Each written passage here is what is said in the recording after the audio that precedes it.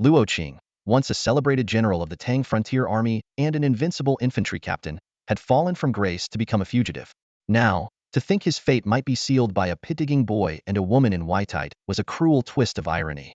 The wind howled, and heavy clouds churned ominously in the sky. Leading an old camel down the mountain pass, Luo Qing was met by a flurry of thick snowflakes that stung his face. Just then, a peculiar sight caught his eye: a boy digging a pit by the roadside. The boy looked around 14 or 15, thin and wiry, his greasy sheepskin coat stained with dirt. His neck was caked with layers of grime, evidence of long neglect. Yet his movements as he dug were shockingly adept, almost graceful, as if the frozen soil yielded to his skill like tofu beneath a knife. Beyond the Great Wall, after September, the land turned to barren stretches of sand and gravel, forsaken even by herders. To see someone digging a hole in the midst of a snowstorm was beyond bizarre. Luo Qing, still savoring the triumph of his latest plunder, found this scene to be an unwelcome irritation. "Hey, kid, what the hell are you digging for?" Luo Qing barked coldly, patting the hilt of his blade. "To bury you," the boy replied without looking up, his voice calm. "3 Huehu coins, and I guarantee you'll rest in peace." The boy's delicate features belied his sharp tongue. He spoke with the accent of Chang'an, but his green-tinged eyes betrayed his mixed heritage of Tang and Hu blood. Luo Qing let out a hearty laugh. "Big words for such a little brat. Do you even know who I am?" The boy glanced up unperturbed, his gaze sizing up Luo Qing. "You're Luo Qing, former infantry captain of the Mingbai Protectorate. A war hero who fell from grace after embezzling military funds. Now a bodyguard turned traitor, you betrayed a close friend and violated his wife. The frontier army has hunted you down multiple times, but you've killed 41 of their men in the process." Luo Qing's brow furrowed, his hand instinctively tightening around the hilt of his blade. "Who are you?" he demanded. "Gu Lubai, though most call me Gu 15, the boy replied earnestly. "A gravedigger from Mingbai Ridge. I don't kill people, I just bury them. And anyone I bury will never be disturbed by scavengers." At that moment, a figure in white emerged from the snow, a woman clad in fur, her graceful movements exuding a natural elegance. Gu Lubai suddenly broke the silence. "How was your friend's wife? Did she taste as good as you imagined?" Luo Qing's grip on his blade tightened as murderous intent flared in his eyes. He drew his leather shield and struck his blade against it, the sound echoing like a war drum. The raw bloodlust emanating from him seemed to push the swirling snow back. But the woman in white moved like lightning. Her sword flashed, and as Luo Qing raised his shield to block, an arrow struck him from behind. He snarled, yanking the arrow free, only for her left hand to flick, sending a frosty gleam slicing across his throat. A frost sword. She was a master swordswoman. Luo Qing's strength drained from his body, leaving him frozen in disbelief. This was no ordinary foe. She was an elite warrior who could have ended him with a single strike. Why then had she gone through such trouble? Gu Lubai sighed from the side. "I told you you'd be buried here. You didn't believe me, did you? Instead, you tried to scare me. Look where that got you." Luo Qing desperately wanted to strike him down, but at this moment, he had already drained every last ounce of his strength. With a loud crash, he collapsed to the ground like a severed, withered branch, his body and blade hitting the earth heavily. Gu Lubai had assumed this was the end for Luo Qing. To his surprise, the fallen man began to stir. Summoning his last reserves of inner energy, Luo Qing clutched his throat with trembling hands and managed to sit upright, though barely. "Can you stop pretending to be alive? Just let me bury you in peace, will you?" Gu Lubai sighed with a mix of exasperation and amusement. "So fast, that sword?" Luo Qing ignored the boy's taunt. His gaze locked unwaveringly on the woman standing before him. His voice was hoarse and strange, as if frozen shards were lodged in his throat. "It's the Inshan swarm. You've been beyond the frontier all along, and that's the legendary frost sword. So it's true, a grand swordmaster, and a woman no less." "It wasn't speed, just the element of surprise," the woman replied calmly, her tone as composed as her demeanor. Gu Lubai's eyes lit up. Her voice was enchanting, more melodious than the wind chimes hanging under his eaves, carrying an almost otherworldly allure. Luo Qing, however, was so furious he nearly passed out on the spot. "Not fast? You call that the element of surprise? A grand swordmaster resorting to ambushes, firing arrows, and wielding a fake sword? What kind of chivalry is this?" Despite his indignation, he clung to one final wish. Gasping for breath, he rasped, "If I'm to die by your hand, I won't complain. Just let me see your face. I want to know who's taking my life." Without a word, the woman reached up and removed the straw hat shielding her face. Gu Lubai froze. The tall, poised woman revealed a face utterly at odds with her voicey, a long, horse-like visage with coarse, unrefined features. You. I. Luo Qing's eyes widened in disbelief. His hands flailed in a final burst of impotent fury, an act that drained the last remnants of his vitality. With a dull thud, he toppled forward, lifeless. Would you like me to continue rewriting the rest of the story? The woman in white froze for a moment when she heard Luo Qing's suspicion. Then, she began to wonder if the boy in front of her was entirely sane. Snowflakes drifted down silently, blanketing the ground in a thin layer of frost. Yinshan Yaiwo Feng, she said slowly. The name may not sound impressive, but from the records, you lot have been the most notorious headhunters since the founding of the Tang dynasty. Gu Lubai gave a knowing smile, as if he could see right through her thoughts. Yinshan used to be a haven for fugitives, a breeding ground for bandits. But over the past decade, you've managed to make some of the border army's most troublesome enemies disappear. There are records of over 400 bounties claimed, and that's not even counting the unrecorded ones. Truly a group that kills without mercy. However, he paused, his tone shifting slightly. Every single one of those people deserved it. Not a single innocent soul or pitiable victim among them. At this, Gu Lubai put on an innocent expression, his voice sincere. I'm not a bad person. Surely you wouldn't break your own code, or bite the hand that feeds you. And everything I've said is true. Liang Fengning really was buried by me. The woman in white fell silent for a moment, her voice turning icy. You're saying he's dead? Yes, he died 5 years ago. Then who has been the border army's contact for the past 5 years? Her piercing gaze locked onto his. Who has been relaying military intelligence? And who arranged this current meeting? Gu Lubai sighed helplessly. Do I really not look like a contact person? The woman was quiet for a moment before asking, how old are you? In 23 days, I'll be exactly 15. Her tone dropped several degrees colder, and a murderous aura began to rise. So you're telling me that you became the contact here when you were not even 9? That's right. Gu Lubai nodded earnestly. My mother always said, wisdom isn't measured by age.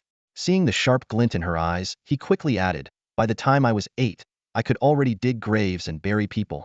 As he spoke, Gu Lubai shrank his neck slightly, trying to keep the wind and snow from sneaking down his collar. He pointed to a snow-covered slope not far away. Liang Fengning is buried up there. Later, one of my people will pass by to bring me information. Please don't harm him. The woman in white stared at the indistinct slope, her gaze heavy. After a long silence, she asked, why didn't you report Liang Fengning's death? I needed his military stipend to survive. Gu Lubai said this matter-of-factly. If I decried and begged to take his place, who in the border army would trust a 9-year-old kid?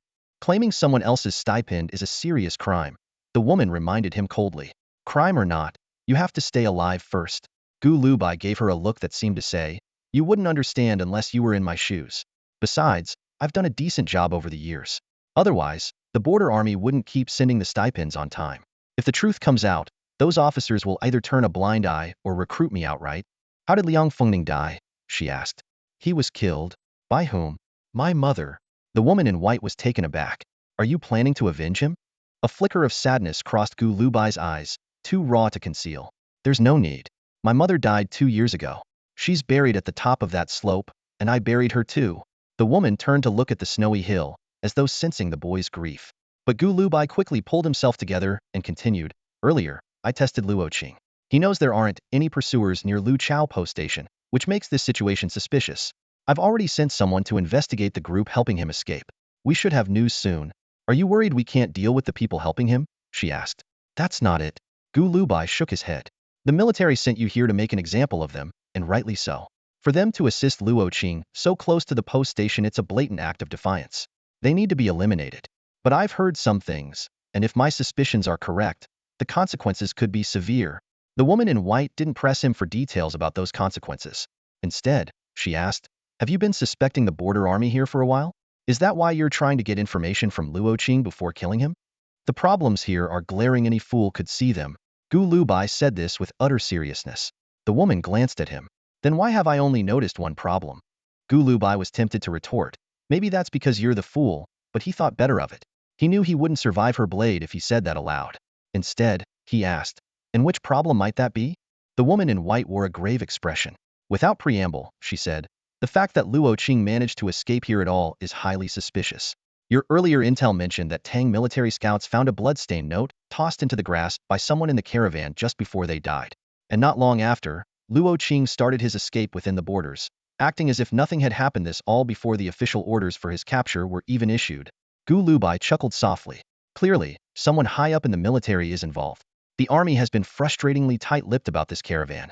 I even sent inquiries about Luo Qing's connections within the border troops who he's been close to over the years. All I got back was meaningless drivel. No real intel whatsoever. The woman in white remained calm. Any other suspicious details? The cargo the caravan was transporting is another mystery. Gu Liubai's smile faded as he spoke seriously. It's not unusual for the border troops to use scapegoats for their schemes, but what kind of goods would incite foreign tribes to travel hundreds of miles to stage a rescue? And Luo Qing's already been exposed. Normally, they cut him loose or kill him to find another fall guy. Yet, here we are. The woman gave a slight nod, signaling for him to continue. Seeing she wasn't displeased, Gu Lubai relaxed a little. And then there's the matter of the military deliberately preventing you from meeting me earlier. That was our decision, she interrupted abruptly. Gu Lubai blinked in surprise. You did it on purpose? Your intel already pointed to problems within the border command. And since you're part of the border troops, we couldn't afford to take chances. Now, hold on, don't pin this on me. Gu Lubai exclaimed, half amused, half exasperated.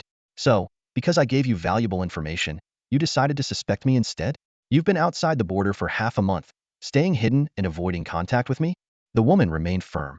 The Tang border troops follow orders, not friendships. Liang Fengning is the proper border soldier. Not me, Gu Lubai muttered, feeling indignant. How were we to know that before? Fine, you win, Gu Lubai said with a reluctant sigh, though his mind was still racing. But there's something wrong with splitting you up to intercept both Luo Qing and his contact. And someone tipping off the inn at Lutsao Pass?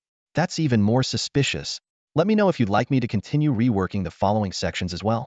The woman in white, her voice carrying a hint of suspicion through the swirling snow, asked, I never informed you of the location where we plan to kill Luo Qing. How did you know what act here?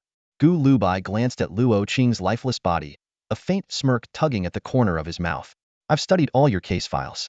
In similar solo assassination scenarios, 8 out of 10 targets were shot in the back, always from a high, windward position, followed by death by sword.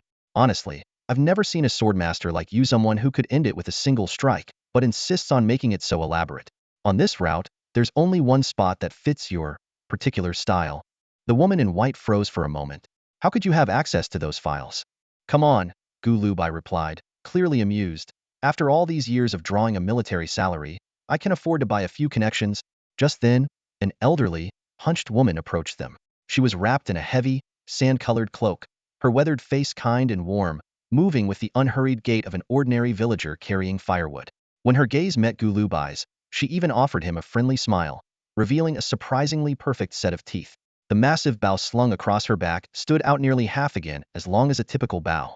She also carried a shabby deerhide quiver, stuffed so full it looked more like it held firewood than arrows. Seeing her smile, Gu Lubai immediately bowed respectfully, a gesture that stirred an odd emotion in the woman in white. Here in this untamed land beyond the reach of the Tang government, transmitting military intelligence was an arduous task. Over the years, the information provided by Liang Fengning had always been accurate and timely, earning their gratitude. But now, it seemed, the source of that intelligence was this young man who didn't even seem like he'd grown up in these harsh borderlands. The thought left her increasingly perplexed. Do you need help burying him? Gu Lubai asked, turning to the elderly woman who still wore her gentle smile. I'm quite good at these things. Once you've finished searching him and taken care of everything, leave the burial to me. The old woman simply looked at him kindly, neither agreeing nor refusing. Before Gu Lubai could say more, the woman in white broke through the snowy silence. Long Per is deaf and mute. She can't speak with you. Gu Lubai froze. This elderly woman, who had taken down Luo Qing with a single, perfectly timed arrow in the middle of a snowstorm, was deaf and mute? How had she managed to seize that precise moment to strike? Could it all be based on pure instinct and understanding? Once he processed this revelation, Gu Lubai frowned and turned to the woman in white. Even if she's deaf and mute, calling her deaf pu is incredibly rude, don't you think? You've misunderstood, the woman explained. It's not deaf as in hard of hearing. Her surname is Long, as in dragon. We don't actually know her full name, though. Embarrassed, Gu Lubai quickly changed the subject. Your group is certainly unique, none of you even know each other's real names. And those nicknames like Inshan Swarm, Ghost Den, or Pot of Sand, outsiders would think you're just some ragtag group of nobodies. Being nobodies has its perks, the woman in white said calmly. It keeps us from being targeted. She paused before asking, aren't our real names recorded in the military's case files? Gu Lubai shook his head. No.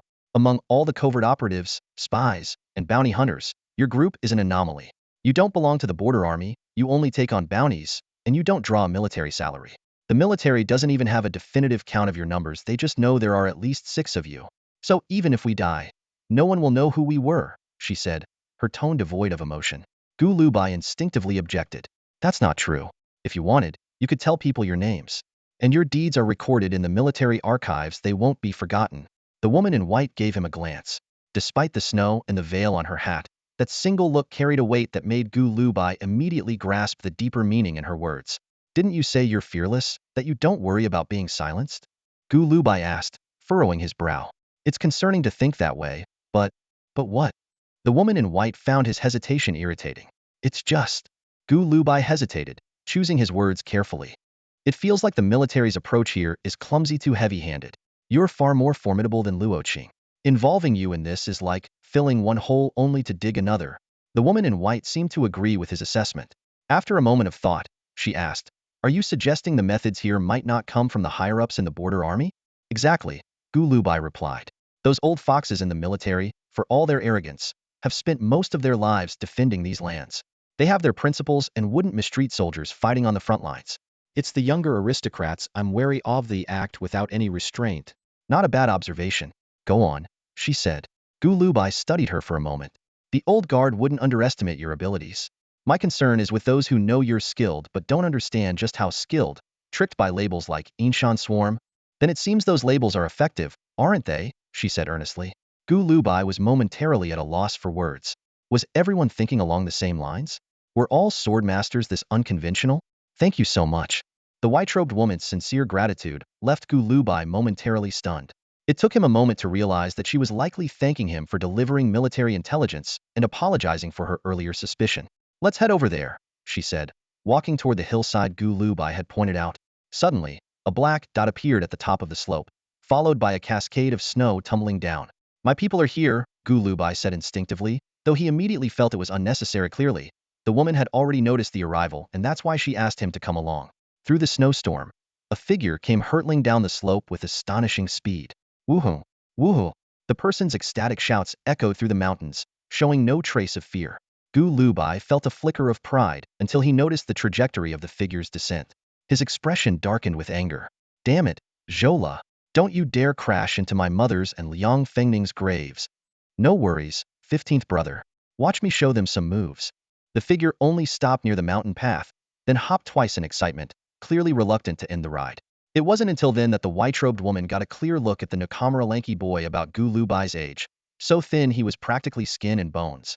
He was dragging a bowl-shaped leather sled as he trotted over. Though bundled up tightly, the cold had turned his face pale blue, and a mix of snow and snot clung to the area above his lips. The woman frowned slightly. There was an unusual stench of decay on the boy, stronger than even Gu Lubai, who frequently handled corpses. 15th brother, this snow is really coming down hard, the wiry boy said respectfully but casually to Gu Lubai, his gaze darting curiously between the white-robed woman and the elderly dragon Pur. Wait, what did you call him? 15th brother, the woman asked. Yeah, 15th brother. His name's Gu Lubai, but around here, we all call him Gu 15, the boy replied, wiping the icy residue off his face with his sleeve. He then introduced himself with unreserved familiarity. I'm Zhola. My mom says I'm as dumb as a stubborn mule. And who is Liang Fengning to him? The woman pressed. Ah, I wouldn't dare gossip about that, Zhola replied with a cheeky grin. But everyone who's tried to talk about who Liang Fengning is to his mom has mysteriously ended up dead. So, what do people say? She asked. They say Liang Fengning is his mom's man, Zhola said with a teasing smile. Gu Lubai let out a cold laugh, his anger barely contained. One of you is a literal mule, and the other is supposed to be a disciple of a grand swordmaster. You both look so honest, but even kids can see through your lies. The white-robed woman was taken aback. So, is he Liang Fengning's son? Zhola imitated Gu Lubai's dismissive shrug and shook his head. His mom doesn't admit it. Some say she might been with Liang Fengning when she got pregnant with him, but, well, anyone who said that is dead now too. Liang Fengning, though, treated 15th brother really well, taught him all sorts of tricks. Even when I called him godfather, he'd keep everything secret from me. Enough chatter. Focus on the task at hand. Gu Lubai finally snapped, cutting him off. Zhola immediately shifted gears, his playful demeanor vanishing. He pulled a black iron ring out of his coat, to which a small brass tube was attached. Gu Lubai deftly used a bamboo stick to extract a small scroll. A single glance at it, and his expression darkened. This is serious. There's an Ashina among them, The Ashina royal family from the Turks? Zhola shivered. 15th brother. We definitely can't mess with them. They're like rabid dogs right now. Maybe we should go bury that Ashina person properly before they find out. Do you think that would calm them down? Gu Lubai let out a heavy sigh. 15th brother. Don't joke about this, Zhola said, his face draining of color. This could get people killed. Gu Lubai glanced at the white-robed woman before replying seriously. Yes, they should already be dead. What? Are we supposed to kill someone just to see if they can be killed? Zhola asked, his voice tinged with panic. Gu Lubai replied calmly, the plan was to act at bone-piercing ravine. But since they made their move early, the timing doesn't match anymore. The wiry young boy wore a faint trace of hope on his face, though his voice trembled as he asked, Brother 15. Did they say whether this Ashina person is a man or a woman? Gu Lubai shot him a glance. When have you ever seen the Turks send a woman to handle their affairs? Brother 15. What are we going to do? The boy began pacing in panic. Weren't those people supposed to be Arabs? How did they suddenly turn out to be Turks? The woman in white spoke up abruptly, her tone calm and measured. Could it be because you killed Ashina Yaha's son? Gu Lubai smirked, a hint of sarcasm lacing his words. For people who don't usually operate in this area, you seem to know quite a lot. It was a young man in his 20s who died either Ashina Gulu or Ashina Wanfu. And knowing the temperament of the Turks, it doesn't matter which one it was. They'll hunt us down and kill us all. Do you think they can figure out it was us? The woman asked, her expression unreadable. Trust me, Gu Liubai's face grew serious, his voice firm. Not only will they know it was us, but they'll even trace it back to the person who delivered my message. The Turks don't leave loose ends. He paused, his eyes narrowing as he looked at the woman. But you're quite formidable. I doubt even 200 of their black riders could stop you. Brother 15, this is no time for jokes. Jolver's voice cracked with desperation. Your mother always said that every single Turk black rider is a powerful cultivator. Even a grand swordmaster wouldn't survive if surrounded by 100 of them. Gu Lubai cast a sidelong glance at the woman in white, a faint, mocking smile tugging at his lips. Heh, maybe my mother was lying. She wasn't. The woman's voice was steady, unflinching. The Turk black riders are the last pride of the Turkic royal court. They're unstoppable in numbers over 100. Ordinary cultivators can't even scratch the black armor infused with their protective energy. The omitted section would follow this style, keeping the dialogue concise, enhancing the tension, and adding subtle character dynamics. Would you like me to continue with the next part? About 80 miles away from the newly established Lu Chao courier station of the Tang dynasty lies a narrow gorge known as Bone-Piercing Ravine. The terrain here forces the frigid winds of the northern plateau to converge and roar like a ferocious tiger. During blizzards, snowflakes don't simply drift down, they pummel the ground, striking clothing with muffled thuds. In the middle section of the gorge, the land undulates unpredictably. At night, scattered firelight flickers across several gentle slopes. Moving from south to north, these lights appear intermittently. From the northern entrance, however, the firelight is clearly visible, surrounded by countless towering cypress trees that resemble ghostly apparitions. These ancient cypresses, which have stood for a millennium, were killed by landslides. Their blackened, gray trunks, stripped of fine branches and covered with moss and thorny shrubs, sprawl in disarray. Even in daylight, the scene exudes an eerie stillness. During the rainy summer months, poisonous mushrooms grow on these cypresses, claiming the lives of many who mistakenly consume them. Travelers and merchants passing through have named these trees Dead Men's Cypress. Though they find the name ominous, they still rely on them. The cypresses provide firewood for warmth and cooking, and within a 200-mile radius, they are the only source of timber for repairing carts and wagons. Certain medicinal herbs for treating insect bites also grow exclusively here. Natural caves formed by fractured cliffs serve as ideal storage for goods and hay. Faced with a choice between superstition and practicality, the people traveling this route chose the latter. The ravine has become a vital supply point on the trade route connecting the Tang dynasty with the northern states. Here, exiled Hu nobles from the northwest, survivors of northern tribes, Persian missionaries, and Tang fugitives mingle. On official Tang maps, this place is marked as Mingbai Slope.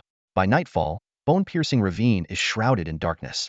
A group of 7 or 8 people trudges through the snow, following the faint firelight toward Mingbai Slope. The cold is piercing. Though the peculiar terrain and the chaotic cypresses block much of the howling wind, the bitter chill still leaves them shivering uncontrollably. Oil tea! Oil tea! 2 of them shout hoarsely at a rounded yurt. These 2 are clearly not ordinary travelers. Their bodies twist unnaturally as if their flesh and blood are alive. Faint sounds of energy surging within them. Shut up. Do you not know the rules? Brother 15 is at Spring Breeze Lodge tonight. If you want to die, don't drag us down with you. A low, angry voice reprimands them from nearby. The two men immediately snap out of their frenzied state, hunching over as they scurry into the yurt and crouch silently by the fire pit. Mingbai Slope has around 40 shelters, or storage spaces. Currently, only half of them have fires burning for warmth. These dwellings are built using local materials and vary in design. Two are alike. Food is offered to outsiders at two locations: a cluster of yurts near the main trail and the Spring Breeze Lodge. In the midst of the blizzard, Spring Breeze Lodge stands out with its wild and rugged appearance. Its structure is built around the largest cypress in Mingbai Slope, split in half and hollowed out by lightning. The early settlers used a dozen uneven logs for support and filled the gaps with rocks, covering the roof with animal hides. This haphazard construction made the building look like a precarious monstrosity from the very beginning. Later inhabitants continued to repair it in a similarly makeshift fashion. Bark or leather was added to cover leaks, stones and mud patched up drafty spots, and wobbling sections were propped up with additional logs. Over decades, this patchwork structure has grown increasingly defiant in appearance, yet remains the warmest and sturdiest refuge in Mingbai Slope. It perches on higher ground, and during a blizzard, all but two glowing windows are boarded up. The two men who had shouted for oilty can't help but shudder each time they glance at Spring Breeze Lodge through the gaps in the tent. To them, the lodge looms in the darkness like a massive demon, with its two glowing windows resembling the eyes of a malevolent beast staring back at them. Inside the lodge, Gulubai sits by one of those glowing windows. The fire pit in front of him emitted a cozy warmth, its heat rising steadily. This peculiar building was spacious, featuring 3 fire pits in total. While the warmth was undeniable, the ventilation left much to be desired. Apart from the one he was sitting by, the other 2 fire pits were surrounded by a hazy, choking smoke. Each of those pits had 5 or 6 people gathered around, but here, by his side, there were only 3. Himself, a woman in white, and a short, stocky middle-aged man. The middle-aged man had a round, fair face, and his entire appearance was so clean it seemed out of place for someone who had just endured a long journey. He always wore a smile, even when discussing grave matters like the Turkic tribes. Yet, there was something unsettling about his gazite carried a trace of slyness, and in moments of thought, his eyes turned sharp and menacing. Every time the man shifted slightly, Gu Lubai couldn't help but feel on edge, half expecting him to suddenly pull out a blade. He was, without a doubt, the very embodiment of its smiling tiger. The smiling tiger wore a long black cotton robe, and beside him on the straw mat lay a neatly folded black cloak topped with a black felt hat. Remarkably, his clothes were spotless, as if freshly donned, a stark contrast to the rugged surroundings. In fact, after Gu Lubai had picked him up at Mingbai Slope and brought him and the woman in white here, the man had gone to great lengths to clean himself. Before sitting by the fire, he had meticulously wiped his clothes, boots, and even the straw mat with a cloth he carried clearly. This smiling tiger had a compulsive need for cleanliness. Without waiting for introductions, the smiling tiger casually struck up a conversation with Gu Lubai. Brother 15, your Chunfeng Tower, tucked away in this godforsaken place, must have cost more than a few lives, eh? Not too many, Gu Lubai replied, mirroring the man's smile. Just a dozen or so over the years. And these days, no one's foolish enough to come looking for trouble. You've turned it into a death trap, haven't you? Impressive work, Brother 15. If I hadn't stepped into your tower, I'd never have guessed Mingbai Slope had such a hidden gem. The smiling tiger said, though Gu Liubai's smile seemed to make him visibly uneasy. Would you like me to rewrite the next part as well? The flickering firelight danced across the faces gathered around the hearth. Smiling tiger glanced at Gu Lubai with a meaningful look, his tone probing and laced with amusement. He cast a brief look at the other groups huddled by the fires and asked with a mischievous edge, insinuating something? Those people over there, they yours? The kind you can use, but only if you pay? Gu Liubai's lips curved into a faint smile. Same as you people I can rely on, even with my life. Just 2 of them, though he Hulua, who just came in, and Zhou Luer. Smiling tiger tossed a couple more logs onto the fire, the flames leaping higher as he asked, what did he Hulua say to you? A lot of folks underestimated how fierce this blizzard would be, Gu Lubai replied lazily, rubbing his jaw. Merchants who shouldn't have been here ended up gathering at this spot. 3 more groups will arrive before midnight. 2 we know the origins of, 1 we don't. Mostly Tang people, many of them practitioners, knowing even the movements of those who haven't arrived yet, Smiling Tiger remarked, his tone dripping with sarcasm as he watched Gu Lubai pocket a copper coin. I bet the border generals wouldn't dream you had this level of insight. Seems making money here isn't too hard. Why bother with military wages? It was tough in the first few years, Gu Lubai said seriously. It's gotten better recently. Besides, every little bit adds up. Even scraps are still money. Smiling Tiger's expression shifted subtly, his smile growing more enigmatic as he slowed his speech. 15 brother, What I can't figure out is this: everyone passing through Mingbai Slope treats you like a god. With your abilities, if you saw trouble coming, why didn't you just walk away? Gu Lubai gave him a look as if he were staring at a fool. If I left, what would happen to all of you? Since when do we have that kind of bond? Smiling Tiger's grin turned sinister. You help me, I help you. Isn't that how bonds are formed? Gu Lubai responded calmly. Smiling Tiger's gaze sharpened as he leaned forward. We killed the son of Baimei the Mad Dog. These Turks, after the wars with Tang and their own civil strife, are down to 3,000 elite riders and 200 black riders. What do you possibly have to offer us? Without waiting for a reply, his eyes shifted toward a silent woman in white nearby. The Turkic black riders are said to be unmatched on the battlefield, with dozens of masters slain by each of their blades. I thought it was just a boast until I saw their blood wolf technique firsthand. Who would think it was a boast? Gu Lubai met Smiling Tiger's challenging gaze. Half a year ago, the Hueha tried to get rid of them. A single battle left 1,000 Hueha corpses while the 200 black riders walked away unscathed. That makes it even harder to understand, Smiling Tiger said, his tone growing cold. The border army's higher-ups are in bed with Luoqing. The noble at Lutzao Station has ulterior motives, and a deranged army from hell itself wants us dead. It's a death trap. You're risking all this for some military pay? Gu Liubai's expression darkened slightly. Liang Fengning is here as a hidden agent, and it's not for the pay either. Pride as a Tang citizen? Defending the border? Military honor? Smiling Tiger sneered. He's part of the army. You're not. You don't know me well enough, Gu Lubai said, his gaze calm but unwavering. What you see as a hopeless situation, I see as something else entirely. Confident, aren't you? Smiling Tiger's smile warmed slightly, becoming more genuine. Then tell me, what exactly do you want our help with? I want to go to Chang'an. Chang'an? Smiling Tiger burst into laughter. Did I hear that right? Gu Liubai's face remained impassive. I can get you flawless, authentic travel documents. The laughter stopped abruptly. Smiling Tiger narrowed his eyes. Interesting. You want us to go to Chang'an and work with you? You help me get things done, and I'll give you what you want. That's a big leap. Let's take it step by step, Smiling Tiger said, clearly needing time to process. He changed the subject. Everyone here calls you 15 brother. What's the story behind that? Don't tell me you're 15 years old. No, Gu Lubai replied. It's because my mother used to say, if you do something on the 1st, they'll finish it by the 15th. You mean if someone wrongs you, you'll return the favor? Smiling Tiger frowned slightly. No, Gu Lubai said with a faint smile. What my mother meant was, if someone crosses me on the 1st, I'll make sure to settle the score by the 15th at the latest. Your mother's quite ruthless, Smiling Tiger said, taken aback for a moment, but a bit impulsive. Isn't there a saying revenge is a dish best served cold, even if it takes 10 years? Gu Lubai added another log to the fire, his tone steady. My mother used to say a gentleman might not live long enough to wait 10 years. Hard to argue with that.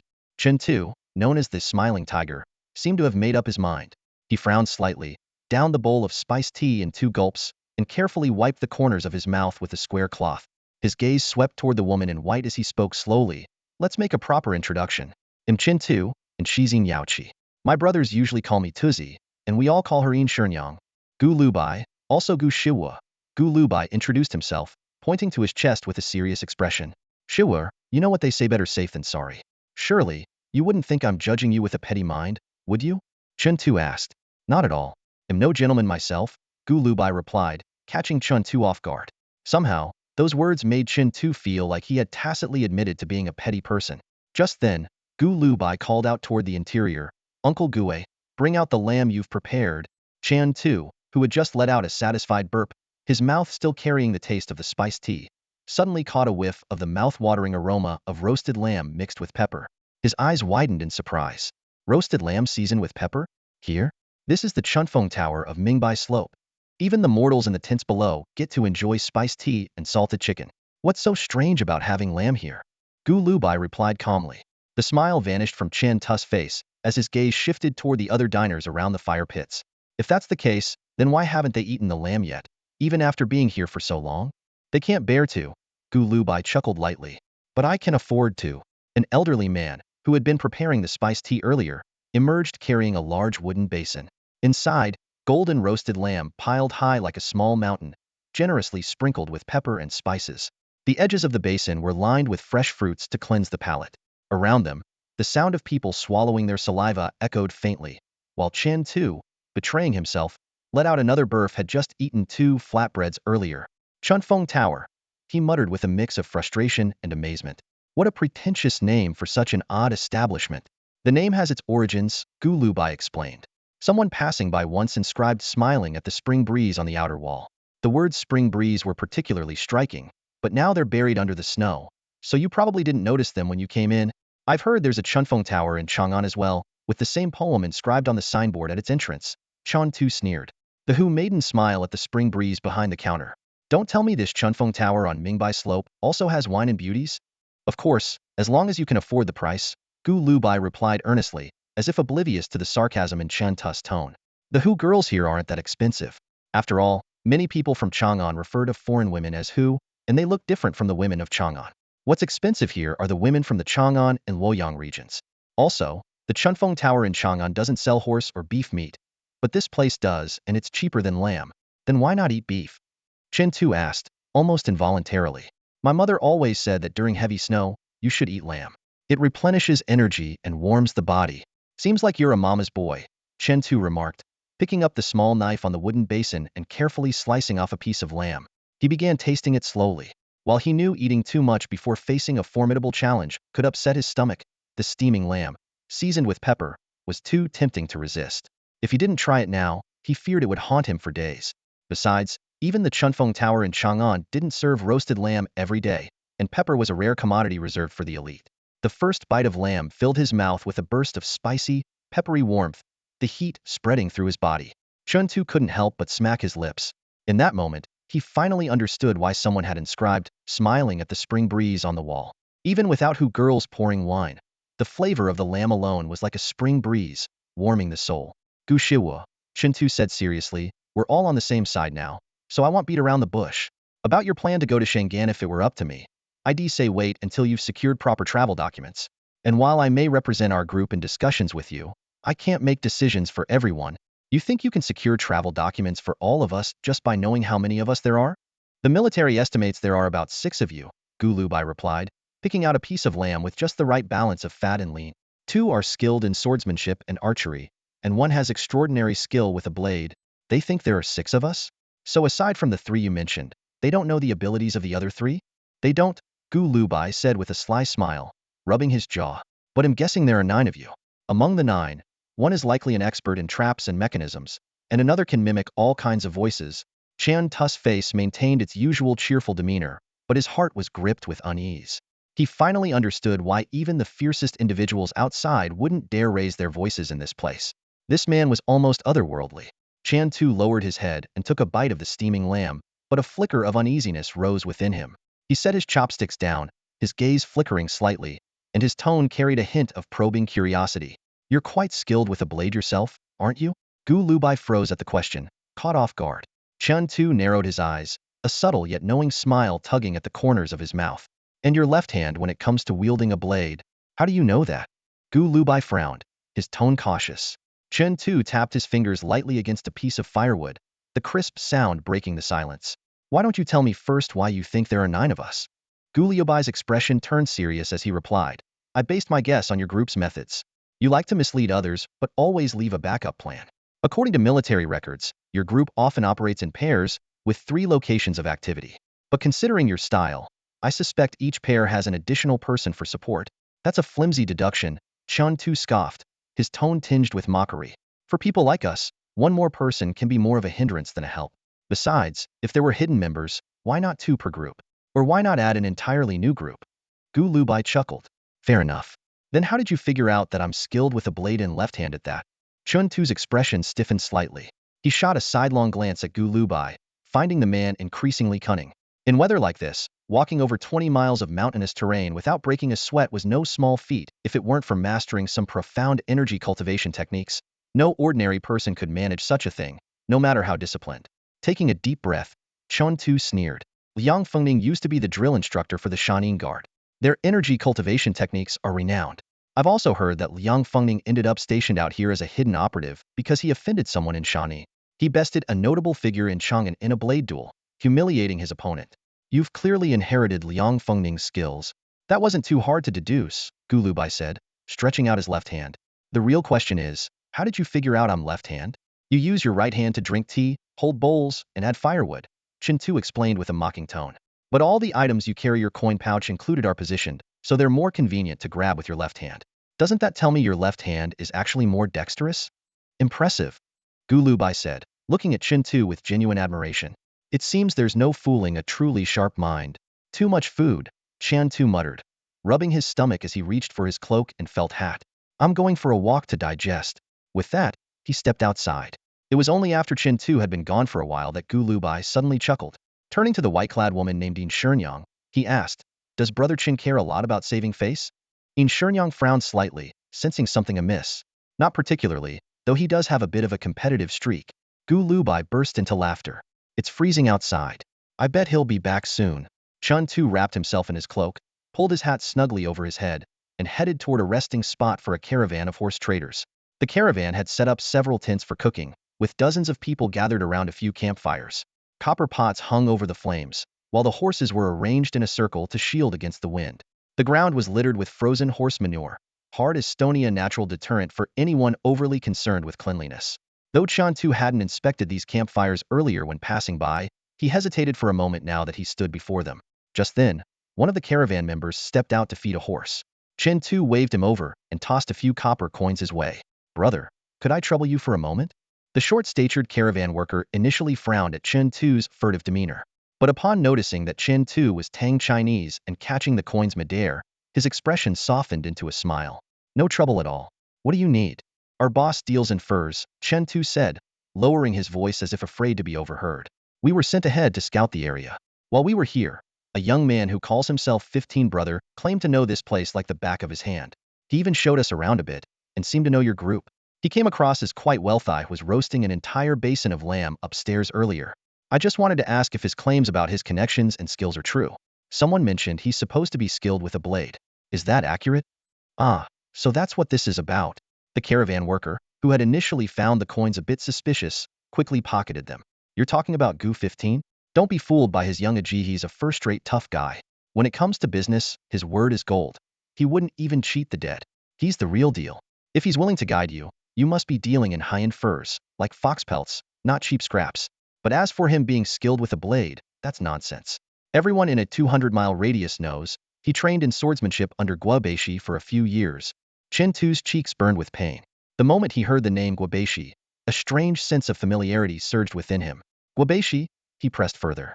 One of the caravan men replied casually, "I heard he was a renowned swordsman from Luoyang. Came here already sick with consumption. Dragged it out for a few years but couldn't recover before passing."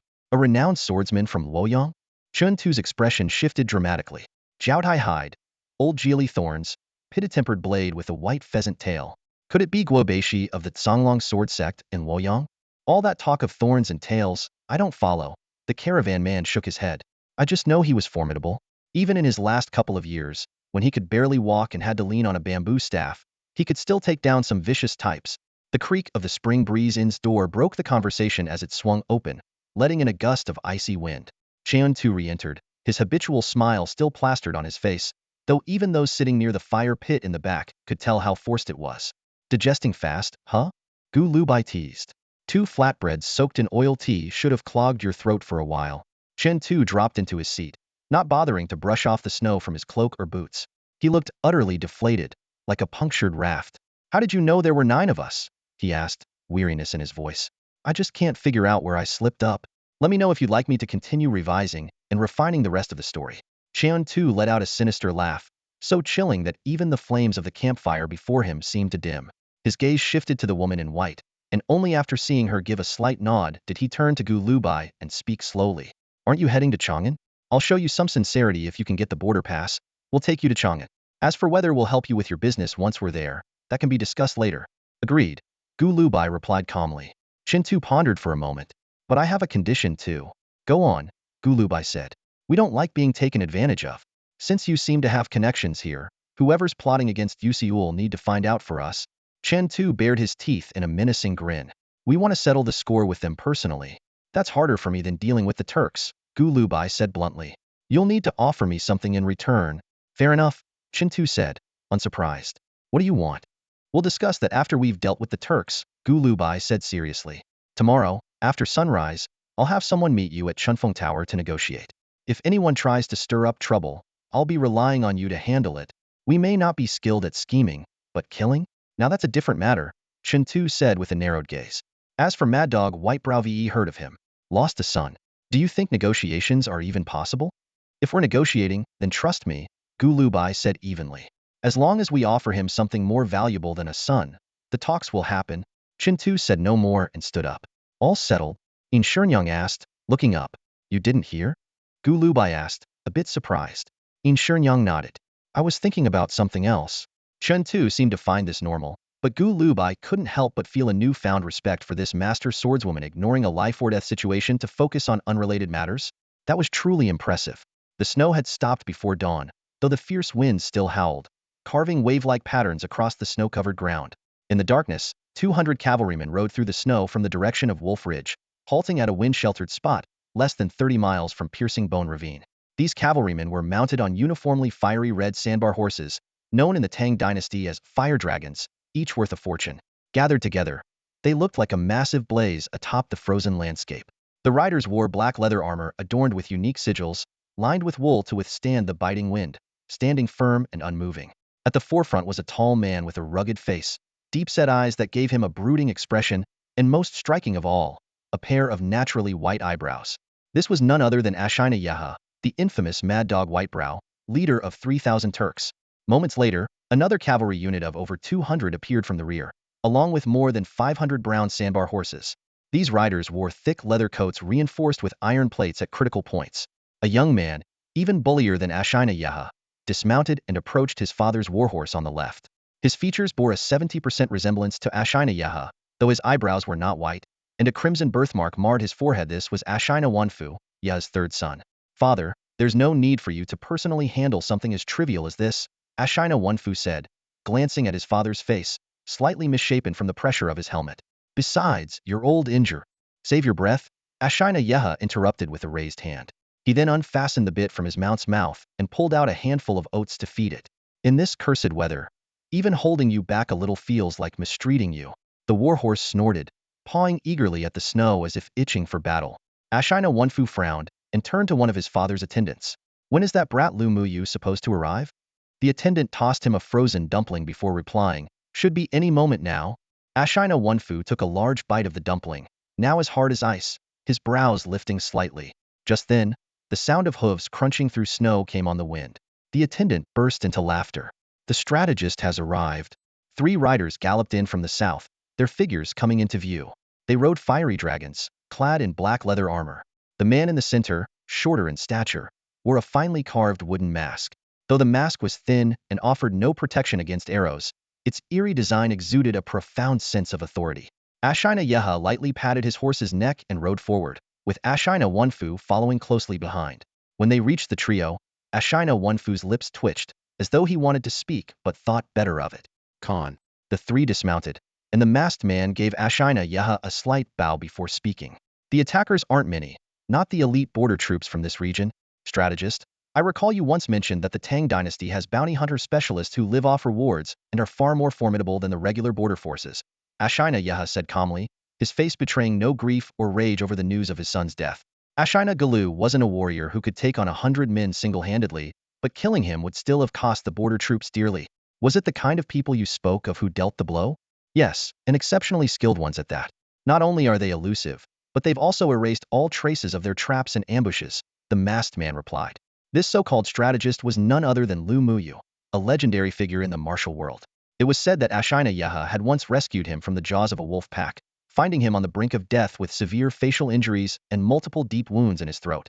Against all odds, Lu Muyu survived and, in the years that followed, led Ashina Yaha's scattered forces across thousands of miles, achieving victory after victory. His brilliance earned him the respect of these fierce and often ruthless Turkic warriors, who were known as Mad Dogs. The only exception was Ashina Wanfu, who harbored a deep resentment toward Lu Muyu. Firstly, because Lu Muyu was a Tang native, and secondly, because he felt his father trusted this outsider more than his own blood. While Wanfu begrudgingly acknowledged Lu Muyu's capabilities as a descendant of the Ashina clan, he couldn't accept his father's unreserved reliance on the strategist while remaining guarded toward his own son. How many is not many? Ashina Wanfu asked irritably. At most, a few dozen. Certainly no more than 100. It could even be fewer, Lu Muyu replied earnestly, maintaining a tone of respect despite Wanfu's attitude. Less than 100? Then what are we waiting for? Ashina Wenfu roared, unable to contain his rage. Father, stay here if you must. If you're worried, have Shulhan keep an eye on me. I'll take some men in charge in now. I'll avenge my brother and slaughter everyone in Mingbai Pa. Crack. The sharp sound of a whip sliced through the air. The tip of Ashina Yaha's riding crop snapping just inches in front of Wenfu's face, silencing him instantly. Unless the day comes when I hand this whip to you, don't think you can command troops in my presence. Ashina Yaha's expression was icy. Do you know why no one dares touch the goods stockpiled in the caves of Mingbai, even though they sit there for 5 months of the year? Ashina Wenfu froze, caught off guard by the question. He had never considered it before. Shulhan, pick a few men to accompany the strategist inside. Ashina Yaha ordered, turning to Lu Muyu. Strategist, in Mingbai. You have my full authority to make decisions. Lu Muyu nodded. Shulhan alone will suffice. We don't need numbers to bolster our courage. A glimmer of approval flashed in Ashina Yaha's eyes. After a brief hesitation, Lu Muyu added, Khan, since that person intends to meet us here, they will naturally ensure our safety in Mingbai. Very well, Ashina Yaha said, his gaze steady. Strategist, let's move. The servant who had earlier thrown dough at Ashina Wenfu burst into laughter, spurring his horse into the biting wind. Lu Muyu followed close behind. The two fiery dragons galloped down the snow-covered path, their figures resembling flickering flames, strikingly vivid against the winter landscape. Ashina Wenfu watched the two blazing figures fade into the distance, his eyes filled with jealousy and resentment. What are you so dissatisfied with? Ashina Yaha asked without turning his head. He's an outsider, a cunning Tang man. Ashina Wenfu spat in frustration. Are you really entrusting our fate to him? Ashina Yaha sneered. I, Ashina Yaha, am no match for Shulhan and the others in battle. When it comes to reading and writing or strategizing, I am far inferior to Lu Muyu. So tell me, why am I their Khan? Why are they willing to entrust their lives to me? Ashina Wenfu stood frozen in place, his father's words striking his heart like a sledgehammer. His face turned crimson, a flicker of confusion and defiance flashing in his eyes. Because the blood of the Ashina clan runs through our veins. We are born rulers, he roared inwardly. They themselves, or their fathers and ancestors, owe everything to the Ashina clan's favor. Ashina Yaha's gaze was sharp as a blade, his commanding voice cutting through the cold wind. You were born to be a leader. You need only earn their respect. You don't have to prove you're superior in everything. All you need is fairness in rewards and punishments and the ability to recognize and utilize talent. Whether it's Shuren or the strategist, they are your brothers in arms, serving you. Instead of placing them in roles where they can excel, you waste energy competing for approval. Whose approval are you fighting for? Your own. I. Ashina Wenfu turned red with frustration but finally managed to stammer, Father, I understand your reasoning, but my men and I weary, all holding back a fire inside, and we don't know where to channel it. A leader must learn from the Tang people. You need to think long-term and cultivate patience, Ashina Yaha said, his tone slightly softened but still stern. 50 years ago, the Tang people had to bow to us. And now? Think carefully. Our Turkic people once fought bloody civil wars over something as trivial as seating arrangements at a banquet, and look where it got us. If you can't change that temper of yours and make progress, then you'll never be worthy of wearing this black armor. I understand, Father, Ashina Wenfu replied, lowering his head in shame. The surrounding black-armored cavalry burst into hearty laughter, as though Ashina Gulu's death meant little to them, their own lives seemingly just as expendable. The laughter dissipated Ashina Wenfu's anger. Calming himself, he couldn't help but ask, Father, the Tang people are cunning. Even if the strategist negotiates well with them, will they really keep their promises? Ashina Yaha replied, the strategist says most are untrustworthy, but the gravekeeper of Mingbai Slope can be relied upon. Otherwise, he wouldn't have even bothered to talk. Ashina Wenfu thought for a moment, realizing he'd never heard of this name before. At that moment, a black-armored follower with a longbow at his back spoke up. Last winter, when Gu Xinwang's shipment was stolen, it was the gravekeeper who helped recover it. The black-robed Arabs couldn't recover their own goods and had to ask for his help? Ashina Wenfu quickly deduced. Ashina Yaha chuckled self-deprecatingly. Even Han Shan's gang often sends him a sheep as a token of respect. It's best to be friends with someone like that, not enemies. Ashina Wenfu furrowed his brow deeply. Along this trade route, known to the Tang as the Northern Pass Road, many fearsome bandits roamed. Chief among them was the ghostly Lulan cavalry led by Han Shan. They owed allegiance to no kingdom yet thrived amidst the power struggles of various factions. Ashina Wenfu now understood how difficult it was to survive with hundreds or even thousands of men without any backing.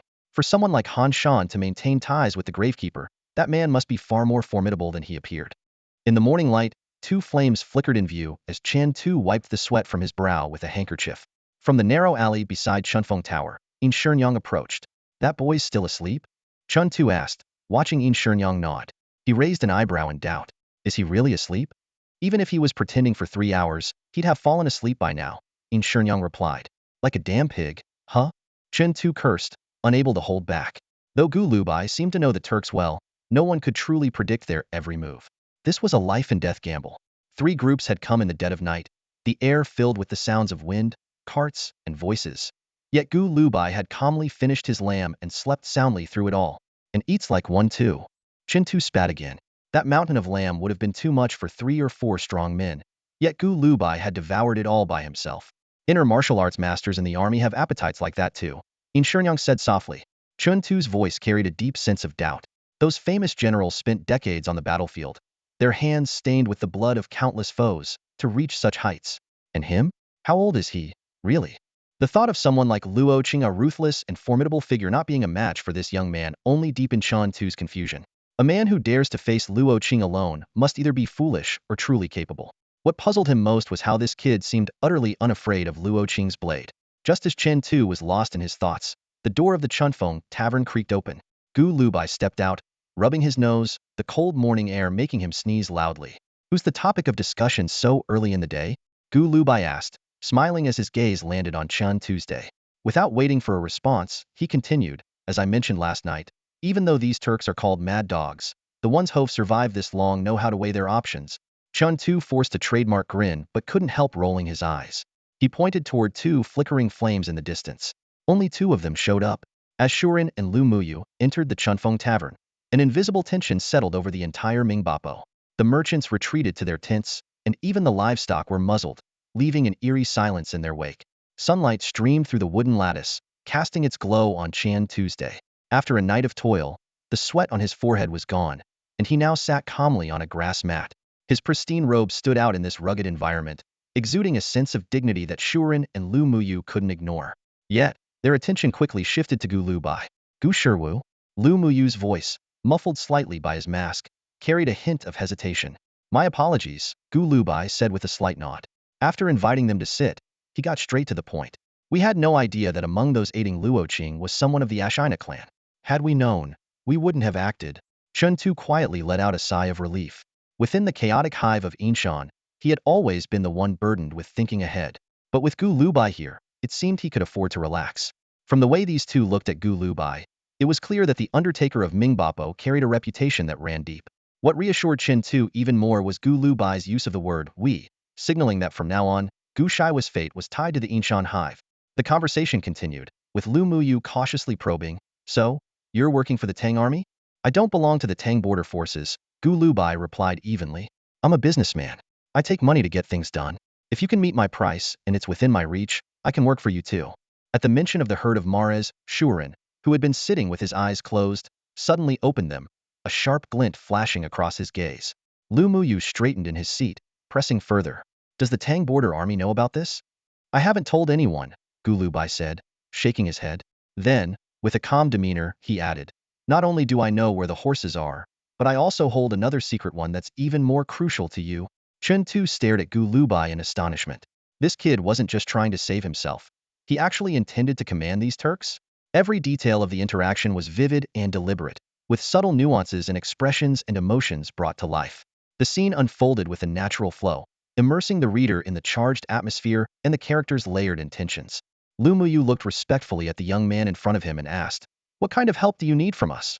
Gu Lubai remained calm, going straight to the point.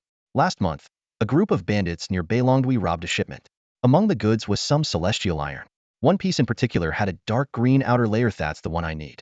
I'd like you to retrieve it for me. Lu Muyu frowned slightly, pondering for a moment. The bandits at Beilongdui are no easy foes. We'll lose a lot of men. I mentioned earlier, Gu Lubai said, his tone still tranquil, that I would share a secret with you. A secret worth far more than a few mares. This statement made Shuren furrow his brows deeply. Their fire dragon's horses left over from the height of Turkic power were invaluable assets.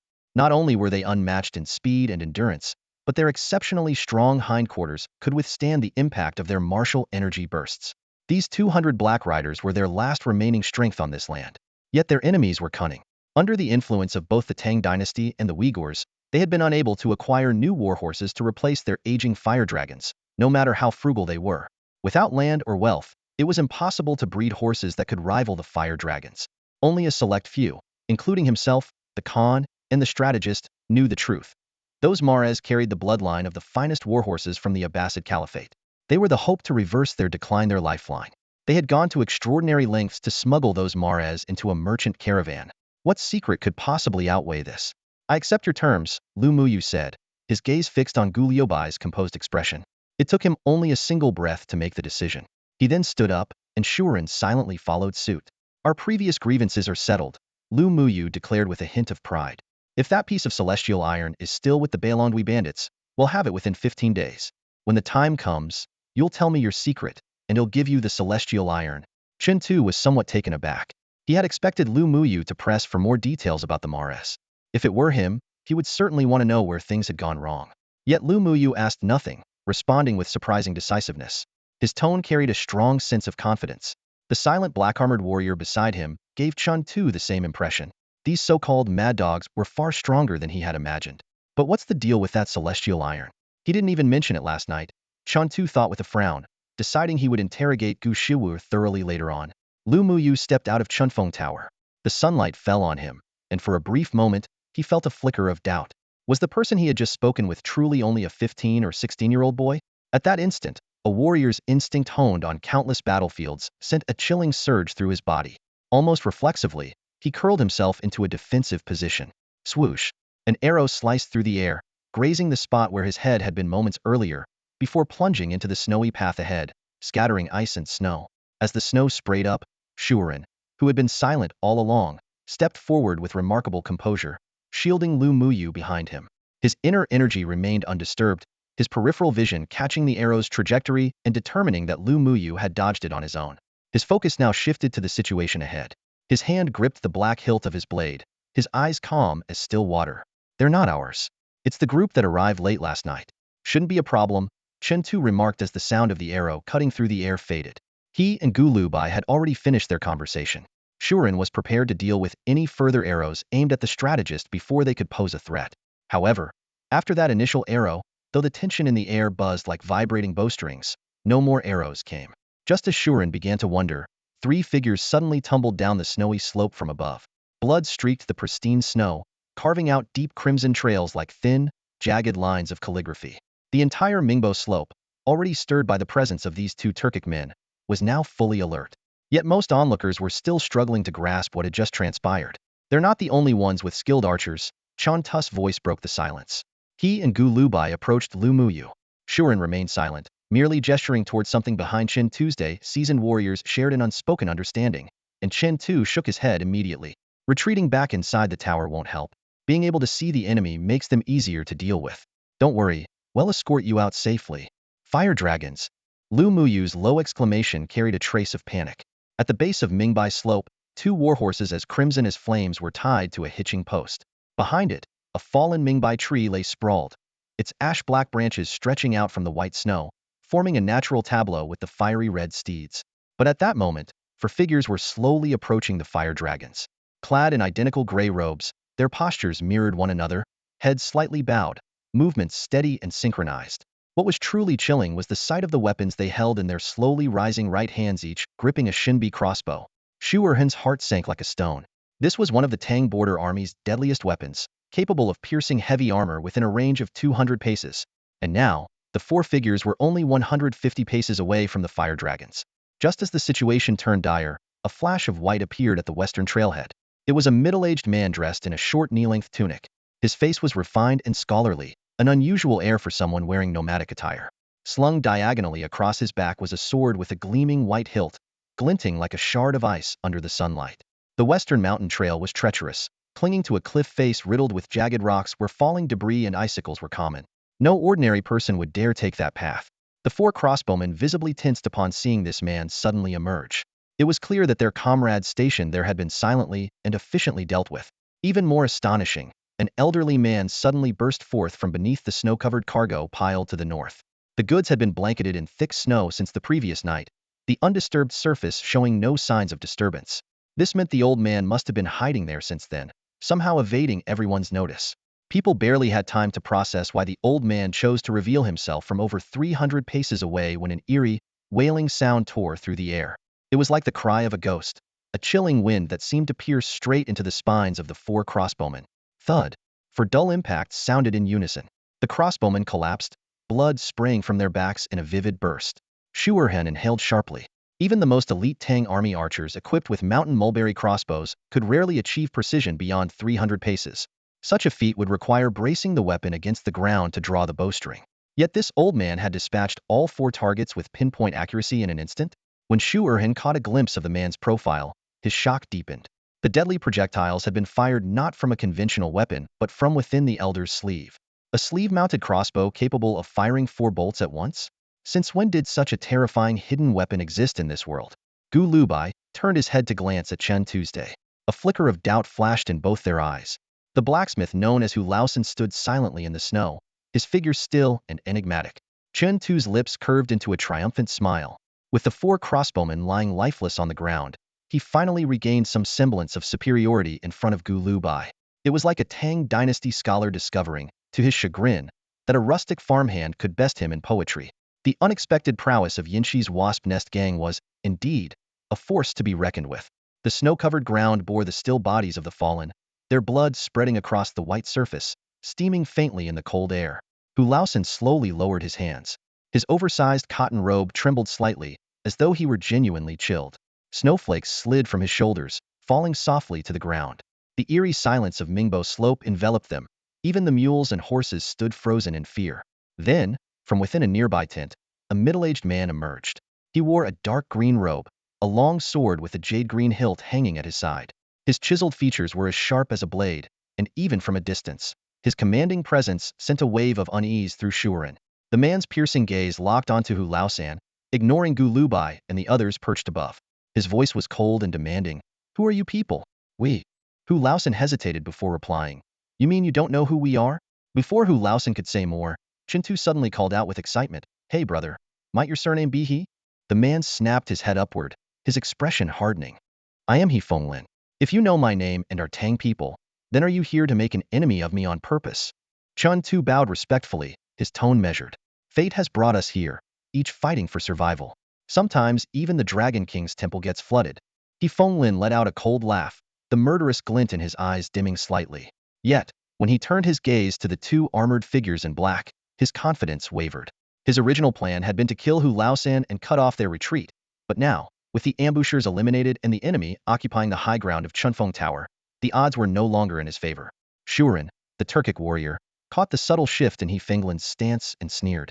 "Strategist, these people are here for us specifically. You'd better figure out how to stay alive. If you die, your people won't let us go easily." Chun Tu chuckled softly, while Lu Muyu leaned in to ask quietly about He Fenglin's background. She learned he was a disciple of the Lanling Donghai sword sect, summoned from Shazhou. It didn't take long for He Fenglin to make up his mind. His voice rang out with authority. "Tang affairs often involve sharp blades and blind strikes. Those uninvolved, retreat to the southern slope." The camp erupted into chaos as figures scrambled southward. It was a clearing maneuver. The presence of the 4 precision crossbows alone revealed that this was no ordinary group, but elite border troops of the Tang army. The sheer killing intent radiating from He Fenglin made it clear that he was not someone to be trifled with. Some moved with deliberate slowness, like sunbathers reluctantly rising on a winter's day. Yet, this calculated ease only heightened Shuren's unease. On a battlefield, especially when the enemy holds the high ground, such measured movements often signal a deadly encirclement. What worried Shuren even more was the cohesion and demeanor of these individuals. Without needing explicit orders, they seamlessly grasped their leader's intent and executed it with unwavering determination. This was no ragtag militia but a battle-hardened force. Even with casualties, their unyielding composure was unnerving. This was a foe not to be underestimated. 3 figures of foreign origin emerged near He Fenglin's tent, advancing toward Hu Laosan. They wore ordinary sheepskin coats, but their thick beards, deep-set eyes, prominent noses, and white turbans marked them as non-Tang outsiders. The man in the center carried a square shield, while the 2 on either side wielded gleaming curved blades. The trio moved in practiced unison. Any sudden move from Hu Laosan, and the blade wielders would immediately retreat behind the shield bearer. Hu Laosan calmly backed away, stopping only when he reached the western pathway near a middle-aged swordsman dressed in a tight-fitting hostile outfit. The 3 foreigners also halted, maintaining a cautious distance of several dozen paces as the standoff continued. At that moment, a flash of white appeared on the mountain path. It was In Shenyang. Amid the crowd surging southward, a lone woman heading toward the encampment naturally drew attention. Of the 70-odd traders who had arrived the previous night, at least 40 had now gathered around the camp. Shu Erhan silently mused to himself.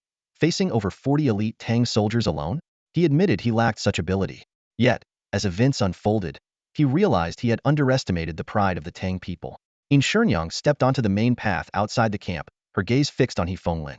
With a simple declaration, she said, "If you can defeat me with your sword, we will not interfere in your affairs." He Fenglin squinted, about to respond, when a proud voice interjected from the side. "You also use a sword?" The speaker was a tall, poised young man clad in a light green round-collar robe and black boots, holding a long sword sheathed in bamboo in his left hand. The sheath gleamed with a deep purple luster, adorned with natural yellow specks that resembled golden stars. In Shenyang glanced briefly at the sheath and remarked, "Your surname is Chiu?" "My name is Chiu Baiyu," the young man replied. "Chiu Lingyan, what is he to you?" "He is my third uncle," Chiu Baiyu answered calmly. "Then his 4 swords of floating clouds wouldn't have been passed down to you. There's no need for you to draw your sword against me," In Shenyang said, her meaning unmistakable. Chiu Baiyu's brows arched like blades, his eyes flashing coldly. "I left the pass at 17. The first time I killed, my hands trembled, but I have never known fear. I've also never heard that one must rely on specific techniques to take a life." In Shenyang nodded slightly. "How long have you been beyond the pass?" "This is my 6th year," Chiu Baiyu replied, sensing that, despite his usual disdain for idle chatter, the woman might have a connection to his sect. "In another 7 years, your swordsmanship should reach fruition. If you intend to draw your sword against me now, have you truly thought it through?" Her words, delivered in an unusual tone, unexpectedly quelled the anger rising in Chiu Baiyu. He took a deep breath and bowed respectfully to In Shenyang. "Please, grant me your guidance." Shu Erhan, observing the scene, shook his head with a sigh. The damnable pride of the Tang people. The Tang, known for their cunning in warfare beyond the pass, nonetheless adhered to such traditions of single combat among themselves. Yet it was precisely this seemingly foolish pride and adherence to etiquette that defined the unique spirit of the Tang dynasty, both envied and admired. Chiu Baiyu's steps were steady, leaving deep imprints in the snow. Yet his body seemed to grow lighter with each step, as if he might ascend like a drifting cloud. In Shenyang appeared to wait for him to approach, but in the next instant, she surged forward like a bolt of lightning. The 20-pace distance vanished in a flash, and a dazzling sword light descended straight toward Chiu Baiyu with no pretense or flourish. Chiu Baiyu remained composed. His sword sheath flew toward In Shenyang's face like a living creature, while the sword in his hand did not parry but instead thrust mercilessly toward her heart. This was a technique he had grasped in his 5th year, inspired by the movement of locust wings near the base of the Tian Mountains. The essence lay not in the sheath or the blade, but in the locust-like footwork.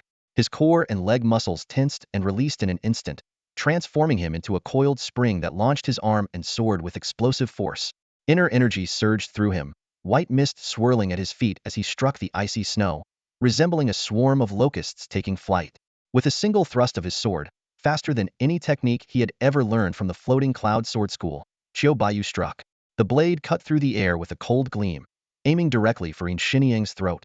In that critical moment of life and death, an icy chill suddenly enveloped Chiu Baiyu's entire body. In Shenyang's figure, like a fish darting through a pond, gracefully evaded his fatal blow. As they passed each other, the cascade of white gauze from her hat fluttered lightly, revealing a long face that was far from remarkable. Yet, the calm and focus in her eyes radiated a dignity that was inexplicably commanding. In the very next instant, a biting frost pierced his throat. His strength drained away as if by magic, and the sword in his hand became unbearably heavy. He could no longer hold on. With a sharp thud, the blade fell into the snow, trembling violently. In Shenyang stepped back a few paces and stood before him, her voice steady as she said, "Dying by my hand is better than dying by someone else's." Chiu Baiyu wanted to nod, but he found himself unable to do so.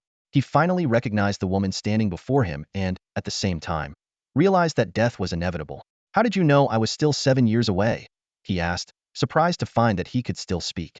Beyond a trace of unwillingness, a strange sense of relief filled him. The floating cloud sword techniques are all about laying a solid foundation. It takes at least 15 or 16 years to truly master them. In Shenyang replied calmly, her gaze steady on the young swordsman. "You dared to come beyond the borders to earn military merits, which makes you better than most of the Chiu family's disciples. You could probably shave 2 or 3 years off that time." Chiu Baiyu was bewildered. So in her eyes, the floating cloud sword techniques were nothing more than basic training? Then, if I had 7 more years, would I be able to defeat you? He looked at Yin Shenyang, but his confidence wavered, and he added hesitantly, if I had 7 more years and mastered my uncle's floating cloud 4 swords, could I defeat you? Yin Shenyang shook her head seriously. No. By then, you would only be stepping into the threshold. Swordsmanship and sword intent, the balance of reality and illusion, require relentless refinement. Even if you mastered the floating cloud 4 swords, you'd only grasp some fleeting changes, not the essence of true killing mastery. She paused before continuing, and talent matters most in the path of the sword. Your talent isn't enough. I killed someone for the first time when I was 13, and my hands didn't even tremble. Qiu Baiyu froze, the world before him fading to gray. A sense of helplessness began to rise within him, but his body was already collapsing forward. Through the thin veil, Yin Shenyang's gaze shifted to He Fenglin. If it weren't for him, the one dying here would have been you. He Fenglin's face darkened like iron, but he shook his head. I wouldn't have died. Even if I knew you were the master of the frost sword, I wouldn't fear crossing blades with you. But today, as the leader of this unit, I want recklessly risk my life. Shuren inwardly cursed. These Tang people carried an inexplicable pride, yet possessed a shamelessness incomprehensible to the Turks.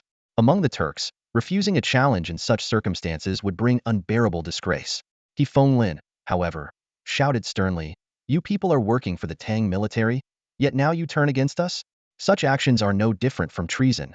Yin Shenyang responded calmly, we are not part of the Tang border army. We kill for bounties.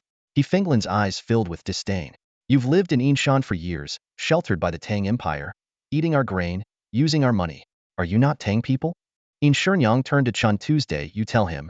Gu Lubai had long known Yin Shenyang's character, but Shuren and Lu Muyu were taken aback. Chun Tu smiled and said to He Fenglin, I understand what you mean, but we just don't want to die here.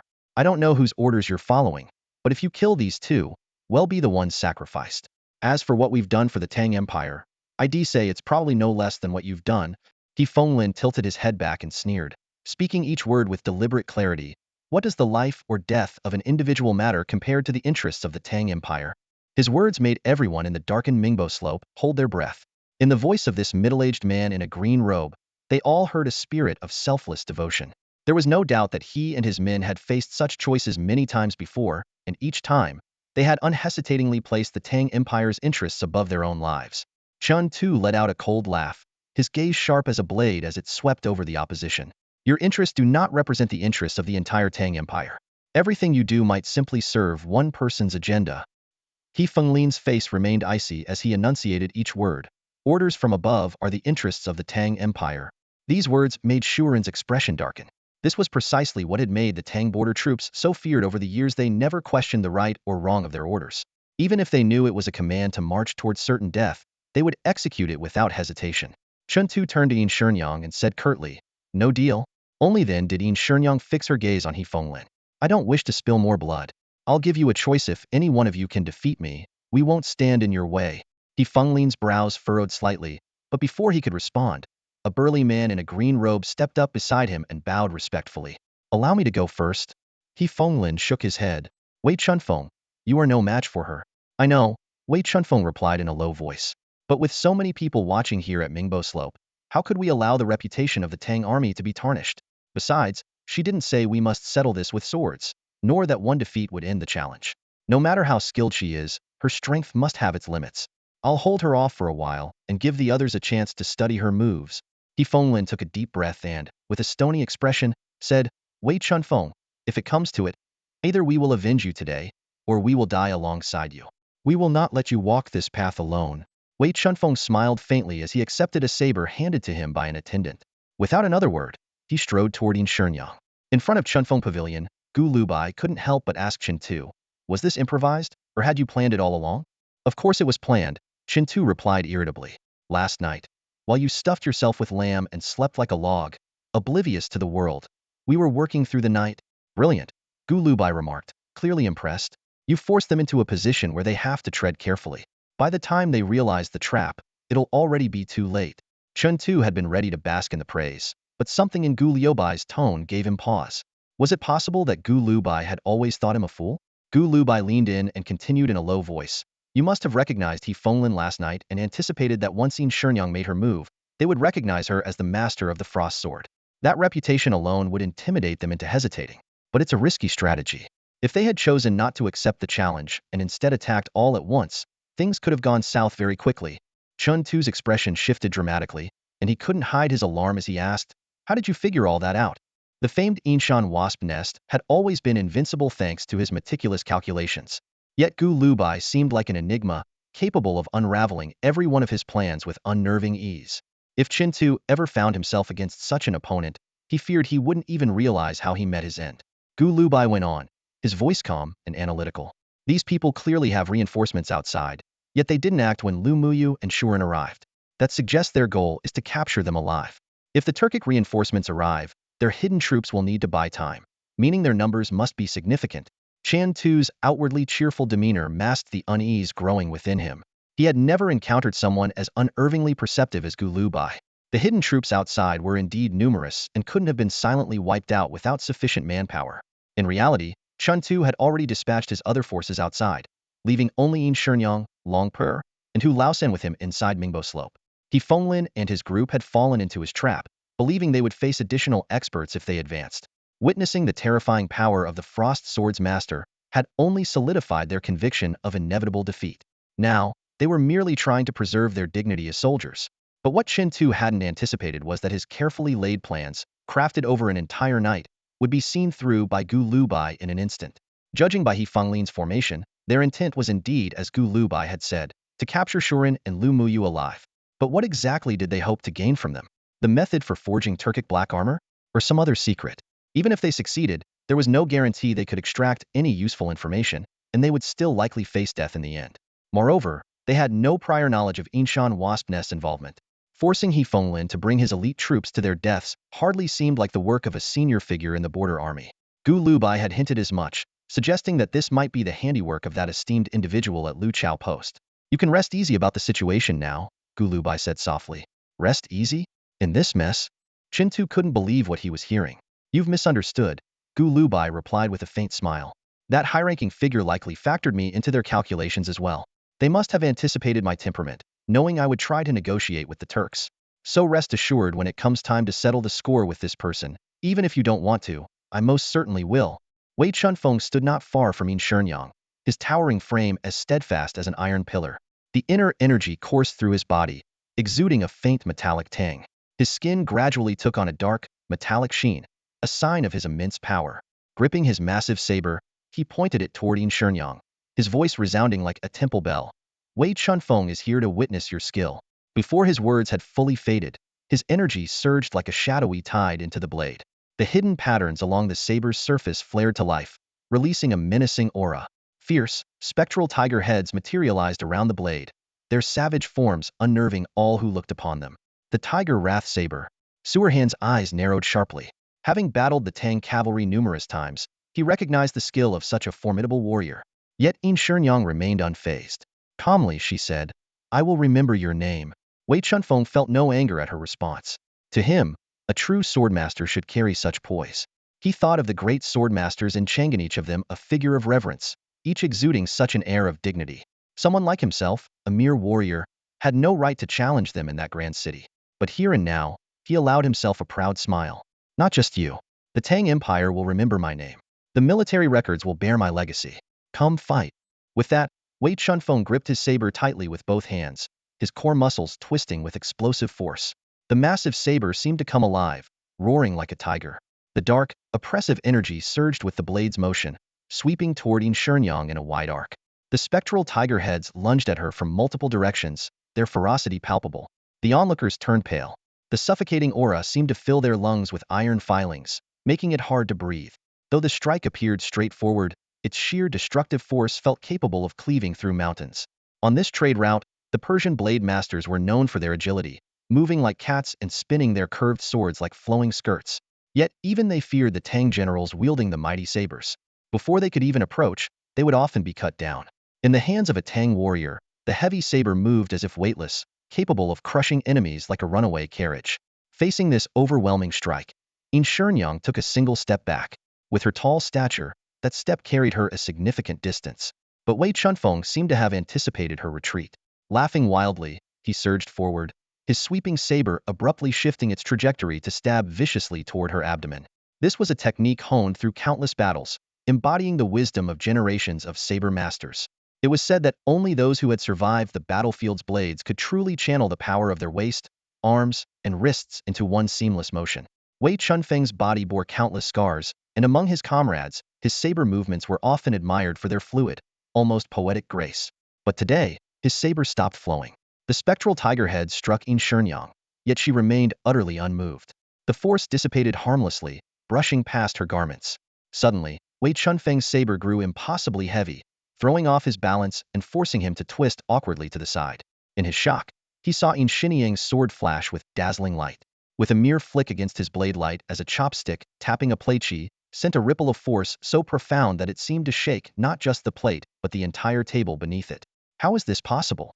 Before he could process what had happened, In Shenyang shifted from defense to offense, closing the distance in a single step. Bang!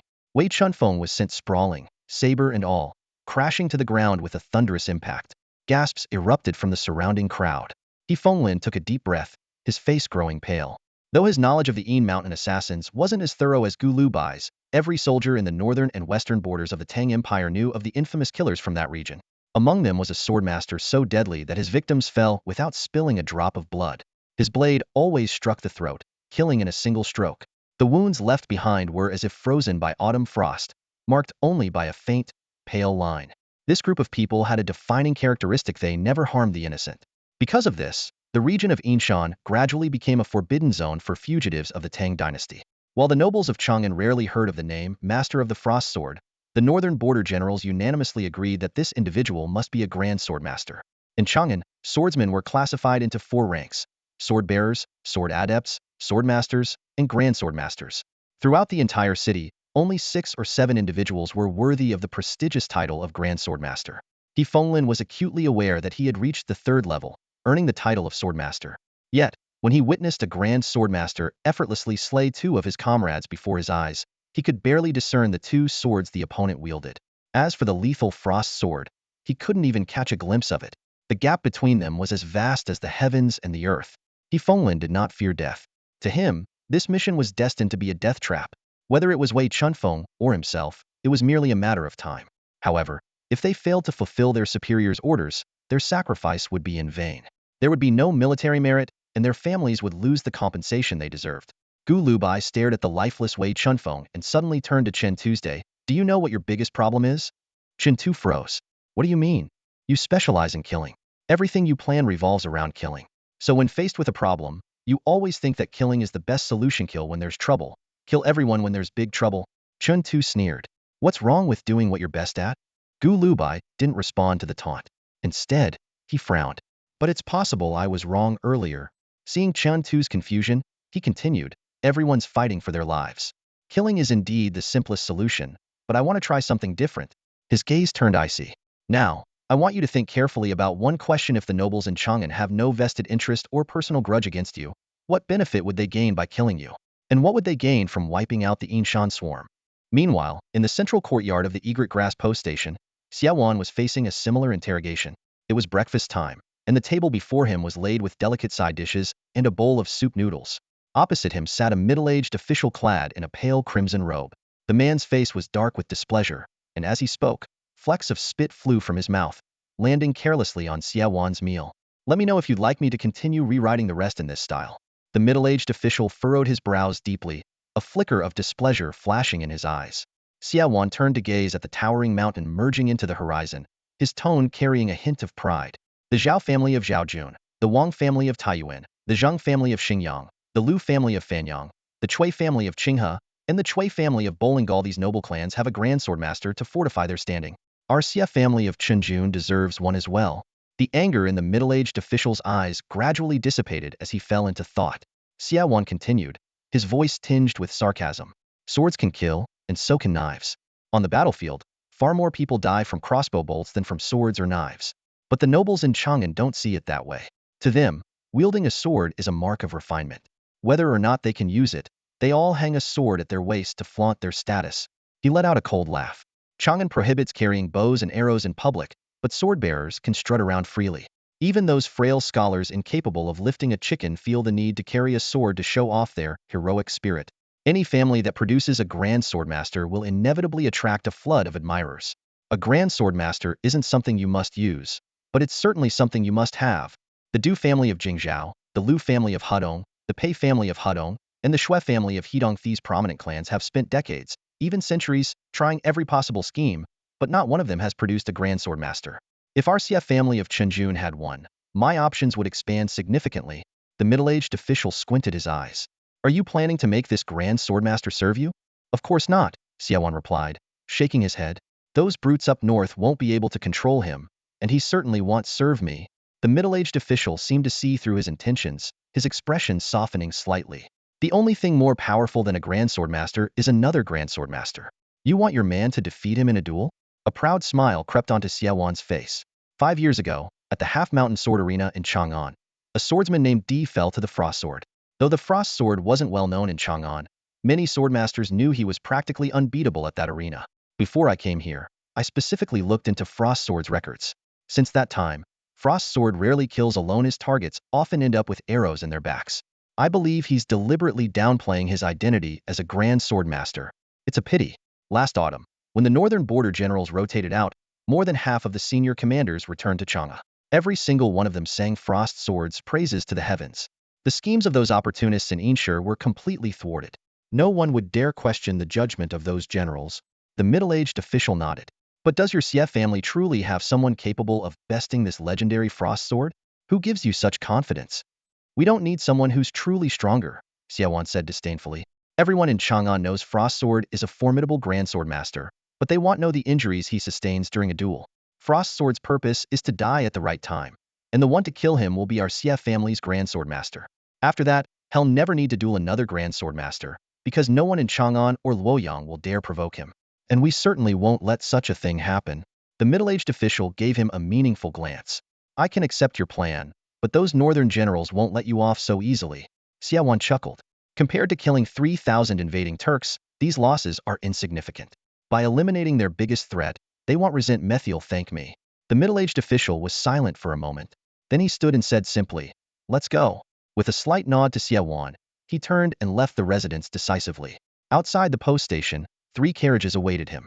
A young man with a scholarly demeanor greeted him respectfully. Teacher, what do you think of him? The middle-aged official glanced back toward the depths of the post station. When he turned, his face was already twisted into a cold sneer. From now on, keep your distance from him. He's much as you described, intelligent but far too arrogant. Having never experienced failure, he assumes everything will go according to plan. His schemes are cunning and ruthless, but he gives almost no thought to what happens if he fails. The young scholar lowered his voice. Yes, I've always trusted your judgment, teacher. His elder brother, Xie Xianyun, is indeed far superior to him. I believe his greatest flaw is his utter disregard for human life, treating people as nothing more than tools to be used at will. The middle-aged official let out a satisfied hum. Before stepping into the carriage, he gave a solemn warning. No matter what position you hold in the future, always remember. There are countless people in this world more powerful than you. Just because they haven't appeared before you doesn't mean they don't exist. The young man bowed deeply once more. I will never forget, teacher. Damn this mess. Chin Tu cursed inwardly as he followed Gu Lubai down the slope. Never in his life had he imagined he'd one day entrust his life to someone else. At first, he Fenglin had hoped the 2 Turkic men would strongly oppose the situation. However, the scene before him left him too shocked to speak. The 2 Turkic men seemed to be bewitched, obediently following Gu Liubai's instructions. This was hard for He Fenglin, who had prepared himself to die, to believe. In front of Chunfeng Tower, the scene suddenly Chang'ida group of 4 descended the stairs slowly. Even more surprising was the appearance of a hunched old woman at the top, making her way down at a measured pace. She looked so frail that it seemed a gust of wind could knock her over, yet she carried an enormous bow on her back. He Fenglin wondered to himself, is this the mysterious archer? Why is she coming down? Gu Lubai walked at the front, signaling to Yin Shenyang, and He Fenglin from a distance to remain calm. Yin Shenyang, known for her reticence, silently stepped aside to let Gu Lubai pass. My apologies, Gu Lubai said as he approached He Fenglin and the others' camp, bowing slightly toward He Fenglin. He Fenglin frowned deeply. Just as he was calculating how to respond, Gu Lubai spoke again. You don't have to die. We're not afraid of death, He Fenglin replied without hesitation. No, you've misunderstood my point, Gu Lubai said sincerely. What I mean is, you can tell me what you want to know. The death of Wei Chunfeng had already left He Fenglin somewhat unhinged. He responded coldly, this is a military secret. Why would I tell you? Gu Lubai looked at him in surprise. then gestured toward Shuren and Lu Muyu behind him. You wanted to deal with these two to extract information from them, didn't you? If you don't tell them what you want to know, how can they possibly answer you? He Fenglin's mind went blank, and he stammered. You can make them tell me? Gu Lubai gave him a calm look. You must first let them know what you want to know. Pausing for a moment, seeing He Fenglin clearly at a loss, he added softly, if I'm not mistaken, you can ask now. He Fenglin's breathing quickened. He fixed his gaze on Gu Lubai and said, I know you're the gravekeeper of Mingbo Slope, but why should I trust you? The son of Mad Dog Bai Mei was killed by us, yet they chose to trust me. Why can't you? Gu Lubai replied matter-of-factly. He Fenglin remained frozen in place. Gu Lubai raised an eyebrow slightly. I just don't want you to become pawns in some big shots conspiracy. I just don't believe in getting something for nothing, He Fenglin said slowly, looking up. Gu Lubai glanced at the bodies of Wei Chunfeng and Qiu Baiyu on the ground, his voice turning cold. Now you can believe, just this once. You may not value your own life, but you can't deny them a chance to live. He Fenglin hesitated. Gu Lubai had indeed shown enough sincerity. Though he didn't believe in miracles, He Fenglin still gave instructions to a subordinate beside him and then stepped forward to face Gu Lubai alone. This can't involve too many people, He Fenglin said. That's not possible. Including you, we have 4 factions here, Gu Lubai replied, pointing at Shuren and Lu Muyu. They're the ones you're after, so they must be present. And since I'm the one providing the terms to make this work, I also have to be here. As for them, he gestured toward Chen Tuesday, if we exclude them from the discussion, they'll be unhappy, and we can't overpower them. So they also have to be here. He Fenglin nodded reluctantly. This meant he only had to worry about the Yinshan Hive group being present, but excluding them seemed impossible under the circumstances. Don't overthink it. As long as you fulfill your military orders, no one will hold you accountable, Gu Lubai said. We won't pry into other matters. The first to show trust in Gu Lubai was Lu Muyu, who nodded in agreement and asked directly, what do you want? He Fenglin's eyes flickered, and his tone turned icy. We want evidence of Han Yanqing's collusion with you. Who's Han Yanqing? Chen Tu asked, looking at Gu Lubai in confusion. The regional commissioner of the Western Territories, Gu Lubai replied calmly. Chen Tu gave an awkward smile. I don't understand that title. He's in charge of the military funds in this region, essentially the treasurer with significant authority, Gu Lubai explained. A man like that colluding with the Turks? Chen Tu's smile turned sinister. While the soldiers on the front lines are fighting to the death, their superiors are busy lining their pockets with the enemy. Gu Liubai's lips curled into a faint, mocking smile. Chen Tu's gaze was as fierce as if he were ready to draw his blade at any moment, but deep down, he knew the truth. Even with evidence against someone of this caliber, it might not be enough to truly bring them down. Those people are always holding each other's weaknesses, which makes trading favors all the easier, Gu Lubai sneered. His words made Chen Tu, already uncomfortable, feel even worse. Don't think you're any nobler than they are, Gu Lubai said sharply, his piercing eyes locking onto Chen Tuesday. I know killing is what you people are best at, and you've grown used to solving problems that way. But don't forget who it was you used to kill, and who it is you're killing now. Just to stay alive, you've started abandoning your principles. His voice grew colder. Chen Tu, since you're capable of making some of their decisions for them, don't forget who you all once were. You might think Liang Fengning and He Fenglin are foolish for blindly following orders without considering the people involved. But are they really foolish? It's because some people stubbornly stick to the rules that others even bother to argue about fairness at all. You make me feel so damn ashamed I almost want to slit my own throat, Chen Tu muttered with a strained smile. Gu Liubai's face darkened, and he didn't respond. Taking a deep breath, Chen Tu suddenly felt a flicker of respect for this young man. But worry quickly followed. He Fenglin has no leverage to offer. Why would the Turks cut off their own path? 15th brother, do you think Lu Muyu is an idiot? Or are you the idiot? Do you really think they'd hand over evidence against Han Yanqing to that low-ranking officer? Is it possible that you're the real fool here? Gu Lubai let out a soft chuckle. He admitted to himself that he couldn't quite figure out Yin Shenyang's schemes, nor could he defeat her in a fight. He wouldn't dare say such things to Yin Shenyang, but with Chen Tu, he could speak candidly. After all, the truth seemed to suggest that he really might be the fool. Lu Muyu spoke bluntly, I can give it to you, but not unconditionally. Then he turned to look at Gu Lubai. Gu Lubai nodded and leaned in to whisper a few words in his ear. Chen Tu's face burned with embarrassment. Only then did he realize that Gu Lubai had already planned everything out, and Lu Muyu had seen through it all. He was the only one who had been in the dark, the real fool. After hearing Gu Liubai's words, Lu Muyu's body stiffened slightly. Without hesitation, he turned to He Fenglin and revealed, Du Hui, Lu Chenxin, Pu Hai Bank. These were clearly key leads in the case. Investigating them would undoubtedly yield results. He Fenglin, quick-witted as ever, immediately recognized the role Gu Lubai had played as a mediator. Committing the names to memory, he bowed deeply to Gu Lu Bai. If this information is accurate, every one of us owes you our lives. But if it's false, we won't rest even in death until we've settled the score with you. As long as you can bring them back alive, they won't need to become ghosts, Gu Lu Bai said calmly. And if the information turns out to be flawed, you can take full responsibility for it yourself. He Fenglin was momentarily stunned but quickly understood. You're right. This is my decision alone. Who's the important figure at Lutzao Station? If it's convenient, tell me. If not, forget it, Gu Lu Bai asked softly. He Fenglin thought for a moment. I don't know much. Only that this person didn't use any border garrison guards and brought only their own entourage. Gu Lu Bai nodded. If you make it back, don't try to figure out who they are, and don't seek justice for your fallen brothers. The entanglement between someone like that and Han Yanqing is beyond anything you or your superiors can intervene in. If I'd thought it through earlier, perhaps fewer people would have died here. What do you gain from helping us? He Fenglin asked after a brief pause. I'm not helping you. I'm helping myself, Gu Lu Bai replied earnestly. In that important figure's scheme, you're just one piece of the puzzle. As you said, even if Yingshan Yaiwofeng and the others killed you just to survive, the Tang military would never let them off the hook. And I doubt that person's plan is as simple as it seems. Once again, He Fenglin bowed deeply. Thank you. Gu Lu Bai returned the gesture, but unease stirred in his heart. A vast web of conspiracy seemed to be closing in, and this was only the beginning. Watching He Fenglin return to his camp, observing his men silently carrying the bodies of their fallen comrades, Chen Tu suddenly felt that perhaps their reliance on killing to solve problems was a habit that needed to change.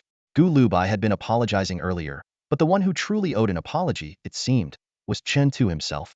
Looking at the silent young man, Chen Tu's eyes glimmered with curiosity as he lazily asked, what method do you think they'll use to get the message out as quickly as possible? He began analyzing to himself. I can't say for sure. Maybe they'll use eagles? The border troops around the sandy regions like to use eagles. But it could also be some other bird, who knows? I've even seen some who people use ferrets and rats to deliver messages. Gu Lu Bai quickly shook off the melancholy that had crept in when he thought of Liang Fengning. Though the sight of He Fenglin and the others had stirred up these memories, he had no intention of dwelling on the past. What did you say to Lu Muyu to get him to agree? Chen Tu hesitated for a moment before asking. Can't say, Gu Lu Bai responded calmly. Chen Tu's neck stiffened, and he looked like he was about to lose his temper, but he held back. Narrowing his eyes slightly, he said, Gu Shiwu, I figured it out. You're right when it comes to survival. We're no more noble than anyone else. Gu Lu Bai frowned slightly. Is that all you wanted to say? When danger comes, you deal with it. Managing people like us to kill is something I'm decent at. But, honestly, it's mostly because this group of old comrades is far stronger than most. Chen Tu's expression darkened instantly. He lowered his head and looked at his calloused hands, speaking slowly. As for plotting and guessing others' motives, I'm nowhere near as good as you. I don't know how you ended up with such a devilish mind, but I have to admit, I respect you for being a gutsy man. That said, since I agreed to take you to Chang'an, it means you'll get a glimpse of our deepest secrets. If you keep putting on airs like this, we may end up parting ways. My brain might not be as sharp, but at least I'm not as straightforward as He Fenglin. Oh. Gu Lu Bai wasn't bothered by the veiled threat. Mimicking Chen Tu's sly smile, he asked, why bring up He Fenglin? Are you any more noble than him? Grinding his teeth grimly, Chen Tu sneered, you're not exactly a good person either. Every word out of your mouth is aimed at hitting him where it hurts. You even pretended to be kind, telling him to go back and not seek justice for his fallen brothers or meddle in the business between that noble and Han Yanqing. Your deceitful tricks make me sick. I never claimed to be a good person, Gu Lu Bai scoffed. If these people managed to return alive, He Fenglin would probably give you his head out of gratitude. Chen Tu sneered disdainfully. Is it so wrong for me to gain something out of this? I'll inevitably need to deal with the border troops in the future, Gu Lu Bai said matter-of-factly. Chen Tu spat on the ground. I can't stand cunning people like you. Fine. As if I can't see through your schemes. At the end of the day, you're just trying to figure out what I said to Lu Muyu. Seeing Chen Tu pretending to act clever made Gu Lu Bai want to laugh, and his mood inexplicably improved. The higher a noble's status, the bigger their appetite. Since they've set their sights on Han Yanqing, it's nearly impossible to save everyone associated with him. Might as well sacrifice something to minimize losses. Han Yanqing will also take the opportunity to clean things up. Chen Tu's old face reddened slightly. That does make sense. Lu Muyu is a smart man, too. He knows the sooner Han Yanqing deals with this, the smaller the damage will be. Though Chen Tu felt another sting to his pride, Gu Lu Bai continued. But in exchange, I had to reveal a secret to Lu Muyu. What secret? I told him that their trade route with the Dashi people is no longer usable. The reason I knew about their mare situation was because I discovered that someone they trusted among the dashi had been compromised, bought off by someone else. One of the dashi merchants they work with was secretly bribed. Chun Tu sneered. Seems like trust in this business is a rare commodity, which is why someone like me is so valuable, Gu Lubai explained. Lu Muyu was already suspicious when I mentioned the mare incident. I just confirmed it for him. I also told him who had bribed that dashi man. Chun Tu gave Lu Muyu a glance, his tone somewhat dejected. You people are all too shrewd. For someone who prided himself on his cleverness, Chun Tu now felt like a fool. Everyone has their strengths, Gu Lubai said, trying to comfort him. Chun Tu felt the attempt at comfort was worse than saying nothing at all. Noticing Shuren fiddling with a fire starter, he asked, "What are you having them do?" "I'm having them send word to Bai Mei Khan. I told them to bring 200 black riders here to seal this place off, trap the enemy like turtles in a jar," Gu Lubai said with a sly smile. "Let your men know not to clash with them. Ordering the world's strongest cavalry to do your bidding? You're really something," Chun Tu muttered, feeling this was the kind of thing he'd never dare to attempt. Gu Liubai's mood brightened further. Within the Tang Empire, those nobles hold the power. But out here, it's all about who has the bigger fist. Since the Black Riders are coming anyway, let them put on a show. Today, when the Black Riders help him block the enemy, Bai Mei Khan's reputation as the gravekeeper of Mingbai Slope will grow even stronger. Chun Tu slapped his thigh with sudden realization. Why block people? Gu Lubai suspects there are others planted by that noble in Mingbai Slope. At that moment, Gu Lubai turned to him. Do you know the quickest and cleanest way to solve this? Don't ask me.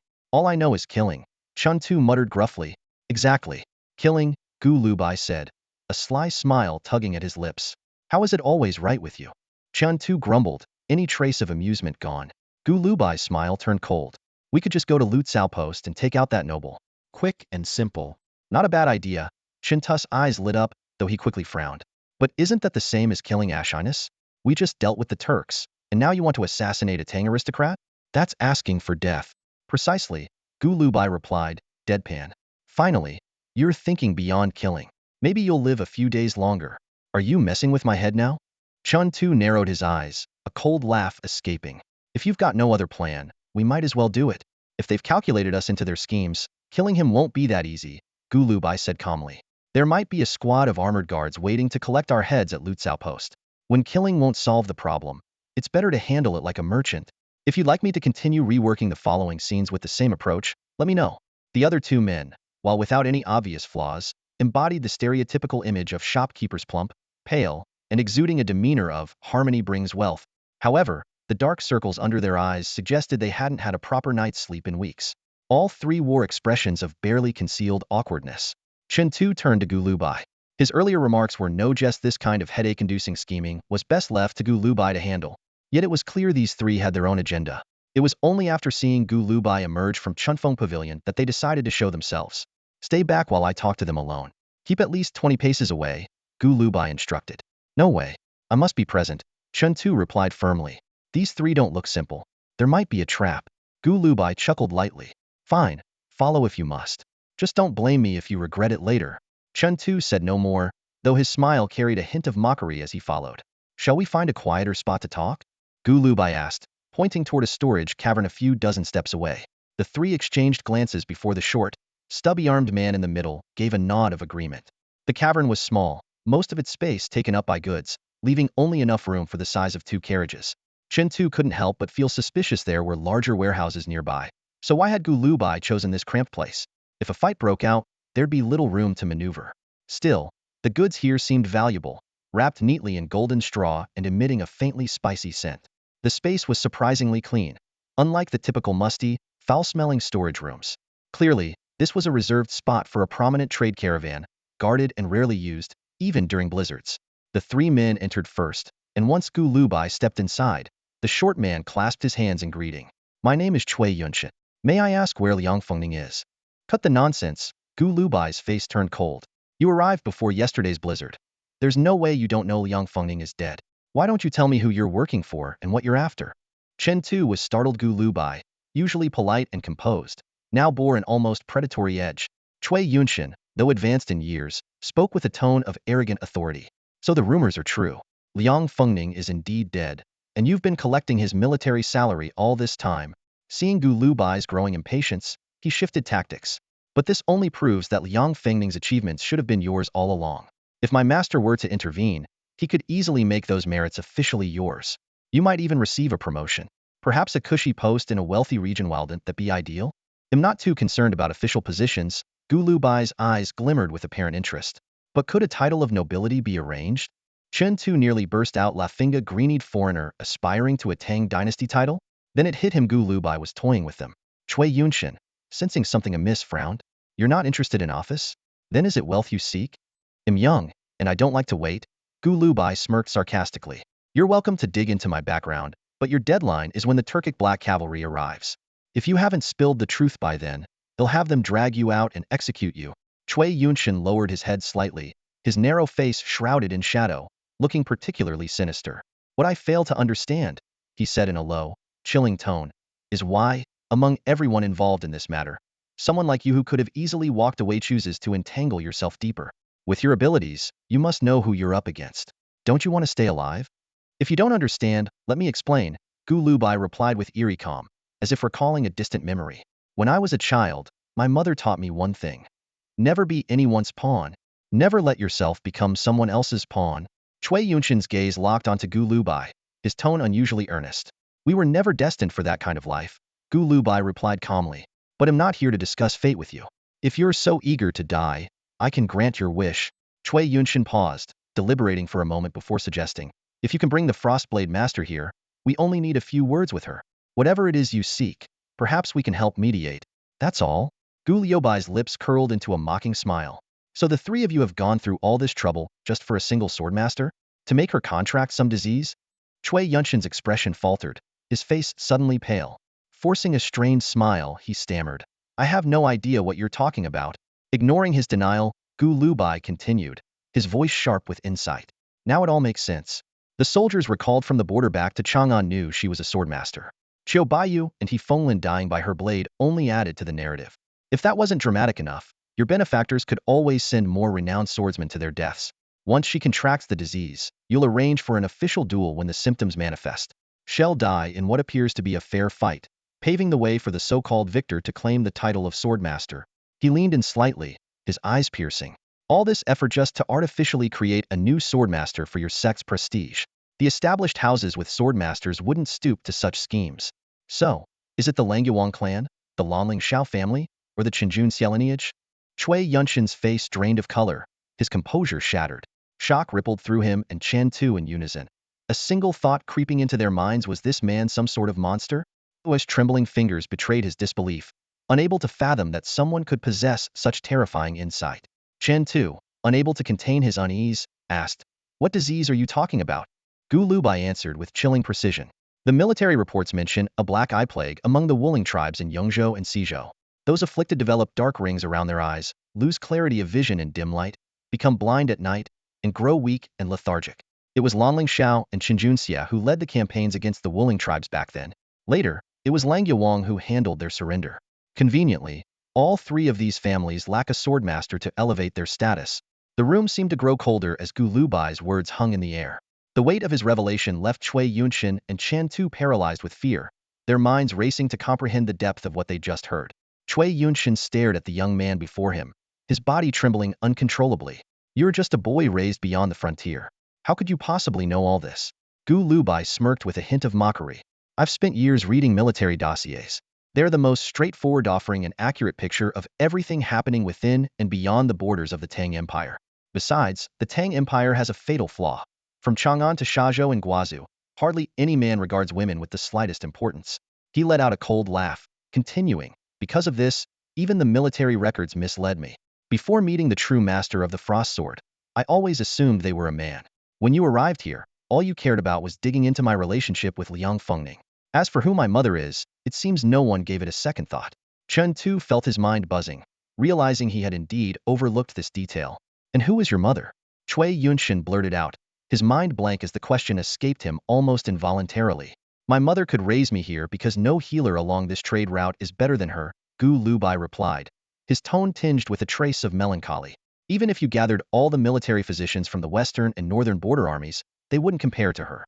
Back when Liang Fengning was alive, anyone who dared show disrespect to my mother or broke the rules at Mingbai Slope would often fall ill, go mad, or even bite off their own tongue during a seizure. After Liang Fengning's death, My mother stopped intervening. Over time, it seems everyone has forgotten her. Black eye disease, Gu Lubai said calmly, is highly contagious within 15 steps of conversation. Chen Tu froze, his face pale. Yu son of a he trailed off, suddenly realizing that their current distance from Gu Lubai and Cui Yunshin was no more than 6 or 7 steps. Quick, take out your witch medicine, he shouted frantically to Cui Yunshin and the two men with dark circles under their eyes. Cui Yunshin gave a bitter smile and shook his head. We don't carry any witch medicine. The higher-ups wouldn't give it to us. I wasn't traveling with these two initially. I only stepped in to lead them because they were already showing symptoms and losing their senses. I didn't expect that before even getting close to the Frost Sword Master, who had already been exposed. The tension thickened as the conversation unfolded, each word adding weight to the atmosphere. Finally, as if in reluctant admiration, Chen Tu seemed to mutter something under his breath. But before the words could fully form, his right hand shot forward, fingers pressed together like a blade, aiming directly for Gu Lubai's forehead. The escalating tension and the subtle power struggle between the characters were vividly brought to life, maintaining the story's original essence while sharpening its dramatic intensity. Chen Tu's strike was as swift as lightning, giving no warning at all. Even Cui Yunshin and the others were caught completely off guard by his sudden attack. Yet, Gu Liubai's calm smile remained unwavering, as if he had anticipated it all along. His hand rose at just the right moment, meeting Chen Tu's palm midair. Thud. The collision of their palms resounded like a heavy object striking solid wood. A burst of dazzling, stardust-like energy fragments exploded between them, casting a mesmerizing glow in the dim light. Though Gu Liubai's face turned slightly pale, his smile never wavered. Brother Chun, that was quite the ruthless move, wasn't it? Chan Tu's lips twisted into a crooked sneer. Brother 15. Not only are you crafty, but your skills are just as tough. Yet inwardly, his composure was shattered. This boy, not even 16 years old, had already reached the 7th tier of cultivation? Though Chen Tu hadn't unleashed his full strength, this single exchange had revealed the truth. Gu Lubai's chi was on par with his own, just shy of one minor tier. Such talent was unheard of. Since the founding of the Tang dynasty, there had never been a cultivator this young to achieve such a level. Perhaps, but my hand isn't nearly as hard as your head, Brother Chin, Gu Lubai replied, his tone laced with subtle meaning. I warned you not to follow me, but you insisted. Next time, heed my advice. Getting hurt is on you. The conversation soon shifted to the topic of the black eye plague. Gu Lubai calmly explained that the disease didn't spread easily in open, well-ventilated spaces. The real danger lay in confined areas with direct, close contact with the infected. He advised everyone to avoid such interactions. Chun Tu scoffed. So, if I catch the black eye plague, should I also isolate myself from everyone? Unless you want Shenyang to fall ill, I'd suggest not speaking to her face-to-face, Gu Lubai replied evenly. Typically, symptoms don't appear until 5 or 6 days after exposure. Until then, you're fine. Chen Tu's anger simmered beneath the surface, but before it could erupt, Gu Lubai turned to Cui Yunshin with a serious expression. Do you want to live? He asked. Cui Yunshin's face was ashen, his eyes filled with despair. Who doesn't want to live? But it's impossible for us. We have families. If we help you, the punishment for our loved ones will be worse than death. Gu Lubai shook his head. If you follow my plan, both you and your families will be safe. He then laid bare the ambitions of their Mystura scheme, not only to cultivate powerful swordsmen, but also to exploit the defection of Han Yanqing, the renegade from the western regions, as leverage to gain favor and power among the western nobility. Finally, Gu Lubai revealed his trump card. He disclosed that he had hidden agents embedded in the area, capable of ensuring that the northern military's top brass would catch wind of the plot. Those high-ranking officials, soon to return to Chang'an, were itching for an opportunity to strike at the aristocracy. Such a valuable bargaining chip would not go unnoticed. The room fell silent as the weight of Gu Lubai's words sunk in. The game had changed, and the stakes had never been higher. Gu Lubai fixed his gaze on Cui Yunshin's hesitant expression, his tone imbued with an unyielding authority. I've extended them a favor of such magnitude that it naturally warrants a return. In exchange, I'll ensure the safety of you and your families. His lips curved into a faint smile. As for silencing all who know the truth, the esteemed gentleman of your household cannot possibly manage that. He cannot kill me, and the Turks will inevitably learn of this matter. Chen Tu fell into silence, feeling an ever-deepening chasm between himself and Gu Lubai. While he operated with a singular, straightforward mind, Gu Lubai seemed to be orchestrating countless schemes simultaneously. If my guess is correct, Gu Lubai suddenly chuckled. The person orchestrating this is at the Lutsao post station. It's that young man from the Xie family. Cui Yunshin. You know his character well, and have always feared the consequences if he discovers the truth. But have you ever considered that, as long as you follow my plan, he will never suspect it was you who faltered? His words were like a faint glimmer of light to the two men, whose minds had been clouded by the torment of the black eye sickness. They let out indistinct murmurs, as if clinging to newfound hope. Cui Yunshin, still lucid, suddenly raised his head, his face full of disbelief. Before he could speak, Gu Lubai pressed on. Your only task is to ensure Shenyang falls ill. I'll arrange for them to feign sickness, making it seem as though you've succeeded. Later, when the Black Riders of the Turks arrive to assist me in investigating everyone at Mingbai Slope, it will seem entirely reasonable for you to be taken away. If even the Turks trust me, shouldn't you believe I'll keep my word? Cui Yunshin trembled all over and immediately knelt on the ground. I am willing to follow your orders, sir. As they left the storeroom, Chun Tu didn't dwell on the possibility of his own infection. Instead, he found the sunlight reflected off the snow unbearably harsh. He lowered his voice and asked, Are you planning to set up these Turks? Of course not. Gu Lubai turned to look at him. I told Cui Yunshin the Turks will know about this. Now, what would you do? Chin Tu frowned. If it were me, I'd spread the sickness to all the Turks, rendering them powerless. Gu Lubai shook his head. If survival is the only goal, the Turks are not inherently our enemies. Xiaowan already intends for the Turks to fall ill. What you suggest would play right into his hands. Removing one or two pieces from his chessboard won't suffice. Xiao have to overturn the entire board. He planned this for the Turks from the start? Chen Tu was taken aback. Taking such a big risk, there must be corresponding gains, Gu Lubai said slowly, listening to the sounds coming from outside Mingbai Slope. The accusation of spreading an epidemic is far too severe to merely pave the way for a single swordmaster. Eliminating the Turks would secure the support of the Northern Border Army, earn military merit, and allow him to seize their financial assets within the Central Plains. It might even force those guarding the western regions to relinquish some of their profits. Only then would it be worth the effort. Naturally, if he succeeds, you'd be eliminated too. Chen Tu's brow furrowed deeply. Gu 15, if you were Xiaowan, would you do the same? I wouldn't, Gu Lubai replied decisively. Climbing too quickly is never wise. At his level, moving slowly doesn't matter. There are always opportunities. The key is to remain steady and avoid controversy. In the Tang dynasty, one must abide by Tang rules. Chun Tu sneered. From the perspective of the Tang people, isn't eliminating the Turks a good thing? Gu Lubai pulled his collar tighter against the cold. What's so good about it, in your opinion? Chun Tu gazed toward the distant mountains. Naturally, it would secure the safety of trade routes, ensuring smooth commerce between Sogdians, Arabs, Uyghurs, and us. That's what everyone in Chang'an thinks. Gu Lubai let out a derisive laugh. You think removing them will stabilize the trade routes? How would I know? Chin Tu shrugged. All I know is they're the biggest troublemakers right now. Gu Lubai frowned. Let me tell you, this Uyghur power is growing rapidly. Without the Arabs and Turks to balance them, they won't just control the trade routes. They could threaten the entire Tang dynasty and establish a massive empire in the north. Then when they truly become a threat to the Tang, well, deal with them. Chun Tu said with a cold smile, embodying the typical Tang mindset. Gu Lubai gave him a calm, measured look. I've told you before, you rely too much on killing to solve problems. You think anyone who causes trouble should be killed, but that will never truly solve the issue. There will always be troublesome figures along this trade route. 15 brother, then what do you suggest if not killing? Chun Tu sneered. These Turks are troublesome because they refuse to follow the rules. Gu Lubai's voice remained steady. If I can make them follow my rules, then they're no longer a problem. If I can achieve my goals without sacrificing my brothers' lives, who would choose to live by the sword, constantly risking their lives in battle? Chun Tu squinted slightly, his gaze fixed on Gu Liubai's green glinting eyes, a sly smile curling at the corner of his mouth. Given the chance to eat their fill of meat, would even a dog still eat filth? 15th brother, do you truly consider yourself Tang? And what in your eyes makes someone Tang? Gu Lubai responded with a cold smile. And what do you think made the Tang dynasty what it is?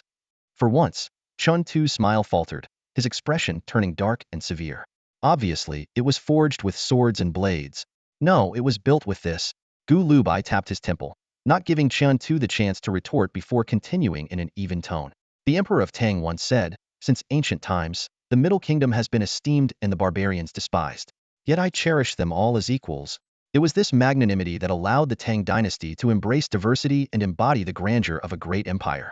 This same vision earned him the title of Heavenly Khan, commanding respect from all corners. He cast a meaningful glance at Chin Tuesday. Do you think the territories of the Tang were carved out solely by the soldiers who first followed him into battle? Many who now fight for Tang are the very barbarians you speak of. By the emperor's decree, as long as these Turkic people abide by Tang's laws and customs, they are its citizens. If they serve the Tang, they extend its reach to places otherwise unattainable. Chen Tu locked eyes with Gu Lubai. So, that's truly what you believe? Yes. and a person must hold to the simplest principle of right and wrong. If someone treats me well, I shall treat them well in return. These Turkic people have shown me loyalty, and I shall show them the same, Gu Lubai affirmed with a nod. Chun Tu squinted again, this time with a smile that seemed to signal agreement. Yet Gu Lubai was well aware that just moments ago, had Chun Tu deemed his actions harmful to Tang's interests, potentially creating a formidable enemy, might have been struck down on the spot. Unlike the self-serving second son of the Chan Prefecture Xie clan, Chun Tu and his ilk were like the wild leopards of the Tian Shan Mountains, untamed, yet fiercely protective of Tang's domain. They would rather die for the Tang they revered than fall victim to the schemes of the powerful and privileged. After leaving the storehouse where Cui Yunshin and the others were held, Gu Lubai explained Xie Wan's plan and his own intentions in detail to Lu Muyu. He then hurried back to Chunfeng Tower before the arrival of the Turkic Black Riders. No sooner had he settled into a windowside seat than Chen Tu noticed an elderly man, known simply as Gue Shu, bringing over a steaming bowl of noodle soup. Gue Shu, in preparing to leave, Gu Lubai said with a trace of reluctance. It was only then that Chen Tu detected a faint but unmistakable aura of danger emanating from the seemingly ordinary old man. Despite his plain appearance, there was an air about him, something in his every movement that sent a chill down Chen Tu's spine. Your mother left something for you with me. She told me to give it to you when you were ready to go, Gue Shu said. As he spoke, his features seemed to sharpen in Chen Tu's vision, exuding an almost palpable sense of authority that warned others to keep their distance. I had a feeling, Gu Lubai replied. If you ever need our help, just send word, Gue Shu offered. Of course. But before you go fetch the item, there's something I'd like to ask you, Gu Lubai said, halting the elder's steps. Gue Shu turned back. What is it? After our group parts ways with the Turkic riders and heads inland, our route will be unpredictable.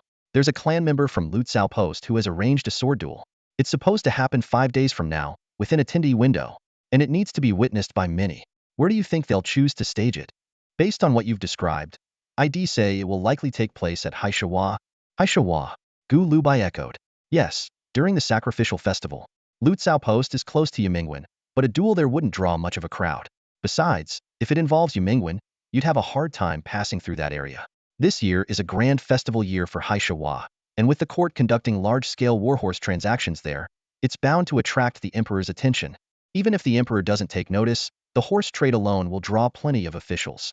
Places like Longtuken and Kushang will see a surge in livestock and fur trading, creating a chaotic mix of people. It would indeed be a convenient spot to gain passage. Most importantly, it's a good place to obtain legitimate identities. But, naturally, trying to forge papers or obtain travel permits, there would be walking straight into someone's trap. I understand that, Gu Lubai said with a knowing nod. Be cautious. Even if you lot hide like loaches buried in the mud, this man will find a way to drag you out and drive you to that place, a low voice warned ominously. In that case, I'll have to make arrangements in Haishawa first.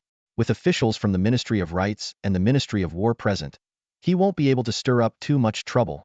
Chen Tu listened to this seemingly simple yet deeply layered exchange and couldn't help but gain a deeper understanding of Mingbai. This was clearly no ordinary place. Both Liang Fengning and Gui Beishi of the Songlong sword sect had met their ends here. To him, Mingbai was like a sinister breeding ground for venomous schemes, a place capable of producing an anomaly like Gu Lubai. For nearly 2 hours, 200 Turkic Black Riders guarded the outskirts of Mingbai. In the end, they left with only 5 individuals. As soon as they withdrew, He Fenglin's caravan immediately set off. The other caravans, however, dared not act rashly. It was only after Gu Lubai personally assured them that the Turks would no longer trouble the passing caravans that they resumed their journey. Although this upheaval had caused undue distress to the caravans, the actual losses were minimal. Before long, nearly all of them sent tokens of gratitude. Even the 2 most impoverished horse trading groups managed to send dried meat as hard as stone. Chen Tu observed all this and realized these people now regretted not currying favor with Gu Lubai earlier. To make it this far in a place like this is no small feat, Chen Tu remarked, casually picking up a jade-green glazed cup and turning it between his fingers. If you choose to stay here, the passing caravans will likely worship you as their guardian. Without your word, they probably won't even sleep soundly. If you ensure their safety, they might even build a shrine in your honor. Why leave then? He lifted the glazed cup to the noon sunlight, studying its craftsmanship. Look at this cup. Even merchants conducting business in Chang'an might hesitate to invest in something like this. Gu Lubai replied calmly. The wolves beneath Kunlun Mountain hunt sheep, and the golden eagles of the Tianshan Mountains prey on rabbits. Not even the eternal blue sky can change such things. How could I possibly guarantee the safety of every fat sheep and rabbit along this trade route? Then when do you plan to leave? At sunrise tomorrow. The snow will harden, making the road easier to travel and leaving fewer traces behind. Chen Tu sighed. You're not planning to use their trap against them, are you? If you're walking into the lion's den anyway, why worry about leaving traces? You can't underestimate your opponents just because you think you've outsmarted them. People like this are playing a big game and are likely to test the waters repeatedly. Chen Tu let out another sigh. He used to believe that intelligence was an unqualified blessing, but after meeting Gu Lubai, he began to think that being too clever might not be such a good thing. Constantly anticipating potential dangers was like living with a blade perpetually poised over one's neck, ready to fall at any moment. After a moment of silence, he made a decision and told Gu Lubai, honestly, I can't tell if being in the same boat with someone like you is a blessing or a curse. But since you've kept your word saving us from the Turks and warning us about that Xie clan scion Aingyin Xiniang, the Yingshan hive, we'll also honor our promises. Let me level with you. Gu Lubai furrowed his brows. My situation is precarious enough already. Chen Tu narrowed his eyes. What exactly do you mean by that, 15th brother? Given your track record, brother Chen, now that I've learned some of your secrets, if I ever act in a way that displeases you, wouldn't you silence me to protect yourselves? Gu Lubai offered a faint smile. Chen Tu's smile turned slightly rigid. It wouldn't come to that. Good to hear. As a voice exclaimed in admiration, a middle-aged man who had previously appeared on the western mountain path strode into the Chunfeng pavilion, followed closely by the white-haired Hu Laosan. The snow on the outer walls of the pavilion had melted, revealing the inscription, "Laugh at the spring breeze," behind the counter. The calligraphy was indeed remarkable, the strokes vigorous and the ink deeply embedded in the stone, as if soaked into paper. Among the passing caravans, someone clearly recognized its value, for the characters had been coated with a layer of translucent oil, glistening under the sunlight. The middle-aged man, carrying a long sword with a snow-white hilt, exuded a scholarly air despite his bold demeanor. With a casual motion, he propped his sword upright and sat beside Chen Tu with a swagger. Looking at Gu Lubai, he burst into hearty laughter. There's another line that goes, "The barmaid is as lovely as a flower." I suspect the writer was referring to your mother. But after hearing how formidable she is, they probably didn't dare to finish the thought. Gu Lubai said nothing, turning instead to glare at Chen Tu with disdain. You put him up to this, didn't you? Before Chen Tu could respond, the middle-aged swordsman laughed heartily. Don't blame him, 15th brother. We're just curious what kind of woman could raise someone like you in a place like this? Chen Tu was calculating in his mind. He might still have the upper hand in a duel with Gu Lubai, but when it came to verbal banter or scheming, he was clearly several levels behind. Thinking about how this cunning man's skills might surpass his own in a few years, Chen Tu couldn't even muster a fake smile. Du Tungwak, known to everyone as Du Haha, was sitting with a serious expression. First, he pointed at the middle-aged swordsman, then at the graybeard Hu Laosan. Gu Lubai, with a faint, enigmatic smile on his lips, asked, Brother Haha, did you find out anything? Du Tunghua scratched his face awkwardly. The merchants won't even mention your mother no matter how much money you offer, and the shopkeepers couldn't be bothered to talk to me. I didn't learn much, except for one passing herdsman who said your mother was as beautiful as a celestial goddess. Well, he wasn't wrong, Gu Lubai said thoughtfully. Let's not trouble that man then. As they were speaking, Yin Shenyang and Long Peel entered the room. As soon as Yin Shenyang took her seat, the atmosphere in the room grew solemn. She gave Gu Lubai a slight nod. Just wait a moment, they'll be here soon. Sure enough, it wasn't long before 3 more individuals arrived at Chunfeng Tower. Leading the group was a person in a green robe and a bamboo hat. When he removed the hat, Gu Lubai was momentarily stunned. The man's face was identical to He Fenglin's, though his expression was calm and detached, clearly not the real He Fenglin. Following him was a slightly chubby, short woman dressed in a floral padded jacket, carrying a cloth bag. Her round face radiated friendliness, though her demeanor was a bit reserved. Noticing Gu Liubai's gaze, she gave a shy smile. The last was a tall man, towering over the woman by a full head. He had a square, upright face, wore a brand new black cotton robe, and a yellow leather hat. Although he appeared to be around Chen Tu's age, he seemed unusually naive, grinning foolishly while holding a shuttlecock in his right hand. Yin Shenyang got straight to the point. This is Qiao Huang Yun, she said, gesturing toward the man who resembled He Fenglin. You've probably guessed he's skilled in disguise. These two are Lan Yufeng and Gao Ju. Everyone's here. Isn't there one more? Gu Lubai thought to himself. Could it be that Chen Tu had lied earlier and Yinshan Yufeng actually consisted of 8 people instead of 9? Su Qi doesn't like crowded places, Yin Shenyang explained calmly. He can't stand situations where people sit down to talk things out, but he might be nearby. He asked me to thank you on his behalf. Gu Lubai wasn't surprised to learn that Yinshan Yufeng included such an eccentric individual. He had always believed that anyone capable of mastering something to perfection was bound to be a bit unconventional. However, The tall Gao Ju holding the shuttlecock seemed a little too unconventional. Gao Ju had been grinning at the shuttlecock the entire time, not even glancing at the others. If this was an act, it was a remarkably convincing one. In Shenyang, sitting upright, noticed Gu Lubai observing Gao Ju and explained, he was abandoned as a child after falling ill. Most people see him as a fool, but he fears nothing. He's highly skilled at dismantling and assembling things no matter how complex, he can take them apart and reassemble them quickly. And he has an extraordinary memory for faces. He never forgets anyone he's met. Her tone was calm and expressionless, yet it carried a sense of gravity, almost severity. Gu Lubai glanced at Chun Tuesday. So Inshan Yufafeng doesn't keep idle people around, not even fools. 15th brother, I know you don't like me, Chin Tu sneered. But Inshan Yufafeng has its own rules when it comes to doing things. You've done us a great favor, whether or not you benefit from it. We owe you our gratitude in person. Is this how you express gratitude? Gu Lubai chuckled. Brother Chin Tu, your way of saying thanks is truly unique. Hu Lao San, the honest one among them, couldn't stand it any longer and rubbed his hands, casting a reproachful look at Chin Tu. Since everyone except Su Chi is here, Gu Lubai said, I might as well ask directly. So Brother Chin Tu doesn't have to pass on the message. Gu Lubai had always disliked following others' lead. He turned to Hu Lao San, his gaze steady and resolute.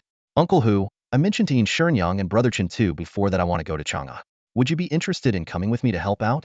Faced with such a blatant attempt to poach someone, Chen Tu wasn't angry at all. Instead, he wore an amused expression, as if waiting to see how things would unfold. Hu Laosan was leisurely sipping a bowl of oil tea, savoring its strong and distinctive flavor. But as soon as he heard the word Chang'an, it was as if he'd drunk a fine wine. His entire demeanor lit up with excitement. He put the bowl down, his eyes sparkling with longing. That's the land of wealth and treasures, where the world gathers. Tributes from distant lands, endless streams of visitors. Delegations from overseas, Persians, Arabs, Sogdians, Japanese, Tibetans, even the black-skinned Kunlun slaves. Thousands of shops filled with pearls, jade, gold and silverware, lacquerware, glass, silk, furs, white lead, and spices, everything you could imagine. As he spoke, Hu Laosan's voice grew more animated. Women in hostile riding attire gallop on horseback, laughing and chatting. In the wine shops, noble women with crimson lips and light makeup wear the official robes of court men. At night by the Tay Pool and Daming Palace, the lanterns shine like stars, and the pavilions tower into the clouds. In spring, the locust blossoms along Zhuke Avenue bloom like snow, drifting through the city like petals in the wind. Even the ponds seem to flow with the fragrance of wine. I dream of going to Chang'an. But just as he finished, Hu Laosan suddenly let out a sigh. But I can't go. Gu Lubai was taken aback. Why not? That's not a place for ordinary people to live, Hu Laosan said with a hint of melancholy. Not just Chang'an, many cities in the Tang Empire are too strict for someone like me. There are too many rules. Kill someone, and you have to pay with your life. If I stayed there too long, I doubt I'd keep my head for long. Gu Lubai couldn't help but see the old, seemingly simple Hu Laosan in a new light. Who would have thought that this quiet, white-haired man could speak so passionately about Chang'an, his thick accent filled with an uncontainable yearning and a rebellious spirit that refused to be tamed. I'll be honest with you, Chin Tu said, grinning so widely it seemed his face might split. Forget the distant future. Just on this trade route beyond the pass, who doesn't dream of going to Chang'an? At least there, you can sleep soundly and enjoy life if you have money. But it's 8,000 miles to Chang'an. Is it really a place anyone can just go to? Hu Laosan's from the countryside in Fuzhou. He's got too much he can't stand. If he hadn't been born in the countryside, if he'd been born in a big city, he'd probably have been dead for years now. Gu Lubai looked at Hu Laosan with a smile. Too nosy? Hu Laosan nodded at first, then reconsidered. Not exactly meddling in things that are too unjust doesn't count as being nosy. Can't change that part of yourself? Born this way. Probably can't change it. Chun Tu sneered. And yet, in our group, he's not even the nosiest one. Gu Lubai couldn't help but laugh. Then who is?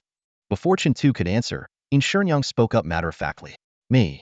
Of course it had to be you, Gu Lubai exclaimed, not at all surprised. Du Tenghua burst into laughter. When Hu Laosan meddles, we can drag him away, and once it's over, hell let it go. But In Shenyang? Even if we drag her away, she'll sneak back to finish the job and probably kill the person while she's at it. Sounds like the person must have deserved it, Gu Lubai said, frowning slightly. Chang'an's full of messy business, Chin Tu said, shooting Gu Lubai a mocking look. They're good at cutting people down, but how many heads do they have to spare? Gu Shiwu, it's not that we don't want to help you. If it were something where everyone could benefit, why wouldn't we? But you're asking us not only to escort you to Chang'an, but also to work for you. That's asking a bit much, don't you think? After a pause, Chin Tu added seriously, let's not even talk about the others. Just take Su Kithari's no way head agree. He can't stand crowded places, and is there anywhere more crowded than Chang'an? No way head make it. Hu Laosan, Du Tenghua, and the others nodded in agreement. Clearly, they all knew Su Qi well enough to believe he'd rather lie in a deserted, stinking ditch than in a bustling shop in Chang'an's east or west market. But to everyone's surprise, a faint, drifting voice came from outside the Chunfeng pavilion. I can go to Chang'an. What? Chen Tu's eyes widened in shock. Though he recognized Su Qi's voice, he couldn't help but suspect Gu Lubai had somehow manipulated him. I can go to Chang'an, the voice repeated, more certain this time. Then, footsteps crunching in the snow gradually grew fainter behind the pavilion. Hu Laosan, Du Tenghua, and the others exchanged bewildered looks, while Chen Tu's expression was one of utter disbelief. Impossible. Being nosy isn't necessarily a big problem. Gu Lubai maintained a calm demeanor, his gaze shifting past the person being dragged away and settling seriously on Yin Shenyang and Hu Laosan. The people you can't stand, he said with a faint smile. I'll figure out a way for you to kill them. I can even make their fates worse than death, and I promise you won't lose your heads for it. Yin Shenyang turned to Hu Laosan with an indifferent expression. Hu Laosan rubbed his rough hands together, his voice dull as he muttered, Just can't take too long, or I won't be able to hold back.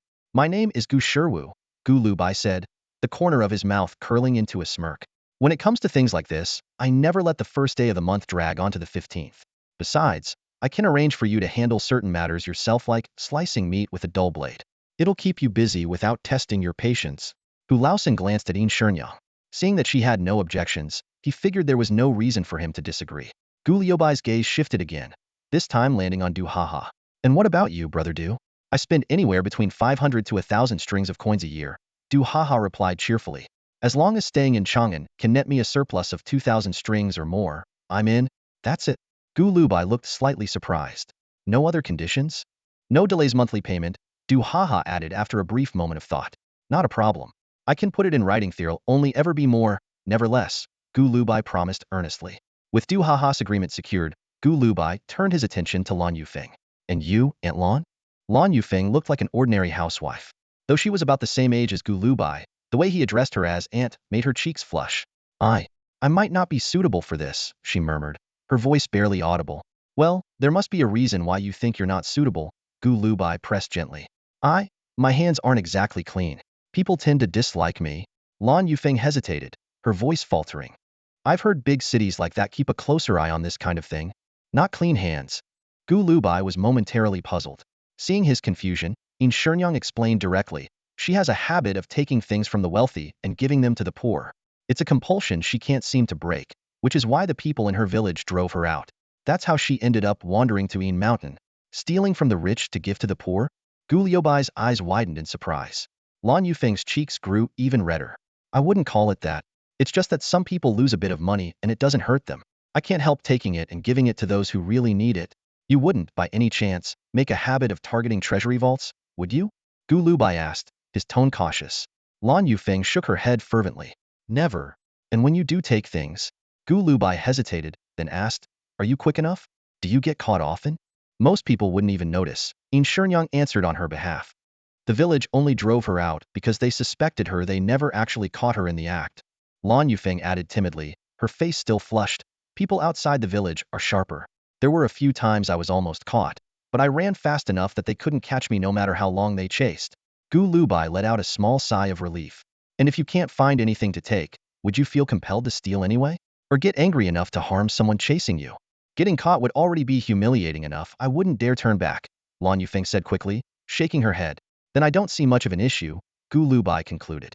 Du Haha, his expression a mix of amusement and exasperation, interjected, the problem is, she can't resist stealing from her own people, too. Even from your own? Gu Lubai blinked, then burst into laughter. Lan Yufeng was so embarrassed she couldn't lift her head, silently defending herself in her heart. It's not like they can't afford it. Chen Tu merely smiled quietly. As a sharp observer, he understood the kind of trouble Lan Yufeng's peculiar habit might stir up in a place like Chang'an. But to Gu Lubai, Lan Yufeng's quirk was nothing short of fascinating. Gu Lubai suppressed his laughter, then after a moment of serious thought, he suggested, Aunt Lan, if there's something that's very valuable but I urgently need it, or it's more important than life itself, or losing it could cause a huge problem, and I mark it as do not take, could you resist the temptation? Lan Yufeng hesitated, then replied uncertainly, I think I can? Seeing her lack of confidence, Gu Lubai adopted a more serious tone. How about this, Aunt Lon? 4 things that are absolutely off limits. I'll mark them in green. For things you can take, I'll use blue. If there's no mark, you're free to decide. But you can only take 1 item per day. How does that sound? 1 item a day. Lan Yufeng's eyes lit up with excitement. You wouldn't mind? Of course not. Gu Lubai struck a protective pose, as if ready to defend her honor. Why would I mind? People eat 3 meals a day, don't they? What's the big deal about you taking 1 thing a day? We're family here. Anyone who begrudges you that is just petty. Lan Yufeng's face flushed with happiness. All right then, I'll take just 1 thing a day. Gu Lubai smiled and added, once we're in Chang'an, if you happen to take something from someone else, it's best to show it to me first. I'll help you figure out if it's safe to keep. In Chang'an, some people may not care about money, but losing certain things could lead to serious trouble, even lives lost. Got it. Lan Yufeng said confidently, 1 thing a day. People eat 3 meals, after all. Enough. Chun Tu's cold voice cut through the conversation. His eyes gleamed with a chilling light. We of Yingshan One Hive are united as one. Even if you convince everyone else, as long as I don't agree, it won't happen. In Shenyang spoke up as well. That's our rule. Yingshan One Hive, either we all go, or none of us do. Gu Lubai met Chun Tu's gaze calmly. Deep down, you know you can't go back to Yingshan. Now that those powerful people have their eyes on you, there's no way you can live as freely as before. Chun Tu's face flushed with anger, a nameless fury rising in his chest. Gu Shiwu, I've always felt you're not one of us. And from the beginning, you've never explained why you're so determined to go to Chang'an. Under Chun Tu's fierce glare, Gu Lubai remained composed. He simply countered, do you think someone like me doesn't belong in Chang'an? Chen Tu sneered, his dislike for Gu Lubai's cryptic way of speaking evident. But Gu Lubai merely smiled, a self-assured expression on his face. He spoke slowly, his confidence unshaken. I asked you earlier if you know what kind of place Chang'an is. You've told me what Chang'an looks like to you. Now, let me tell you what Chang'an looks like to me. The room fell silent. Even Chen Tu was momentarily subdued by Gu Liubai's commanding presence. Chang'an is the heart of a flourishing era, Gu Lubai began, his gaze drifting toward the horizon beyond the window. It gathers the wealth and treasures of the world and draws countless talented individuals to its gates. This city has seen the rise and fall of many brilliant minds. While many couldn't survive, they all left behind their wisdom, their insights, and their best selves. The thoughts of the powerful may lack depth, but the monks in the temples and the Taoist cultivators in their retreats, some of their ideas approached the divine. Chin Tu frowned deeply. He didn't fully grasp Gu Lubai's words, but he could sense that Gu wasn't motivated by mere fame or fortune. That, in itself, made him seem even more dangerous. Gu Lubai continued, at night, the city glows like a sea of stars, and its palatial buildings seem to touch the heavens. I want to stand at the highest point and look down, to observe all that unfolds in Chang'an. Elsewhere, even if you lit a torch at the tallest peak, no one would notice. But in Chang'an, those who truly understand the essence of things, a single sneeze from them could spark a storm that reaches us. Chun Tu squinted, remaining silent. Our fight with the young master of the Xie family was never on equal footing. He can easily cast a vast net over us, while we can only react defensively. Gu Lubai let out a self-deprecating chuckle. But here, there's no chance for equality. Even if we deal with Xie Wan, another storm will inevitably sweep us up. The struggle never ends. But in Chang'an, I can shift that imbalance. I can turn the net back on them. You think it's that easy? Chun Tu sneered. You have no foundation in Chang'an. Gu Lubai laughed softly, his tone wistful. That's exactly why I need to take you all with me. Chen Tu narrowed his eyes. Wolves from Yingshan can't survive in the alleys of Guazhou. What makes you think we can find peace in Chang'an? You wouldn't survive without me. But with me you can. Seeing that Chen Tu was about to protest again, Gu Lubai calmly added, you don't need to agree or refuse right now. Just as my mother said, Chang'an holds the answers for me. On this journey of 8,000 miles to Chang'an, it'll give you a definitive answer. When 200 Turkic Black Riders joined forces with Ashina Wanfu's cavalry at the northern exit of the canyon, the scene was suffocatingly tense. Cui Yunshin and the 2 men afflicted with black eye disease trembled uncontrollably, not from the cold, but from sheer terror seizing their bodies. Moments earlier, they had witnessed a gruesome execution. 2 men in their 40s, taken from another caravan, were forced to kneel in the snow. With a flash of the Turkic riders' blades, blood gushed like a fountain. Eerily, the headless bodies remained upright, still kneeling. Even more horrifying, the Turkic riders had hung the severed heads beside their horses as grotesque ornaments. Who are these people? Cui Yunshin asked, his teeth chattering like a war drum as he turned to Lu Muyu. At this moment, Lu Muyu was his only hope, a figure exuding the same reliability as an old gravedigger who never failed to deliver on his word. Lu Muyu calmly explained, Those two men had offended Gu Shiwu. Last time he was here, they spoke ill of him and his mother. He asked us to take care of them on our way back. This revelation shattered Cui Yunshin's world. He couldn't reconcile Gu Liubai's seemingly affable demeanor with such brutal actions. Killing people, was it really as casual as slaughtering sheep? Don't worry, Lu Muyu said, his voice gentle as he looked at the trembling Cui Yunshin. I promised Gu Lubai to ensure your safety. That promise nearly brought Cui Yunshin to tears. Out of gratitude, he offered a cautious reminder. Although black eye disease isn't easily transmitted in this cold weather, there's still a risk. Sir, you shouldn't get too close. He feared that if Lu Muyu fell ill, their lives would truly be in jeopardy. Lu Muyu seemed unconcerned. Gu Shiwu mentioned that with our robust constitutions, as long as we avoid fatty foods like lamb for the time being, the chances of infection are minimal. He also gave me a large packet of medicinal powder. Just boil it in water if symptoms appear.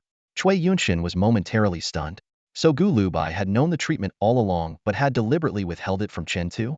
Clearly, this was meant as a harsh lesson for Chen Tuesday. The man who outwardly appeared to value loyalty was, in reality, ruthless and calculating. Disobeying his orders would undoubtedly lead to a grim fate.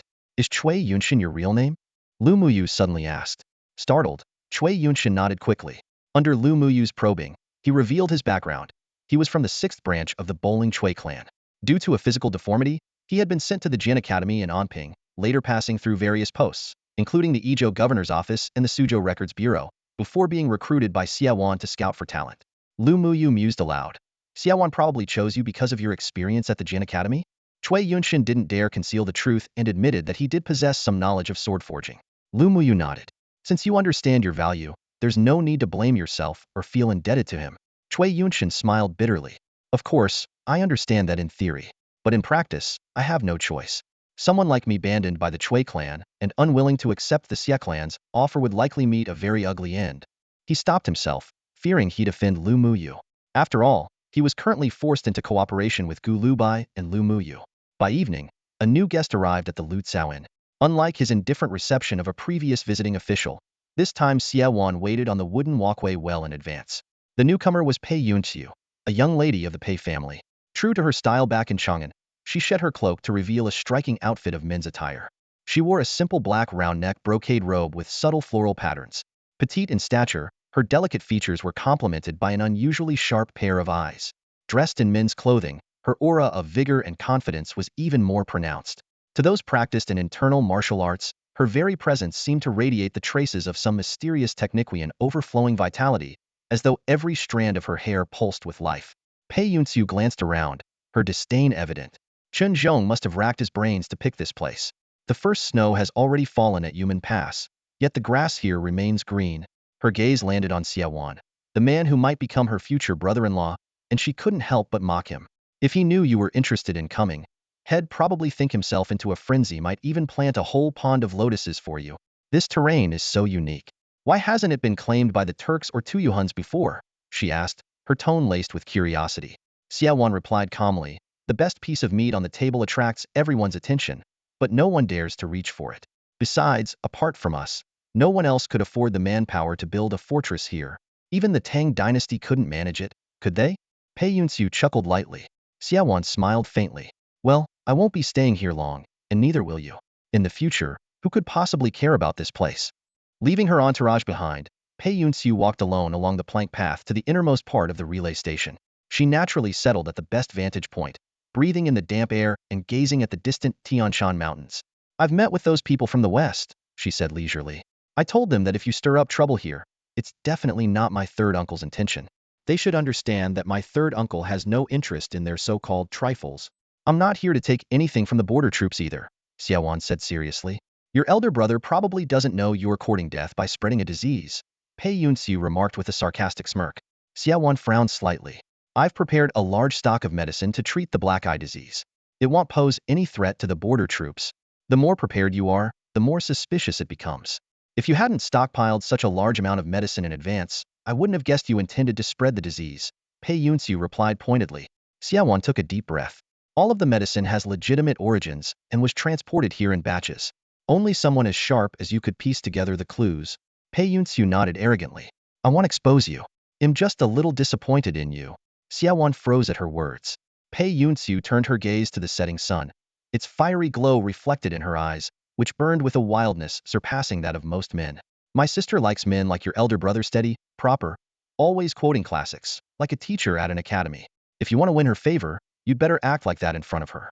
But I find such people boring. I prefer those who are a bit crazier. She continued. I originally thought you were bold enough using a disease to throw the Uyghurs into disarray, then leveraging the chaos to extend Tang's frontier cities here. You might even have turned this place into a bustling trade hub, generating significant tax revenue. But alas, you're not crazy enough, nor ambitious enough. For me, there are too many variables, Xiaowan said, shaking his head. After a moment of silence, he added, even if such a plan succeeded, it would take at least 10 years of effort. I don't have the patience for that. I came here to see you, to make you understand my intentions. From now on, don't meddle with my affairs. Pei Yunxiu seemed to finally grasp something, and a contented smile spread across her face. Have you noticed something interesting? What is it? Xiaowan asked. By now, you must know that the skilled spy at Mingbai Slope has long since died, and a young man named Gu Shiwu replaced him some time ago. Xiaowan nodded. I learned of it today. Do you know he's likely a disciple of Guobeishi? She asked with a sly grin. Guobeishi of the Songlong sword sect? Xiaowan was taken aback. Pei Yunxiu laughed again, a hint of madness in her voice. That man must be quite intriguing. Xiaowan fell into deep thought. He could tell that Pei Yunxiu wasn't joking, but in his mind, such a minor figure wasn't worth worrying about. What truly concerned him was the stance of the Pei clan from Hudong.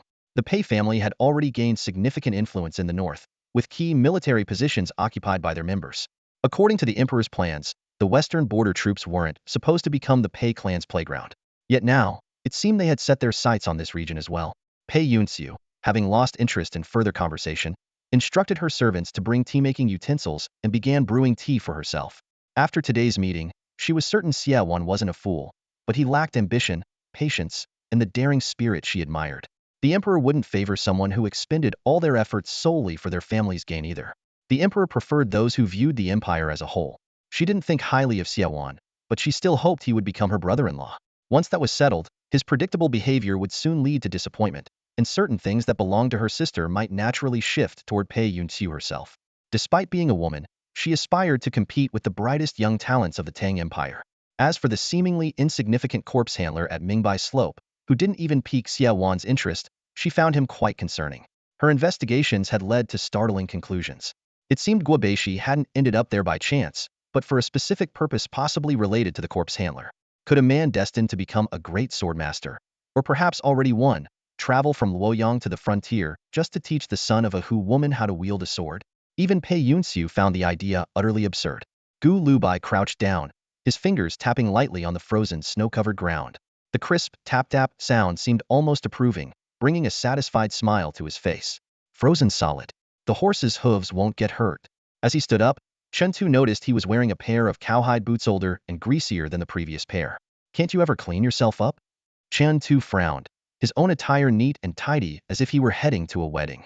Gu Lubai replied calmly, in a place like this, being too clean can make you sick. His words immediately reminded Chen Tu of the dreaded black eye disease, darkening his expression. He couldn't help but feel that Gu Lubai was taking another jab at him.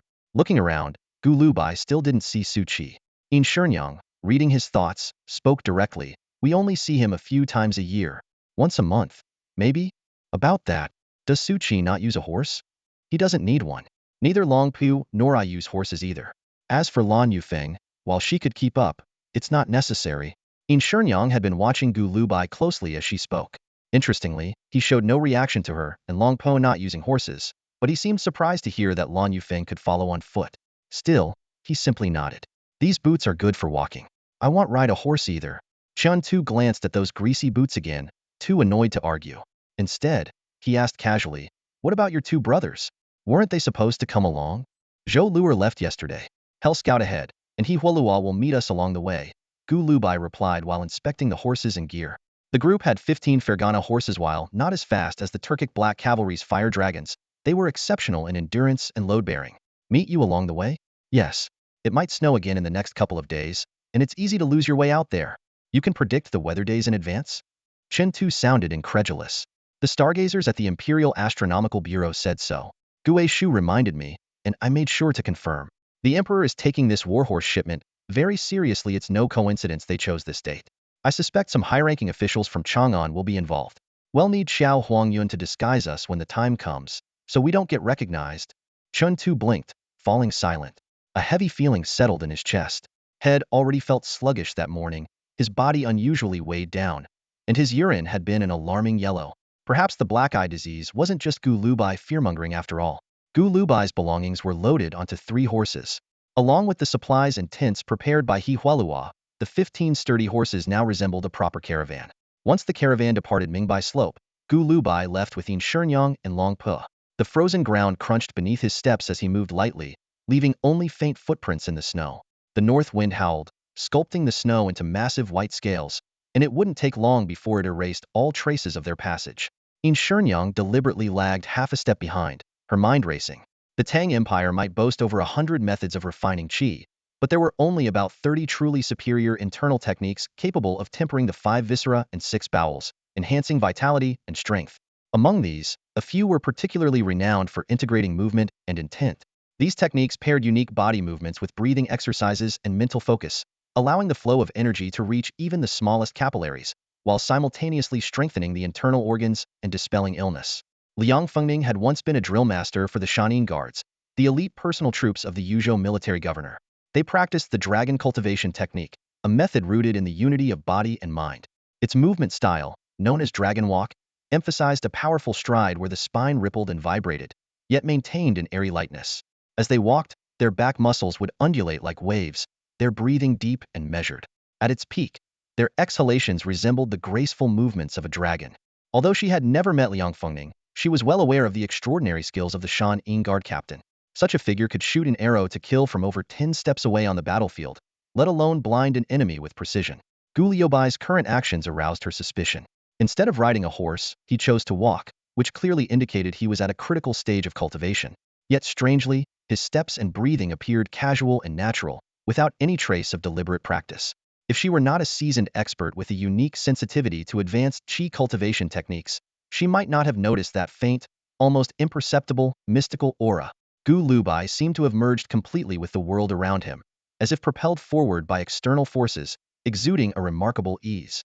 Since they were now in the same boat, Yin Shenyang decided to drop the formalities and ask directly, "The technique you're practicing isn't the dragon nurturing technique, and it certainly isn't the visualization method of the Canglong sword sect. So, what exactly is it? Did your mother teach it to you?" "Not entirely from my mother," Gu Lubai replied straightforwardly. "Half of it is the dragon nurturing technique, and the other half comes from a qi cultivation method of the Kingdom of Lions. The dragon nurturing technique was originally practiced by imperial guards of the previous dynasty, powerful but prone to injuring the body. My mother believed that the emperor of the Tang dynasty granted this technique to the Shan Ying Guards in Yuzhou for a deeper purpose. Later, she borrowed a method from the Kingdom of Lions, and what I practice is a fusion of the two." "Borrowed?" "Yes. My mother promised them she would only study it, not practice it herself, nor pass it on to anyone in the Tang dynasty." The old monk from the Kingdom of Lions was quite agreeable and consented. "After studying it, my mother returned the scripture. A Buddhist method?" "Exactly." Yin Shenyang pondered for a moment before saying, "Your mother is indeed remarkable." She had initially wanted to say cunning, but reconsidered. To borrow a secret technique from a foreign Buddhist sect and then successfully integrate it with the dragon nurturing technique, such skill was exceedingly rare. Gu Lubai nodded earnestly. "Guobeishi was astonished when he saw me practicing this method. He had intended for me to learn the visualization method of the Canglong sword sect, but he realized that my technique had already undergone a complete transformation, as if it were a newly created method. He told my mother that no one in Chang'an could compare to her." "And how did your mother respond?" Recalling the scene, Gu Lubai couldn't help but smile. "My mother said his swordsmanship was decent, but his vision was lacking. Does she believe someone in Chang'an could surpass her?" "Probably." Gu Lubai spoke slowly. She wanted Guobeishi to read more books instead of sitting like a wooden stake, contemplating landscapes for sword insights all day. "She told me that many techniques are inherently interconnected. Unfortunately, Guobeishi was too gravely injured, even beyond her ability to heal, so he had no time to read." Yin Shenyang no longer deliberately lagged behind and walked alongside him. "What kind of injury did Guobeishi sustain, and why is he here?" "I'm not entirely sure. I asked my mother, and she only said he already had internal injuries when he left Luoyang. As for the rest, she said I'd understand when I reached Chang'an." "And who exactly is your mother?" A flicker of complexity crossed Gu Liubai's eyes. "My mother is a very unique person. Aside from Uncle Gu A, it seems no one knows when she arrived here. Even I feel as though she descended from the heavens. Some rumors claim she's a courtesan who fled from the Tang dynasty, But that's utter nonsense. She only knows a single exorcism dance, yet she's skilled in medicine, Buddhist scriptures, and even the ancient scripts of this region.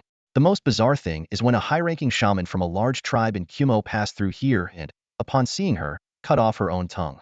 That shaman was a figure of immense power in Kumo. Even now, you still don't know her true identity? Gu Lubai gave a faint smile, tinged with both melancholy and pride. I don't. The more I've learned over the years, the more I realize how unfathomable she is. Around here, I've never met anyone more formidable than her. I think she's like what she claims to be Besumion, close to the divine. But she's never told me her origins, only that I'll understand who she is once I reach Chang'an. So that's why you're determined to go to Chang'an? Not entirely. Gu Lubai sighed. Her way of thinking is very different from ordinary people. She always says her life choices have nothing to do with me, and I only need to live my own life well. She thinks I should go to Chang'an because if I don't, I'll always view her as extraordinary but will never surpass her. Life doesn't always need a goal. Gu Lubai gazed into the distance, thoughtfully speaking after some reflection. At least for now, he said. My goal is to surpass my mother and delve deeper into understanding her world. In Shenyang listened, a hint of regret flickering in her eyes. She silently counted her past misses. Never meeting Liang Fengning, missing the chance to cross swords with Guobeishi, and now, not knowing the mysterious woman Gu Lubai spoke of. These regrets weighed on her, plunging her into a long silence. It wasn't until they had walked several miles that she turned to Gu Lubai and asked, You specifically had the Tujue search for that dark green meteorite iron. Does it have a special purpose? Gu Lubai looked at her, surprised. I thought you had already guessed. Do you want to forge a sword or a blade? In Shenyang asked directly, her eyes fixed on him. I want to forge a blade, Gu Lubai answered without hesitation. In Shenyang appreciated his straightforwardness. From the very beginning, what you cared about most wasn't my frost sword, she said, but rather that blade among us, wasn't it? Behind them, the elderly dragon maintained her usual smile. Though her hunched figure seemed to move slowly, she always kept pace with them. Gu Lubai turned back to meet her gaze, and they exchanged a knowing smile. Don't want to learn my frost sword technique? In Shenyang pressed, her tone serious. Gu Lubai explained sincerely. The method I'm practicing now is still incomplete. When I reach Chang'an, I plan to find a way to fill in the gaps. Based on my judgment, that blade is more suited to me. In Shenyang nodded. It's rare to see someone with such ambition, but I've never believed in fate. If you ask me, your mother has been orchestrating everything from the start. Gu Lubai nodded honestly in agreement. In Shenyang continued to analyze. Liang Fengning uses a blade, Guobeishi uses a sword. The fact that they've all converged here is probably no coincidence. If your mother could merge the Yonglong Ju with Buddhist practices, then wielding both wind-like blades and frost-like swords in one's mastery isn't out of the question either. You're willing to teach me? Gu Lubai asked incredulously. But doesn't Shintu dislike me? Staying in Chang'an for your sake does require the agreement of everyone in Yinshan's Yaiwofeng. In Shenyang said calmly. That's the rule we set. If we scatter together, leaving no one behind. But teaching you blade and sword techniques is a separate matter. That's just between me and Dragonpua. Gu Lubai couldn't hide his delight at In Shenyang's forthright nature. Rubbing his hands together in excitement, he said, You're the best. If you're willing to teach me, I'm not afraid of biting off more than I can chew. Is that meteorite iron really so special? In Shenyang ignored his glee. Gu Lubai explained, last month, a trade delegation from the Kingdom of Nepal was ambushed, and the bandits suffered heavy losses as well. After considerable effort, I discovered that the delegation had intended to present the meteorite iron as tribute to the Tang Emperor. Their craftsmen confirmed that the iron has unique properties. It can create extremely thin blades that quickly return to their original shape even after bending. My mother mentioned many times that she wanted to find such a meteorite iron to forge a suitable blade for me.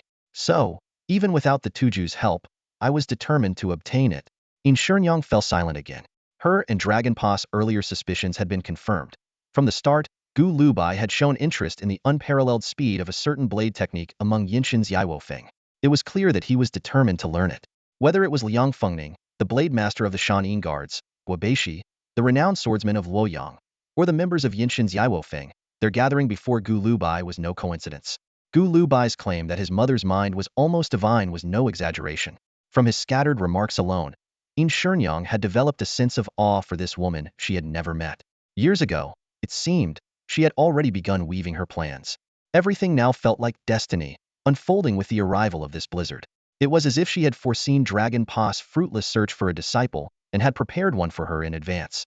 Even though Chintu didn't know In Shenyang's intention to go to Chang'an, this woman had already anticipated it. At this moment, Gu Lubai was perhaps driven by longing, perhaps by the thought of leaving the place where she rested. or perhaps by the fact that he had rarely spoken of her in detail to anyone. A strong desire to share surged within him. Deep down, he held immense admiration for his Mothera woman, who mastered Buddhist scriptures, historical texts, renowned literary works, as well as the knowledge of craftsmen and intelligence analysis.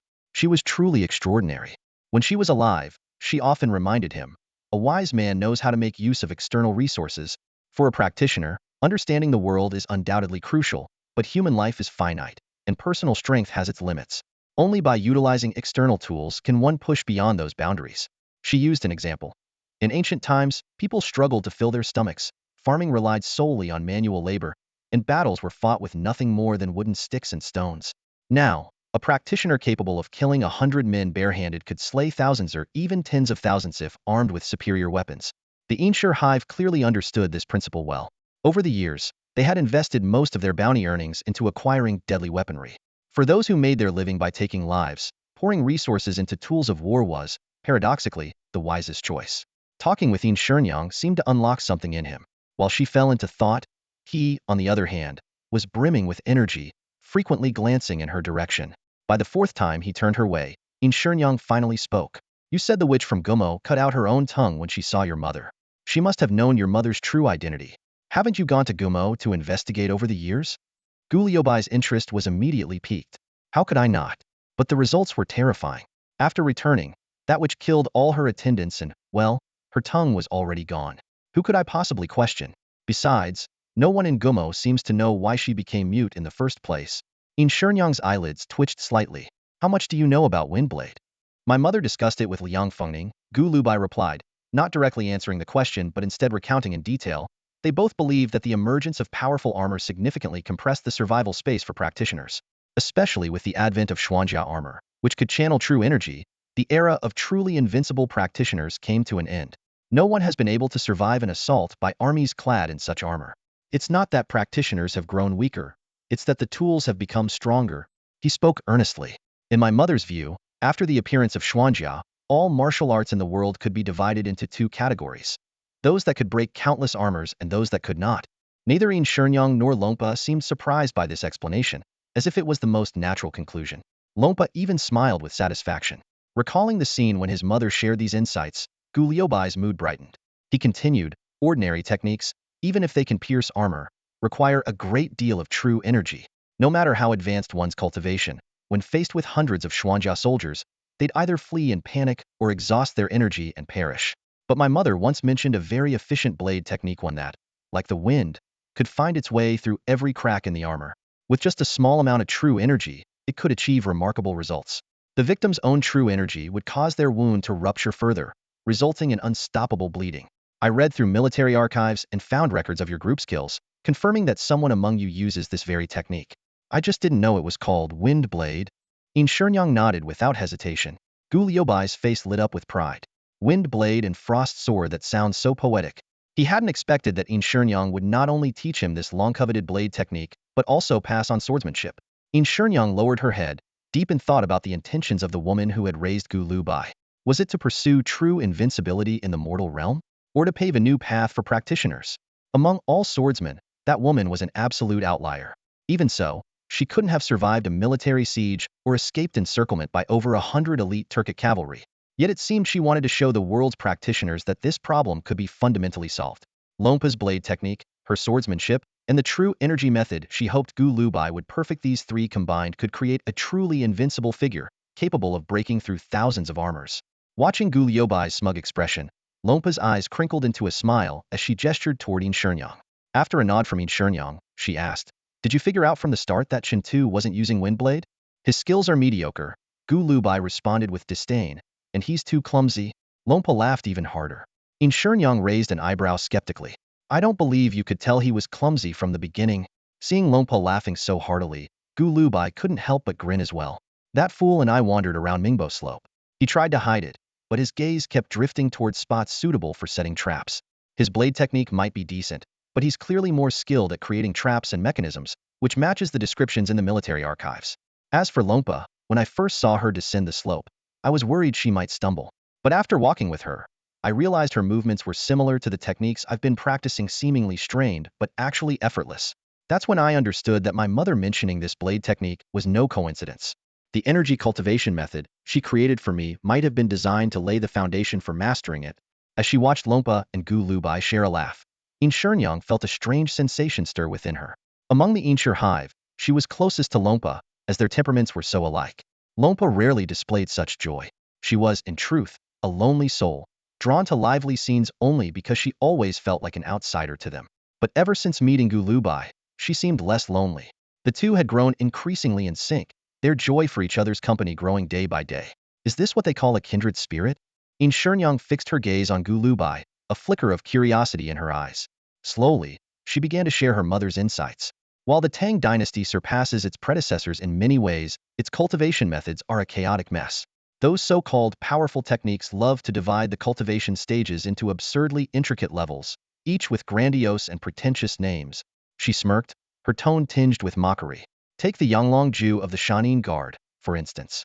Its relatively straightforward names like small circuit, great circuit, minor aperture opening, major aperture opening. But the Buddhist sects? Their methods are as cryptic as the sutras they chant. Gu Lubai, uncharacteristically talkative, found himself drawn into the conversation. As he spoke, memories of his mother surfaced, her voice, her demeanor, and particularly that signature look of disdain she often wore. He couldn't help but think that if his mother were still around, someone like Chen Tu would have been scorned into the ground by her sharp tongue. The thought amused him, lifting his spirits. My mother used to say, Gu Lubai continued, luckily, there are still Tang practitioners who adhere to the ancient Qin traditions, dividing cultivation into 9 ranks. Regardless of the method, they judge strength based on power and the refinement of one's inner energy. By that standard, the first rank is entry level, while the 9th rank represents ultimate mastery. As for me, I believe I've reached the 7th rank. 7th rank, indeed. In Shenyang's expression remained calm as she asked, and what rank do you think I am? Probably mid to high 8th rank, Gu Lubai answered without hesitation. Then, according to your mother, a 9th rank practitioner would be the kind of person who can move freely through an army of tens of thousands, a true god of slaughter? Gu Lubai chuckled and nodded. Exactly. The kind of legendary figure you only read about in history books. Nowadays, some people in Chang'an claim to be 9th rank, but at best, they're barely scraping 8th. In Shenyang agreed, her tone contemplative. True. There are no real 9th rank masters left in this world. Those figures worshipped as deities by later generations, they were the genuine supreme beings. Forget about cutting through tens of thousands of soldiers. Even someone who could escape from 3,000 elite Turkic riders or 200 black armored troops would be unheard of now. As their conversation meandered, Gu Lubai suddenly thought of Luo Qing. His lips curled in disdain as he remarked, his cultivation technique is pathetic. At most, he'd be a low 6th rank. No wonder when you, with your 8th rank skills, crossed territories to kill him, you went to such elaborate lengths. He probably died without ever understanding why. In Shenyang frowned slightly, looking almost troubled. I didn't expect to be seen through so quickly. Let me guess, Gu Lubai said with a smirk. You found it too dull to just kill him with a single strike, didn't you? Exactly. In Shenyang admitted with a serious nod. By the way, Dragon Lady, would you like to practice archery? Gu Lubai was momentarily taken aback. He hadn't expected his offhand remark to hit so close to the truth. So her habit of shooting arrows at people from the shadows, never missing a target, was really just her way of keeping her archery skill sharp? To be continued. The monk who gave her this cultivation method to read must not be a fool. Her identity and the conditions she offered were likely too compelling to refuse. In Shenyang concluded her gentle probing of Gu Lubai. Seeing Gu Liubai's tear-streaked face, she nodded inwardly with approval. Compared to Liang Fengning and Guo Beishi, In Shenyang was the kind of mentor Gu Lubai wished he could have more of. He began to reassess the peculiar traits of the group known as Inshan Yaiwofeng in his mind. In Shenyang outwardly aloof and cold, but in truth straightforward and candid. She despises beating around the bush yet has an inexplicable fondness for meddling in others' affairs. Longpa, her origins are shrouded in mystery. Her mastery of wind blades is unparalleled, though she treats archery like child's play. She is warm and kind, much like a benevolent grandmother. Du Haha carries a sword, though it's unclear if he knows how to use it. He values money above all else, but adheres strictly to rules. Xiao Huangyan, a master of disguise and voice mimicry, evoking the image of the enigmatic figure in the archives known for imitating 100 voices. Lan Yufeng, restless and nimble, her exceptional lightfoot skills and unmatched thievery make her a challenge even for this group of experts. She loves beautiful clothes and likely spends a lot of time browsing shops in town. Suchi, skilled in stealth and tracking, he prefers solitude and dislikes lively gatherings. Gaoju appears slow-witted but can quickly assemble and disassemble objects, with a photographic memory. Hu Laosen likely a skilled craftsman, hiding mechanisms or armor within his clothes, as evidenced by the power of his crossbow. Another one who enjoys meddling in others' business. Chun Tu a clumsy brute with a blade, obsessed with saving face. Beyond setting traps and ambushes, he must have other hidden talents. After 2 clear days, snow began to fall again at Mingbai. The court of astronomy star observers had predicted it with pinpoint accuracy. Chun Tu watched the snowflakes descending and sighed. Gu Lubai was right. If even the court's field officers possessed such skill, then the figures in Chang'an must truly be close to divine. He had never considered the saying, bringing together the wisdom of the world. Could it be that associating with clever people makes one smarter? Then why, after spending time with Gu Lubai, did he feel increasingly foolish and particularly self-conscious? He wondered where that brat had gone with Yin Shenyang and Long Pe, and what they were up to. What troubled him even more was that he hadn't escaped the onset of the dreaded black eye disease. His urine was darker. And just this morning, under cloudy skies, his vision had started to blur. The court of astronomy officials were truly skilled. Errors in their forecasts could cost them their heads. Without genuine ability, they wouldn't last in this line of work. This snowfall was indeed lighter than the one Luo Qing last witnessed, at least not enough to hinder caravans and herders on their routes. Amid the wind and snow came bold, hearty singing. A group of herders was driving their cattle and sheep toward Longtuken. Longtuken and Kushang were autumn pastures surrounding Haishawa. In winter, caravans gathered here to trade livestock, furs, and medicinal herbs. The herders also hoped to establish connections with the Chang'an officials stationed in Haishawa, securing the privilege of rearing military horses. This wasn't for profit, but to gain the officials' protection, sparing their pastures and livestock from being seized at will. The herders adhered to a simple survival rule passed down through generations. They must align themselves with the strongest power in the region. Despite the harsh environment, they maintained an enduring optimism. Even with their faces purple from the cold, they bared their chests and sang praises to the eternal sky, as if their robust voices alone could ensure the prosperity of their clans and the flourishing of their descendants. Suddenly, their horses and livestock grew restless. A dark shadow darted swiftly across the snow. Was it a pack of wolves? 2 herders spurred their horses to give chase. Upon a closer look, their faces turned pale. It was 7 or 8 wolves, pulling a figure as small and wiry as a monkey at high speed. While this region had many skilled wolf hunters, someone who could tame wolves to pull a sled was unheard of. Even more astonishing was how frail the boy looked, as if a single jolt might send him flying. With so little flesh on his bones, it seemed doubtful he could even feed one wolf. Longtuken wasn't much of a stronghold. There weren't significantly more windproof structures here than at Mingbai, and there was no city wall for defense. With the abundance of wild beasts in the area, they had only erected some symbolic wooden fences. The gateway, wide enough for large carts, was marked by a single flagpole, serving as the entrance. Beneath the flagpole, a squad leader and 2 seasoned soldiers huddled around a fire, warming themselves against the biting cold. To the north stood a solitary military tent, uninhabited but sturdy enough to block the piercing wind. This place rarely saw stationed border troops. If not for the recent horse trade with Haishawa and the 2 nearby markets, the area around Longtuken would typically only see the occasional cavalry passing through, stopping to barter for food from local herders. Just then, a startling sight unfolded. A pack of 7 or 8 wolves was slowly pulling a human figure toward the camp. The 3 soldiers nearly drew their blades in shock, but the person let out a sharp whistle, signaling the wolves to halt. The figure was none other than Zhou Luer. His face was a mess of frozen snot and ice, giving him a particularly disheveled appearance. Swiftly, he untied the leather straps from the wolves, shouldered a hide raft that made him look like he was carrying a giant turtle shell, and approached the soldiers. The wolves lingered for a moment, casting wary glances at the group, before turning and disappearing into the wilderness. Zhou Luer stepped up to the fire and handed over a small pouch of coins. "Brothers, could you do me a favor and pass a message to Su Tuibei? Tell him Zhou Luer is looking for him." The squad leader didn't even need to open the pouch to know it held around 30 copper coins. He asked cautiously, "Young man, what's this about?" 15 told me this works better than words. Everyone likes it, and I can't expect you to run a message for free, Zhou Luer replied, rubbing his frostbitten nose as he settled down by the fire. The squad leader, though unsure who this 15 was, appreciated Zhou Luer's understanding of etiquette. His mood visibly improved as he nudged the soldier to his right. "Go find him." The soldier hesitated, confused. "Who's Su Tuibei? Did you leave your brain in a cow pie? How many people named Su do we know around here?" The squad leader gave him another kick. "And don't yell out his nickname too loud, or Su Xiaowei will have our hides." At that moment, the squad leader's gaze fell back on Zhou Luer, and his eyes narrowed.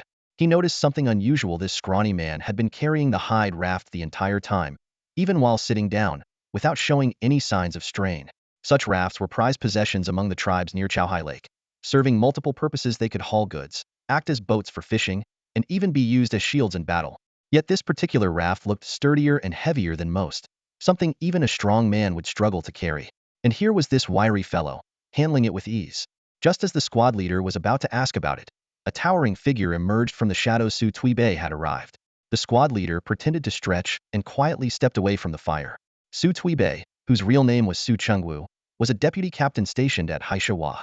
A native of Chang'an's Pingkong ward, he was the worst off among his peers who had enlisted at the same time. Even the second worst among them had managed to secure a position as a vice officer in Yongguan, a rank of 6th grade lower, far better than Zu's current 9th grade minor post. His downfall was closely tied to his infamous nickname, Tuibei. Over a decade ago, Su had been a captain of 300 men at the Ningxua Jiachong garrison. Towering and built like an iron tower, he was a commanding presence. But a single incident during an anti-bandit campaign sealed his fate. After capturing 2 notorious bandit leaders, he decided against executing them outright. Instead, he subjected them to public humiliation by forcing them to mate with sows in front of a crowd. While such punishments weren't unheard of in the borderlands, Su had the misfortune of staging the spectacle in the presence of officials from the censorate. The act was deemed grotesque and inappropriate, leading to his impeachment. Had he chosen to resign and return to Chang'an, his situation might not have been so dire. But Su, ever defiant, refused to leave the military. He endured beatings, salary cuts, and disgrace, all in the hopes of reclaiming his honor and rising through the ranks once more. Among the officials of the censorate, one unexpectedly rose through the ranks and became the deputy censor-in-chief, assisting the censor-in-chief himself. It was rather strange. No one knew whether someone was secretly supporting him or if others were deliberately currying favor. In stark contrast, Su Tuibei's career had been in a steady decline ever since he was relegated to the border troops. No good opportunities ever came his way, but tasks that required taking the blame always seemed to find him without fail. Over the years, the once towering and imposing man had been worn down by reality. He had grown fat to the point where he couldn't even see his own toes when standing up, resembling a wheezing mountain of flesh. Yet, this state of decline seemed to have liberated him. No longer cared about anything, least of all military achievements. Not only did the ordinary soldiers avoid him, but even his superior officers steered clear, fearing any confrontation with this living embodiment of bad temper. Everyone was just waiting for the day he finally came to his senses, spent some silver to grease the right palms, and slunk back to Chang'an to live out his days in retirement. Zhola, clearly no stranger to Su Tuibei, hurried up to him as soon as he arrived, sniffling from his still-thawing nose. Su Tuibei shot him a disdainful glance, but Zhola remained unfazed, leaning in close to whisper something in his ear. That much stuff? Su Tuibei immediately frowned. There are so many eyes on Haishiwa. It's not going to be easy. Zhola, as if expecting this response, grinned slyly. 15 wants to know, do you want to transfer to Yuzhou? Su Tuibei's layers of fat trembled slightly. Yuzhou? Like I can just go there if I want? 15 said. If you want to go, it can definitely be arranged. Su Tuibei let out a cold laugh, turned on his heel, and walked away without another word. I'm coming with you. Zhola, undeterred by his disdain, trailed after him. 15 told me to wait for him at Haishiwa, and I still need to help him find 2 people. Such a nuisance. Stay away from me. Su Tuibei bellowed. If you so much as get that snot of yours on me, they'll beat you so hard even Gu 15 won't recognize you. Don't be like that, Zhola replied with a cheeky grin. 15 said, we'll have plenty more chances to work closely together in the future. Get lost. As the night once again enveloped the distant Tianshan Mountains, the snow gradually came to a stop. According to the officials from the Imperial Astronomical Bureau, the next 10 days were expected to bring rare, clear weather without even a hint of strong winds. Peng Qingshan plopped down onto the snow, massaging his aching legs almost unconsciously. He finally understood why Pei Yunxiu was so captivated by a young boy who had fraudulently claimed a soldier's stipend. The boy's stamina was far superior to his own as a seasoned tracker. The thought of losing the boy's trail filled him with a sense of shame. Fortunately, he had at least confirmed their direction of travel. As Pei Yunxiu had initially deduced, they were indeed heading to Haishiwa. Suddenly, his ears twitched, and the self-deprecating look on his face vanished in an instant. Slowly, he raised his head and looked toward the left ahead of him. The area appeared empty, but his heart tightened violently, as if he were being watched by an invisible predator. A few breaths later, a white silhouette emerged from the shadows of the night, a tall woman who had proven her mastery as a sword fighter on the battlefield of Mingbai Slope. Behind her followed the boy nicknamed the Gravedigger of Mingbai Slope. Looking for us? Gu Lubai called out from afar. Peng Qingshan's expression surprised him. It held no hostility, but rather a sense of relief, as if he were finally spared some torment. Peng Qingshan scrutinized Gu Lubai's youthful face and couldn't help but feel a twinge of indignation, much like Chen Tu had before. He retorted stubbornly, "How do you know I didn't let you find me on purpose?" That stubborn tone is so familiar. Gu Lubai's eyes lit up. Though he appreciated Long Per and Yin Xinyang's straightforwardness, one was aloof and taciturn, while the other barely spoke at all, making the journey rather dull. He couldn't help but miss Chen Tu. "You're quite something, deliberately letting us find you," Gu Lubai said with a playful grin, looking at Peng Qingshan. "But you're way too slow. We had to stop and wait for you 3 times. Oh, and wipe that cold sweat off your forehead." Peng Qingshan's face flushed uncontrollably. "Fine. He'll drop the act." He sat back down on the ground, resuming his leg massage. "It's Pei Yunxiu who's interested in you. She sent me to see what you're up to next." "So straightforward?" Gu Lubai turned to look at Yin Shenyang in disbelief, as if doubting that anyone could be more direct than Yin Shenyang. "Do you even know who Pei Yunxiu is?" Peng Qingshan asked, puzzled by Gu Lubai's reaction. "That wild young lady from the Pei family?" Gu Lubai finally showed some surprise. "Looks like the emperor really values the war horses from Haishawa." "Not necessarily. My guess is she just wanted an excuse to run wild," Peng Qingshan muttered inwardly. Seeing how easygoing Gu Lubai was, he relaxed and added, "Pei Yunxiu did tell me beforehand that if you discovered I was tracking you, I should come clean. She said she has no ill intentions toward you. On the contrary, she might even help you out, like getting you a travel permit in Haishawa or something." "Sounds like this second young lady of the Pei family is as intriguing as the rumors say." Gu Lubai smiled faintly. Peng Qingshan pulled out a sachet from his coat, intricately woven with gold thread that formed the character Pei. "She told me to show you this, just in case you didn't believe me and decided to chop me into pieces." "She's thought of everything," Gu Lubai remarked thoughtfully. "But we need her help with the travel permit. If possible, though, pass along a message for me. If she wants me to live more comfortably, it's best not to let anyone think she's paying attention to me. The less interest she shows, the better. And when you exchange information, avoid using any military channels. Face-to-face is best." "Got it," Peng Qingshan agreed readily. These weren't matters he needed to ponder. Whether Pei Yunxiu would honor Gu Lubai's request was entirely up to her. The conversation seemed to be over, and they were about to part ways when Yin Shenyang, who had remained silent until now, suddenly spoke up. "You use a sword too?" Having heard of Yin Xinyang's exploits at Mingbai Slope, Peng Qingshan broke into a cold sweat. "My sword is just for show, nothing worth mentioning. Let's go." He's hidden his sword so well that only a sliver of the hilt is visible. "And you still noticed?" Gu Lubai said with a pained expression, pulling Yin Shenyang away. Her tendency to challenge anyone wielding a sword was proving to be quite troublesome and dangerously unpredictable. Watching their figures disappear into the distance, Peng Qingshan felt a wave of lingering fear. Chen Tu pondered silently. If he revealed the truth about his sect to Yin Shenyang, his throat might very well meet the edge of her blade in the next instant. Those who rose to the rank of swordmaster were either battle maniacs or sword fanatics, each one more troublesome than the last. As night fell, darkness consumed Chen Tu's vision completely. He strained to keep his eyes open, but it felt as though his eyelids were glued to his eyeballs. Even the blazing bonfire before him was nothing more than a blurry glow in his sight. Sitting by the fire, Chen Tu was overcome with a wave of desolation. Gritting his teeth, he turned to the person beside him and growled, "Du haha, that despicable Gu Shiwu is messing with me on purpose. Once I recover, let's dig a trap for him together." "Tuzi, I'm not Du haha, I'm Lan Yufeng," came an unexpected voice from his side. The response nearly caused Chen Tu to tumble headfirst into the fire. The onset of black eye sickness had been swift and relentless. For an ordinary person, it might not have been too terrifying. For now, Chen Tu merely felt weak all over, unable to see clearly in dim light, with a dulled sense of smell and taste. According to Gu Shiwu, most people would recover after a few days of rest. However, for a warrior whose life depended on wielding blades and swords, this affliction was potentially fatal.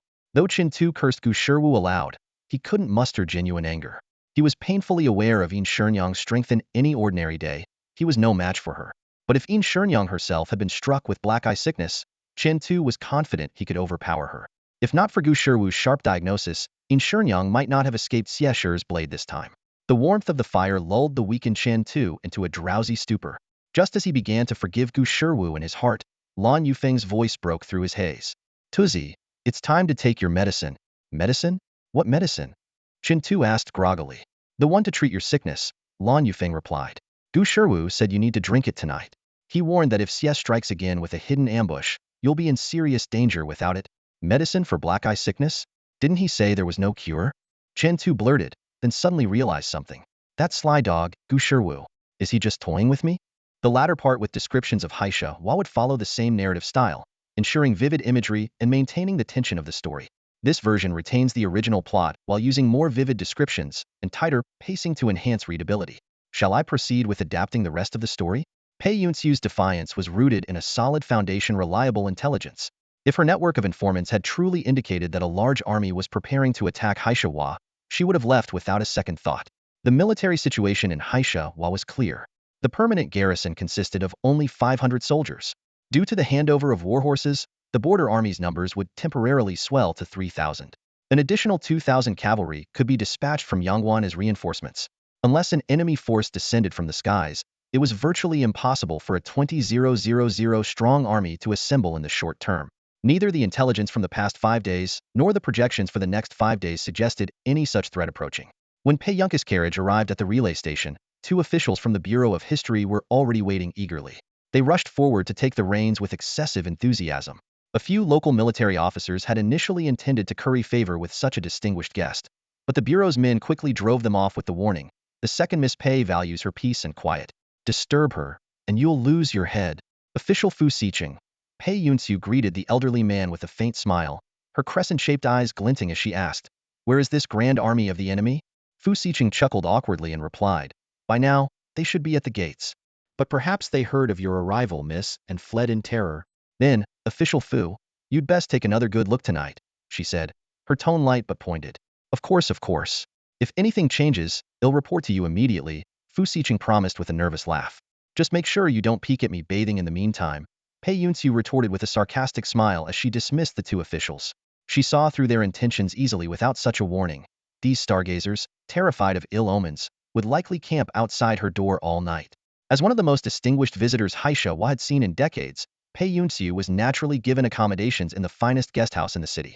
However, unlike other pampered nobles, she found little interest in such luxuries. "What's this?" "Su Tuibei found a woman's corpse," she murmured, her eyes gleaming with an unusual light as she read the confidential report in her hand. That self-indulgent heap of flesh actually had such peculiar tastes? She recalled the man she had seen sunbathing near the city wall upon her Aravala bloated, desolate figure that seemed to embody rot and decay. A casual inquiry had revealed his name, Su Tuibei. "Find out what this man has been up to next. Quickly," she ordered. Before long, her subordinates returned with news. Su Tuibei had commissioned new clothes for the corpsey concubine of a merchant caravan leader from Yangwan and had even arranged for it to be carefully cleaned and dressed. "Does this merchant's wife have any connection to Su Tuibei?" she asked. "We haven't been able to confirm that yet," her subordinate replied. "Then investigate further, and assign someone to keep an eye on Su Tuibei in secret," Pei Yunxiu instructed. Her subordinates readily accepted the task. Compared to investigating the Xie clan or the Turks, this assignment was both intriguing and far less dangerous. Once the room had cleared, Pei Yunxiu realized with a start that she had placed Su Tuibei's peculiar affair ahead of Gu Shui and his group in her priorities. According to the information relayed by Pang Qingshan, the forces of Yinshan Yaiwofeng, apart from Gu Shiwu and that esteemed swordmaster, should have already reached Haishuo. Pei Yunxiu calculated silently to herself. Sneaking into Haishuo undetected with over a dozen horses and a large amount of luggage would undoubtedly be no easy feat. Since the establishment of the Tang dynasty, while the empire upheld a principle of inclusivity and openness, its scrutiny of those entering its borders had never slackened. The emperor, though treating foreigners with fairness and offering them opportunities to establish themselves within Tang territory, showed zero tolerance for those harboring ill intentions. The nobility in Chang'an maintained strict oversight of local officials, who in turn closely monitored foreign visitors not only because they could potentially cause unrest, but also because dealings with them might involve significant stakes. In the border city of Haishuo, the situation was even more stringent. If contraband were to enter Tang territory, investigations would trace it back to its source, and all implicated officials would face severe punishment. For a highly skilled individual, infiltrating a city alone might not be too difficult. However, smuggling an entire group of people and their belongings into the city, especially with the handover of warhorses imminent and Chang'an officials gathering in the area, was a formidable challenge. Pei Yunxiu pondered that if it were her, the best approach would be to stash the horses and luggage elsewhere and enter the city lightly equipped. Initially, Chun Tu had a similar plan, intending to leave the supplies near Longtukin or Kushang. But that night, after he drank a bowl of medicinal soup and lost his sight, he suddenly realized his foolishness. Gu Liubai's mission in Haishuo was not merely transactional. He also intended to transport the belongings into the Tang heartland, possibly as far as Chang'an. If they couldn't get through Haishuo and Yangwan, what use was it to store the luggage at Longtukin?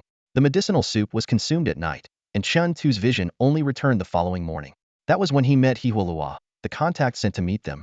He Hualua still wore his narrow-sleeved, wide-collared sheepskin coat, the empty right sleeve conspicuously tucked into the belt at his waist. Early that morning, He Hualua appeared before them leading a horse. Along the way, Chun Tu tried several times to inquire about the origins of He Hualuo's missing arm and the scars on his face. However, He Hualua was as taciturn as Hu Laosan and as aloof as Yin Shenyang. He only gave a brief reply, bitten by wolves, and said no more. They reached Haishua about an hour ahead of Pei Yunxiu. While Pei Yunxiu chose the East Gate, where merchants of privilege often pass through, they opted for the North Gate. The East Gate was frequented by well-connected trade caravans, but the North Gate was the route for livestock, herders, and smaller merchants. The ground was littered with uncleaned dung from cattle and horses, and the old soldiers guarding the gate were distinctly hostile. When they arrived, they witnessed 4 of these old soldiers beating up the head of a merchant caravan. The man had been driven away from the East Gate and was already fuming. After a few heated words with the guards, he insulted one of the soldiers' mothers, only to be pinned down into the filth and beaten mercilessly. His face was bloodied, and it seemed likely he'd broken at least 2 ribs. Chen Tu saw this as both a warning to others and a reflection of the pent-up aggression of these soldiers, who appeared to be men sent here as a form of demotion or punishment. What shocked Chen Tu, however, was how perfunctory these ill-tempered soldiers were when inspecting their group. They barely glanced at their luggage, ignoring even the most suspicious items, such as the peculiar assortment of goods carried by Hu Laosan. They were waved through without so much as a body search. Noticing Chen Tu's bewilderment, He Hualua, usually tight-lipped, offered a rare explanation. Brother 15 made arrangements in advance. Although Chen Tu had resolved to trust Gu Lubai unconditionally after his night of blindness, this still defied his understanding. After all, Hu Laosan's luggage included conspicuous armor plates and item whose private possession was a serious crime in Tang law. Even though they had long served the border military and Hu Laosan carried multiple written permissions, passing through checkpoints usually required painstaking effort. Yet these gate soldiers turned a blind eye, skipping even the most basic procedures. After years of dealing with the border military, how could they have been outdone by a mere young upstart like Gu Shiwu? What? He wants me to express interest in him, and then have a face-to-face conversation? Pei Yunxiu erupted in rage inside the quiet chambers of Haishua. Her delicate face twisted with fury, and her slender fingers clenched tightly into fists. That arrogant fool. Who does he think he is? And who am I? How dare he demand a face-to-face meeting? Her voice was filled with incredulous anger. Didn't Peng Qingshan already meet them? Tell him to find that person for me. I must see what kind of insolent wretch dares to say they don't need my help to arrange customs documents. Meanwhile, about 10 miles away from Haishua, Gu Lubai was in the midst of an eye-opening encounter. Yin Shenyang's body suddenly emitted a series of popping sounds, like firecrackers going off, as if every bone in her body were shattering. Gu Liubai's heart tightened, and his first thought was whether she had gone berserk. However, Yin Shenyang appeared unusually calm. Her entire body shrank rapidly during the cacophony, her once tall and slender figure compressing to the height of an average woman. Her clothes now looked loose on her, and even her long, horse-like face transformed into more harmonious proportions. Although she still wore her veiled hat, her features had clearly become more refined. What is this? Gu Lubai asked in astonishment. I don't like drawing attention. Better to adopt a different appearance before entering the city, Yin Shenyang replied serenely. That certainly saves a lot of trouble, Gu Lubai remarked in admiration. Is this your true form? If Luo Qing had seen your real appearance, he probably wouldn't have died so bitterly. Yin Shenyang did not respond to his comment. Instead, she said calmly, if you want to master the frost sword, this technique is something you'll need to learn as well. Gu Lubai froze, his thoughts racing. In an instant, he realized that Yin Shenyang had just revealed an important secret about the frost sword to him. Back at the chambers in Haishua, Pei Yunxiu's fury flared once again. Are you all idiots? She shouted at her trusted aides. Peng Qingshan already said they must have entered the city, yet you haven't even found a trace of them. Haishua isn't Shangan, it's not that big. Those two have such distinctive features, and you still can't track them down. The scolded aides stood there, thoroughly berated and inwardly frustrated. They understood all too well that while Haishua was small, their resources were stretched thin. They had to coordinate with the Pei family informants within the border troops, keep tabs on that fat man Su Tuibei, and investigate the relationship between the merchant caravan manager's wife and Su Tuabil while trying to locate the elusive pair. It was an impossible juggling act. If you can't find them, Pei Yunxiu said coldly, then you can spend the next 2 years eating sand out here. As the aides left the chambers, their foreheads were drenched in cold sweat. They knew this was likely an empty threat from the second miss, but the thought of enduring 2 years in the desert still sent shivers down their spines. What do we do? One of them whispered. Stop assigning so many people to tail that fat man. Another gritted his teeth. He's not going to bury that woman's corpse anytime soon. Reassign some of our men and turn Haishawa upside down if we have to. We must find that boy. Inside the chambers, Pei Yunxiu narrowed her striking eyes and ground her teeth. Gushiwu, huh? You've definitely piqued my interest. She thought to herself that this Gulubai was indeed unlike anyone else. The Pei family wielded enormous power. What kind of fool wouldn't accept her help with gratitude? Just the mere knowledge that the second miss of the Pei family had taken a personal interest in someone would be enough to save anyone from ending up like Su Tui Bei. And as someone of her stature, she never extended her hand lightly. The gravedigger of Mingbai Slope dared to reject her goodwill. Pei Yunxiu clenched her teeth, her fury surging. What infuriated her even more was Su Pengzi's sluggish attitude. Despite having the female corpse cleaned up and dressed in a pristine white outfit resembling a snow fox, he had yet to make the next move. As she pondered, venting her anger on some unlucky official, 2 officers from the Bureau of Astrology had already slipped away unnoticed. It wasn't surprising. Unlike Chang'an, the nights in Haisha Valley were sudden and oppressive. One moment, the horizon held a faint glow, and the next, darkness blanketed the land, with countless stars pressing down as if to suffocate. On the city wall, soldiers began lighting ghost-repellent lanterns. The 2 officers fixated on the ominous star's earlier position when they simultaneously gasped. A hunched old woman had swung past the watchtower like a pendulum, vanishing into the shadows in the blink of an eye. Did you see that too? One officer turned to the other, their faces pale with fear. Pei Yunxiu, finishing her evening meal and preparing for a stroll, heard a commotion in the courtyard. The 2 officers were attempting to set up camp within her grounds, claiming to have seen an apparition, a hunched old woman swinging between the watchtowers. Idiots! Pei Yunxiu snapped, realization dawning on her. With such an obvious clue, you couldn't piece it together? Just as her mood improved a fraction, her trusted aide, Li Shiji, rushed in with urgency. I found something. Li Shiji's face lit up with excitement. Miss, I've uncovered a shocking secret. Su Tue, despite his seemingly idle position, is secretly orchestrating activities across the city. And he paused for effect, lowering his voice. He seems to be working for that boy from Mingbai Slope. Pei Yunxi's mind reeled, her face burning with realization. The tall female corpse, the snowfox-like garment, that blasted Su Pengzi. Called he be staging a fake death for Gushiwu? Take me to that damned fat man, she hissed through gritted teeth. Miss, your foresight is unparalleled. You knew there was something off about him from the start. Li Shiji flattered her immediately, drawing silent admiration from 2 other confidants nearby. They exchanged glances, marveling at how this thick-browed, stern-looking aide had mastered the art of bootlicking to perfection. Pei Yunxiu snapped out of her confusion, her thoughts suddenly becoming clear. She had initially believed that capturing Su Tui Bei would lead her directly to Gushiwu, but the turn of events had defied her expectations.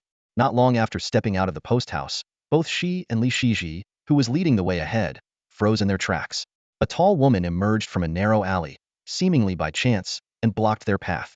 It was Yin Xiniang. Though she had altered her appearance before entering the city, she now stood before them in her strikingly tall and imposing figure, just as she had been at Mingbai Slope, dressed in plain gray attire, resembling a woman of the Huehu people. Her unique and inexplicable aura immediately put Li Shiji on high alert. Behind Pei Yunxiu were 3 fellow colleagues, ready to respond should anything happen. Within 10 breaths, 50 reinforcements would arrive. But if Inshan's people were already lying in ambush nearby, Li Shiji dared not think further. Just as Pei Yunxiu frowned, a scruffy young boy emerged from the same alley. His gaze swept over her, and just as she felt a sense of provocation, the boy unexpectedly bowed to her. Although Pei Yunxiu didn't return the gesture, the uneasiness in her heart dissipated slightly. Li Shiji, however, furrowed his brows. The disheveled boy approached them directly, stopping 5 or 6 steps away. I am Gushiwu, he said, looking at Pei Yunxiu with a tone both sincere and gentle. There's something thrilling. I wonder if you'd be interested in seeing. Something thrilling? Pei Yunxiu was momentarily puzzled. Though she loved excitement, she feigned indifference. I've seen all kinds of thrills. I'm not interested.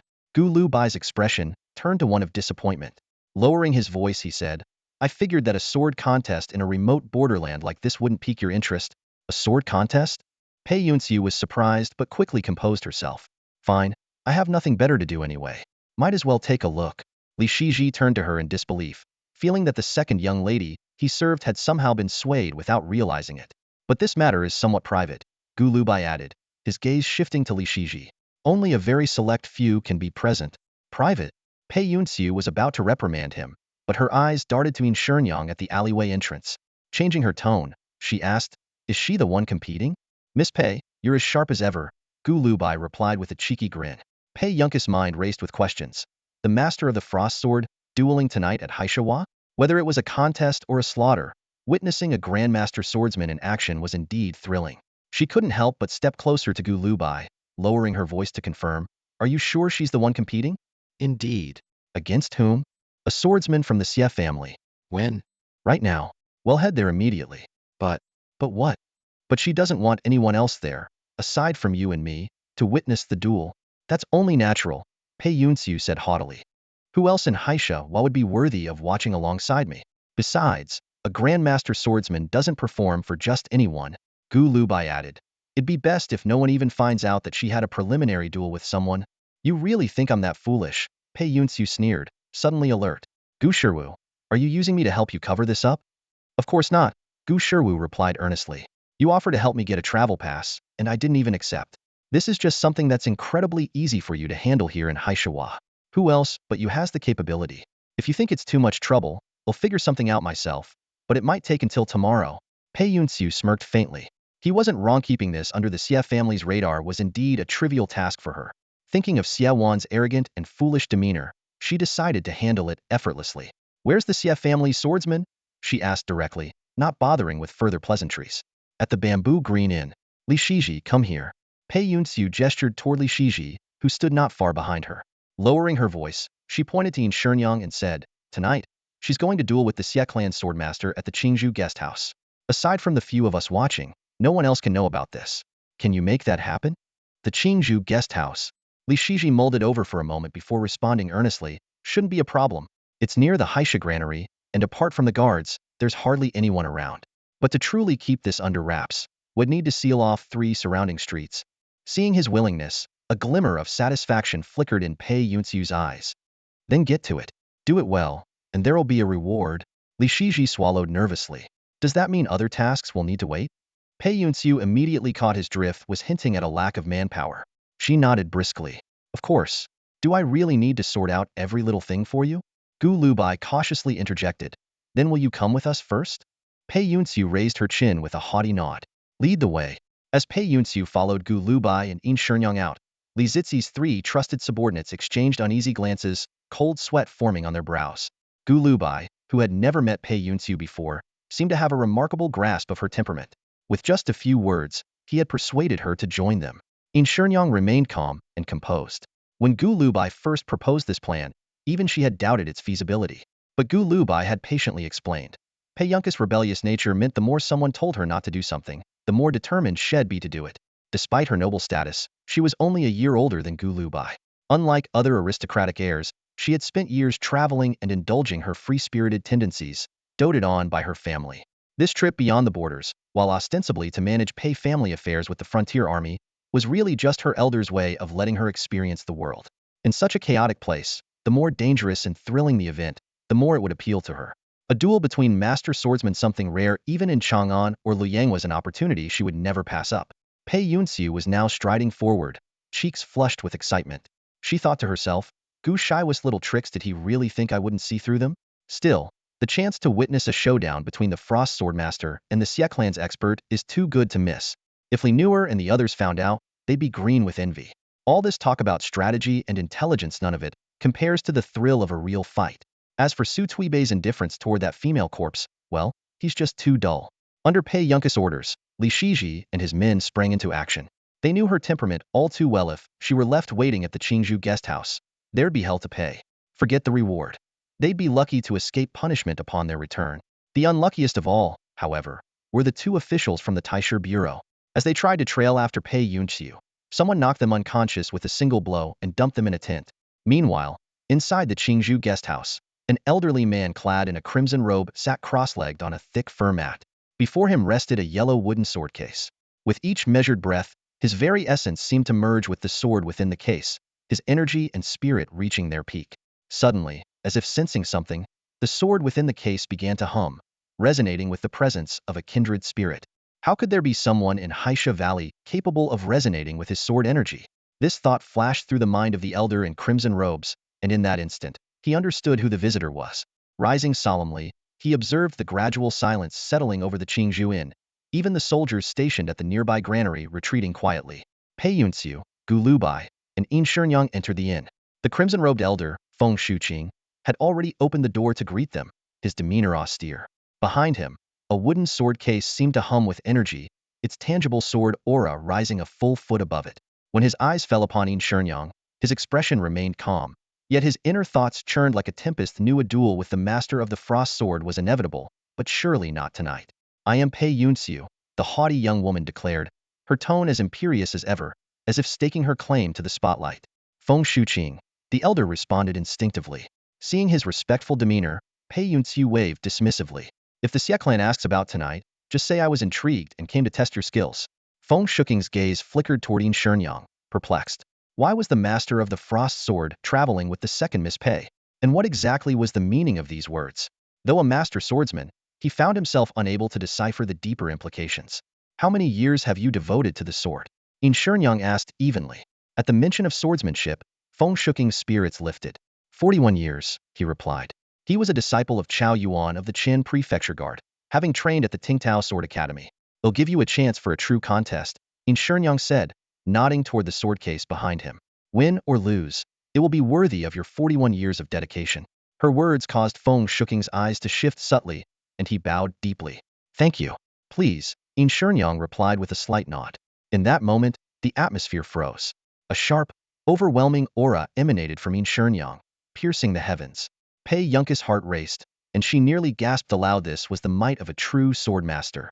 Compared to this, the years of training by Li Shiji and the others seemed utterly insignificant, their presence not even worthy of a comparison to the tip of Yin Shenyang's toe. Though no swords had crossed yet, Pei Yunxiu felt her entire body tingling with tension. With a sharp crack, the sword case beside Feng Shuqing split open. A blade, nurtured for years, finally had its moment to reveal its true essence. The sword's light was a soft yellow, not blinding, yet in Pei Yunxi's eyes, it transformed into an image. Snow-laden plum branches, buds bursting into bloom in an instant, their fragrance spreading even as the snow had yet to fall.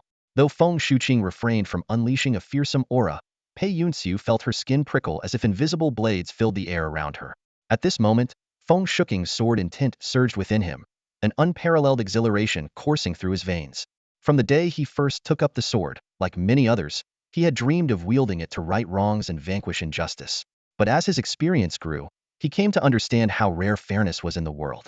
Even in Qin Prefecture, he had witnessed many gifted swordsmen meet untimely ends. His rise in the sword world owed much to the influence of the Xie clan. In 41 years, true moments of righteous confrontation had been scarce. Yet now, facing the master of the frost sword, he had been granted this rare opportunity for a fair duel. The sword light arced through the air, its energy resonating like a song of triumph. Pei Yunxiu was utterly captivated, as though she had stepped into a realm of pure sword radiance, every strand of hair on her body trembling in response. Yin Shenyang narrowed her eyes slightly. Against the foremost swordsman of Qin Prefecture, half-hearted techniques would not suffice.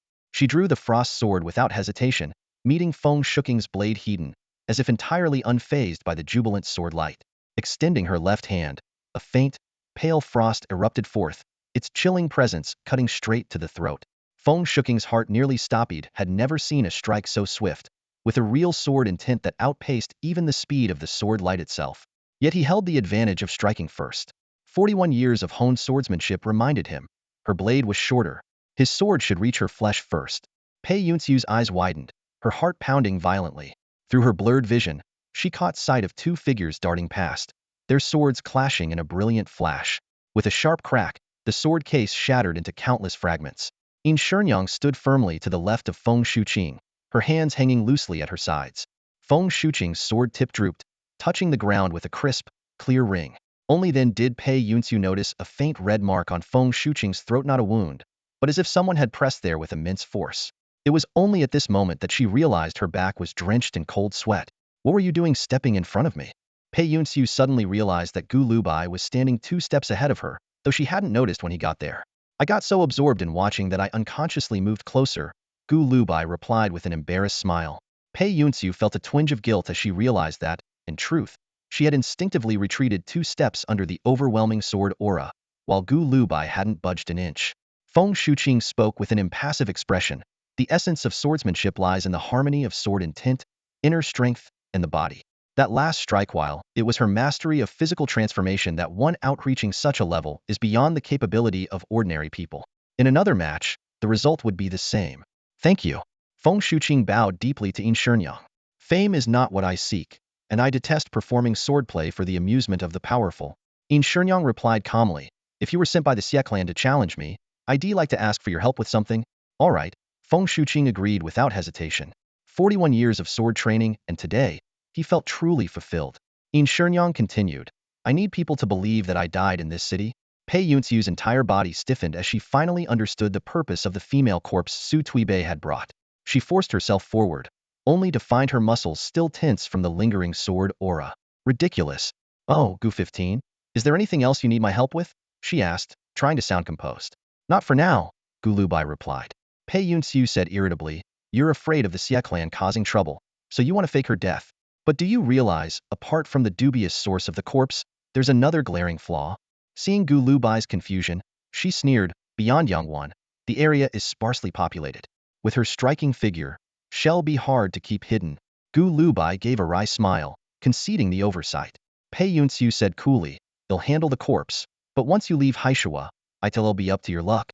After Pei Yunxiu walked off, Yin Shenyang watched her retreating figure with a hint of pity once again. Gu Lubai had tricked her into cleaning up the evidence. From the alley came Pei Yunxi's furious shout. Li Shiji, you useless fools. Worthless. Li Shiji and the others stood frozen, too scared to speak. They couldn't understand why words meant for Gu 15 had suddenly been directed at them. Qiao Huangyuan emerged from the tent, arms full of various items. By the fire pit, Chen Tu and Zhou Luer were warming themselves. Chen Tu, with his fastidious nature, was clearly keeping his distance from Zhou Luer. However, tonight, neither of them could escape Qiao Huangyuan's makeovers. Gu Lubai had already made arrangements. Those who hadn't shown their faces at Mingbai Slope could wait their turn, but people like Chen Tu and Zhou Luer needed to be disguised first. Did Pei Yunxiu really help Gu Lubai accomplish those tasks? Chen Tu's expression was darker than the disguise he was about to receive. He frowned deeply, hoping Zhou Luer would deny it. But Zhou Luer chuckled slyly. How could 15 Bro have known her before? Chen Tu suddenly deflated. He realized that even if Gu Lubai did know Pei Yunxiu, the situation was far from ordinary. How could a covert border agent have direct connections with the second daughter of the Pei family, let alone command her to run errands? What the hell is this? Relax. If we end up in Chang'an slaughtering pigs, at least we'll have plenty of pork head meat to eat, Zhou Luer said, patting Chen Tu's shoulder with the same hand he'd just wiped his nose with. Slaughter pigs? What are you talking about? Chen Tu exploded in anger. Still grinning, Zhou Luer replied, 15 Bro said we'll all be put to good use in Chang'an. But if you're not particularly useful, slaughtering pigs is a decent living. Me? Slaughter pigs? So you're all going to be important, and Gu 15 thinks I'm less useful than a skinny monkey like you? Chen Tu laughed bitterly in his fury. Not far away, Su Tuibei stood quietly with his hands behind his back. Upon hearing that Gu Lubai and Pei Yunxiu were getting along well, the weight on his heart finally lifted. Gu 15. You really are someone who delivers on your promises? The camp was cold, but his heart burned warmly. He couldn't even remember how many years it had been since he had stood like this, gazing up at the stars. All these years, whether in Yangwan or Haishua, he had preferred sitting to standing, lying down to sitting. Perhaps he really had been rotting away here. But now, with someone as extraordinary as Gu 15 and someone as noble as Pei Yunxiu, he might just stand tall again starting tonight. For a moment, he thought he saw a distant star turn blood red, like pig's blood, when Zhou Luer mentioned Chang'an and pig slaughtering. But when he looked again, it was back to normal. Maybe it was just the thought of the long-forgotten Chang'an that brought tears to his eyes. Two officials from the Bureau of Astronomy were fast asleep nearby, oblivious to any changes in the night sky. Gu 15 really is something, Pei Yunxiu muttered as she sat down in the post station. She had seen through Gu Liubai's cunning, but the two-sword intents she witnessed tonight, the subtle yet deadly killing aura, and Yin Shenyang's commanding presence were like a strong drink to her. Whether or not Feng Shuqing could be considered a true swordmaster no longer mattered. What was important was that this duel had truly broadened her horizons. So this was how swordmasters of this caliber fought, not by brute force, but through precision and deadly exchanges in the smallest of spaces, walking the razor's edge between life and death.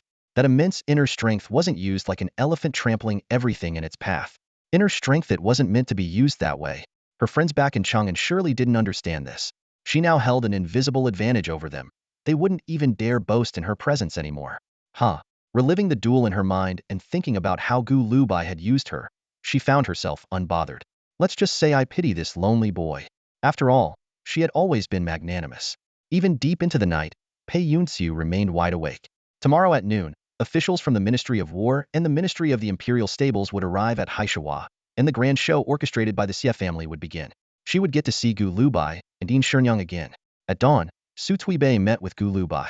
Any movement from Lutsao Post? No. According to the information I gathered, Xiaowan hasn't left Lutsao Post either. In addition to Su Tuibei, Gu Lubai had also been keeping tabs on Lutsao Post, and their findings matched. So Xiaowan doesn't want to witness the Swordmaster's duel in person? Or is it because he already knows this is just a show I've staged, and he has no interest in the spectacle? Gu 15. Just as Gu Lubai was pondering whether to approach Pei Yunxiu for more intel on Xiaowan, Su Tuibei's expression suddenly turned serious. Why not have Pei Yunxiu arrange the travel permits for you? Gu Lubai's expression remained calm as he explained slowly. Those around her might indulge her whims, but her family elders won't turn a blind eye. No matter how discreet she is, she'd still be leveraging the Pei family's influence. That means we'd always be under their watch. Su Tuibei nodded thoughtfully. Somewhere within Haisha City, there was almost certainly someone of importance from the Pei family, perhaps even someone Pei Yunxiu herself wasn't aware of. If you feel it's necessary, you can try to uncover this person, Gu Lubai added with a faint smile. But keep in mind, this matter is more tied to us than to you. Even if I asked Pei Yunxiu to bring you back inside the pass, the Pei family wouldn't interfere. To them, this is trivial. Su Tuibei understood the goodwill behind these words. It was like a mouse trying to spy on a kitten, exceedingly dangerous endeavor. Yet, after a brief hesitation, he made up his mind. We'll see if I can find out who they are. Gu Lubai wasn't surprised by his decision. Su Tuibei was resourceful and loyal, qualities that had earned him the devotion of many. It was only his recent streak of misfortune that had held him back. Before leaving, Su Tuibei asked earnestly, "Are you really confident you can keep Pei Yunxiu hooked?" Gu Lubai's eyes glinted with certainty. That crew from Yinshan Yufifeng? Any one of them is enough to keep her guessing for a long time. As dawn broke, two dazed officials from the Bureau of Astrology and Calendar woke up groggily. Their predictions had been accurate. It was indeed a bright and sunny day. Yet Pei Yunxi's mood was unsettled. She knew that today would bring a duel between a true master swordsman and a challenger aspiring to that title, though the exact timing remained unclear. Haisha City quickly came alive with commotion. Sturdy warhorses were herded in from surrounding pastures to the city's stables, awaiting inspection by officials from the Ministry of War and the Imperial Stables. A grand platform had already been erected in the city square, where priests from several tribes prepared to perform rituals, praying for fertile grazing lands and swift, powerful horses in the coming year. As the pungent smell of horse manure filled the air, a contingent of several hundred riders and officials arrived from the direction of Yangguan. Among them was Feng Shuqing, his sword case now shattered. The long sword was wrapped in coarse cloth as he walked steadily toward the platform. Meanwhile, a middle-aged official approached Gu Lubai and Yin Shernyoung. Polite and composed, he greeted them with a courteous bow, a warm smile on his face. Yet his words to Yin Shernyoung were laced with icy menace. If you wish to spare the lives of those in the city who have been aiding you, step onto the platform and duel with one of our people. And before the fight, paint your eye sockets white. Gu Liubai's face was truly unforgettable. Those gem-like emerald eyes, set against a classically Chang and featured visage, created a striking contrast that could make anyone stop and stare. In this era, even seasoned border troops stationed at Yangguan for years might struggle to distinguish between Persians, Sogdians, Rouran, or Tibetans among the Hu people. But those green eyes unmistakably revealed the Hu lineage flowing in his veins. The moment Li Shiji caught sight of Gu Lubai, a headache immediately struck. This boy's appearance was always accompanied by trouble. Ever since Gu Lubai showed up, Pei Yunxiu's face, normally marked by a clear, stay away expression, hadn't once softened toward them. At this moment, Pei Yunxiu shot a glance at Li Shiji and the others, signaling them to bring over this troublemaker. "I had planned to ask you something earlier this morning, but I was stopped by that man," Gu Lubai said, his gaze shifting to the middle-aged official leading the way for Yin Shernyoung. Pei Yunxiu, hearing this, was visibly annoyed. "Troublemaker, if you're going to use me, at least aim higher. Do you really need me to deal with someone like that?" Gu Lubai smiled faintly. "The main issue is that he used your name to threaten us." "He used my name to threaten you?" "Yes. He told Yin Shernyoung that if she didn't perform well during the sword competition as per his instructions, no one connected to us in Haisha would leave alive, especially those who had helped us." Pei Yunxiu cast a distant glance at the middle-aged official. "Li Shiji, find out who this man is." Li Shiji sighed inwardly. He knew perfectly well that Gu Lubai was stirring up trouble on purpose. Pei Yunxiu had just refused to help him teach someone a lesson, and now she was asking him to investigate this small fry. These dogs raised by the Xie clan, why not just get rid of them outright instead of wasting time? Pei Yunxiu led Gu Lubai to the rooftop of a tailor shop where clothes were being aired.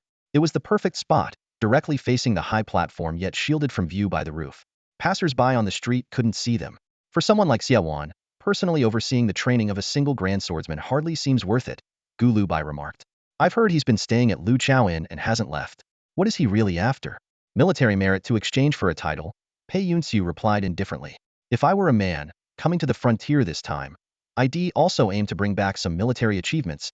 Gu Lubai frowned. In this icy wilderness, the border army wouldn't even launch a war. Minor skirmishes wouldn't hold much significance for the Xie clan compared to producing another grand swordsman. Similarly, if the Xie clan were to produce a poet immortal, it would elevate their reputation in Chang'an even further. Pei Yunxiu sneered. He's likely here to wipe out that remnant Turkic force in one fell swoop. But from the looks of things, his plan is destined to fail. Why will it fail? Are you testing me? Pei Yunxiu scoffed coldly. Xiaowan regards the Black Eye Plague as an unbeatable trump card. Since Yin Shenyang won so easily last night, it proves she wasn't infected with the plague. And since you had already uncovered the truth about the plague, you certainly wouldn't let those Turks become infected either. There's no way you'd hand Xiaowan a gift on a silver platter. Could there be a larger scheme at play? Gu Lubai asked softly. A larger scheme? Who do you think he is? Pei Yunxiu snorted. Something bigger than wiping out those 3,000 Turks? That would mean forcing the Abbasids to surrender or defeating the Uyghurs so thoroughly that they retreat 1,000 miles. The Abbasids are too far away even if they were all infected with the Black Eye Plague. It wouldn't affect them much. As for the Uyghurs, even if the northern and western Tang border armies joined forces, they might not win in a single decisive battle. It'd be a blessing if they didn't have to send some unfortunate noblewoman as a bride to negotiate peace. Gu Lubai nodded in agreement. Pei Yunxiu glanced at his cautious demeanor and couldn't help but sneer. If there really were a greater achievement than eliminating those 3,000 Turks, Xiaowan might soon find himself promoted to Protector General. With that, she lost interest in looking at Gu Lubai any longer, for Yin Shenyang and Feng Shuqing had already stepped onto the high platform. The commanding presence of Yin Shenyang always exuded an overwhelming sense of authority. After last night's battle, Yin Shenyang's stature in Pei Yunxiu's eyes had grown immeasurably. Now, standing atop the platform, Yin Shenyang's white-clad figure seemed to overshadow the entire sky. The city of Haishawa had fallen into an eerie silence, broken only by the restless neighing of warhorses in the stables. Suddenly, a crisp, resonant sound pierced through the cold wind. It was the song of Feng Shuqing's sword, still wrapped in cloth. A glimmer flickered in Pei Yunxiu's eyes. The stage for this drama had been set. Observing the astonished cheers of the surrounding spectators, and then glancing at Gu Lubai, she felt a quiet sense of relief.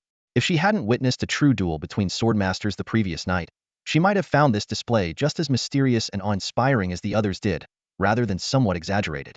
Swish! Yin Shenyang's blade burst into dazzling light as she launched an attack without warning.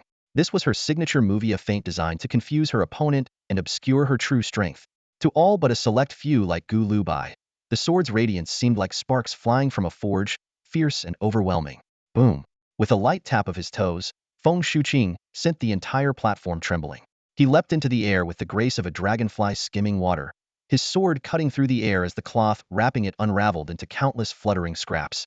The blade emitted a pale yellow glow, elusive and shifting, its tip flickering like blossoms of wintersweet appearing and disappearing. In an instant, the space above the platform seemed to bloom with dozens of ephemeral flowers. Pei Yunxiu's pupils contracted sharply. While this duel lacked the heart-stopping intensity of the one she'd witnessed the night before, it was a display of unparalleled beauty. She mused to herself that if it were someone like Li Shiji in her place, they would likely have fallen before she and Gu Lubai could finish a single sentence. As Pei Yunxiu studied Yin Shenyang's demeanor, her expression darkened. From a young age, she had never lacked skilled teachers. The Pei family was brimming with masters. Perhaps because everything had come too easily to her, combined with her natural talent, she had risen above her peers with little effort. In the regions of Chang'an and Luoyang, few swordsmen her age could rival her. But now, facing the likes of Yin Shenyang and Feng Shuqing, she felt a profound sense of inadequacy for the first time. Their commanding presence alone, standing atop the platform, was enough to unsettle the heart.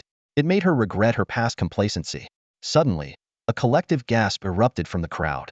Feng Shuqing's swordplay shifted abruptly, the sword energy weaving a dozen dark yellow rings in midair. Yin Shenyang met his attack heeding, and sparks literally flew as their blades clashed. In the span of a single breath, their swords had collided countless times. Li Shiji and the others watched with pale faces. Pei Yunxiu cast a glance at her subordinates, her anger simmering. If even she couldn't fully comprehend the intricacy of this swordsmanship, how could these mediocrities hope to grasp it? The officials of the Imperial Stud were visibly shaken. On the stage, The sword light danced and shifted like two massive snowstorms colliding, completely engulfing the two combatants. The air was charged with sword energy, and the platform echoed with thunderous explosions. As the crowd held their breath, the platform began to shake violently, planks of wood falling away. Just as someone shouted, "The platform is collapsing," the entire structure gave way with a deafening crash. A dark yellow swordlight, imbued with a ferocious energy, tore through everything in its path and struck In Shenyang squarely. Wooden beams snapped silently, and blood sprayed from her chest and back as she plummeted like a falling meteor, smashing through the remains of the platform and sending up a cloud of dust and debris. "Feng Shuqing has won!" exclaimed a middle-aged official, his face alight with joy, as if envisioning a bright future ahead.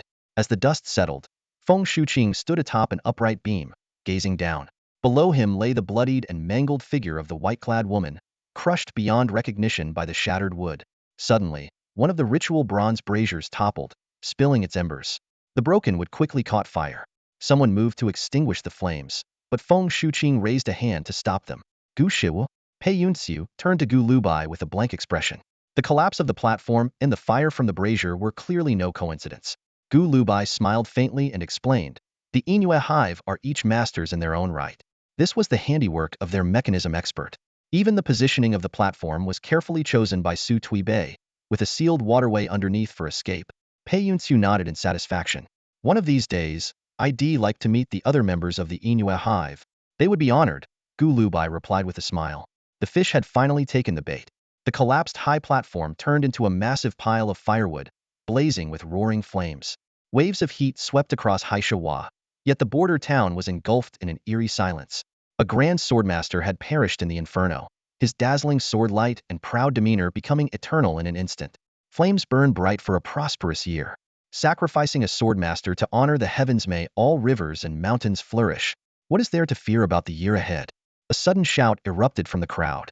Most of the officials from the Ministry of War and the imperial stables present had been sent to this remote post after falling out of favor in Chang'an. Yet, like their counterparts from the Bureau of Astronomy, they were sharp-witted. The shouter quickly covered their face, turned away, and vanished into the crowd. Although the sudden death at this sacrificial site left many uneasy, the shout did help dispel some of the ominous atmosphere, paving the way for the ceremony to proceed. Still, no one could predict how the superiors in Chang'an might react to such an outburst, and it was wise not to draw too much attention. The other officials snapped back to their senses, and those familiar with Feng Shuqing's background were especially moved. The Tingtao Sword Academy, long overshadowed by the Xie family for 2 decades, had unexpectedly produced such an extraordinary swordmaster at this moment. "Should we restart the ritual?" someone whispered. "Are you joking? Use your common sense," barked an official from the Ministry of War.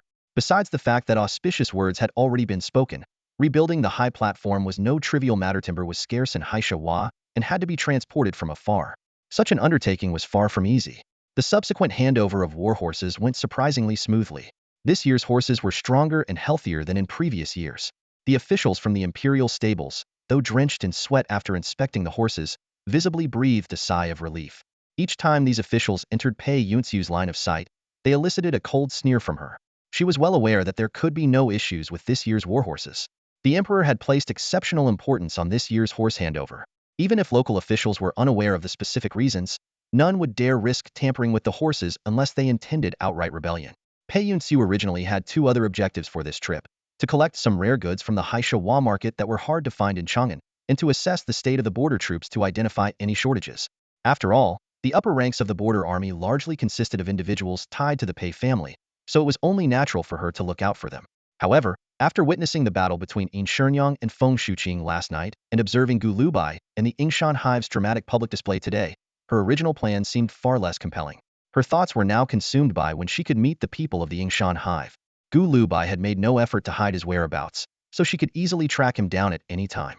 Yet, she had mentioned earlier that she would wait until she had some leisure time, and rushing to see him now might seem undignified. Though she was indeed quite free, she couldn't afford to make that too obvious. After much deliberation, she decided to at least wait until sunset. After all, that scoundrel had said he'd be staying in the area for several days. Either they can't secure a travel permit, or they're simply too short-sighted. Pei Yunxiu still didn't know that Gu Lubai intended to head to Chang'an. When she had prompted Peng Qingshan to bring up the topic of travel permits, it was a test. A strong desire for a permit would indicate they were looking to flee into Tang territory. A lack of interest would suggest they planned to roam outside the border. The latter, undoubtedly short-sighted, would inevitably lead to their capture by the Xie family. By contrast, entering Tang territory, with its multiple factions and her own protection, would offer them a better chance of survival. The Tang dynasty enforced extremely strict controls on the movement of people. To completely avoid the Xie family's surveillance, even obtaining a permit to travel within a few nearby counties was no easy feat in this region. Pei Yunxiu was the only one capable of securing such a document. Travel permits were a hallmark of the Tang court's governance, requiring not only household registration details but also income and tax obligations. Obtaining a genuine, unrestricted travel permit necessitated navigating through numerous bureaucratic channels. Before sunset, Haishua was already engulfed in celebration.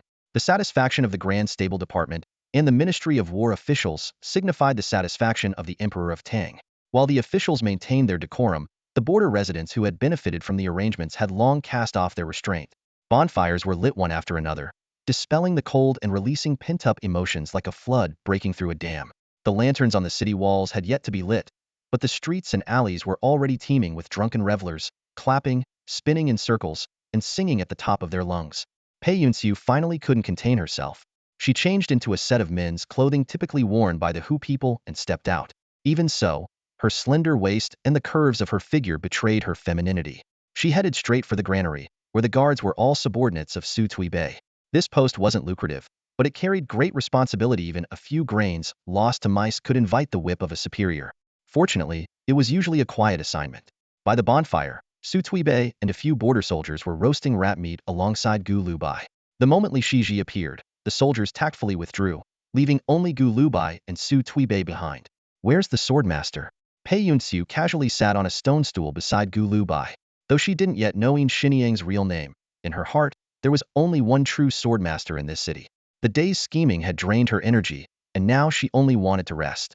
A glint of mischief flickered in Gu Lubai's eyes. Shenyang wasn't particularly remarkable, but he saw no harm in keeping Pei Yunxiu curious. Things that are too easily obtained often lose their value.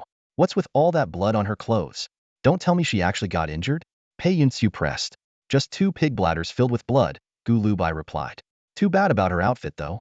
Without prior discussion, she and Feng Shuqing managed to coordinate so seamlessly. At their level, their sword intent aligns instinctively. Pei Yunxi's expression shifted as she suddenly thought of something. She frowned at Gu Lubai. How skilled are you with a sword? Just the basics. I studied for 2 or 3 years, but my teacher fell ill and passed away, so I couldn't continue. Pei Yunxiu already knew that Guo Beishi had died at Mingbai Slope. Hearing Gu Lubai's explanation, she found it reasonably. No matter how skilled Guo Beishi had been, he couldn't have trained an exceptional disciple in such a short time. She herself had studied swordsmanship for nearly 10 years and still couldn't compare to the likes of Li Shiji, who, in turn, were nowhere near the level of a true swordmaster. How skilled could this Gu Shiwu possibly be? Turning her attention to Su Tuibei, who was devouring his food with gusto, she sneered. Starting a fire in the granary? That's a flogging offense. I know, Su Tuibei said with a chuckle. Knowing and still daring? Inspecting fires in the granary happens to be my job. Adding crime upon crime, you'd be flogged to death. Pei Yunxiu retorted with a cold smile. Su Tuibei laughed as he explained, who would deliberately start a fire? I simply noticed these men diligently working late into the night, burning smoke to drive away the rats and eliminate the pests. He used a small knife to cut off a piece of roasted rat meat and held it out to her. Want some? Seeing the teasing look on Su Tuibei's face, Pei Yunxi's temper flared. Do you think I want to eat it? She took the piece and chewed carefully. To her, the rat meat wasn't much different from rabbit meat, though the preparation left much to be desired. After finishing one piece, she lost interest and turned to Su Tuibei. Su Tuibei, are you really not curious about that female corpse? Su Tuibei froze for a moment. Just then, 2 officials from the Taisher Bureau were stopped outside the granary. Stargazing had yet to begin, and they deemed it safest to stay close to Pei Yunxiu. Tonight, the numerous bonfires in Haishua illuminated the sky, making it difficult to observe the stars until later. Suddenly, the expressions of the 2 officials changed drastically. The sky to the west of the city was bathed in a crimson glow. The faint starlight in that area appeared to be submerged in a river of blood. The alarm from the western city gate tower was the first to sound, soon followed by warning cries spreading throughout the city. What's going on? Pei Yunxiu shot to her feet, while Li Shiji had already appeared on a nearby watchtower. He gazed westward, only to see countless points of firelight converging into a flowing river, staining the sky blood red. An enemy attack? His entire body tensed. The expanse of firelight suggested a force far exceeding 20,000. The ground began to tremble, and even the watchtower swayed. Take me to the western tower. Pei Yunxiu's command barely left her lips when Gu Liubai's expression darkened. His voice, colder and sharper than ever, cut through the chaos with authority. Without hesitation, Pei Yunxiu darted forward, her figure swift as an arrow. The city of Haisha was already engulfed in turmoil.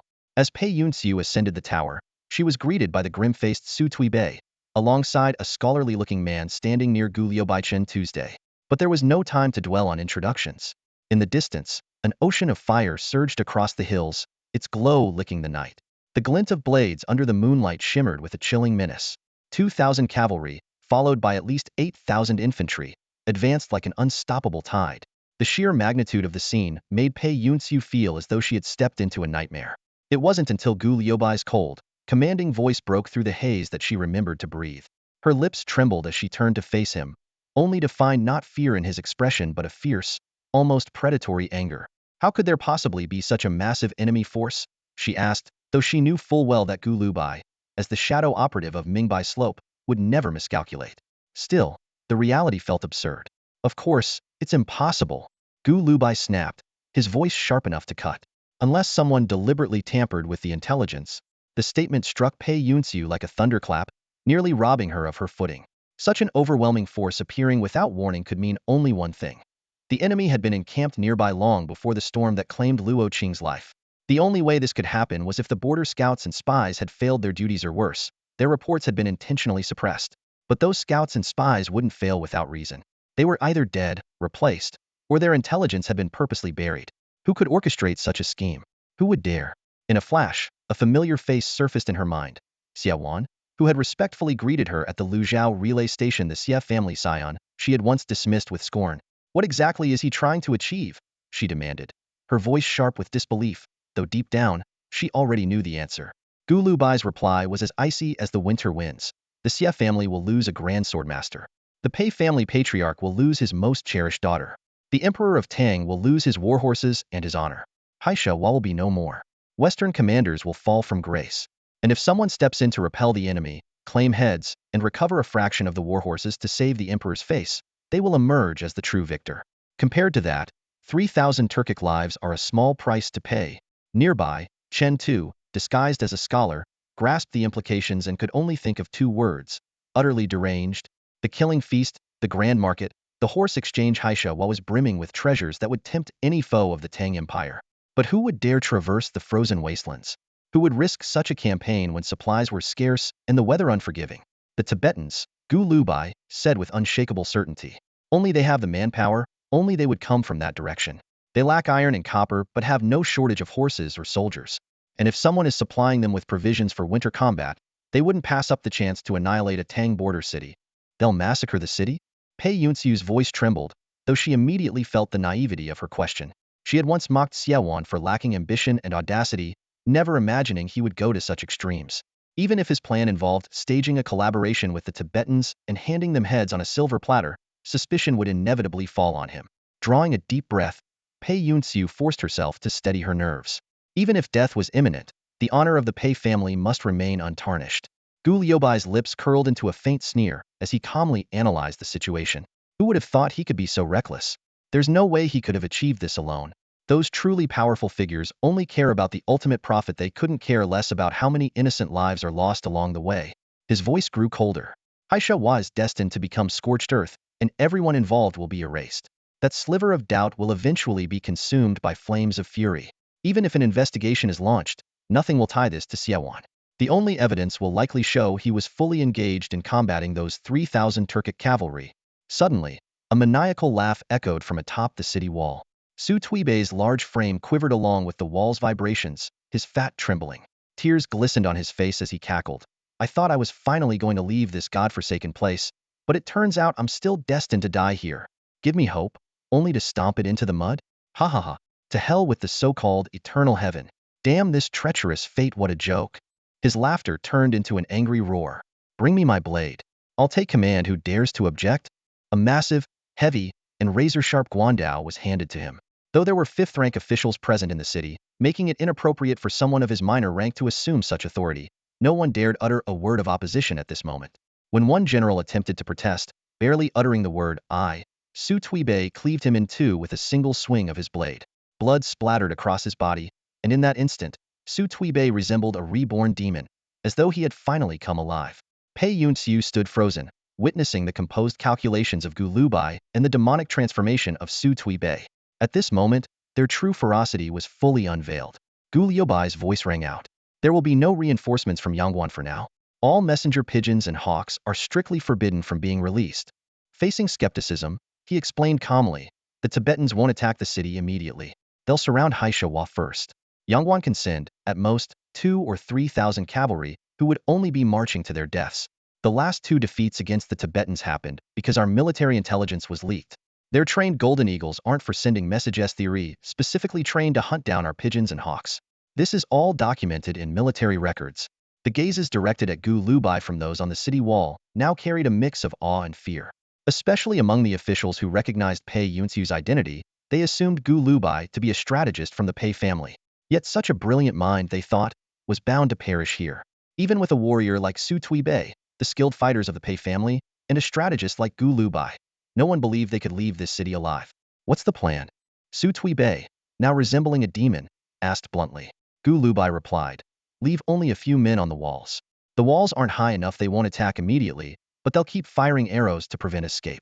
More people on the walls will only increase casualties and erode morale before the battle even begins. Good. Su Tuibei immediately issued orders. Jiangzhe, bring up more wet straw bales to block the arrows. Xiao Wu, pick the men to stay on the walls, the rest can go down. The city will fall sooner or later, so set up more traps inside. Aim the ballistae at the gates when they break through.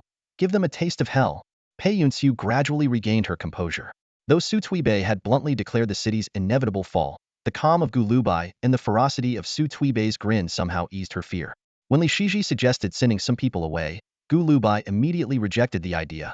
Pei Yunxiu staying here will inspire the morale of the entire city. If you leave, the city's spirit will collapse, and all hope will be lost. Pei Yunxiu sneered coldly, warning Li Shiji, if you bring that up again, I'll have them kill you first. Gu Lubai stopped Pei Yunxiu, his eyes brimming with a heavy killing intent. He spoke slowly and calmly. On a night like this, Su Tuibei knows better than anyone how far the enemy can maneuver, how far their warhorses can travel when burdened. If even he believes we can only fight to the death here, then trust Munless, every single one of us in this city sacrifices ourselves to help you escape. You won't make it to Yangguan alive. The usually mild-mannered youth finally revealed his fangs. Either stay and fight to the death with User, I'll make sure you die first. Xiaowan's reckless actions would undoubtedly have left ambushes along the way, making an escape to Yangguan nearly impossible.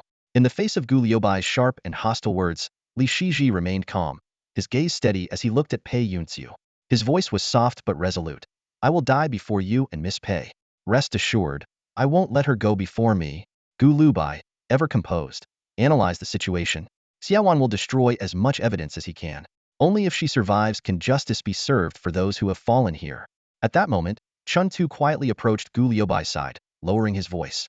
You, Long Pe, and Yin Shenyang could easily escape in the chaos. Or are you planning to use the Pei family as a distraction while you slip away unnoticed? Don't flatter yourself, Gu Lubai replied coldly, his mood dark and his patience thin. With a sharp, mocking laugh, he added, I keep things simple. Anyone who wants to kill me better be ready to pay the price. Even in a place like this, not even the heavens can humiliate me. If Xiaowan comes for me, I'll ruin his plans. My friends are here, I won't abandon them.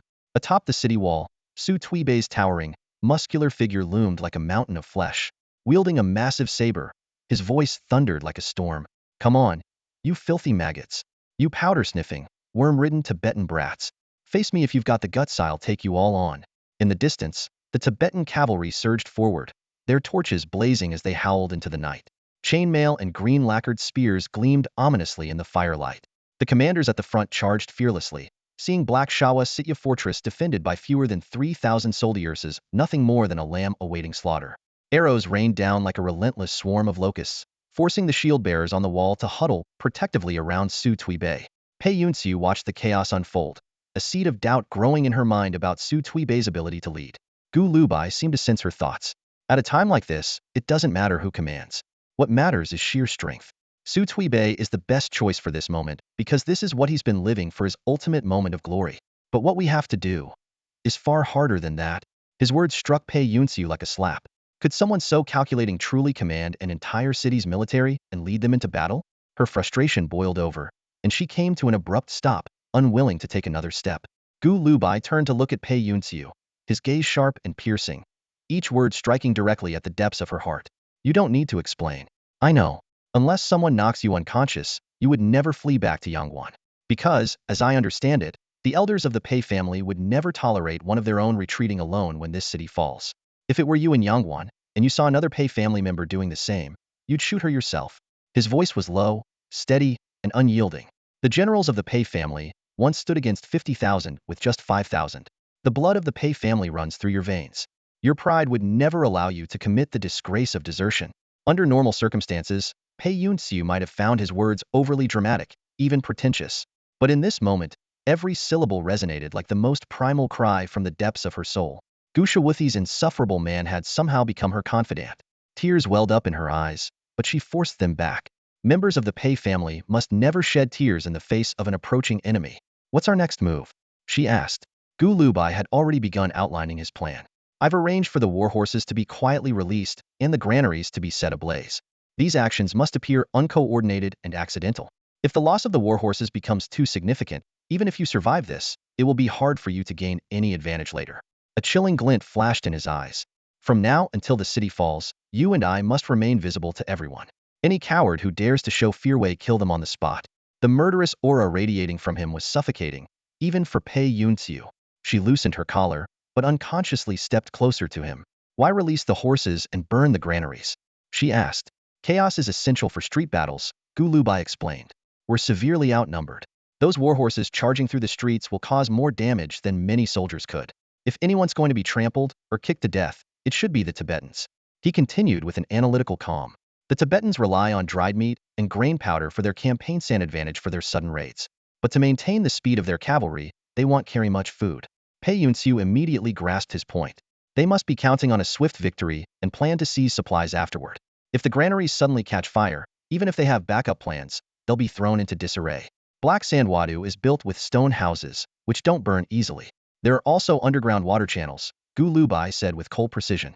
With some careful preparation, the granaries won't burn too quickly, but they'll produce a lot of smoke. I've already instructed the townsfolk to create as much smoke as possible. The goal is to blind everyone and make it hard for them to breathe. He glanced at Pei Yunxiu, who had unconsciously moved to stand beside him. No matter how many enemies are outside, only so many can squeeze into the city. First, we kill the cowards. The more blood spilled, the fiercer the fighting spirit. I want every person left alive in this city to find a good spot and fight the enemy to the death. After a brief pause, he added, once the granaries are on fire, the Tibetans will rush toward them. This gives them a clear target. Meanwhile, Chintu and his men will set up an ambush there, while you and I guard the key routes, focusing on assassinating their leaders. Understood. Pei Yunxiu nodded decisively, fully agreeing with the plan. She didn't even notice the rare look of obedience that had surfaced on her face. The next moment, she spotted a deserter armored soldier who had stripped off his uniform in an attempt to disguise himself as a civilian. Without hesitation, she became a force of destruction. Picking up the soldier's discarded blade, she swiftly severed his head with a clean stroke. Normally meticulous about cleanliness, she now ignored the blood splattering across her. With her right hand gripping the blade and her left holding the severed head, she shouted with an unyielding voice, I am Pei Yunxiu, daughter of Pei Xinglia. Today, I will fight to the death. Any coward who dares disgrace the might of the Tang dynasty, I will kill them myself. Pei Yunxiu, the daughter of Duke Pei, is here? A murmur rippled through the city. In the Tang dynasty, the divide between nobles and commoners was vast. If the child of a noble family hid safely in the city while others fought and died, they would face scorn. But if they stood shoulder to shoulder, fighting and bleeding with the people, it would ignite the fighting spirit of even the most ordinary soldiers. Are kings and generals born from noble blood? Pei Guogong earned his title through battle. A wolf-like howl rose from the crowd. With a swish, Pei Yunxiu struck down another deserter. The severed head rolled across the stone-paved street. Her blood-soaked figure was fearsome, but it was Gu Lubai's calm, matter-of-fact words that truly chilled everyone to the bone. Cowards will be punished to the fullest extent. Men will be conscripted. Women will be enslaved. Though Gu Lubai held no official position in Chang'an, his words carried weight in the chaos of a city on the brink of collapse. Who would remember these deserters when survival itself was so uncertain? And who would care about their fate when so few might live to see the aftermath?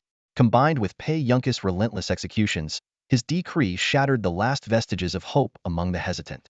Kill. Kill these Tibetan barbarians. Ha ha ha. Better to die than bring shame to our families.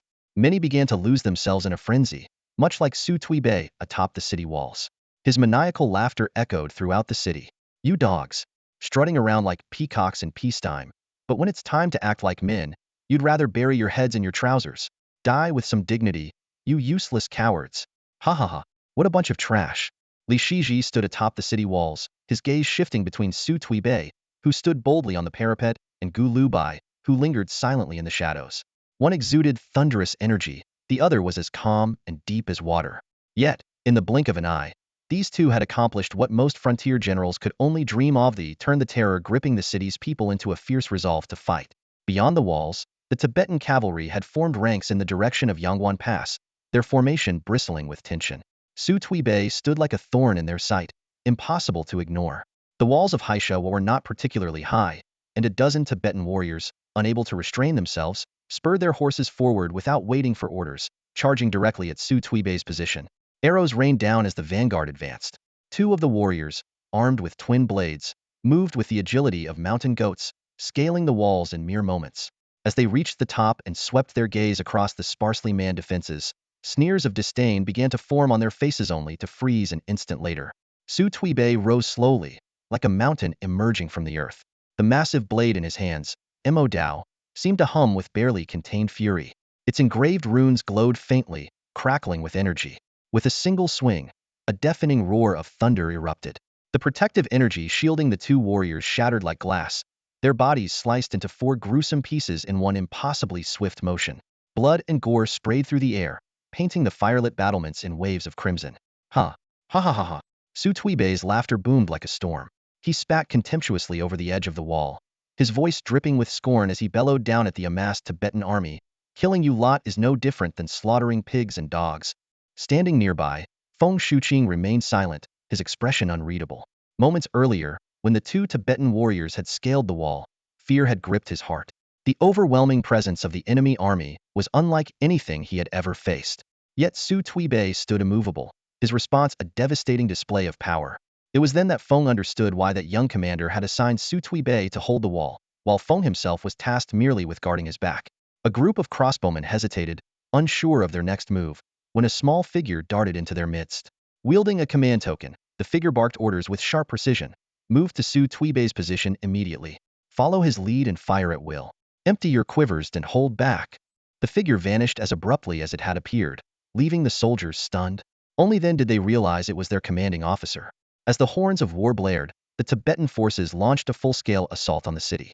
Climbing ropes and ladders appeared on all sides of the walls, save for the section facing Yangwan Pass, where Su Tuibei's towering figure still laughed and roared like a tempest. The first wave of Tibetan soldiers to reach the battlements encountered little resistance, climbing unscathed. The walls seemed eerily deserted, save for a few scattered straw dummies. Yet the laughter on the western wall continued, relentless and mocking. Believing the Tang defenders to be cowed and broken, the Tibetans pressed forward only to be met by an unexpected barrage of arrows, launched upward from within the city itself. This unconventional tactic caught them completely off guard. One soldier, struck mid-thought, collapsed before realizing what had happened. Still, the Tibetan commanders refused to alter their strategy. To them, the battle was already won. It was simply a matter of time. The horns grew louder, drowning out the whistle of arrows as more and more warriors surged towards the walls, determined to claim victory with sheer numbers. Two officials from the Imperial Astronomical Bureau followed closely behind Gu Lubai and Pei Yunxiu. Though fear gripped their hearts, they forced a facade of composure, one wielding a spear, the other gripping a blade. Witnessing firsthand how Gu Lubai orchestrated the deployment of troops through Pei Yunxiu, they grasped the deeper strategy far quicker than the other commanders in the city. On the battlefield, no one would ever exhaust all their arrows at the start. But Gu Lubai's tactics were unconventional, had no intention of holding the city walls. Instead, his plan was to lure the enemy into the city for a devastating urban skirmish. The densely packed buildings of Haisha Fortress would soon be shrouded in smoke, rendering even the finest archers ineffective. Within the narrow streets, arrows would lose their lethal precision. Allowing the enemy to scale the walls so easily was a calculated risk. As expected, the Tibetan forces, seeing the weak defenses, abandoned their shields and tight formations, rushing upward in masses. Whether on the walls or descending into the city, they clustered into dense groups, a perfect target for Gu Lubai's trap. The incoming volleys of arrows would maximize their impact. The Tibetan commanders remained oblivious to the ruse. As the rain of arrows descended and soldiers fell in droves, they mistakenly assumed Tang forces heavily occupied the walls. Urged on by their leaders, more warriors surged forward, flooding the city. In the chaos, Su Tuibei became an unintentional focal point of attention. The surviving Tibetan soldiers atop the walls, ignoring the task of opening the gates, charged at him instead. The commanders had promised a rich reward. 100 households worth of land and 5,000 coins to anyone who claimed his head. You filthy scum think you can take my head? Su Tuibei roared without an ounce of fear. All around him, Tibetan warriors snarled, and armor-piercing arrows screamed past, raising the hairs on his neck yet igniting his fighting spirit. You little rats. Even a feather off my bird's back is sturdier than your spines. With a manic grin, he swung his blade, its thunderous force cutting down every enemy in his path. Pei Yunxiu, once paralyzed by fear, now stood firm. As Gu Lubai had foretold, as the death toll rose and blood cascaded from the walls like a crimson waterfall, her heart was consumed by a singular resolve: to kill. In her eyes, Su Tuibei was no longer the seemingly unremarkable man she once knew. He had become a battle-hardened warrior, felling enemies with every strike, taking down 5 more in the blink of an eye. However, more and more Tibetans poured onto the walls. A vivid image flashed through Pei Yunkus Minda. Plump green caterpillars swarmed and devoured by black ants. But now was no time for such thoughts. The battle's focus was about to shift into the city. Gu Lubai's gaze lingered on the soldiers' quivers. By his calculation, the arrows of the city's archers would be depleted in no more than 10 breaths. At that moment, whether the Tibetan commanders realized it or not, the gates would inevitably open. I've concentrated our forces on the western side. I'll let the eastern gate fall and allow them in. Understood. For once, Pei Yunxiu obeyed without hesitation, moving swiftly to carry out the order. She understood whether the walls had been breached, the city itself still lay firmly in Gu Lubai's grasp. The Tibetan forces reacted even faster than Gu Lubai had anticipated. A short but powerfully built commander, clad in golden chainmail, kicked aside a Turkic soldier who had been rushing towards Su Tuibei. The moment this commander stepped onto the walls, he recognized that Su Tuibei's bulky frame was merely a facade. Beneath it lay profound martial prowess. In the cramped space of the walls, Zu's massive pole blade turned him into an unstoppable force, the corpses around him serving only to enhance his advantage. Even more alarming was the swordsman at Zu's side, whose skill surpassed any Tang swordsman the commander had ever encountered. Effortlessly, the swordsman deflected every arrow aimed at Su Tuibei, dismissing all others as beneath his concern. Opening the gates? Did you ask my permission first? Su Tuibei bellowed, locking eyes with the Tibetan commander from hundreds of feet away. Though he sensed the formidable strength of his opponent, he charged forward with his blade, forcing the commander to frown in irritation. Although Su Tuibei was arrogantly commanding from atop the city walls, danger was closing in fast. The west gate collapsed with a deafening crash, and dozens of Tang soldiers were instantly overwhelmed by the furious assault of the Tibetan forces. Yet, despite their initial success, the attackers failed to immediately breach Haishawa. A Tang cavalry unit stormed in from the far end of the road, charging with reckless determination. Their lances, bodies, and warhorses smashed into the enemy lines with devastating force. The gateway turned into a scene of carnage, with bodies and horses colliding and twisting into grotesque shapes. At the same time, mounted ballistae unleashed volleys of arrows indiscriminately, pinning shattered flesh and armor together with icy precision. Even more terrifying for the advancing Tibetan forces was the counterattack from hundreds of Tang soldiers wielding massive Mo Dao blades, surging forward like a tidal wave. In an instant, the battlefield at the gate turned into a tangled encirclement. While the fierce battle raged on at the west gate, the east gate of Haishawa had already fallen. As the city's widest and most critical entrance, the east gate faced little resistance. The first wave of heavily shielded Tibetan cavalry entered the city, finding only scattered remnants of smoldering campfires along the main avenue. They quickly fanned out to form defensive lines, while the rest of the Tibetan army surged in like a flood through a breached dam, advancing over a mile into the city in no time. However, the Tibetan soldiers soon sensed something was amiss. Beyond the sound of hoofbeats behind them, they began to hear hoofbeats echoing from the streets ahead and on both flanks.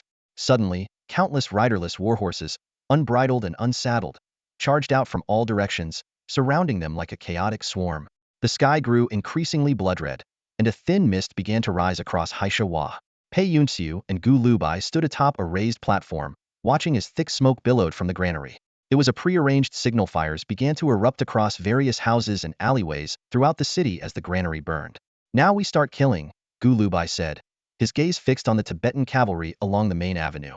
They're disoriented and vulnerable in the smoke, perfect for striking. Focus on the chainmail-clad officers. Hit them and retreat quickly. Let me borrow your sword. I have one, but it's too conspicuous, so I didn't bring it. Yours is light and quick for fighting. Without hesitation, Pei Yunxiu handed over her famed sword, Ingqing. It was a unique masterpiece from the swordsmiths of Luoyang, with both blade and hilt radiating a captivating sheen. Though the 5-foot-long sword was of great value, she considered it less practical than a sturdy war blade in the current chaos. If she had Su Tuibei's brute strength, she would have opted for a Mo Dao like his. As Gu Lubai took the sword in his left hand, Pei Yunxiu noticed a sudden shift in his demeanor. With smoke rolling in like waves from the direction of the granary, he quickened his pace and headed toward the Eastern Avenue. The Eastern Avenue was already in disarray. The unruly, riderless horses had shattered the Tibetan cavalry's formation, forcing many to dismount and attempt to corral them. These horses had clearly been tampered with. They were unusually aggressive, and the thick smoke made the chaos even harder to manage. A Tibetan commander clad in silver chainmail and wielding a green spear coughed uncontrollably as the acrid smoke stung his eyes. Through the haze, he suddenly noticed a young figure emerging before him. The young man covered his nose and mouth with a damp cloth, his pupils glowing with an eerie green light. At this moment, he silently approached the Tibetan general. His spear shot forward like lightning, slicing through the air. Yet, it pierced only a cloud of smoke. Through the hole left in the mist, the Tibetan general caught sight of Pei Yunxiu's figure. Meanwhile, in Pei Yunxiu's view, Gu Lubai moved with the agility of a cat, dodging the lethal thrust with astonishing speed. As the spear swept sideways, Gu Liubai's sword mercilessly severed the general's hands. Blood splattered as the severed hands and spear fell to the ground. Gu Lubai leapt lightly, his blade striking with precision into the general's eye socket. Pei Yunxiu stared in shock at the scene, the words, somewhat skilled, echoing in her mind. 3 Tibetan soldiers finally reacted, brandishing their swords as they charged forward.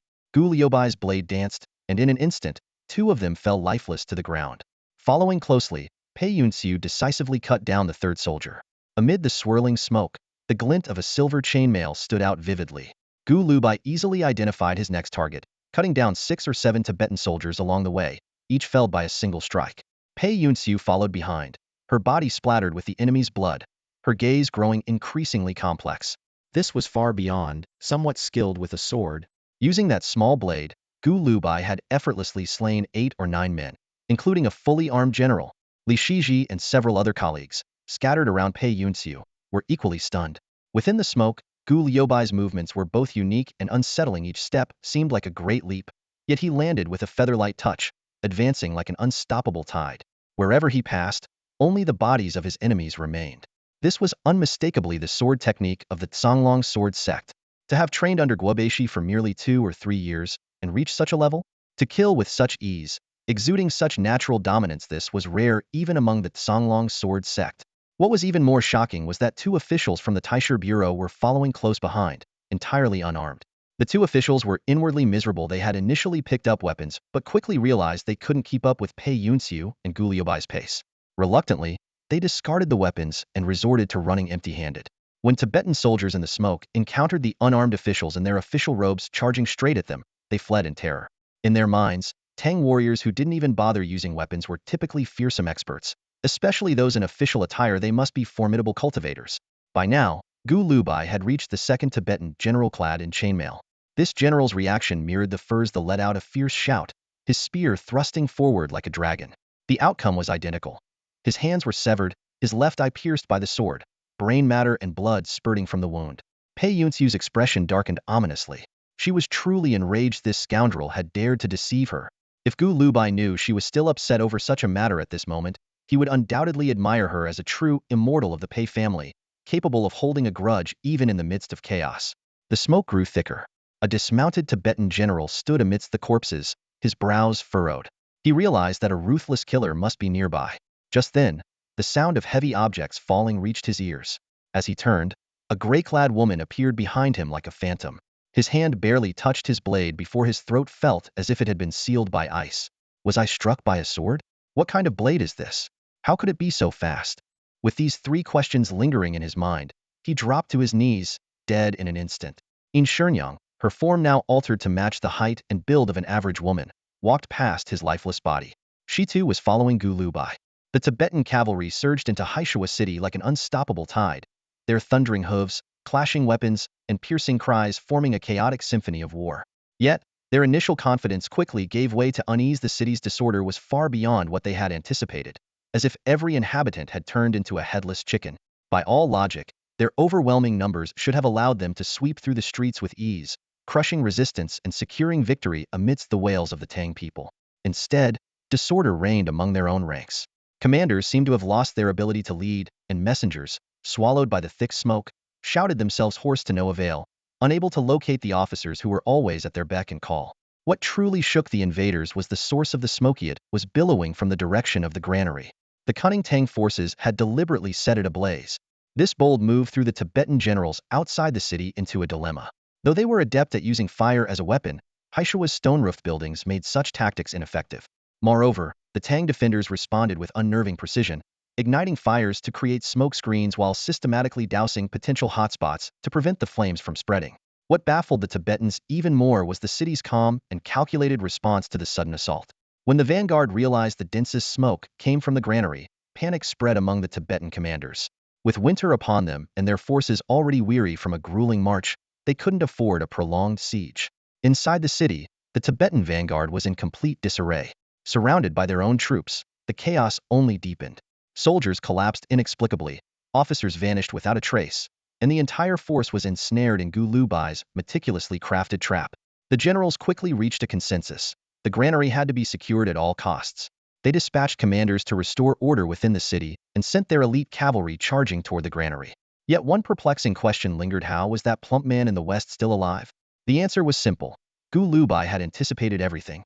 He had positioned the city's finest troops, including elite fighters like Feng Shuqing, to protect Su Tui Bay in the west.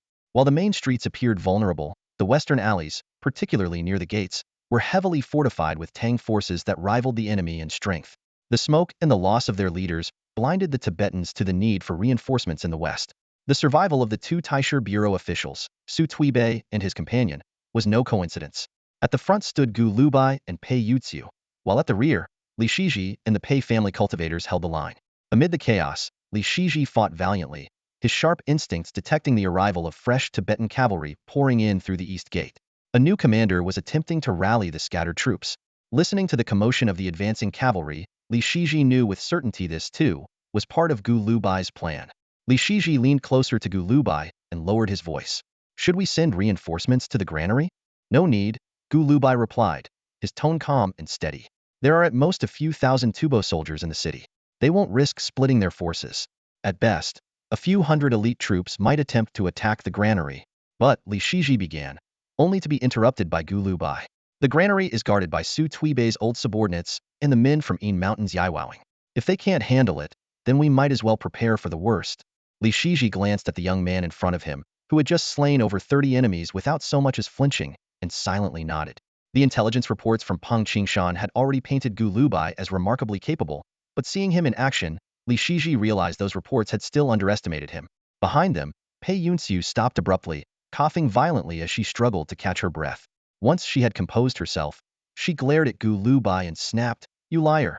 You liar," she repeated vehemently, then demanded, "If we protect the granary and keep the smoke signals intact, what are our chances of winning?" She had already cut down more than 10 enemies following Gu Lubai, and her confidence was growing. "The granary isn't crucial," Gu Lubai said, his voice unruffled. "What?" Pei Yunxiu froze, her expression incredulous. "Didn't you just say we needed to defend the granary? Now you're saying it doesn't matter? Are you lying to me again?" Before she could explode, Gu Lubai calmly explained, "The granary serves only as a lure to draw their elite forces into a confrontation and sow paranoia among them. As for the smoke signals, if the ones at the granary are extinguished, others will rise elsewhere." Seeing Pei Yunxiu's furrowed brows, Li Shiji quickly chimed in, "I've already instructed Zhou Luer to lead the archers who've run out of arrows back into the city to generate smoke. These men are far more capable than ordinary civilians. The smoke will only grow thicker. Would you like me to continue refining the rest of the story in a similar style? I'll ensure the narrative remains compelling and faithful to the original plot." A sharp chill crawled up Mengbuzi's spine. As a Tubo warrior, he harbored an instinctive distrust of the Tang people, whom he regarded as cunning and deceptive. Though the Tang forces had shown nothing but sincerity throughout this sudden raid, his deeply ingrained suspicion now surged to the forefront of his mind, impossible to suppress. "There's something else." Muzin hesitated, his voice trailing off. "What else?" Mengbuzi drew in a sharp breath, only to be overcome by a fit of violent coughing as the thick smoke stung his throat. Muzin faltered for a moment before speaking. It's said there's a boy in the city whose eyes glow green. Those he stares at, they all die. Utter nonsense. Mengbuzi barked between coughs, his anger flaring. Though the Tubo people prided themselves on their disdain for superstition, the unsettling rumor hinted at something gravely amiss within the city. Has Chiobu reached the western flank? He demanded. He has, Muzin confirmed. Relieved to know his most formidable warrior was in position, Mengbuzi allowed himself a moment of reassurance. That deranged fat man who kept spewing curses would soon be dealt with.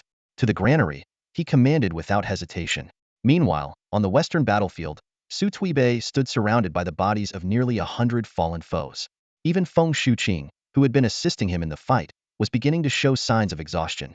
Then, through the haze of smoke, a hulking figure emerged. Chiobu, Mengbuzi's most fearsome warrior. Chiobu wielded a massive spiked mace, his form as terrifying as an ancient beast. Without so much as a battle cry, he raised the mace high and brought it crashing down towards Su Tuibei with alarming speed, the weapon's weight amplified by the sheer force of Cubist chi. Clang! The impact of their weapons meeting reverberated through the air. Su Tuibei's entire body quivered, his layers of fat rippling from the force. For the first time, pain flickered in his eyes. The immense power of the blow tore at his flesh, leaving his hands bloodied and his weapon nearly slipping from his grasp. Chiobu, confident of his imminent victory, moved to deliver the final strike when suddenly, an arrow pierced the air and lodged itself squarely in his brow. The precision of the shot was astonishing, especially in the darkness and thick smoke that blanketed the battlefield. Seizing the moment, Su Tuibei unleashed a whirlwind of strikes with his blade, cleaving Cubist's head clean from his shoulders. A fountain of blood erupted as the mighty warrior fell, and the nearby Tubo soldiers erupted into panicked cries of disbelief. Elsewhere, Mengbuzi pressed forward toward the granary, his eyes stinging and watering from the acrid smoke. His soldiers called out to one another as they advanced, ensuring they wouldn't mistakenly harm their own. Hearing the distant cries from the western flank, Mengbuzi allowed a triumphant smirk to creep onto his face, certain that Su Tuibei had been vanquished. Little did he know, it was his most trusted warrior Chiobu who now lay dead. As the vanguard commander, Mengbuzi had planned meticulously. He divided his forces into squads of 100, each advancing systematically to purge the city's streets. In no time, the alleys near the eastern gate had been cleared.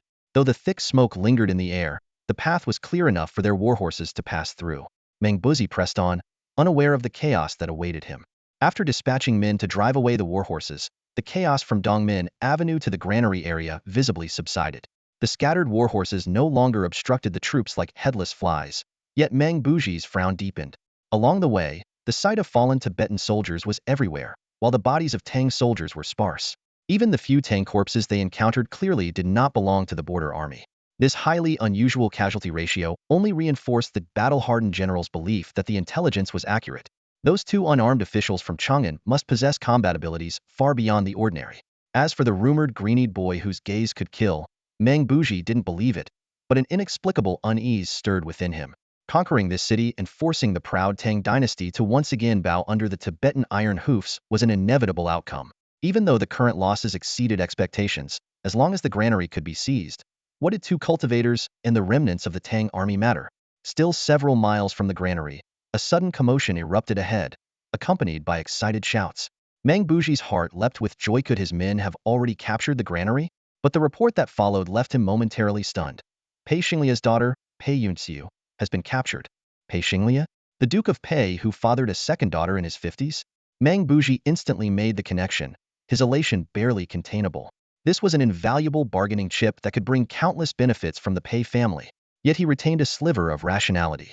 Are you certain it's her? Mu Zan, beaming with excitement, hurried over and pounded his chest in assurance. Absolutely. Her sword is Yingqing, a famous blade from the Luoyang sword workshop, one of a kind. It was personally requested by Pei Xinglia himself. Before Mengbuzi could issue an order to capture her alive, two armored officers arrived, escorting a young girl. Though visibly fatigued, the girl held her head high with defiance, cursing incessantly. One of the officers carried a short sword, its blade as pristine as jade or porcelain, adorned with intricate patterns that shimmered in the firelight, a masterpiece more akin to art than a weapon. Mengbuzi's attention was drawn to the Yingqing sword, but a sudden sense of unease crept over him. These two slender officers did not seem to belong to his vanguard troops. Who are you? He asked, his brow furrowing. Before he could finish speaking, the officer holding the sword raised their head, revealing a faint green glow beneath the visor of their armor. The Yingqing sword surged forward like a wave, aimed directly at his abdomen. Mang Buji slapped his saddle with both hands, his internal energy surging as if sprouting two massive green wings, propelling him backward like a snowflake. Yet the other officer was already upon him, their sword flashing faintly before plunging into his throat. Thud. Mang Buji's massive frame collapsed heavily to the ground, his hands still poised as if striking his saddle, but he could no longer rise. The two figures swiftly retreated to the side, shedding their armor in an instant, while the seemingly exhausted girl darted into a nearby alley. The nearest dozen Tibetan soldiers had barely taken 2 steps before they were halted by a cry of utter terror. Mang Buji was already dead. On the western city wall, the Tibetan vanguard's mightiest warrior, Xiaobu, who had sought to kill Su Tuibei, had already fallen. Now, the commander of this force of 8,000, the renowned Tibetan general Mang Buji, had also breathed his last on the road to the granary. The moment Mang Buji fell, the surrounding Tibetan warriors froze as if struck by lightning. These battle-hardened soldiers, who had witnessed Mang Buji's invincibility countless times, now found themselves paralyzed, too stunned to even give chase. They could only stand there, dumbfounded, watching as the 2 green-eyed officials from Chang'an vanished into the smoke, unarmed but unyielding. Li Shiji was drenched in cold sweat, far more anxious than Pei Yunxiu, who had been in the thick of danger. The thought of using the second Miss Pei as bait was something he would never have dared to entertain. Yet Pei Yunxiu, unfazed and brimming with excitement, remarked, "Li Shiji, did you see that? The Tibetan general we took down seems to have been someone quite significant. This might have been Mang Buji, the commander of the Tibetan vanguard." Li Shiji managed to stammer. "Mang Buji?" Pei Yunxiu's mind reeled. "How can you tell?" From the blue plume and silver star on his hat, Li Shiji replied with a wry smile. "There's a legend that it was dyed with the blue blood of demons from Tibet's ancestral mountains." "Complete nonsense," Gu Lubai interjected bluntly. "But yes, it was Mang Buji. Those plumes are dyed with powdered indigo stone. Tibetans love their spooky superstitions." "Wait." Pei Yunxiu froze, her voice trembling. "Are you saying we actually killed Mang Buji?" Gu Lubai nodded, confirming what was, indeed, an unexpected victory. His plan had been to exploit the chaos and take out a general through a cunning ambush. Never did he imagine they'd cross paths with Mang Buji himself, overseeing the battle in person. Meanwhile, outside the city, renowned Tibetan generals like Ru Kuin and Qi Sang, along with their commander Zhanzhua, began to sense that something was amiss. Despite deploying 5,000 or 6,000 elite warriors, they had yet to take the small city. To their astonishment, the frenzied fat man on the western front not only remained undefeated, but had also killed their valiant general Xiaobu. Just as they prepared to send someone to inquire about Mang Buji's progress, a chilling wave of news swept through their ranks. "General Mang Buji is dead. Mang Buji has been assassinated." Ru Kuin and Qi Sang were in utter disbelief. At such a critical moment, anyone daring to spread such rumors would surely face execution. Yet the fear and shock in the eyes of their men were unmistakable, as if some monstrous beast had suddenly emerged from within the city, bearing its blood-soaked fangs. Back inside the city, Pei Yunxiu followed Gu Lubai through the chaotic streets. At first, it felt like an exhilarating game of hide and seek. But as they neared the granary, the scene before her shattered any notion of playfulness. Corpses lay strewn across the ground, blood soaking into the earth, its stench overpowering even the smoke in the air. Every step squelched against shattered remains and viscera. Then, out of the shadows, a figure appeared with an eerie, ghost-like presence. Despite the carnage, he still wore the robes of a scholar. It was Chun Tu. Gu Lubai immediately noticed the injuries on Chan Tui's left arm and abdomen were bandaged, with faint traces of blood seeping through. "Did you kill a general?" Chun Tu was the first to ask. "We happened to take down Mang Buji, the vanguard general of the Tibetan forces. Their vanguard troops will be in disarray for a while," Gu Lubai replied rapidly. "How's your injury?" "Took an arrow, left a gash, but it's nothing serious," Chun Tu said gravely, pointing south. "We need to retreat there immediately. If you hadn't killed their general, this position would already be lost." "What is that place?" Gu Lubai asked. In his view, the Yingshan Yaiwofeng group should be moving west. He would rather sacrifice half the city to the Tibetans than lose their strategic advantage in the west. "There's an even larger warehouse there, and many of the rooms are already emptied. There's plenty of space. I can figure out a way to take out more of the Tibetan forces," Chun Tu answered quickly. Gu Lubai nodded. "Good. We must retreat west as soon as possible. These Tibetans underestimated us before and only launched frontal assaults, but that will change. Once the first wave dies at your hands, they'll definitely surround you." "Understood," Chun Tu replied. "Who's handling the war horses?" "Su Qi. Don't kill the horses recklessly. The Tibetans seem to have some reservations about them.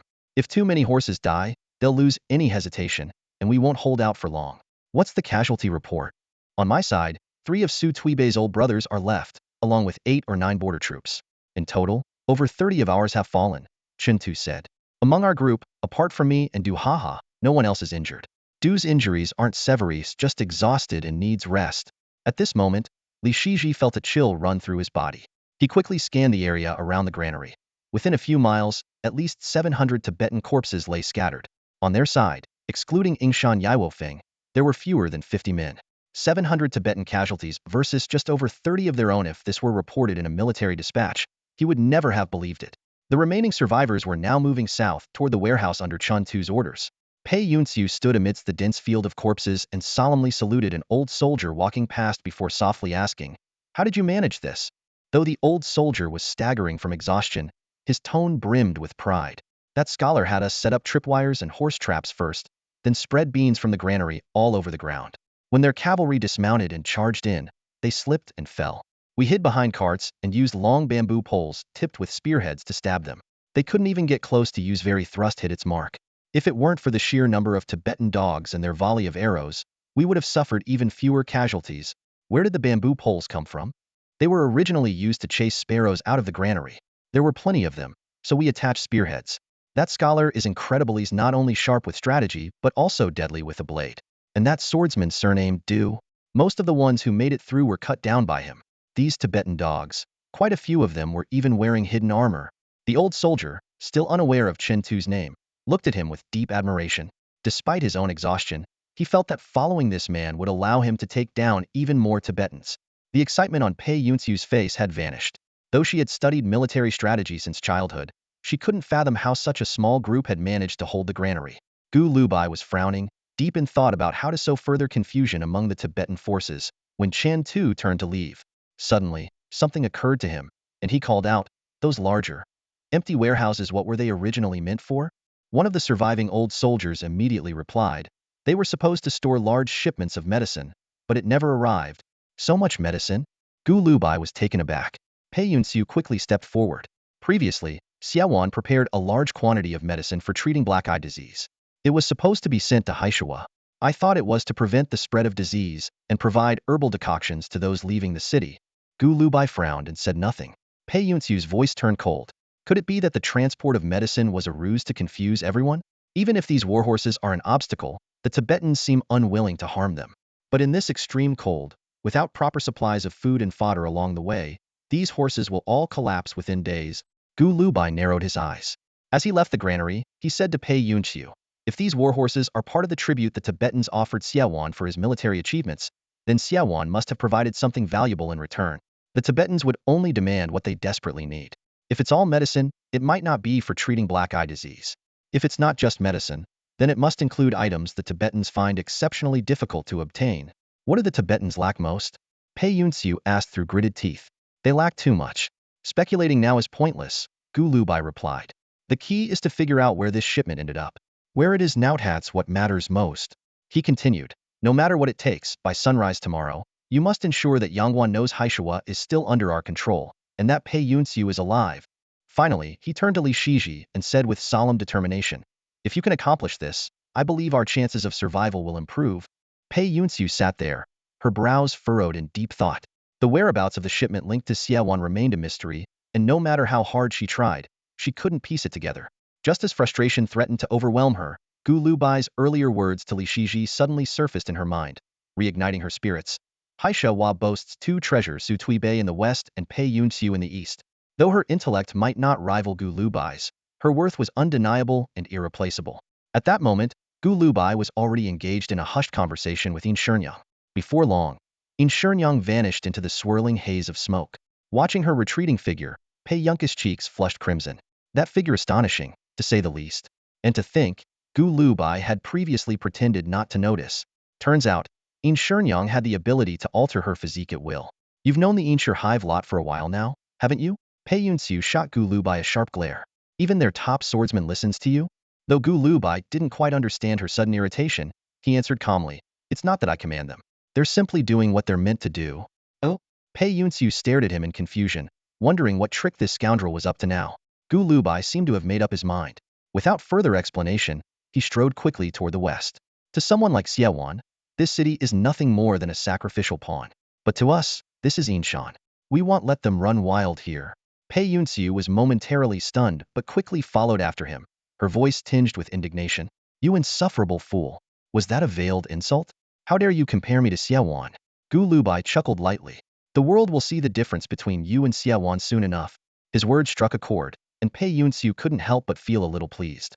If I had chosen to escape from the start, I might have gotten away cleanly, Gu Lubai said earnestly. But the Ainshur hive would no longer stand with me. As for you choosing to stay and fight alongside us makes you one of us, no question. You insufferable fool. Can't you just speak plainly?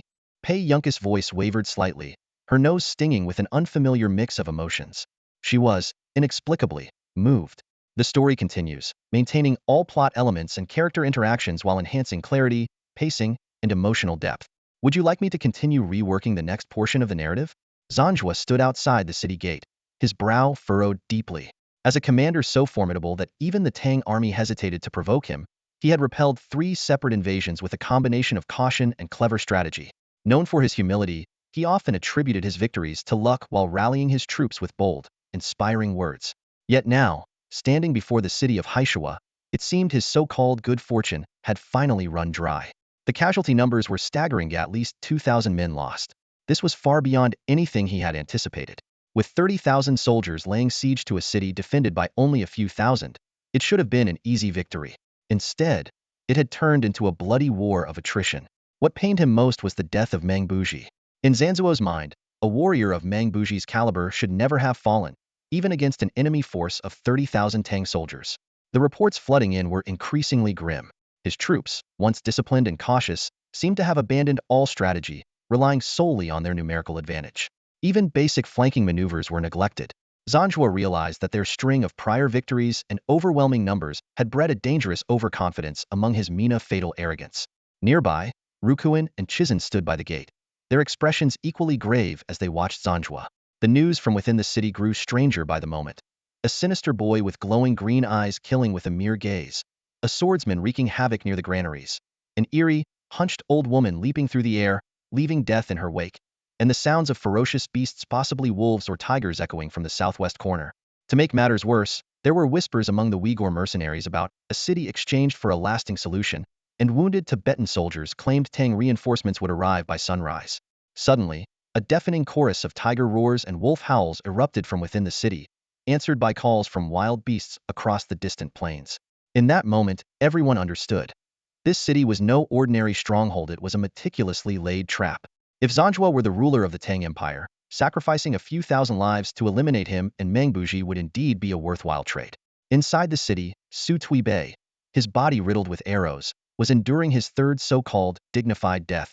The Tibetans quickly realized Feng Shuqing was deflecting arrows aimed at him, and they worked to distract Feng at every turn.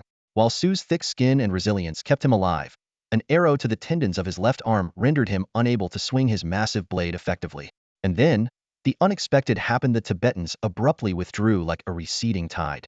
When Gu Lubai appeared on the city wall with Pei Yunxiu in tow, Su immediately understood who was behind this sudden shift. I owe you my life, Su said bluntly. Gu Lubai gave a wry smile. That's assuming either of us makes it out of here alive. When I say I owe you my life, I mean it, Su insisted stubbornly. Even if I die here, even if every last brother in this city dies with me, when I reach Yangguan or wherever lies beyond, I'll have brothers their whole honor my debt and settle it on my behalf. Gu patted Zu's shoulder, casually pulling out a shallowly embedded arrow. Well, first I need to survive, and so does this city. Otherwise, how will your brothers even know you owed me a debt? Su Tuibei let out a cold snort, his expression unchanged. Gu Lubai said no more, merely offering a respectful bow to the utterly drained Feng Shuqing, who, despite being unharmed, looked as if he could collapse at any moment. Without hesitation, Gu Lubai strode toward the outermost edge of the city gate tower, deliberately stepping into the range of the Tubo soldiers' arrows. A sudden hush fell over the battlefield. Countless Tubo soldiers fixed their eyes on the city wall. Whispers about the strange, green-eyed youth rippled through their ranks, growing louder with each passing moment.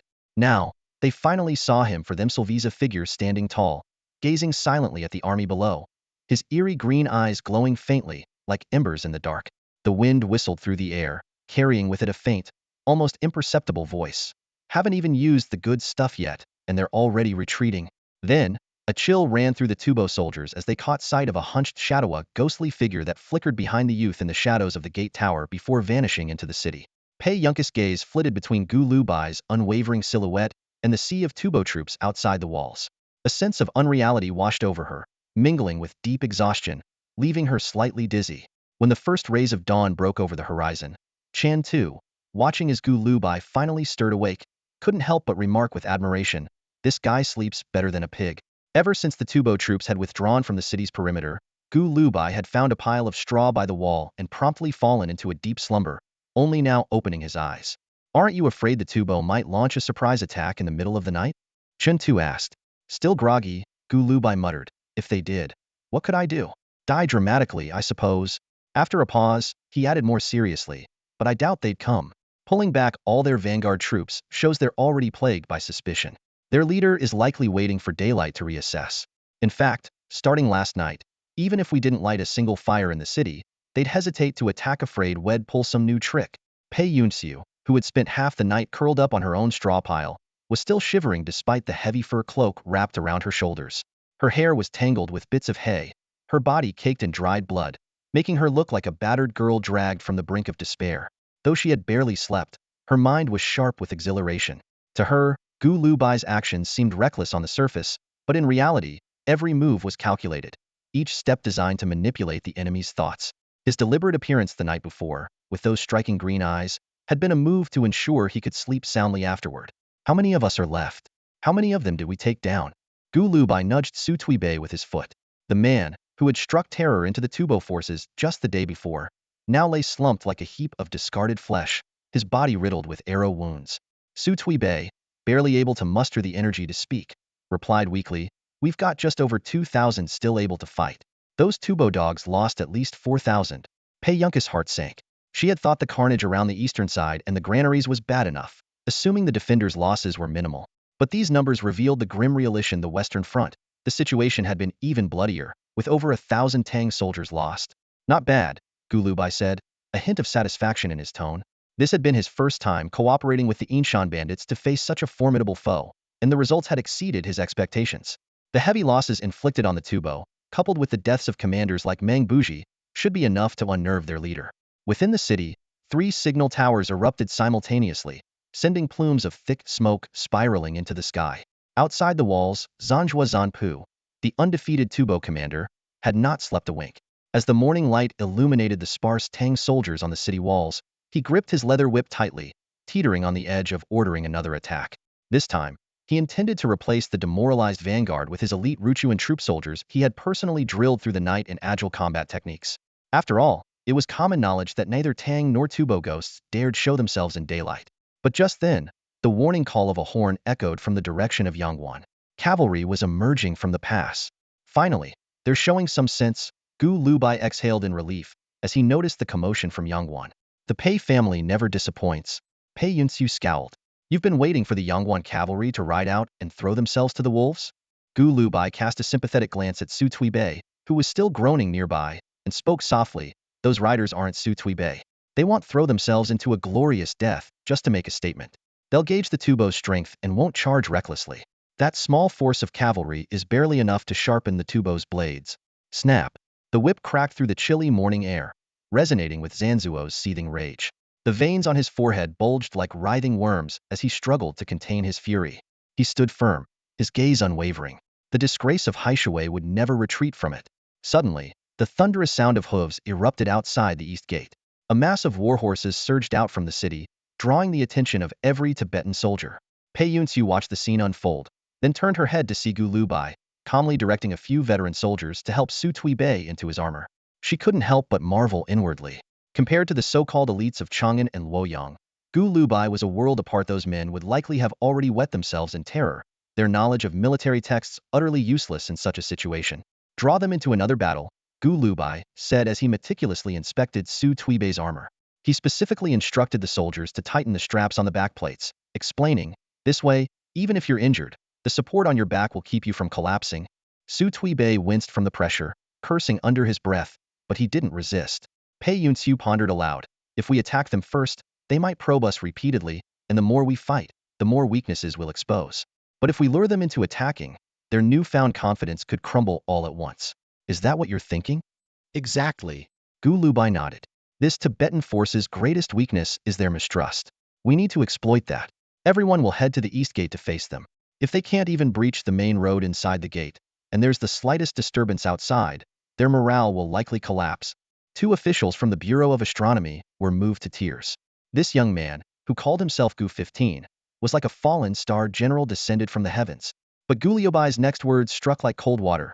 Their leader, Zanjua, is extremely cautious. We saw that last night. A man like him, if he decides to fight, will commit everything he has. I suspect he'll send in his elite Demon Slayer guards, the cavalry trained personally by him and famed for their exploits in Zushan. How strong are they? Pei Yunxiu pressed. According to military records, it takes 6 lives to take down just 2 Demon Slayer guards. A single isolated guard can kill 5 border soldiers. When a 20-man squad of them was surrounded, it cost us 60 lives to eliminate them. How many of them are there in total? Reportedly, 2 to 3,000. Given Zanjua's personality, he might deploy 1,000 this time. Pei Yunxiu gave a bitter smile. Then our chances of survival look slim. Should we destroy the supplies in the city first? No need. Gu Lubai smiled faintly. Zanjua is incredibly suspicious right now. He'll attack and plunder simultaneously, convinced there's something hidden in this city. As long as he believes there's more to uncover, he won't dare to advance recklessly. If the battle turns against him even slightly, he'll think about cutting his losses. The two officials stared in awe, stunned by Gu Liubai's ability to read minds so precisely. Gu Liubai's smile faded, his eyes steely. We'll face the Demon Slayer guards at the east gate. Qin Tu will set up a decoy formation inside the city to make Zanjua think there are hidden reinforcements. I'll have the supplies displayed prominently to distract them. Even if we all fall in battle, their heavy losses will make the loot they seize a burden rather than a prize, slowing their retreat. If we're lucky, it could take them years to recover. Killing was never the end goal.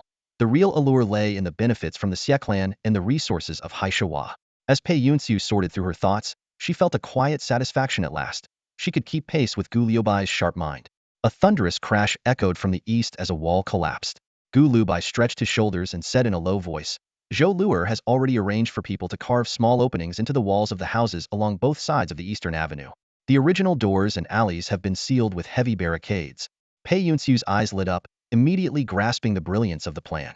The small openings would allow their forces to maneuver and strike swiftly, while the enemy, especially armored cavalry, would struggle to pass through, even dismounted. An idea struck her. We could leave a few doors unblocked on purpose, to create confusion and make it harder for them to discern our strategy.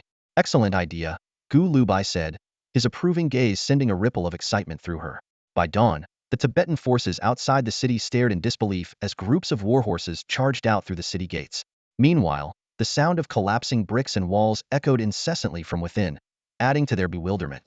The empty ramparts and wide-open eastern gate seemed to mock them, while wild laughter from the western side of the city stoked their fury.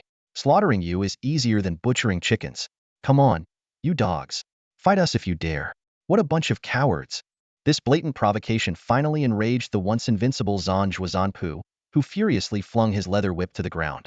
Inside the city, a dust-covered veteran soldier listened to the clamor of armor and hooves outside the eastern gate. Bathed in the pale morning light, he smiled serenely.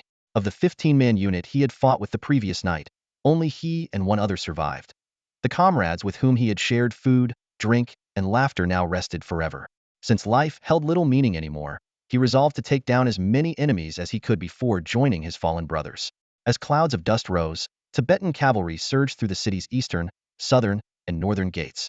The veteran and his companion emptied their quivers in mere moments, but quickly realized that the first wave of riders wasn't attacking them. Instead, the enemy rode straight toward the warehouses and barracks, ignoring their fallen comrades. Suddenly, the war drums on the western wall roared to life. Soldiers hidden within the houses on either side of the avenue sprang out without hesitation, forming 2 converging streams that cut off the Tibetan cavalry flooding through the eastern gate. The veteran, pierced by 3 arrows, felt no pain as he slashed down 2 enemy riders. Yet he soon noticed something strange. The armor of the foes before him had changed. It was now the black leather of the 2 Amo guards, etched with blood-red patterns that shimmered in the sunlight, as if blood itself coursed across the surface. In the blink of an eye, the street was awash in blood. Pei Yunxiu finally saw the horrifying cost of the battle within mere moments. At least 200 Tang soldiers had fallen. Yet the survivors continued to charge forward, undeterred. Su Tuibei's words echoed in her mind. We've got just over 2,000 left who can still fight. Her vision blurred as she stumbled toward the blood-soaked avenue, drawn by some invisible force. But Gu Lubai caught her arm and held her back. His voice was icy. Not yet. She bit her lips so hard that the taste of blood filled her mouth. She had no time to ponder Gu Liubai's intent behind his waiting, but deep down, she was certain if the entire city were to fall in battle, he would ensure the Tibetans paid a heavy price. Gu Lubai kept a close watch on the number of Demon Slayer guards pouring into the city. This was the crucial moment to confirm his assessment of the invincible Zhan Zhuo Zanpu. If more than 2,000 Demon Slayer guards entered through the eastern gate, it would mean this Tibetan leader was not as he had anticipated. In that case, the only option would be to retreat with the Inshan warriors, saving as many as they could. Fortunately, when nearly 1,000 Tang soldiers lay lifeless on the streets, the influx of Demon Slayer guards through the eastern gate finally ceased. As Gu had predicted, the Tibetan leader had dispatched less than half of his personal guards, approximately 1,000 men. Gu Liubai's gaze locked onto a particular Demon Slayer guard. After the man's warhorse had been impaled by a Tang soldier's spear, he leapt off the saddle in fury, skewering the soldier with his own lance. Though his attire was no different from the others, Gu had already noticed his extraordinary prowess within a short span. He had slain 11 men, cutting down all who dared stand in his way. It's time, Gu said, turning to Pei Yunxiu. Her skills were passable, she wouldn't be a hindrance, and more importantly, her presence would draw Li Shiji and the others into an all-out confrontation.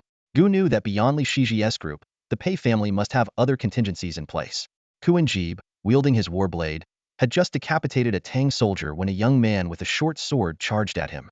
In Tibet, warriors like Kuan-Jib, who bore the honor of a territorial title before their names, were rare even among the elite Demon Slayer guards, often hailing from noble clans of high status. Kuan immediately noticed the faint green glow in the young man's eyes, recalling the legends of the green-eyed warriors he had heard the previous night. Though he felt a surge of excitement, he dared not underestimate his opponent. Letting out a sharp whistle, he swiftly retreated. In the instant their eyes met, Gu Lubai discerned Kuan-Jib's cunning nature. Before he could act, a Demon Slayer guard lunged at him from the left, the blade aimed directly for his neck. Without hesitation, Gu ducked low to evade the strike, simultaneously lunging forward and twisting to drive his sword into the attacker's nape with precision. A faint crack of bone echoed as the guard's body collapsed. Before he could even register the pain, his entire back and legs went numb, and he crumpled to the ground in a heavy heap. Kuan-Jib inhaled sharply. Even 5 highly trained Demon Slayer guards couldn't hold back this young swordsman. Reinforcements now, he shouted, intending to overwhelm Gu with sheer numbers. But just as he turned to flee, an arrow whizzed through the air. Though he managed to twist away, it grazed his cheek, leaving a thin line of blood. That brief hesitation was all Gu Lubai needed to close the distance. Kuan-Jib immediately dropped to the ground, using the horse's belly as cover and rolling to safety. This was no act of cowardice, but a survival instinct honed through countless life-or-death battles. Come down here and fight me on the ground, he thought bitterly, knowing that even the finest swordsman of Tang would struggle to fight effectively in this position. But Kuan-Jib underestimated Gu Liubai's speed and killing intent. Gu Lubai surged forward like a crashing wave, slamming directly into Kuan-Jib's chest. Bang! Kuan-Jib hit the ground heavily, his vision darkening. Before he could catch his breath, Gu Liubai's sword rained down like a storm. The armor shattered under the blade as though it were paper, and blood mixed with mangled organs gushed forth. Kuan-Jib barely managed to raise his right hand, gripping his blade, when Gu Liubai's knee came crashing down. With a sickening crack, his wrist bones were utterly crushed. A few Demon Slayer guards were frozen in terror, desperately thrusting their spears at Gu Lubai. But he had already leapt up like a surging wave. 5 rapid thrusts. A bone-shattering strike. The entire sequence flowed seamlessly, without a single hitch. Li Shiji's pupils constricted in shock. Such swordsmanship left him utterly stunned. Though Chang'an and Luoyang were home to many masters of the Songlong sword sect, none could exhibit such a truly fluid and flawless technique. He even thought to himself, if those so-called masters witnessed Gu Liubai's swordsmanship, they might very well die of shame. Pei Yunxiu, however, didn't have the luxury to ponder. She feigned a deceptive move with malicious cunning, then shattered a Demon Slayer guard's vital area with a single kick. But in the next instant, a mounted guard's lance sent her sword flying. Her palms split open, blood dripping, and one of her arms was in such pain she could hardly lift it. Yet, she wasn't afraid. With Li Shiji at her side, and after surviving countless dangers that night, she instinctively believed, as long as she stuck with that scoundrel Gu Lubai, she'd be safe. Ignoring her fallen sword, she charged forward unarmed, following Gu Lubai. Yutua Zongsheth, infamous Demon Slayer guard known for his bloodthirsty and battle-hardened nature, leapt off his horse at that very moment, his spear aimed straight for Pei Yunxiu's back. his face twisted into a sinister grin, eager to skewer her and savor her dying screams. But just then, the greenied youth abruptly turned back, rushing toward the incoming spear. Yutua Zhengzhe roared, channeling his inner energy to the brink, his body trembling as if it might burst. Yet, in that critical instant, his hands were severed. The youth's blade moved with eerie precision, pressing down on the spear and slicing cleanly through Yutua Zhengzhe's wrists. As the man stared in disbelief at his severed hands and the spear falling to the ground, the sword tip plunged through his eye socket. The sickening sound of blood and brain matter splattering seemed to echo in the ears of two Taisher Bureau officials hiding in a nearby house. These two officials were caught in a dilemma. They were barely 10 steps from the gruesomely slain Demon Slayer guard, yet they lacked the courage to charge in unarmed like Pei Yunxiu. At that moment, a few more Demon Slayer guards broke away from the battle and approached the house. The sight of the hesitant Taisher Bureau officials made the guards' faces pale with terror. They screamed in panic and fled, cursing their parents for not giving them extra legs. The two officials exchanged bewildered glances, finally realizing the truth given last night's battle in the city.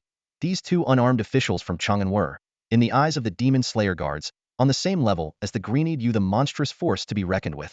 In that fleeting moment, Gu Lubai had already returned with Pei Yunxiu, charging toward the bullet-riddled house. The surrounding Demon Slayer guards hesitated. While the youth's gaze wasn't as deadly as rumors claimed, his sword was no less lethal. Whoever he targeted was as good as dead. Including Kurenjib, 6 Demon Slayer guards had already fallen to his blade. His swordsmanship and movements were unpredictable, his strikes and surges fluid yet elusive. Even if one managed to predict his next move, the time lag caused by his peculiar footwork rendered their attacks futile.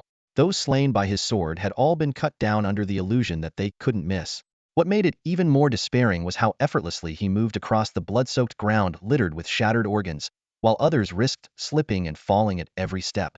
The young man's movements were as ghostly as a phantom, gliding effortlessly as if on water.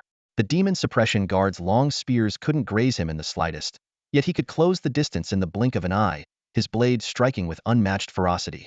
Even Yutua Zhengzhe's proud spear techniques were utterly useless against him. In an instant, both hands of Yutua Zhengzhe, along with his weapon, were severed, and a sword pierced through his eye socket. By the time Gu Lubai had led Pei Yunxiu to a secluded courtyard, the demon suppression guard seemed to awaken from a dream. Kuenjib and Yutua Zhengzhe had both perished in the blink of an eye. That young man had slain them with lightning speed, and then vanished as silently as he had appeared. Among the demon suppression guards, Yutua Zhengzhe's death did not cause much of a stir. Known for his aggressive nature and tendency to charge headfirst into battle, he had long been rewarded with land for his contributions. But the death of Kuenjib sent chills down everyone's spines. Kuenjib, despite his formidable combat skills, was notoriously cautious, adept at rallying reinforcements and orchestrating ambushes. For such a shrewd and seasoned individual to meet his end so abruptly, how could this be? The surviving demon suppression guards dared not recklessly pursue them into the courtyard. Who knew how many more skilled fighters might be lurking within those newly created holes and cracks in the walls? Those who had witnessed Kuenjib's gruesome demise were especially shaken. Kuenjib was famed for his cunning, and his subordinates were equally sharp. In the midst of their grief and fury, one of Kuenjib's men shouted, "Yutua Zhengzhe was killed by that man." Yutua Zhengzhe's followers, much like their leader, were equally fierce and hot-blooded. As expected, without any command, a group of demon suppression guards charged into the courtyard like madmen. Bravery in the face of death is a double-edged sword. It often leads to victory, but at times, it spells sheer folly. The improvised holes in the walls were narrow, forcing them to crouch to pass through. In this kind of entanglement with Tang soldiers, riding on horseback was less practical than moving on foot. The guards even discarded their long spears, leaping off their horses and storming in with reckless abandon. The first guard to crawl through the wall hole froze in place instantly. The man behind him cursed and dragged him out, only to find that his head had been skewered by a sharp blade, with blood and brain matter gushing out. The one who dragged the body out, his eyes bloodshot with rage, saw that the interior appeared empty and, without hesitation, bent down and charged in. Gu Lubai had been standing silently to the side, waiting. This man's fate was no different from the first. His temple was pierced by a sword, and blood mixed with brain matter sprayed out from both sides. The third guard, after pulling out the second corpse, was about to roar and rush in when those behind him finally came to their senses. They grabbed him firmly and unleashed a torrent of scolding in the Tibetan language. "Are you out of your mind? 2 are already dead, and you still want to hand over your head to get skewered?" To their surprise, in that brief moment of hesitation, Gu Lubai emerged from the hole like a wave surging forth. Seizing the chaos as they argued and pulled at each other, he struck like lightning, driving his sword through the skull of the guard being restrained, and then retreated back into the hole. The guards left behind were drenched in the warm spray of blood and brain matter, standing there in stunned silence. This eerie combat tactic was unlike anything they had ever encountered. One of their own had been held so tightly by his comrades that he couldn't even struggle, his final expression filled with utter despair. The lifeless bodies of 3 demon slayer guards lay sprawled on the ground, blood slowly seeping into the soil. Inside the house, Pei Yunsu froze in shock. Was this truly the elite force, second only in combat prowess to the fearsome Turkic Black Cavalry? Gu Shiwu had once explained in detail to her the casualty ratios between the Tang border army and the demon slayer guards.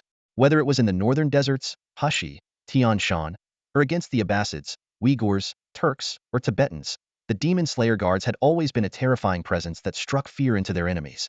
Yet just moments ago, these 3 elite warriors had been effortlessly slaughtered by Gu Lubai, as if they were mere straw men. Even more astonishing was the realization that she didn't even need her Ingqing sword. Had she picked up a broken spear at random, the outcome would likely have been the same. Li Shiji observed the scene with a calm and calculating gaze. This young man, who had grown up on the harsh slopes of Mingbai, moved with an unnerving precision in every action. His composure, his clear-headed tactics, his near-perfect rhythm of advance and retreat, and his exquisite swordsmanship, it all made Li Shiji secretly disdain the so-called swordmasters of the Zonglong sword sect he had once admired. In this battlefield of carnage and chaos, anyone else facing the demon slayer guards would likely struggle to even hold their sword steady, let alone land a precise strike on a vital point. Their attacks would be clumsy and erratic at best. But Gu Lubai? He was on an entirely different level, a gulf as vast as heaven and earth. On the main road inside the eastern gate, the Tibetan army had gained absolute dominance. Of the original 2,000 Tang soldiers, barely 800 remained. Even as they fought desperately in close quarters, it was only a matter of time before the Tibetans seized full control of the situation. And then, suddenly, the tide turned. A strange commotion erupted as many Tibetan soldiers began retreating in panic, even trampling over one another in their frenzy. "He's here! The butcher is here!" they screamed. To conserve his strength, 2 Tang soldiers had fetched him an ox cart. Despite the soreness in his body from last night's brutal battle and the arrow wounds biting into him like venomous insects, the armor he wore today concealed his weariness perfectly, emanating instead an aura of chilling authority. Su Tuibei stood tall on the ox cart, an imposing figure that seemed to defy all sense of incongruity. Instead, his presence exuded an overwhelming sense of dominance, as though he alone could command the battlefield. This oppressive aura was something the Tibetans had not felt since Chiobu, the man who could overturn 2 bulls with his bare hands. But it was Su Tuibei who had taken Chiobu's head. Ha ha ha ha. His wild laughter rang out as Su Tuibei leapt from the cart. "You mangy dogs, come here and help sharpen my blade." His armored body descended like a mountain. With a flash of his massive blade, he cleaved a Tibetan cavalryman and his horse cleanly in 2. The ground trembled as he landed, though his legs wobbled beneath him and his knees threatened to buckle. Even so, his momentum remained unbroken. He drove his blade into the earth to steady himself, a gesture that only added to his fearsome presence. "Zanjua, you bastard!" he roared, his voice carrying far beyond the battlefield. "You still don't realize you've come here to die?" The thunderous shout sent chills through the demon slayer guards and revitalized the Tang soldiers, whose battle cries now roared like rolling thunder. To the Tibetans outside the city, it sounded as if an unstoppable army was charging toward them. Meanwhile, several of Yutua Zong's subordinates were frantically searching for an opening to confront Gu Lubai Heaton. But Gu Lubai had already slipped through a hole in another building, moving with lightning speed. In one swift motion, he drove his sword into the nape of a demon slayer guard. The man sensed the danger behind him, but his heavy armor made it impossible to turn around in time. "General Tsujia, watch out!" the other soldiers cried in alarm. Yet the general remained eerily composed, shrinking slightly at their warning. Their outburst, however, only fueled his anger. "Thanks a lot, you idiots. Are you trying to get me killed along with Yutua Zongja?" he snapped furiously. His fighting spirit evaporated. All he wanted now was to retreat to the relative safety of another Tibetan commander nearby. Gessen was the strongest warrior among the demon slayers, so much so that even Zanpu chose to share a tent with him to demonstrate his trust in Gessen's abilities. However, fate often has a cruel sense of irony. A silent arrow pierced through the back of his head with deadly precision, followed by a chilling crack that shattered his skull in an instant. From the distant watchtower, Longpa silently withdrew, a satisfied smirk curling at the corner of her lips. Under the watchful eyes of many, no one had even noticed the origin of the lethal shot. Su Tuibei's sudden charge threw the Tibetan forces into disarray, momentarily distracting them from a harsh reality. The Tang soldiers in the city were nearly wiped out. Among the ranks of the Tibetan archers, there were always a few prodigies with unparalleled precision. At that moment, in the shadows of the city walls, a Tibetan archer had just completed his steady breathing routine. He calculated the wind direction with precision, his eyes locked onto Su Tui Bei. He even held his breath, certain that one arrow would end the life of this reckless Tang warrior who had taunted them all night. He slowly raised his longbow, his movements so subtle they barely drew attention. His right hand instinctively reached back for an arrow from his quiver but found nothing. The muscle memory of this habitual motion delayed his realization until he placed his empty fingers on the bowstring. Startled, he finally looked back at his quiver. His breathing grew labored, like that of a man afflicted with consumption. The quiver was empty, save for a single feather from a Mangbuzi hat. Someone had stolen all his arrows without his notice, leaving behind this mocking token. Such skill, why not simply take his life? The thought nearly drove him mad. Then, from the corner of his eye, he spotted a woman in blue standing in the shadows of the distant wall. She offered him a shy smile. The sight made his hair stand on end. Lan Yufeng handed a bundle of arrows to Qin Tu and asked in confusion, why not just kill him? In a situation like this, stealing is harder than killing. Hiding in the shadows, Chun Tu replied coldly, because Gu Shiwa's plan is to make the Tibetans paranoid. I can't say for sure his strategy will lead to victory, but holding out this long is already a success. My actions are meant to complement his tactics to sow even more fear and uncertainty among the Tibetans. Hearing his assessment of Gu Shiwa, Lan Yufeng smiled with delight and softly added, actually, I just noticed another one of Gu Shiwa's people on the wall. Who? Chen Tu was taken aback. That one-armed Hihualua. He's hiding on the wall, seemingly watching a few people among the Tibetan forces. He saw me too when I noticed him. Chen Tu couldn't help but chuckle. Gu Shiwa, that crafty bastard. By now, Haishawa City was in complete chaos. While the eastern and western gates were under heavy assault, the southern and northern gates were bustling with Tibetan cavalry transporting looted goods. At the end of an alley near the southern gate, by the city wall, a Tibetan commander in silver chainmail gazed eastward in confusion. A veteran of countless battles, he had never witnessed such an odd situation. The eastern side was filled with deafening battle cries and the stench of blood, yet where he stood, there wasn't a single Tang soldier in sight, not even guarding the armory. Originally, he had brought over 100 men to transport silk and tea, but to his surprise, the armory was filled with ready-made weapons. This discovery thrilled him. While iron, copper, silk, medicine, and tea were all valuable supplies, nothing was more precious than weapons ready for use. He immediately ordered his men to prioritize transporting the arms. Cavalry moved back and forth freely. If they could loot at will, what was the point of breaching the city and slaughtering its inhabitants? Wasn't slaughtering the city necessary because the Tang border troops would defend it to the death, refusing to let them take anything? Yet even the prized war horses of the Tang emperor had been driven out of the city. What on earth was going on? As the Tibetan commander wrestled with his confusion, a woman suddenly appeared beside him. Startled, he opened his mouth to shout, but a short spear had already pierced through it with deadly precision. Gu Lubai had already warned Yin Shenyang not to wield the frost sword, so she casually retrieved a short spear from the armory. With a single thrust, she ended the life of a Tibetan commander, then leapt gracefully onto the rooftop, scanning for her next target. Outside the city, nearly half of the Tibetan forces were preoccupied with sorting their spoils of war, distributing the burdens among their warhorses. Haishawa was indeed a rich prize. Coupled with the promised books, craftsmen, and rare medicinal herbs from the Xie family, this campaign was set to catapult Tibet into unprecedented strength. Yet, Zanju could no longer revel in victory. Since last night, the tides had turned drastically. While the 4,000 cavalry he dispatched had encountered little resistance beyond the eastern and western gates, the battle reports were conspicuously absent of familiar names. Soon, grim tidings began to pour in. His commanders were meeting their ends in bizarre ways, some impaled by spears, others bludgeoned to death, some pierced through the mouth, and still others found with their bodies punctured by uniformly spaced sword wounds. When word reached him that Wang Due, the commander he had personally trained in swordsmanship, had been killed by a pair of chopsticks driven into his eyes, Zanzu's composure finally broke. He ripped the plume from his helmet and hurled it to the ground in fury. How many hidden masters could possibly be lurking in this city? To make matters worse, a Demon Slayer guard reported that 2 unarmed officials from Chang'an, seen at the eastern gate last night, were now lying in ambush in a nearby building, waiting for their moment to strike. Under the glaring sunlight, Zanju slowly raised his head, his mind cycling through the names of his fallen generals. Mangbuzi, Qiubu, Qiji, Qiangba, Saiqi, all his trusted commanders had perished here. This minuscule Haisha felt like the mythical demon of the ancestral mountain, devouring his forces one by one. Even if he were to raze the city to the ground and carry off all the spoils, the cost of this campaign had already cut him to the core. Just as the words retreat now began to form on his lips, a demon slayer guard galloped toward him with urgent news. General Gelsang was requesting 500 archers to assist him. He vowed to take the head of the green-eyed warrior or die trying. Zanju froze, recalling a deep conversation he'd had with Gelsang before the campaign.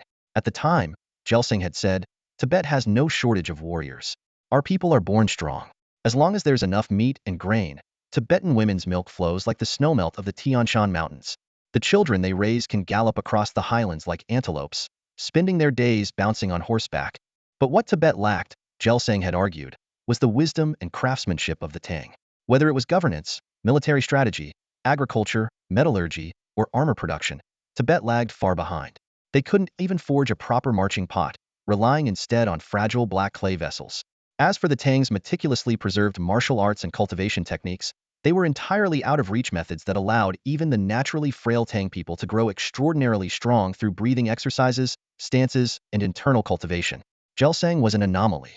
Having studied in Chang'an, he had returned far stronger and brought back fragments of cultivation techniques. Yet it wasn't enough.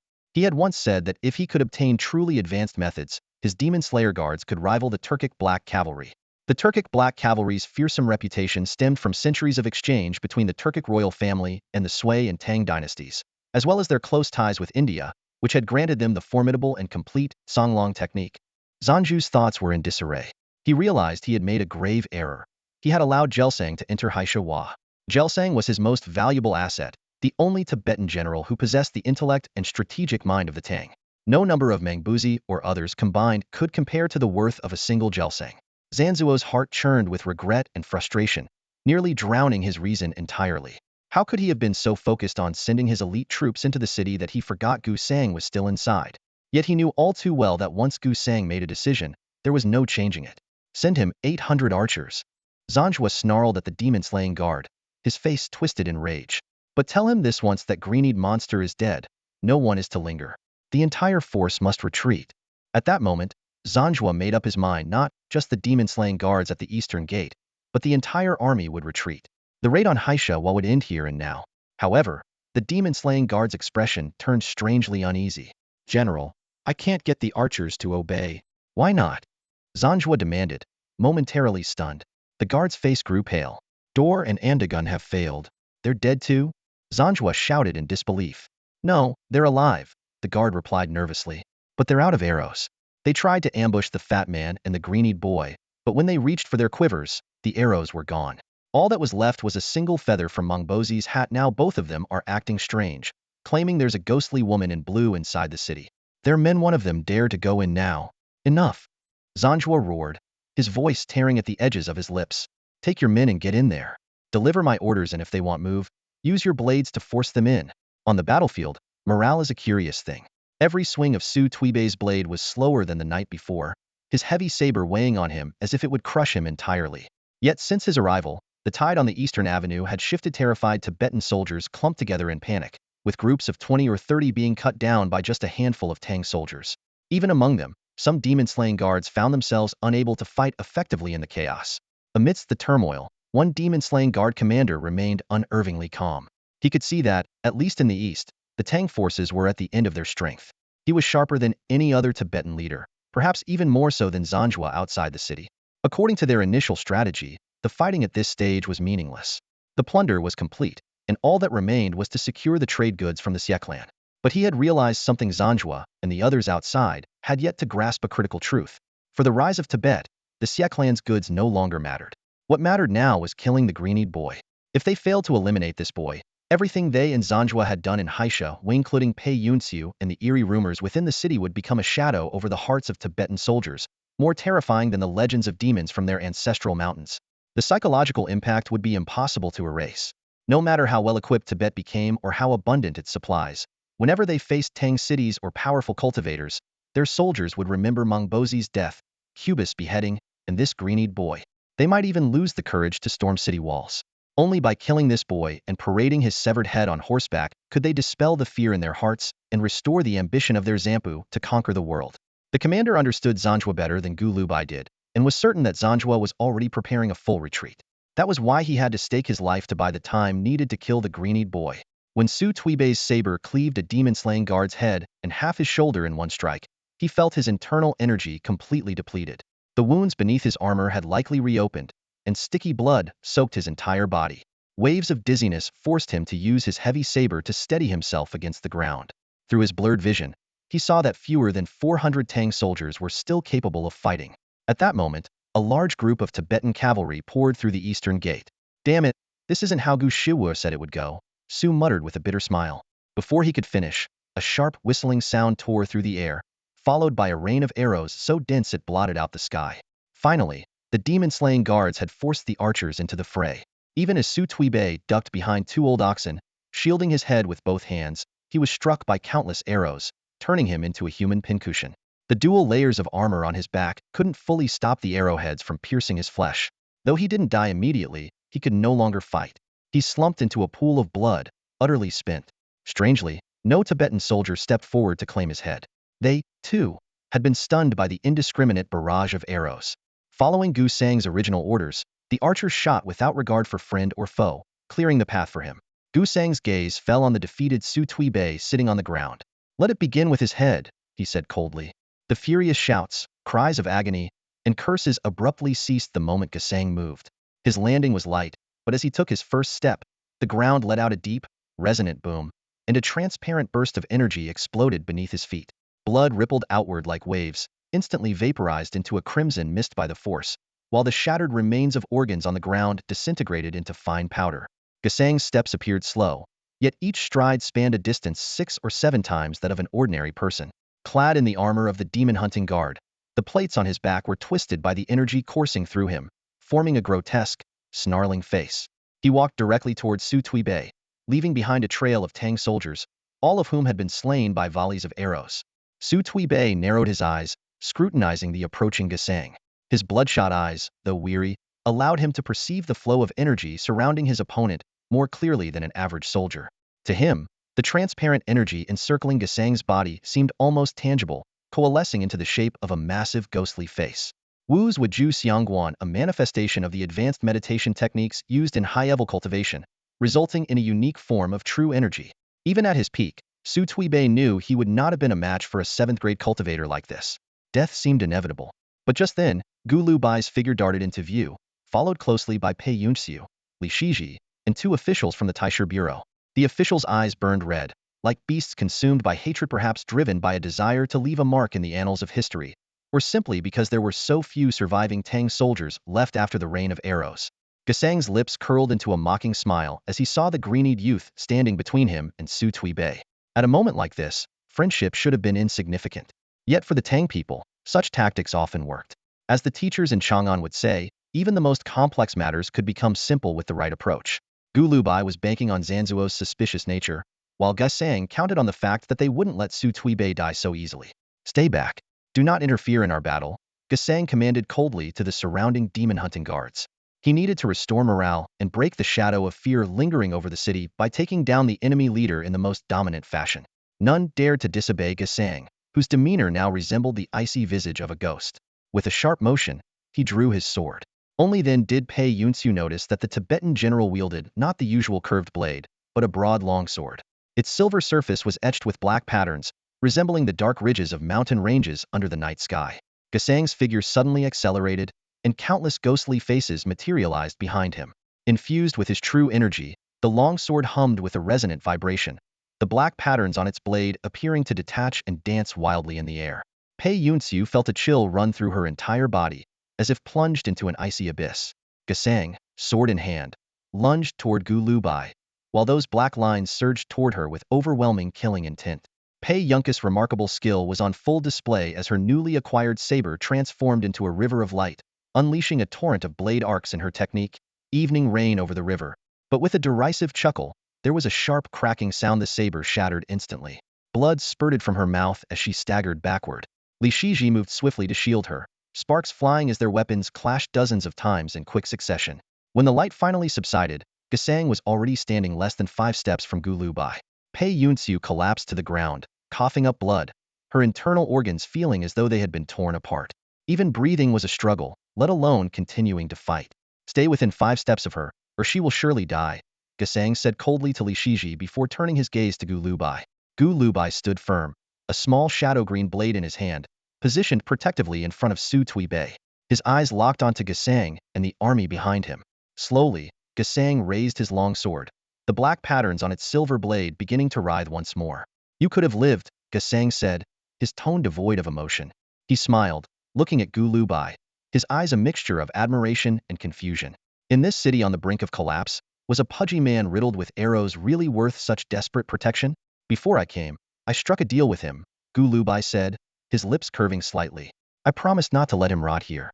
At the very least, he should make it back to Yuzhou to enjoy some peace. As a businessman, I've always kept my word. A businessman? Gasang was momentarily stunned. The man before him, who had plunged the Tibetan army into such dire straits, described himself as merely a businessman. At this moment, both the green-eyed youth and Gasang himself exuded an aura that was utterly captivating. Their confrontation seemed to freeze the entire battlefield along the main street. The remaining Tang soldiers, panting heavily, seized the chance to drag their injured comrades out from the piles of corpses. Gasang stared at his opponent, suddenly realizing they shared some similarities, both intelligent, both ambitious. He could even guess what Gu Lubai was thinking at that very moment. You want to kill me with your own hands, don't you? Gasang said, a hint of mockery tugging at the corner of his mouth. Indeed, Gu Lubai replied calmly with a nod. You want to use this to rebuild your army's morale, and I happen to need to kill you to put an end to all this? Despite the urgency of Zanjua waiting outside the city, Gasang felt a twinge of appreciation for his adversary. Returning to his homeland had only deepened his understanding of how rare it was to find a kindred spirit. Among his people, few possessed true foresight, and even fewer could grasp his thoughts. What's your name? Gasang asked, then introduced himself. I studied in Chang'an for many years. My friends there gave me a Tang name Pan Shumo, Ghost King Sutra from Baluo Temple in Luoyang. The bold inkstrokes of Ningxin Sword Forge, Gu Lubai mused aloud. I am Gu Lubai. Gasang nodded slowly. On many starry nights, I've often thought of the people I met in Chang'an. They were like stars in the heavens, unique and extraordinary. You remind me of them, but you're younger. Letting someone like you live would be far too dangerous. Gu Lubai chuckled. I don't intend to let you leave alive either. While your people look to the eternal sky and pray for a sliver of fortune, you aim to pluck the stars from the heavens. For the first time, Gasang felt a sense of unparalleled satisfaction. Please, he said. His sword cut through the cold air, sending chaotic black streaks spiraling through the mist. The blade vanished into the fog, and in an instant, a massive ghostly face lunged toward Gu Lubai, engulfing him. Gu Lubai's figure flickered unnaturally, his movements rippling like water as he struck 3 times in rapid succession. Clang! The sharp clash of steel echoed as Gasang's broadsword materialized, slashing through the air. 10 or more streaks of black sword energy tore into Gu Lubai, leaving bloody gashes on his body. At the same time, Gasang took a hit to his abdomen, blood spurting out. But his sword hilt had already shattered Gu Lubai's wrist, fracturing the bones in his left arm. Gu Lubai's third strike faltered, the blade slipping weakly from his grip. He staggered back, stopping only when he reached Su Tuibei's side. Pressing against his wound, Gasang's blood seeped through his fingers. Gazing at the young man still standing protectively in front of Su Tuibei, he was filled with both admiration and relief. He had made the right decision. Someone with such skill at such a young age could, given time, become not just a lingering nightmare for the Tibetan people, but a towering mountain that would crush them entirely. What a shame, Gasang thought. This terrifying youth was about to die. Even though Gu Lubai had chosen a strategy of mutual destruction, the injuries Gasang had sustained were far from fatal. If a swordsman cannot even hold his sword tightly, what purpose does he serve? Gasang's gaze lingered on the boy's twisted hand, a flash of resolute determination flickering in his eyes. In an instant, the icy wind howled around him, his inner energy surging so intensely that the very air seemed to warp and twist, forming a ghastlier face than before. Though blood flowed freely from his waist, his aura erupted with astonishing ferocity, and his figure moved like a phantom, leaping skyward. This strike carried far greater force than the last. Countless jet-black streaks, brimming with lethal intent, surged toward Gu Lubai like a tidal wave. The air thickened, oppressive and suffocating. Su Tuibei, already struggling to breathe, now gasped desperately like a fish out of water, his mouth agape but unable to make a sound. Gu Liubai's body bore fresh slashes, yet his expression remained calm as ever. Just as the black streaks threatened to cocoon him completely, his right hand flicked, and an overwhelming surge of murderous energy exploded outward.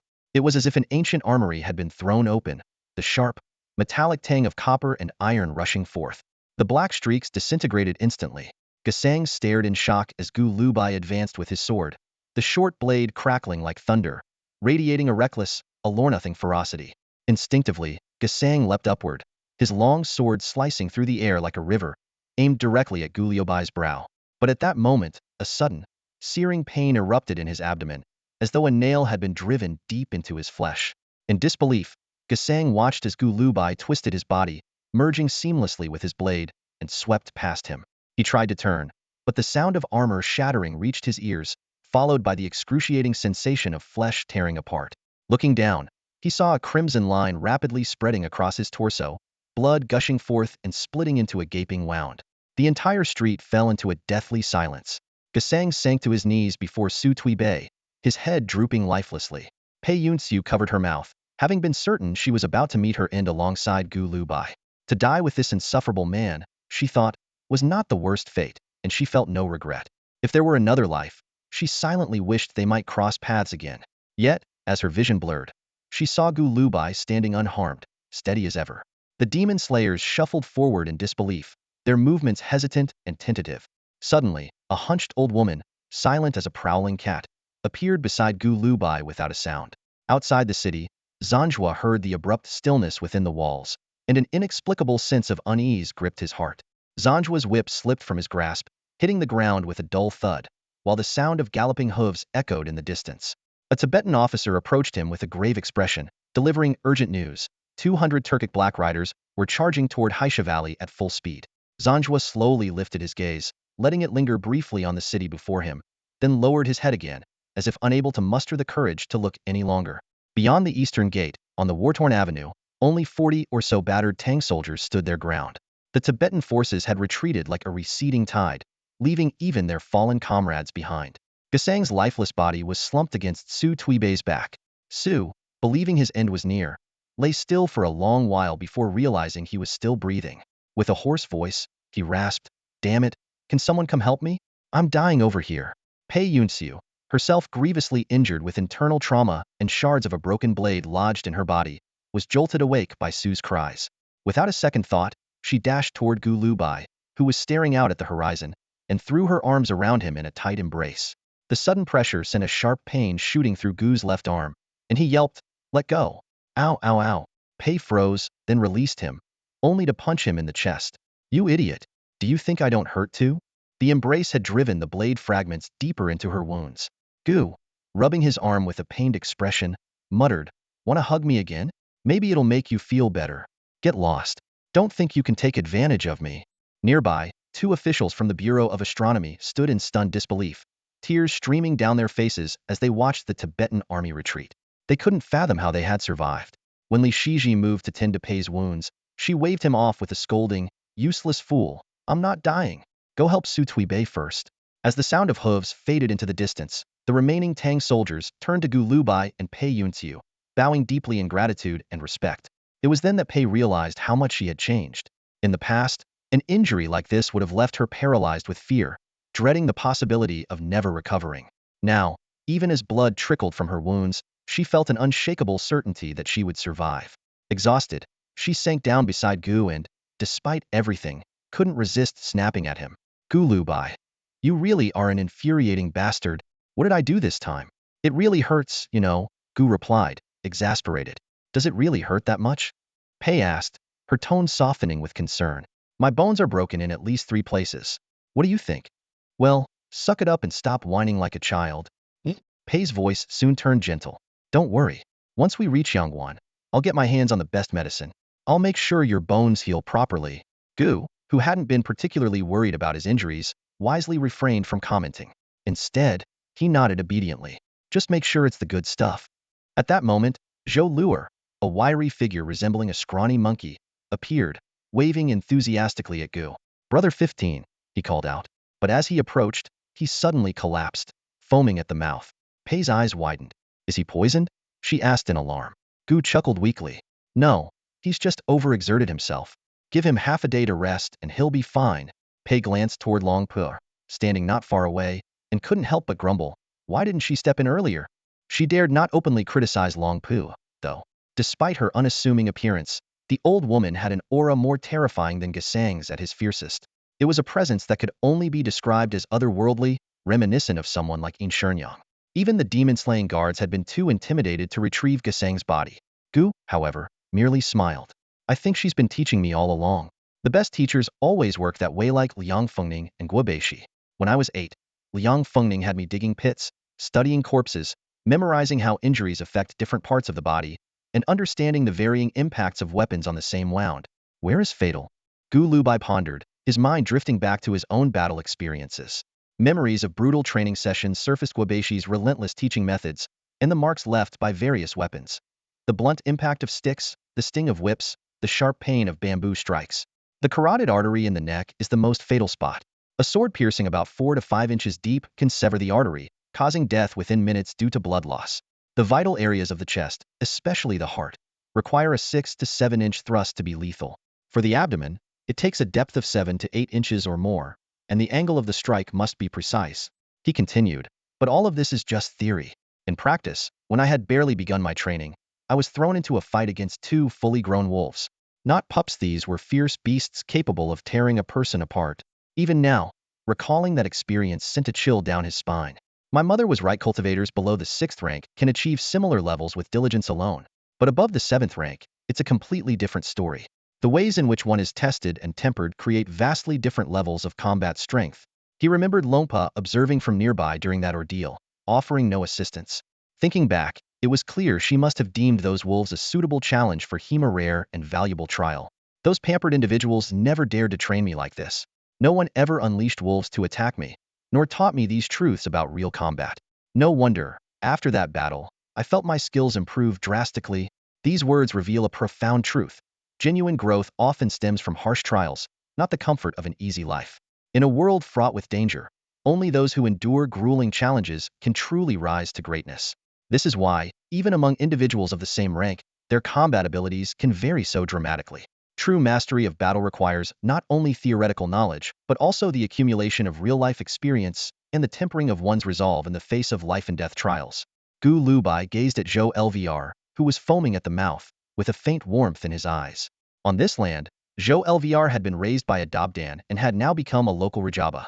At that moment, Du Haha and Lan Yufeng approached. Sitting down next to Chen Tuesday, Lan Yufeng, whose injuries seemed minor, kept her concerned gaze fixed on Gu Lubai's wounded hand. In contrast, Du Haha was in far worse shape, had exhausted a great deal of his inner energy during his battle with the elite vanguard of the Tubo forces at the granary, and had yet to recover. His body was bleeding from over a dozen wounds, his face as pale as paper, though fortunately, his limbs were still intact. Chen Tu, noticeably more subdued, humbly asked, "What do Dabdan and Rajaba mean?" "I don't understand." Gu Lubai explained. "Most tribes beyond the frontier practice sky burials after death. In many places, Dabdan and Rajaba are terms for sky burial practitioners. But the tribes near Mingbai Slope are a bit different. They regard the Dabdan as the master, while the Rajaba is the master's assistant, responsible for carrying the bodies. If we stay here long enough, in a few years, Zhou Lvr might very well become what they call a Dabdan," he added with a smile. In Shenyang walked over and sat beside Pei Yunxiu. Looking at the frail figure of Zhou Lvr foaming at the mouth, she finally understood the source of the corpse stench on him. She knew the weight of a corpse all too well. Although she, like Qin Tu, didn't understand these local terms, she was aware that sky burial platforms were built on mountains, and the body carriers had to haul the wrapped corpses from the foot of the mountain to the platform.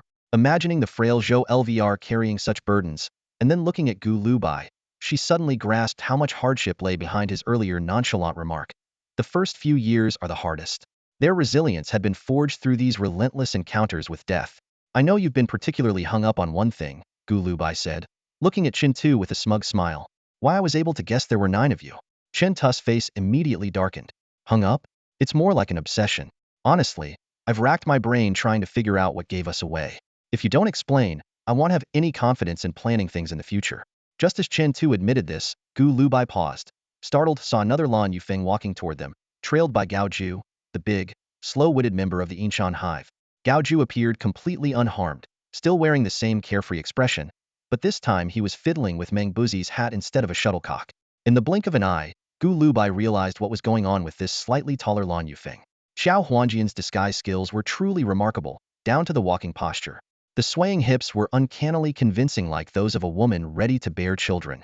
"You wanted the Tubo soldiers to grow suspicious and paranoid, didn't you?" Qin Tu eagerly sought credit. "If ID had more time, ID have had him disguise himself as Meng Buzi. That would have kept those Tubo soldiers up all night." "Not bad. You're not entirely useless," Gu Lubai remarked, his mood lifting further as he noticed Lompa in the distance, gathering broken tubo arrows. But honestly, it was pretty simple. Zhou LVR told me that behind the slope where Lompa was lying in ambush, another one of your people was hiding. How would he know? Chun Tu glanced at Zhou LVR, who was still foaming at the mouth, feeling suddenly deflated. It seemed this Zhou LVR might be more useful than he was. Gu Lubai explained, Dabdan and Rajaba here are highly respected. They are seen as sacred guides who separate the soul from the flesh, helping spirits escape suffering and move on to the next life. The tribes believe they can foresee death, but Zhou LVR's mentor once said they only follow the guidance of the gods. And the vultures in the sky are considered the messengers of those gods. Through the vultures? Chen Tu caught on to the key point. Gu Lubai nodded. They call the vultures in the sky heavenly mothers. Heavenly mothers don't kill, but they can sense the presence of death. Dabdan have a special connection with these heavenly mothers, and Zhou LVR, having grown up with them, is particularly familiar with their way. She can even get them to help him, including delivering messages. In Shenyang recalled the copper tube Zhou LVR had previously brought to Gu Lubai. Exactly. Gu Lubai looked at Zhou LVR, his tone carrying a hint of pride. For him, summoning the heavenly mothers is effortless. If he stays here, he'll undoubtedly become the best Dabdan because he loves nothing more than playing with the heavenly mothers. In certain ways, their perception far surpasses that of even the most skilled practitioners. Gu Liubai's lips curved into a faint smile as he explained slowly, those who remain motionless for a long time are mistaken by the Tang Xingmu as people on the verge of death. The birds circle in the air, waiting. While an ordinary Dobutan might not be able to accurately determine the number of people based on the Tang Xingmu's numbers and cries, Zhou Luer has that ability. That's how you figured out it was our observation post in ambush and deduced, following our usual practice, that it was a group of 3. Chun Tu took a deep breath after hearing this, his gaze shifting uneasily between Gu Lubai and Zhou Luer. A cold sweat broke out on his back. Fortunately, these people were allies, not enemies. Even the seemingly frail and bony Zhou Luer possessed such remarkable skills. I heard Lan Yufeng say that he Huolua is hiding in the watchtower. Chun Tu forced a weak smile. Are you planning for him to ambush and kill someone? If Zanjua hasn't been consumed by paranoia, the deaths of those men might have changed him. If it comes to that, he'll have no choice but to use myself and pay Yutsu as bait, Gu Lubai replied calmly. When he enters the city to inspect our seemingly dying or dead bodies, he Huolua might get the chance to take his life. Chen Tu fell silent. At that moment, Hu Lao-san, covered in blood, approached the wall and sat down, the clinking of metal accompanying his movements. 15th brother, you're truly a young hero. I admire you, the honest man said sincerely. Apart from Su Qi, the rest of the Yinshan group had gathered. Given Su Qi's nature, he was likely lurking nearby. This band of survivors, having narrowly escaped death, now resembled a long-traveling troupe of actors. Leaning against the wall, they watched the clouds drift by, each wearing an expression of quiet satisfaction. Suddenly, Gao Ju waved Meng Buzi's hat in the air and called out to Zhou Luer with a laugh. Look at this huge crab. A 4-legged crab, no matter how big, isn't edible, Chun Tu remarked, then turned to Gu Lubai with a more serious expression. Do you think what you said to that Tibetan man will have any effect? After this battle, Chen Tu had gained a new understanding of Gu Lubai's methods. Gu Lubai smiled faintly.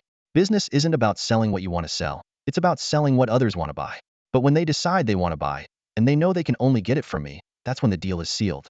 I only do business with people who keep their word, he continued. If the Xie family dared to do business with Zanjua, it means he's at least somewhat trustworthy. Since I have a better reputation than the Xie family, if Zanjua does business with me, his own credibility will only grow. Chun Tu finally showed his usual smile and remarked with a sigh. From the beginning, you didn't even ask Gusi, just knew we wouldn't leave Haishawa, didn't you? Even if you wanted to leave, do you think you could drag Hu Bo and Yin Shenyang away? Gu Lubai replied with a chuckle. Chan Tu started to laugh, but stopped short as his gaze settled on the road strewn with corpses, the blood darkening into a deep purple, and the wounded still writhing in the distance. His smile faded.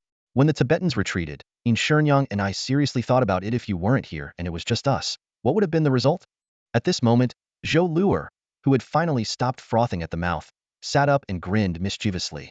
So, what would it have been? Gaoju jumped in fright. This crab is terrifying. Qian Tu fixed his gaze on Zhou Luer, inwardly marveling at how quickly the man had regained his composure. Clearly, Zhou had mastered an extraordinary technique for cultivating inner energy. At this moment, Zhou Luer wore a broad smile, even more cheerful than Qian Tu himself.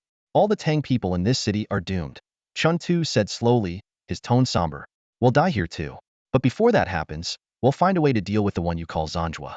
Well, that's not such a bad trade, Gu Lubai replied after a brief moment of contemplation. Chun Tu's expression grew heavier. After a long silence, he added, "For now, we're still alive.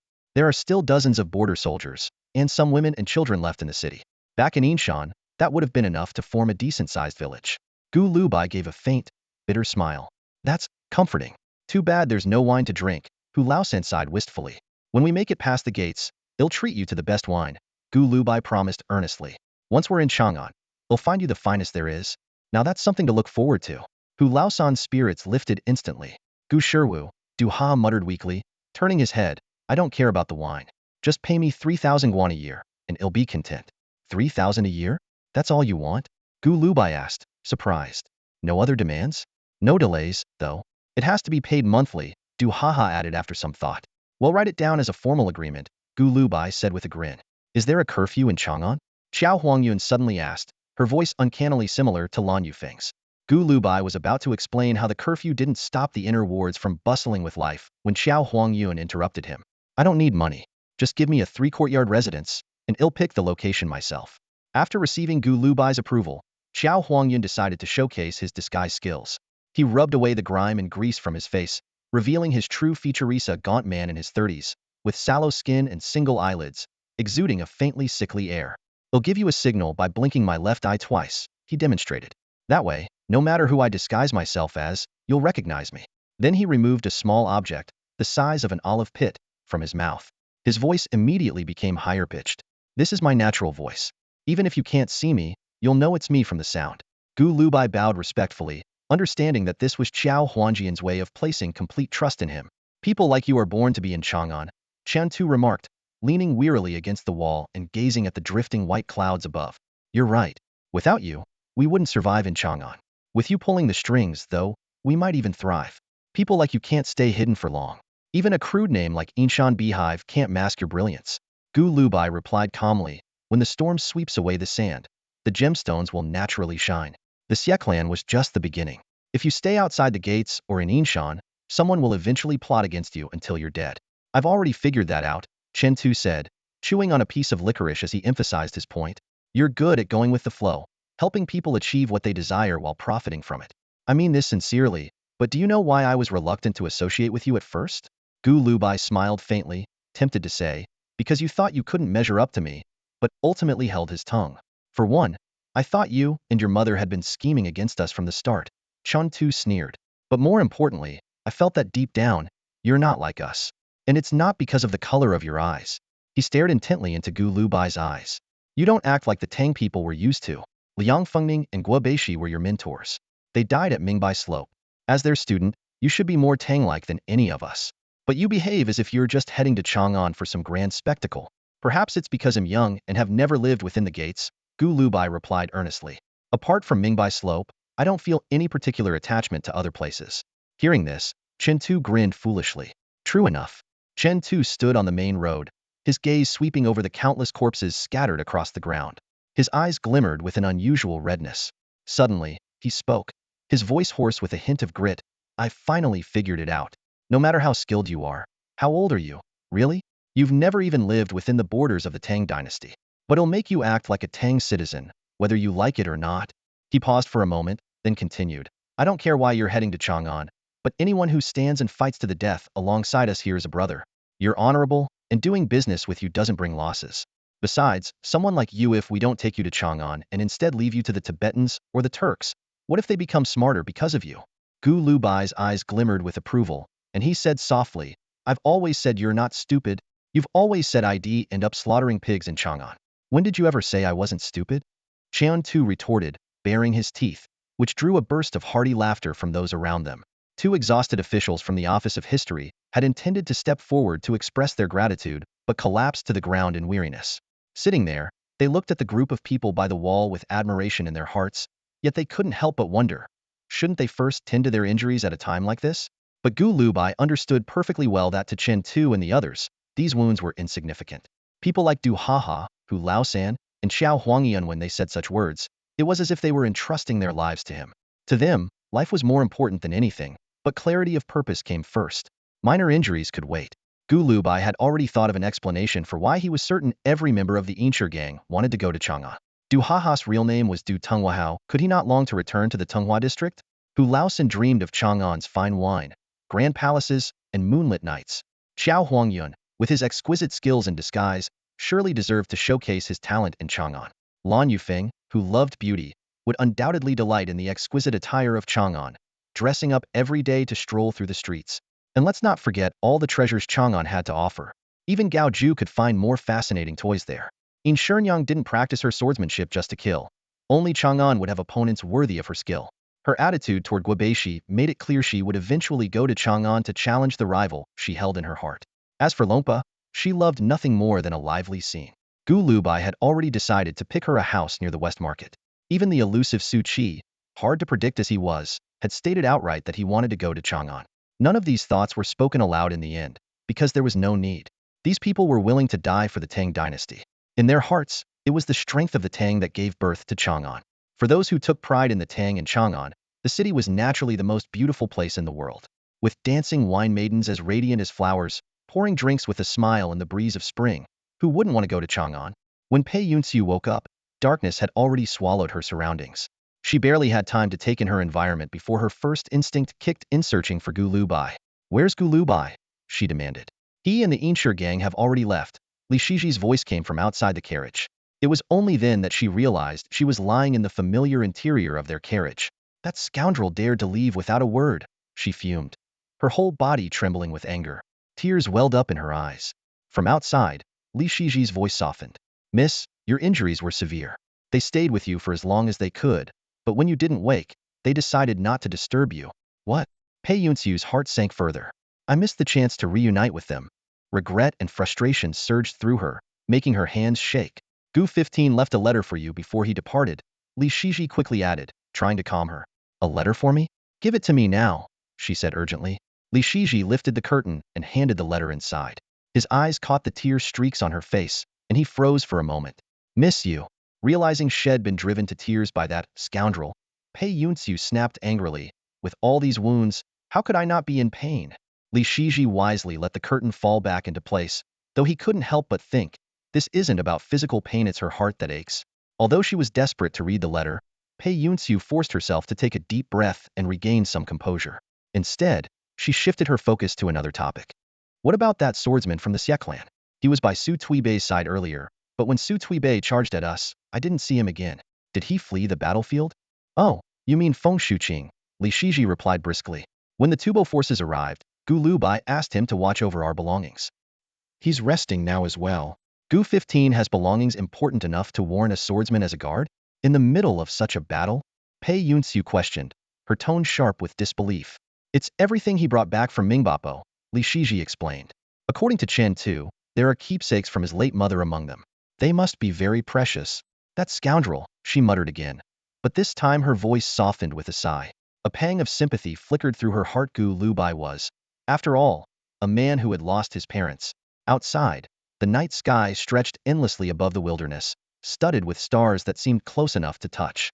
Yet, without the glow of distant cities or the warmth of 1,000 households, the vast expanse felt cold and solemn.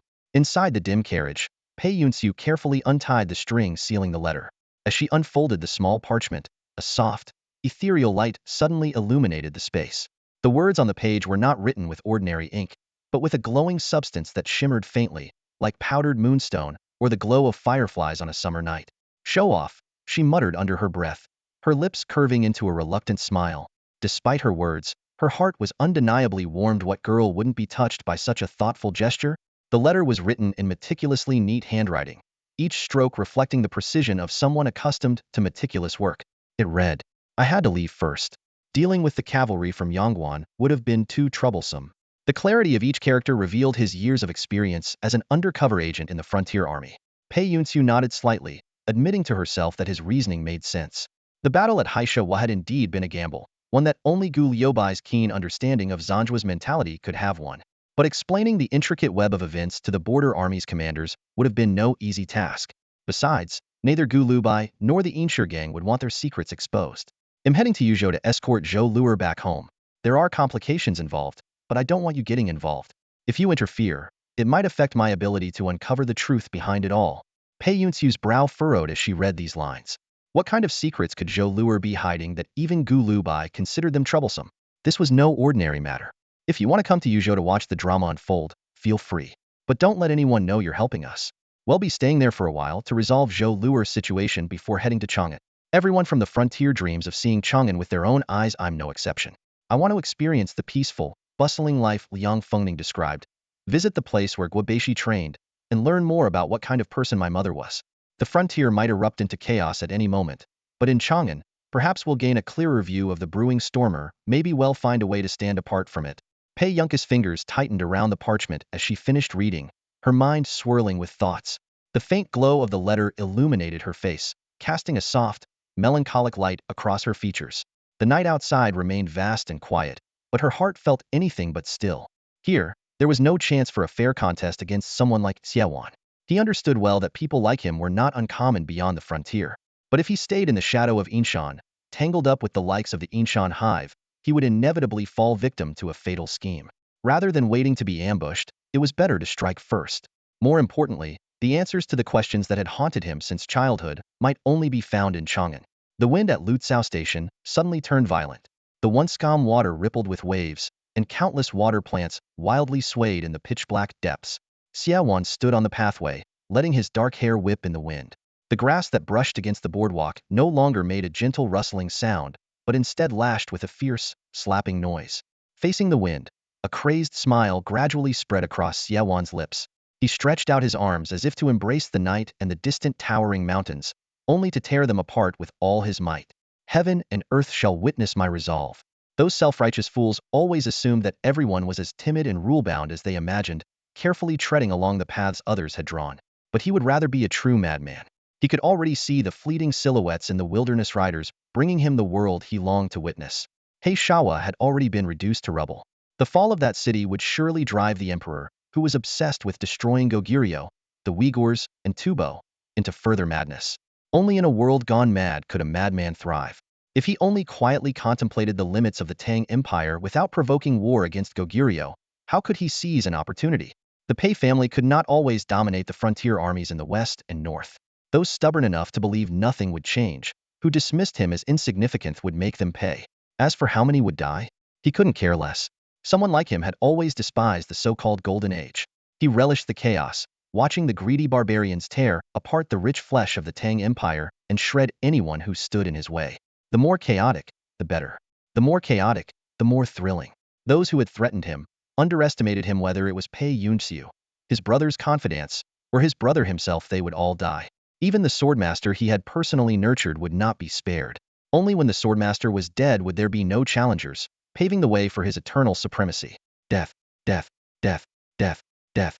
The long grass whipping the boardwalk transformed into frenzied, flying lines in his pupils, as if they were slicing everything he detested into fragments.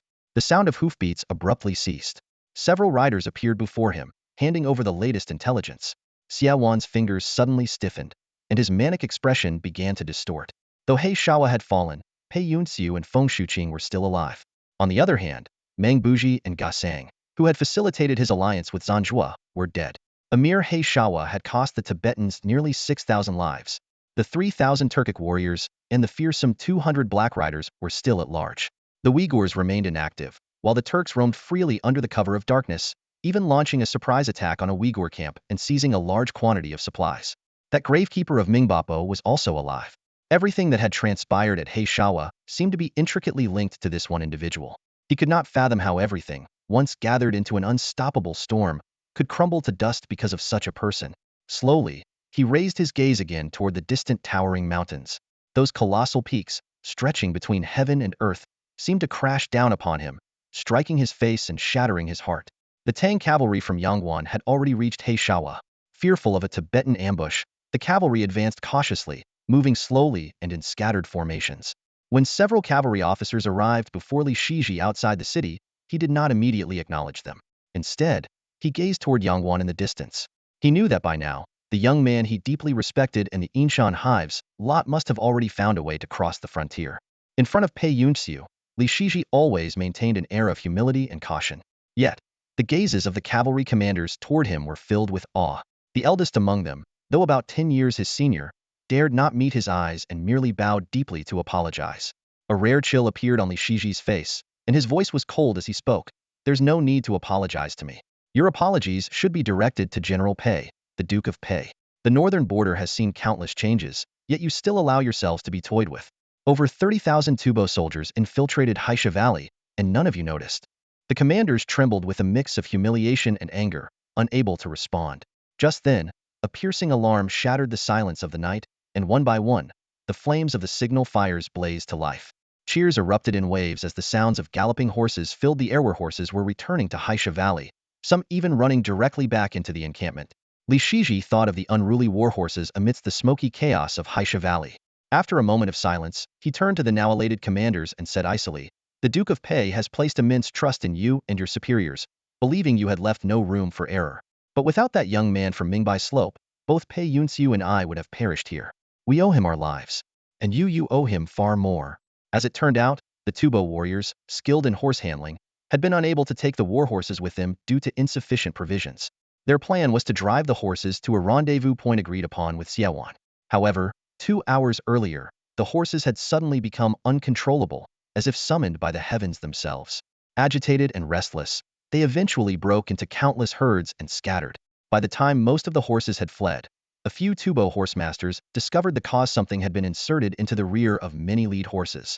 Faced with this revelation, the exhausted Zanju could only wave his hand weakly in resignation, having given up on recovering the situation.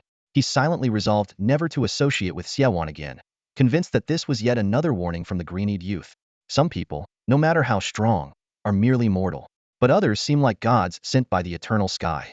Within the city of Haisha Valley, the reinforcements from Yangwen's border army found themselves unable to sleep. Survivor accounts gradually pieced together an unbelievable report of the battle. A green-eyed youth and an injured, heavy-set man had fought like deities amidst the chaos. The military physicians accompanying the cavalry began examining the injuries of Pei Yunxiu and Su Tuibei. Though they had brought the finest medicines and were prepared to give their utmost in treatment, they soon realized their skills were temporarily unneeded.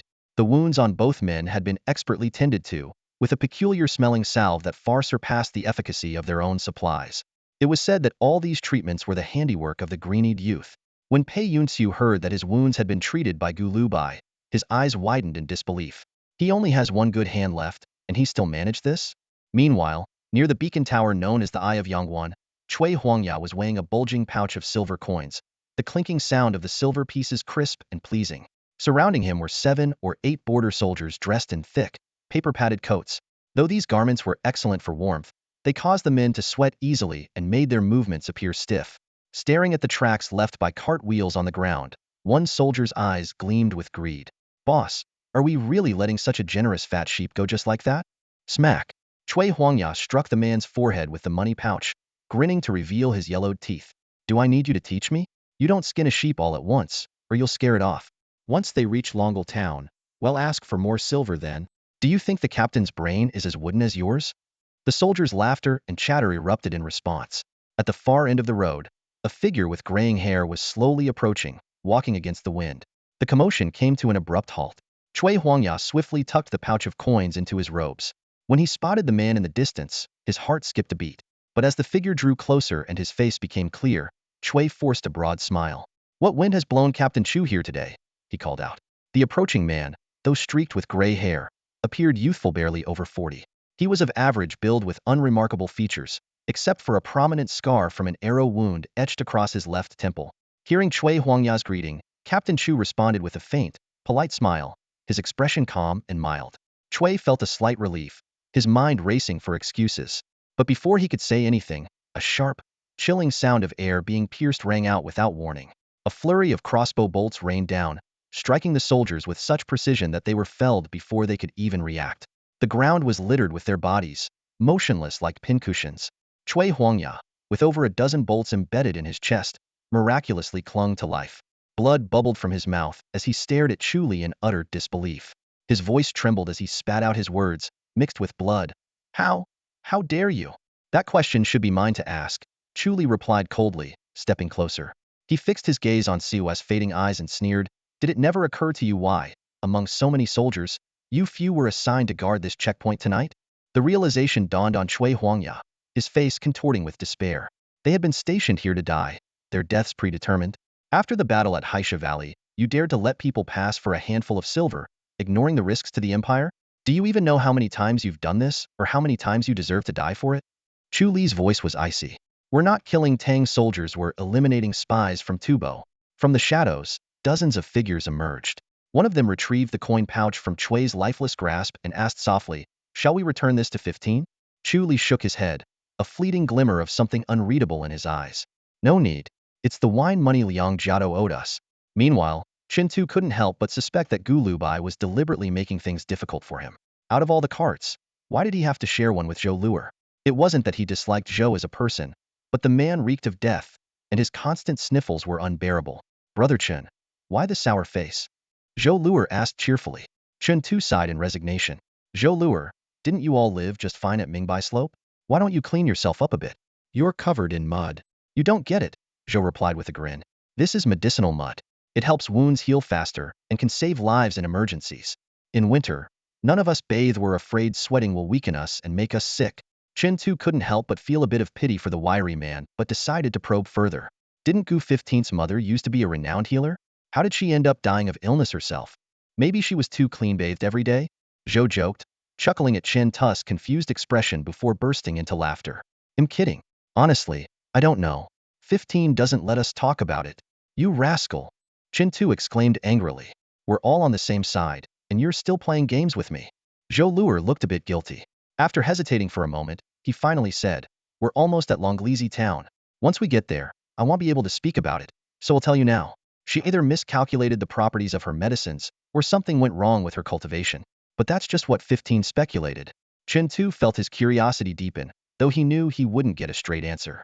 What's so special about Longlizi town that you can't talk once we're there? He asked, puzzled. Zhou Luer laughed without hesitation. Because I'm meeting up with my family. 15th brother said if I don't change my name, I'll be in big trouble. Meeting your family? What family? Chun Tu narrowed his eyes, sensing that there was more to this than Zhou was letting on. You're going to Yuzhou before heading to Chang'an? Is your family from Yuzhou? Seems like it. And they're not just any ordinary family. Zhou Luer grinned sheepishly. 15th brother said my family will handle the travel documents. But he also warned me there might be some bad people in the family, so I absolutely can't speak out of turn. Your family is handling the travel documents? Chin Tu inhaled sharply. He vividly remembered how Pei Yunxiu tried numerous times to help Gu Lubai secure official travel papers, only to be refused. Knowing Gu Liubai's meticulous nature, the documents he wanted would have to withstand the strictest scrutiny, and the process couldn't risk attracting attention. What kind of family could be capable of such a feat, and how could they be connected to this skinny monkey? Oh, by the way, Zhou Luer continued, once we get to Longlizi town, I need to change my name too. 15th brother said my surname is Zhou, the one with the ear radical. My full name will be Zhou Jianan, but my nickname stays the Samilur. After all, Zhou and Zhou sound similar enough. So you shouldn't have trouble adjusting, Brother Chin. Chun Tu's expression shifted abruptly. Ear radical, Zhou? Brother Chin, why do you look like you've eaten something bad? Zhou Luer was startled by his reaction. If you need to go, just don't go in the cart, alright? I'm not sick. Chen Tu snapped, staring at Zhou Luer like he was hearing the most ridiculous story. Are you sure your 15th brother said uses Zhou family? Yeah, that's exactly what he said. Chen Tu fell silent. The Zhou family of Yuzhou lineage of loyalty and honor, with 2 former imperial censors in their ancestry. Even though none of their members currently held office in Chang'an, every official passing through Yuzhou would first pay their respects to the Zhou household. Those outspoken imperial censorate officials, famous for debating directly with the emperor, held the Zhou family in high regard. Many were students or protégés of the 2 esteemed Zhou patriarchs. Though the family had since turned to trade, they still enjoyed the emperor's favor and were treated with deference by the officials in Chang'an. As far as Chen Tu knew, even the influential Chen County Xie clan couldn't rival the Zhou family in certain respects. Looking at the carefree Zhou Luer, Chen Tu wondered if he had any idea of the weight his family name carried. Listen, Zhou Luer, when we get to Longlizi town, you really need to keep your mouth shut. Absolutely no loose talk. Of course, Zhou Luer replied with a grin. I always listen to 15th brother. People who don't usually end up buried pretty quickly. Zhou Luer, what kind of person is Hihuolua? Chen Tu's thoughts turned to Gu Lubai's final contingency, the mysterious Hihuolua, stationed on the city gate tower, ready to assassinate the Tibetan leader Zanjua. Brother Huolua? I don't know much about him, Zhou Luer said, taking advantage of the time before they reached Longlizi town to chat freely. All I know is that 15th brother's mother saved him from a wolf den. He was almost eaten alive, lost an arm in the process.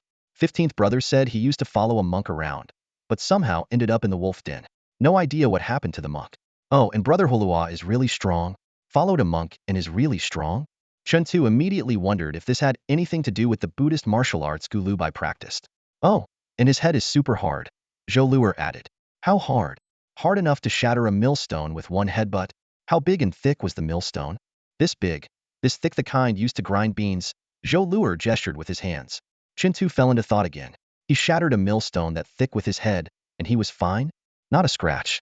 Didn't even break the skin. He just got up and ate a couple of flatbreads like nothing happened. Why did he headbutt a millstone in the first place? Oh, there was this group of bandits from Lulan. Back then, they didn't know 15th brother, and tried to pick a fight with Brother Hulua. One of them was pretty skilledy, kicked the millstone into the air from a distance. Brother Hulua didn't dodge.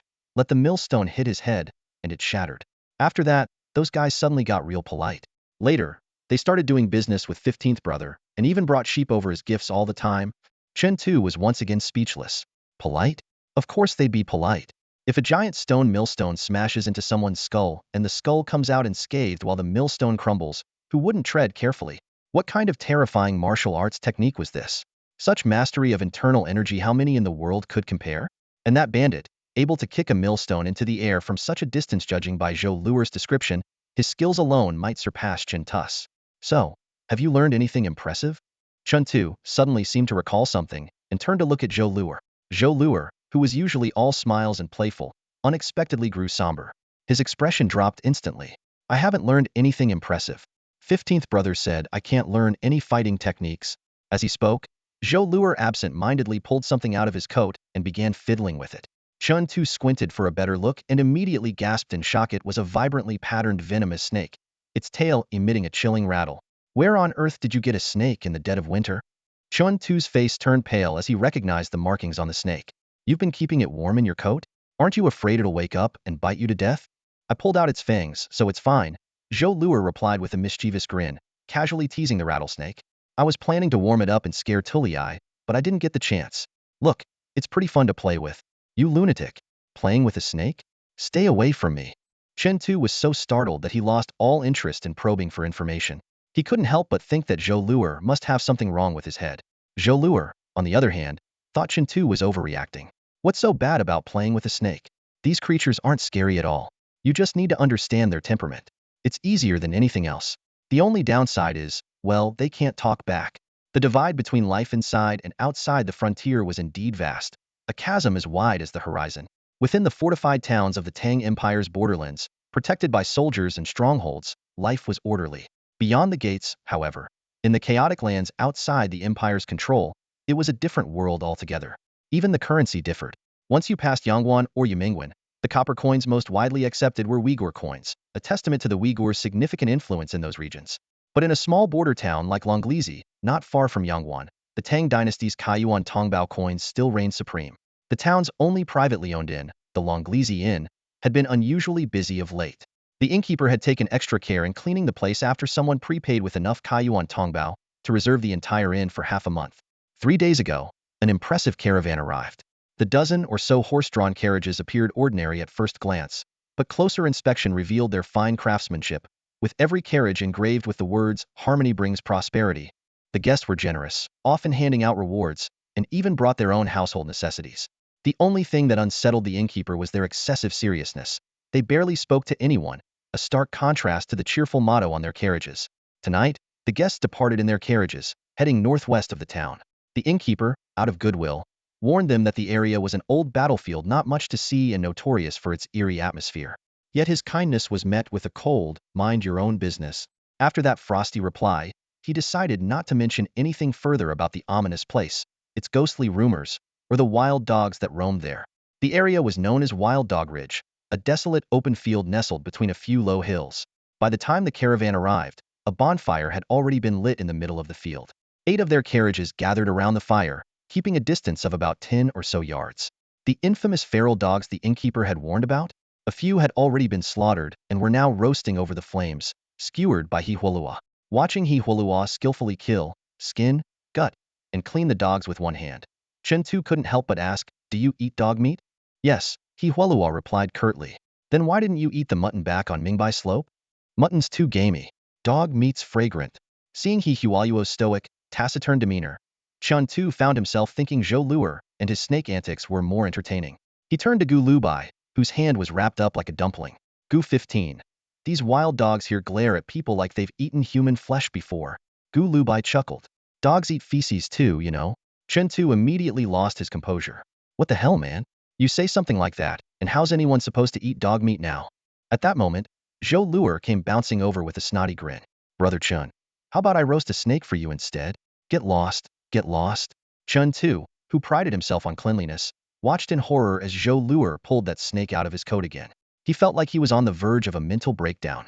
The sound of horses and carriages grew louder, breaking the stillness of the night. Gradually, a procession of unlit carriages emerged from the shadows, moving steadily closer. Each carriage bore the delicate engraving of the phrase "Harmony brings wealth" on its exterior, forming a dark and imposing line. The lead carriage finally halted, just 10 steps away from the campfire. A nimble coachman leapt down from the reins and stood to the side, his posture sharp and alert. The other carriages followed suit, coming to a stop, but their drivers remained seated, motionless. The curtain of the lead carriage was drawn back, and 2 men stepped out. The first was a middle-aged man dressed in luxurious robes, his face stern and commanding.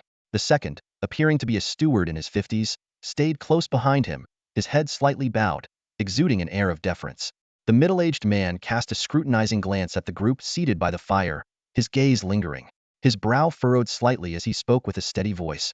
Which one of you is Mr. Xining, who sent us the message? Mr. Xining? Chun Tu blinked in confusion, glancing at Gu Lubai. The latter, with an uninjured hand, raised it lightly and smiled disarmingly. That would be me, he said, his tone casual. The middle-aged man's eyes widened for a split second, clearly surprised to see a youth. Regaining his composure, he introduced himself. I am Zhou Suai, the person you mentioned. Zhou Jianan, is it him? As he uttered the name Zhou Jianan, his gaze sharpened like a blade, locking onto Zhou Le in an intense stare. Gu Lubai remained silent, merely giving Zhou Le a calm look. Zhou Le straightened his back, a grin spreading across his face as he replied, That's me.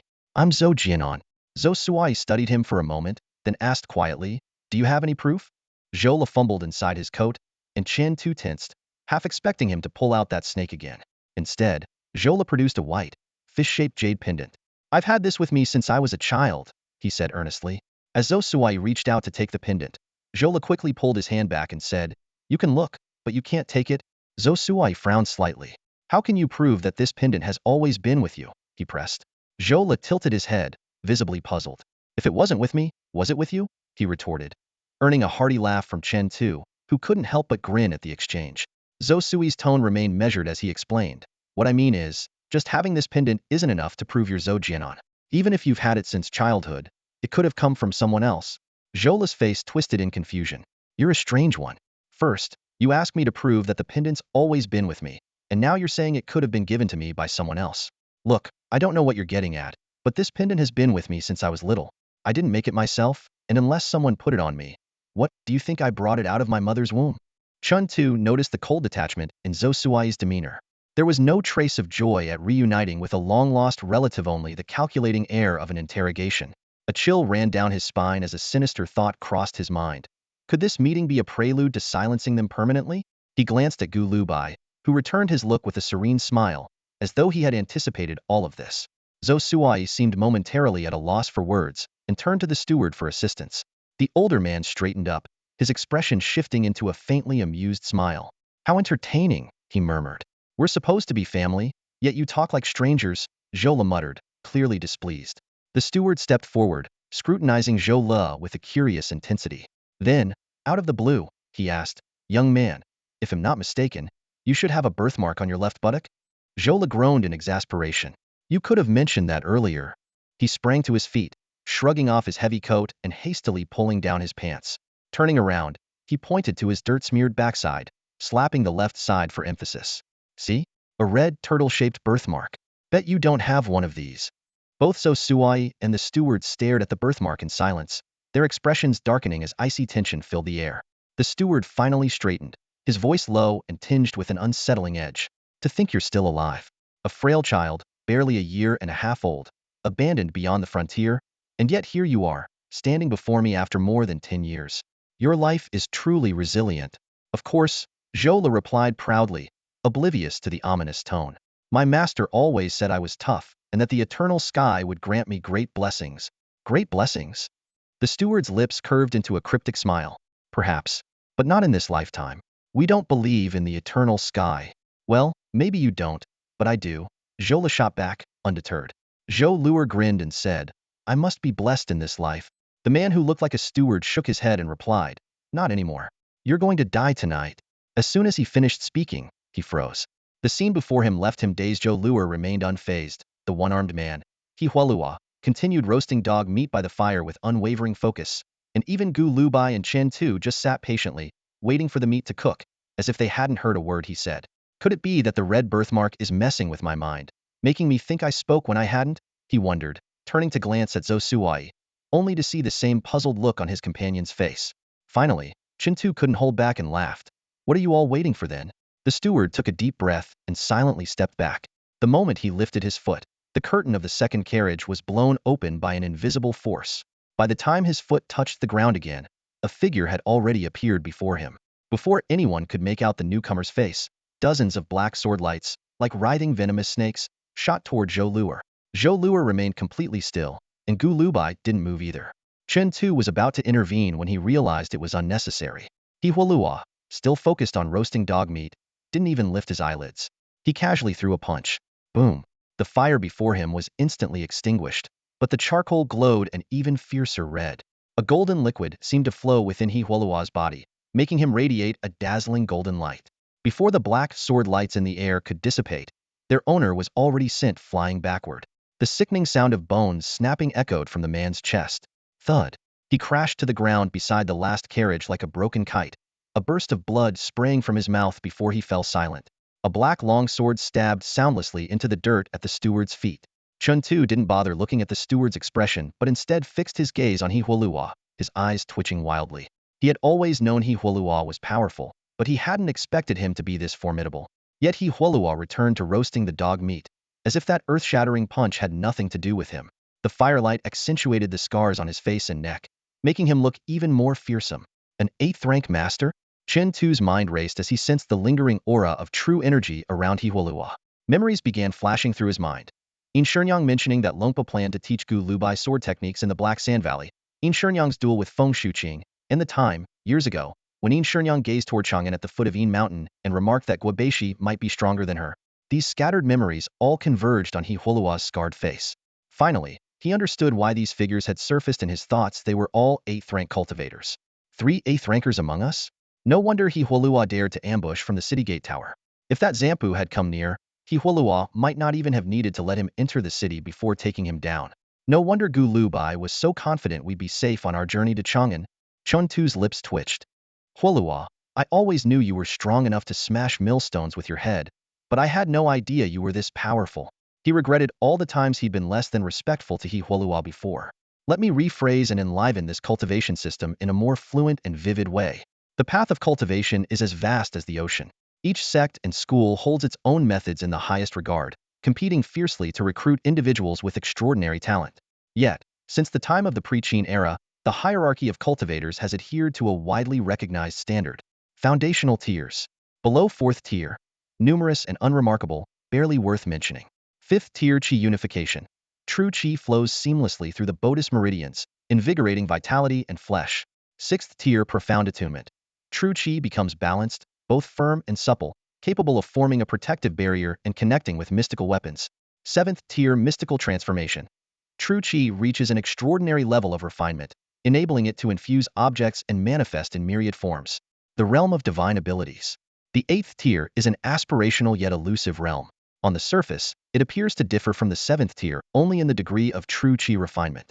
However, the true distinction lies in a transformative leap, the development of unique divine abilities. Within the Tang Empire, among the 100+ cultivation methods, over 70 have never produced an 8th tier cultivator. Practitioners of these methods, even after perfecting their true Qi, often find themselves unable to advance due to the lack of precedence or guidance. Take, for instance, the Xie clan's Listening Wave Sword Academy. Over the past 30 years, despite gathering a host of outstanding talents, only one 8th tier sword cultivator, Feng Shuqing, has emerged. His divine ability, residual sword Qi manifestation, allows sword energy to linger in the air like solid blades. Though seemingly simple, this power is far beyond the reach of the 7th tier. Imagine dozens, or even hundreds of sword energies lingering in midair during a fight. How could a 7th-tier opponent possibly defend against such an onslaught? The Supreme Realm. As for the 9th tier, the Martial Saint, they are legendary figures said to be capable of defeating entire armies single-handedly. Historical records describe 9th-tier cultivators as able to move freely through the ranks of tens of thousands of soldiers. Even if the enemy forces included multiple 8th-tier divine ability users clad in heavy armor, they would still be powerless to stop such a being. The sole criterion for a 9th-tier martial saint is this: no army, regardless of its size or strength, can capture or kill them. Throughout history, only 2 or 3 such martial saints have ever emerged, and they are venerated as deities by later generations.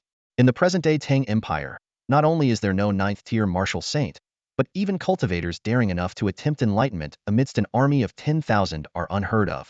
This is one reason why the Tibetan kingdom, despite lacking any 8th-tier experts, has repeatedly dared to provoke the Tang Empire.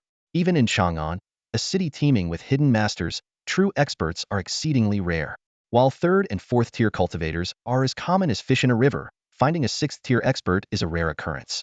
Such is the path of cultivation on this land, arduous and unending, where each step forward demands extraordinary opportunities, profound insight, and unparalleled resolve.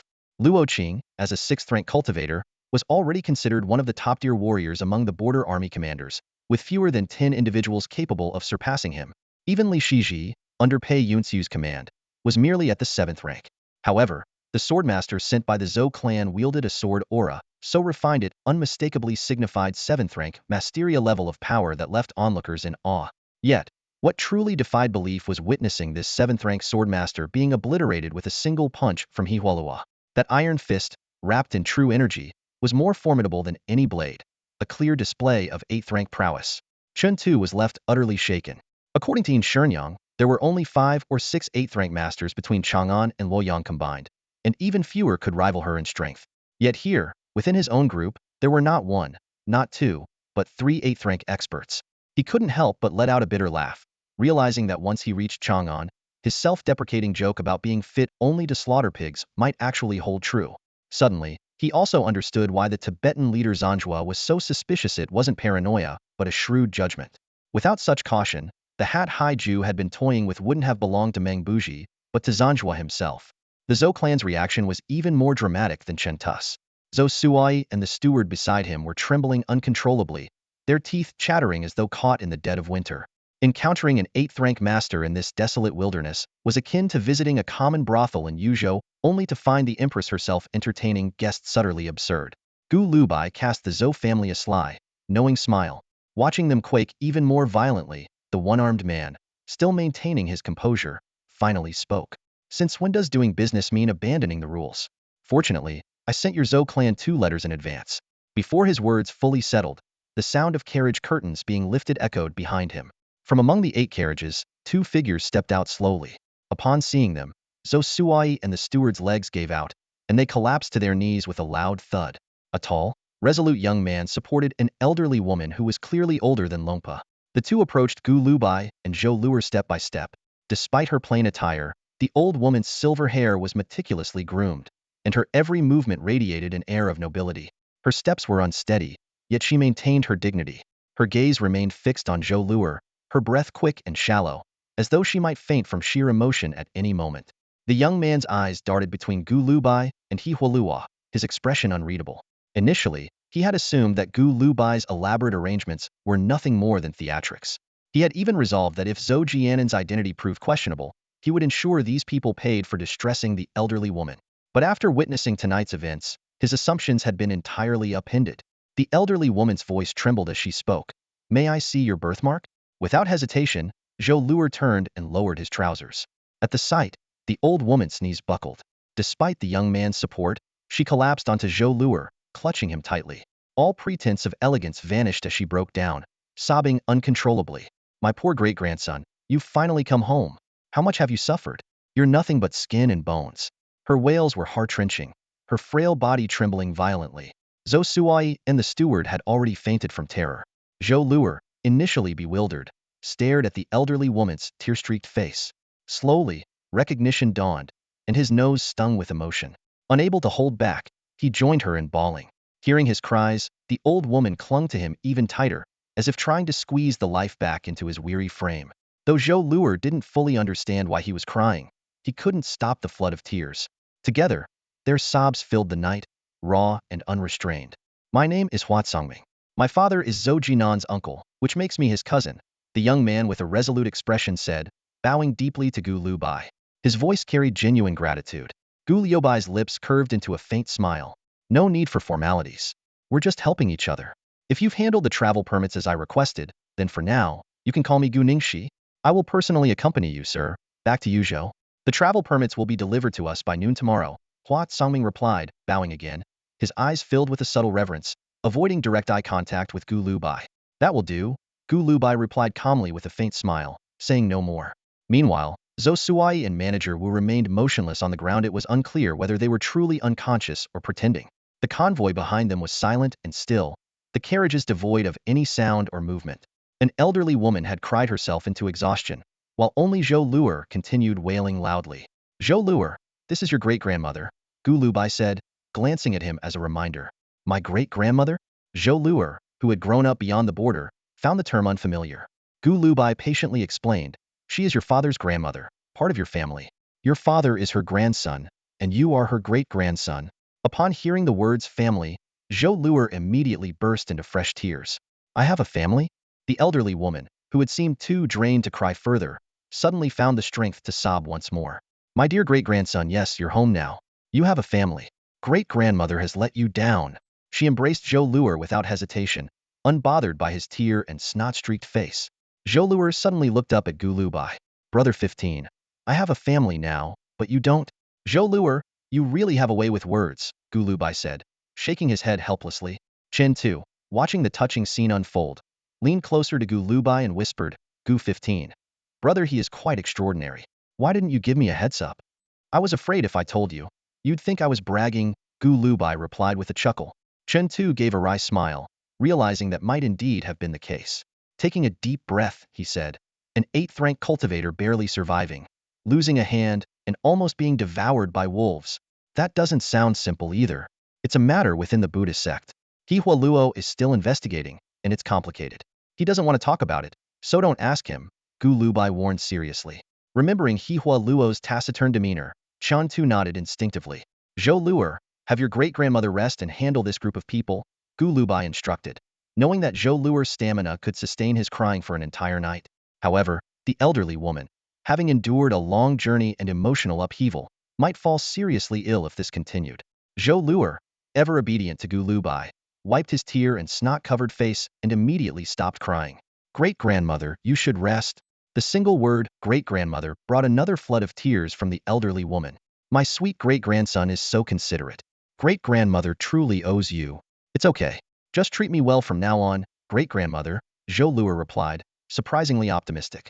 He could sense that this elderly woman, like Gu Lubai, genuinely regarded him as family. Great-grandmother will definitely treat you well, she said, standing unsteadily with the support of Zhou Luer and Hua Tsangming. Everyone is coming back to the camp with us. No one is to be left behind. As soon as she finished speaking, her body trembled from exhaustion.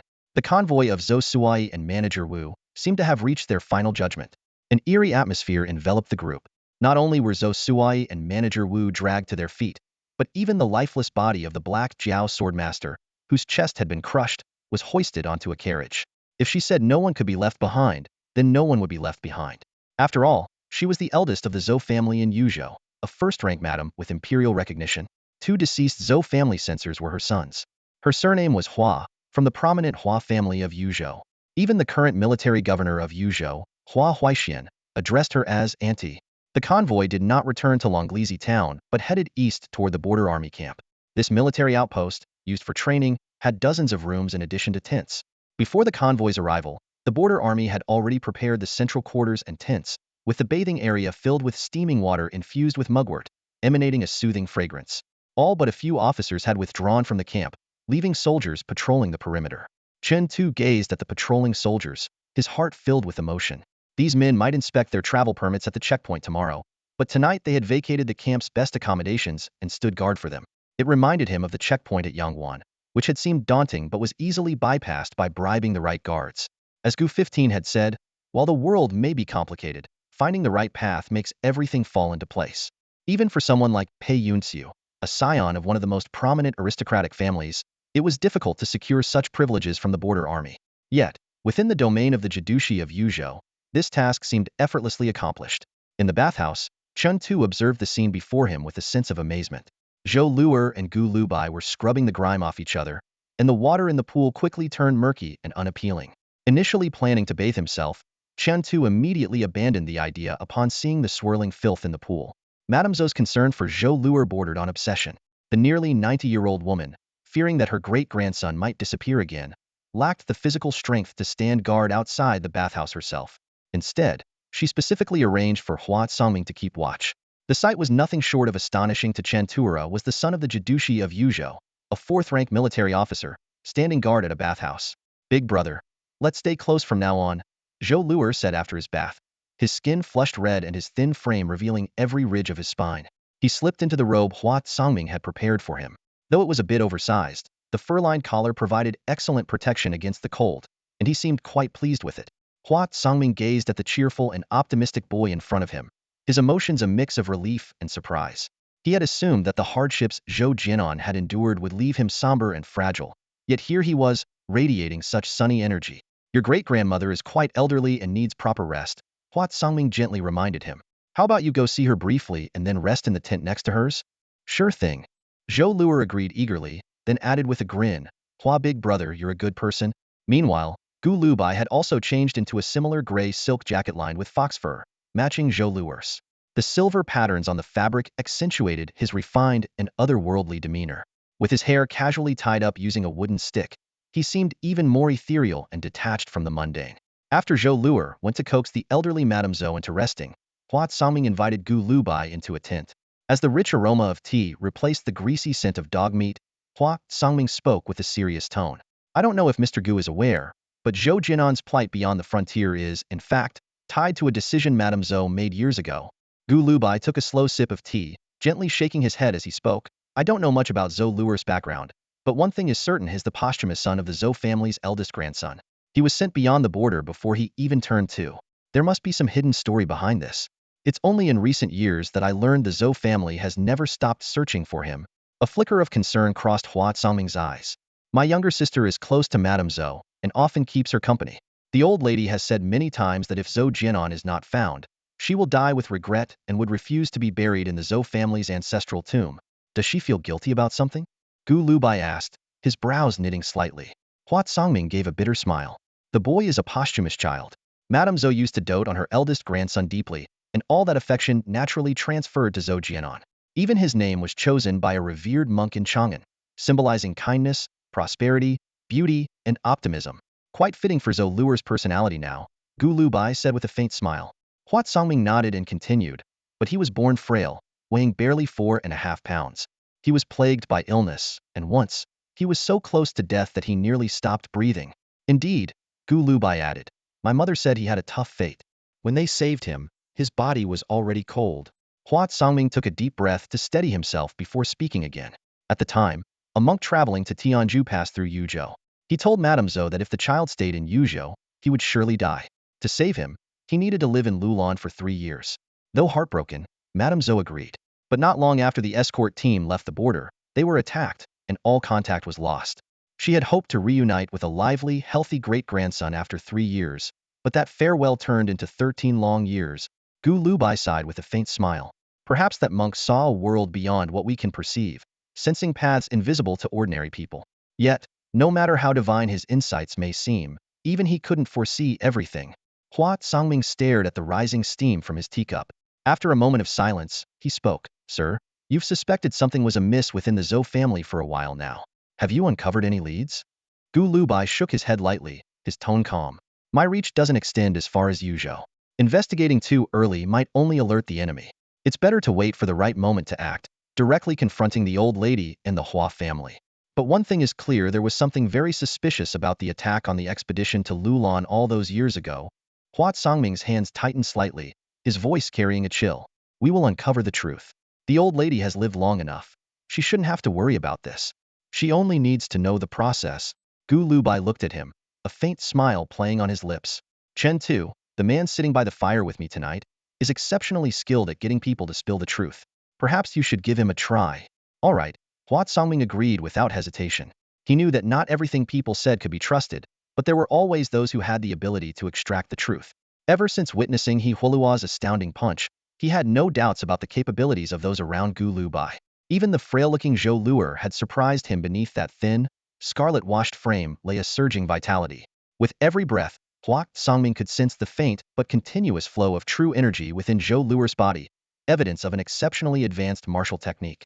Though news from Haishua had not yet reached Longlizi town, Hua Songming couldn't connect Gu Lubai to the events over there. But based on what he had seen so far, he had no desire to probe into the forces backing this young man. Someone like him had no need to rely on Zhou Jianan to gain anything from the Zhou family. Mr. Gu, I am a simple martial artist, not skilled with words. If I have offended you in any way, please forgive me. Hua Songming mustered his courage and, seeing Gu Lubai nod, continued, I understand you mean no harm to Zhou Jianan. That's clear from his attitude toward you. But from another perspective, you have a significant influence on him. I know you are a man of integrity, but since you've decided to pass through Yuzhou on your way to Chang'an, you must be planning something big. I just don't want Jianan to be dragged into danger because of you. I understand. Gu Lubai glanced at him calmly. You worry that Zhou Luer is too naive and fear I might take advantage of him. Rest assured, while he may be your family now, he was my family long before this. Hua Songming's heart trembled. I see. Gu Lubai smiled faintly. Besides, you should consider Thizit's precisely because of me that he is the way he is today. If you truly care about him and don't want to trouble him, then don't do anything unnecessary. I was overthinking, Hua Songming admitted apologetically. You are no ordinary man, and I mistakenly judged you with the eyes of an ordinary person. As Gu Lubai stood to leave, he smiled and said, Zhou Luer was right, you are a good man. I'm glad there's one more person in this world who genuinely cares for him. After taking her medicine, Madame Zhou fell into a deep sleep. With Zhou Luer sleeping on the cot in front of her, she rested especially peacefully. Zhou Luer found the bedding too soft and unfamiliar, lacking the scent he was used to. But being someone who always slept well, he quickly drifted off. However, those who had accompanied Zhou Suai and Steward Wu to the camp struggled to fall asleep.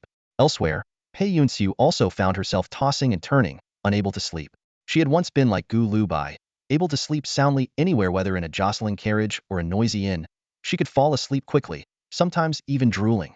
The more exhausted she was, the better she slept. But now, despite being utterly drained, she couldn't sleep at all.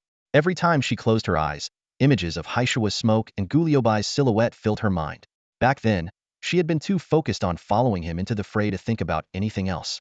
But now, those unexamined scenes surged into her thoughts like a flood, overwhelming her. Swift, decisive, relentless.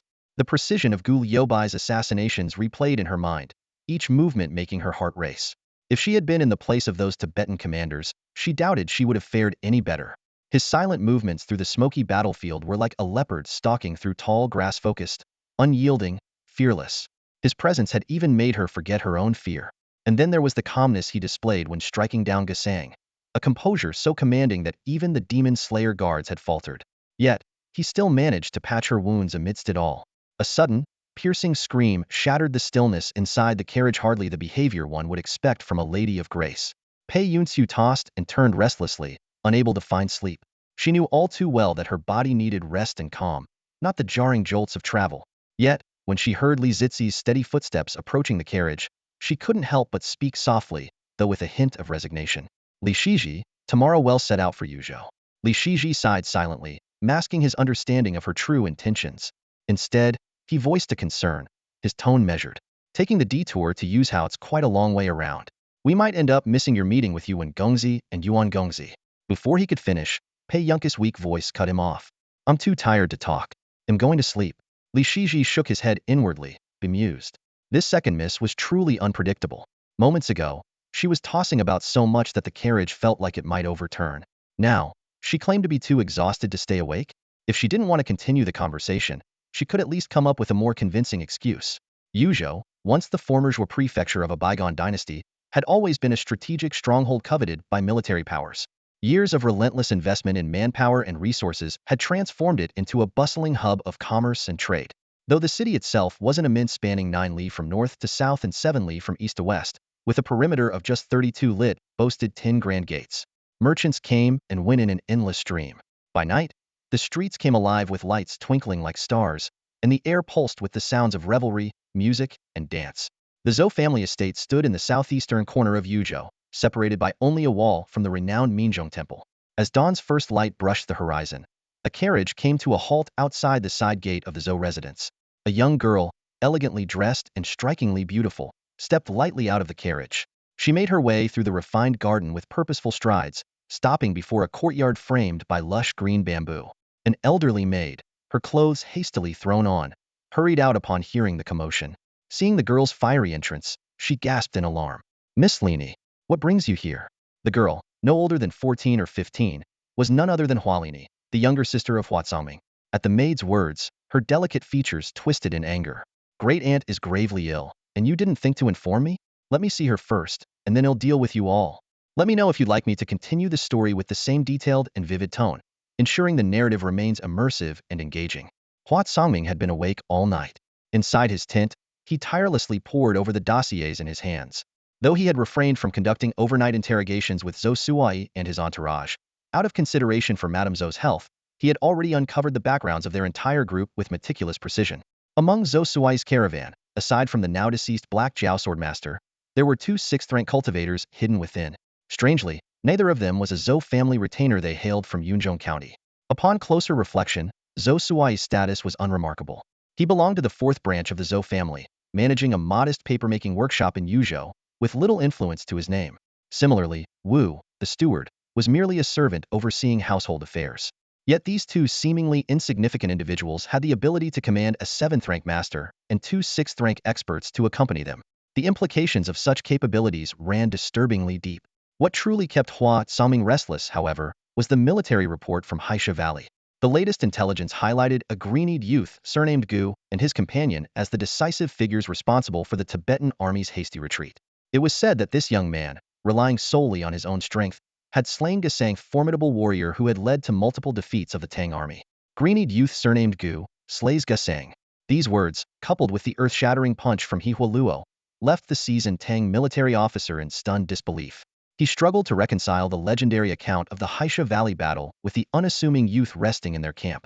Yet deep within, a persistent voice whispered that this was no coincidence. Piecing together the events, Hua deduced that after their clash at Haisha Valley, the duo had likely crossed Yangguan and headed directly to Longlizi town. Their injuries must have been sustained during that brutal confrontation.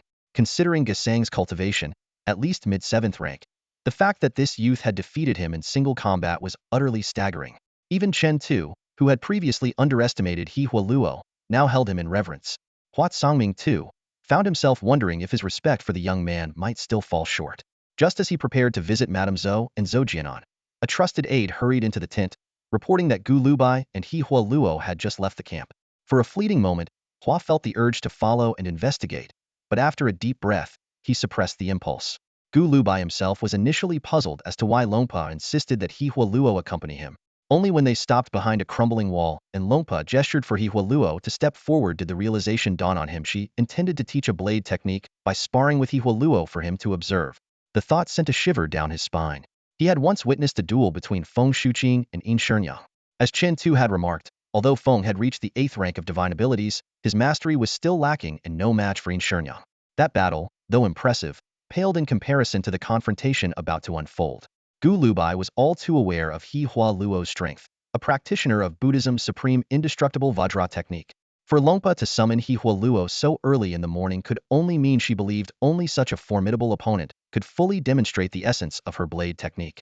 At the camp's outskirts, Yin Shenyang lingered in the shadows, keeping watch for them.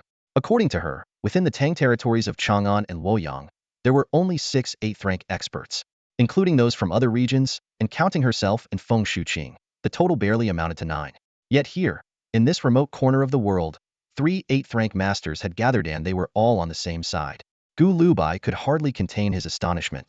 He Luo, however, paid no mind to such considerations. His entire focus was locked on Longpa. Slowly, she drew a blade from her sleeve, a simple, unremarkable woodcutter's knife.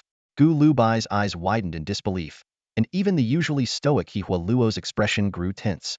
Though it appeared to be nothing more than a common blade, the moment Longpa gripped its handle, He Luo felt an overwhelming sense of danger. Strangely, there was no discernible flow of energy, no tremor in the air. To his senses, Longpa remained as ordinary as an elderly villager. Yet the knife in her hand seemed to exude an inexplicable, terrifying power. Its blade emitted a faint, eerie hum, as if countless unseen hands were tearing at its core.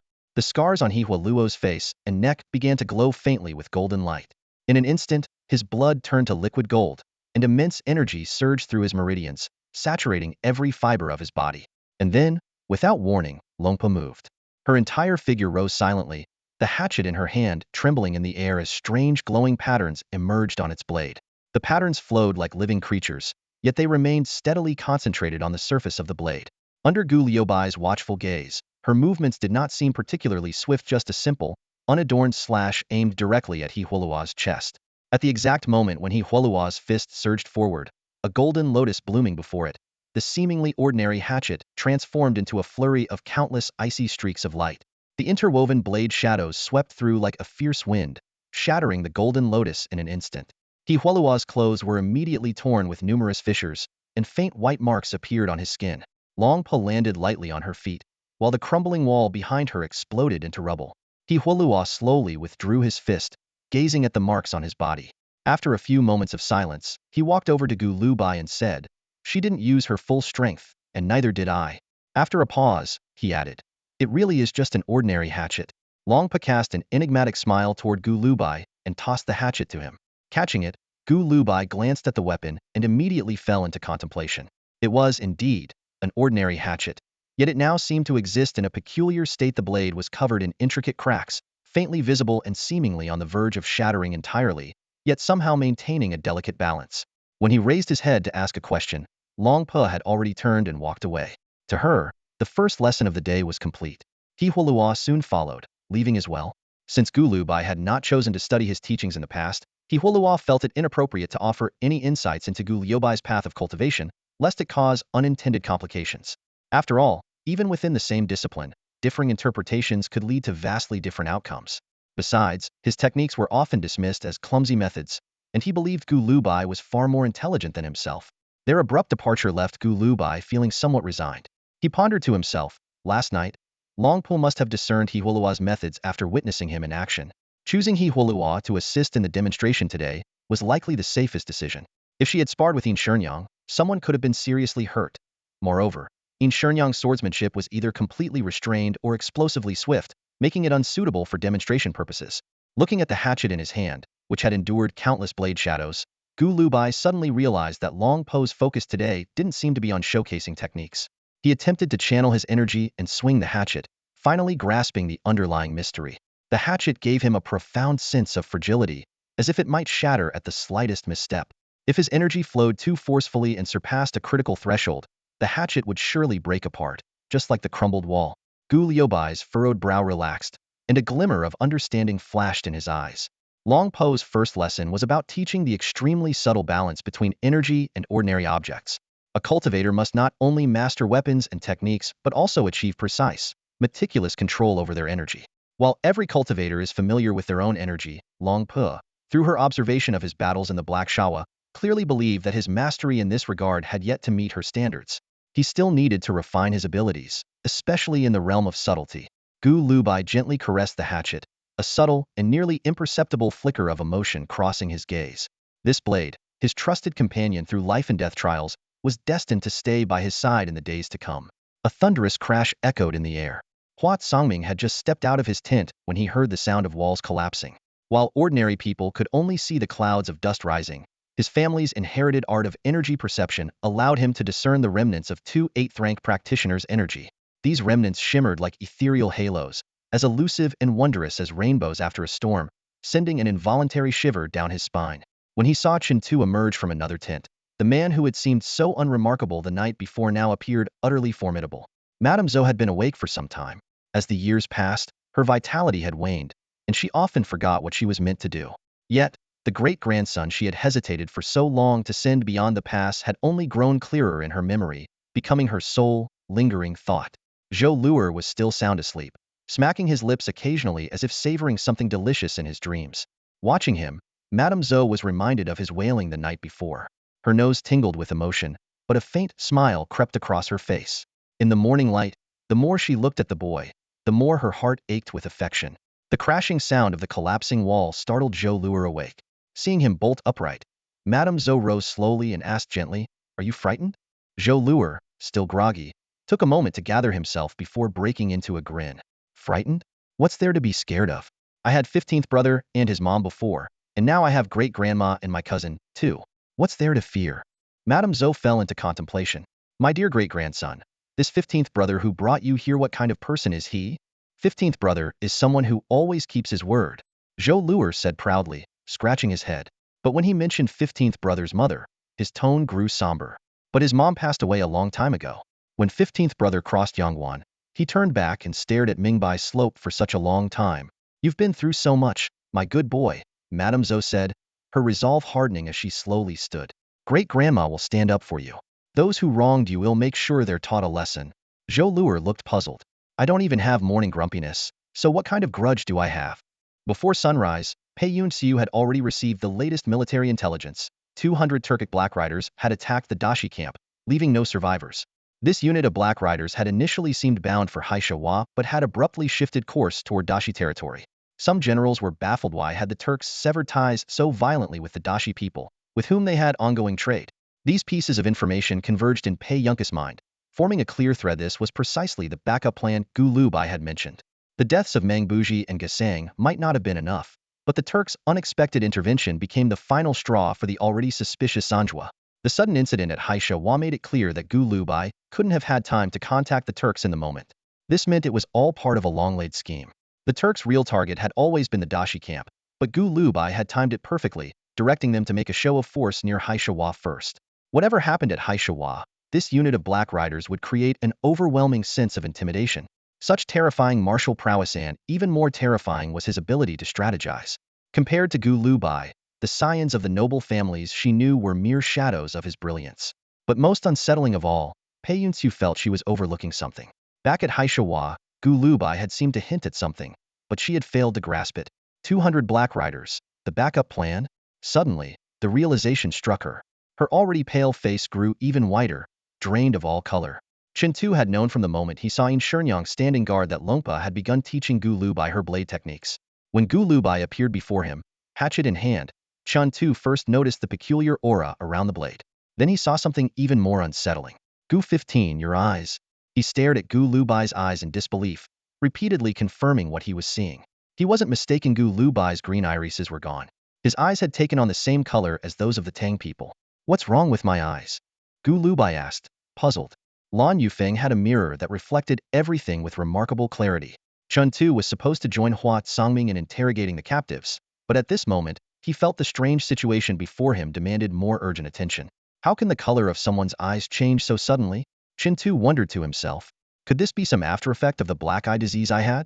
Noticing Chan Tu's perplexed expression, Gu Lubai frowned slightly. He, too, realized that something was wrong with his eyes. Lan Yufeng's tent was right next to Chin Tu and Gu Liubai's. When Gu Lubai approached, she had just finished freshening up. Though she had not deliberately dressed up, she appeared neat and composed. At first, she seemed to avoid meeting Gu Liubai's gaze intentionally.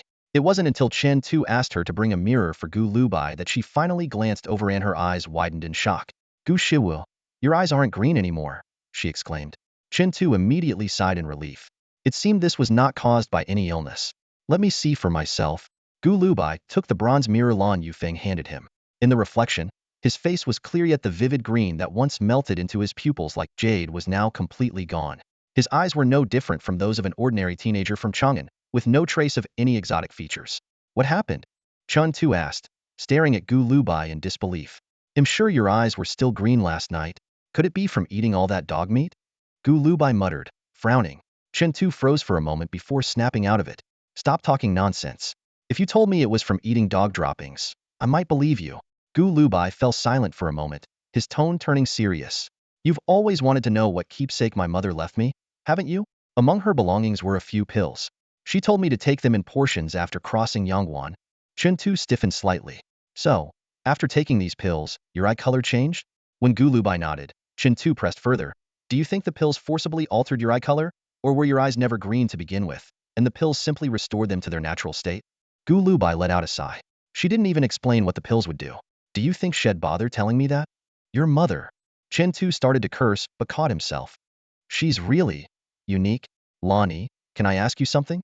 Gu Lubai returned the bronze mirror to Lan Yufeng, noticing how she kept avoiding his gaze. He couldn't help but chuckle. Did you take that black jiao sword yesterday? Lan Yufeng's cheeks flushed slightly. Yes, I took it. I only take one thing a day. And what about Pei Yunkus Ingqing's sword?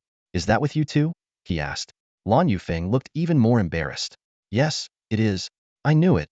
Gu Lubai shook his head with a mix of amusement and exasperation, though a sense of clarity began to dawn on him.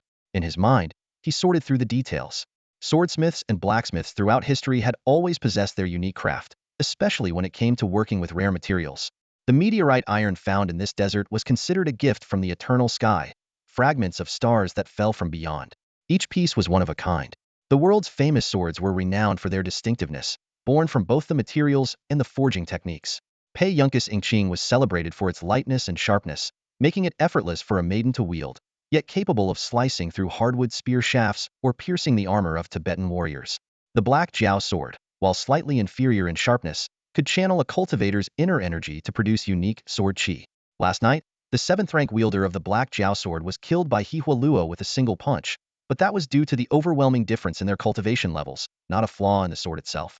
Gu Lubai had intended to study the black jiao sword, but it mysteriously disappeared after he bathed and changed clothes.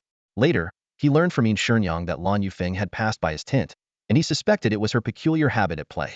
What he hadn't expected was that Ingqing had also ended up in her possession.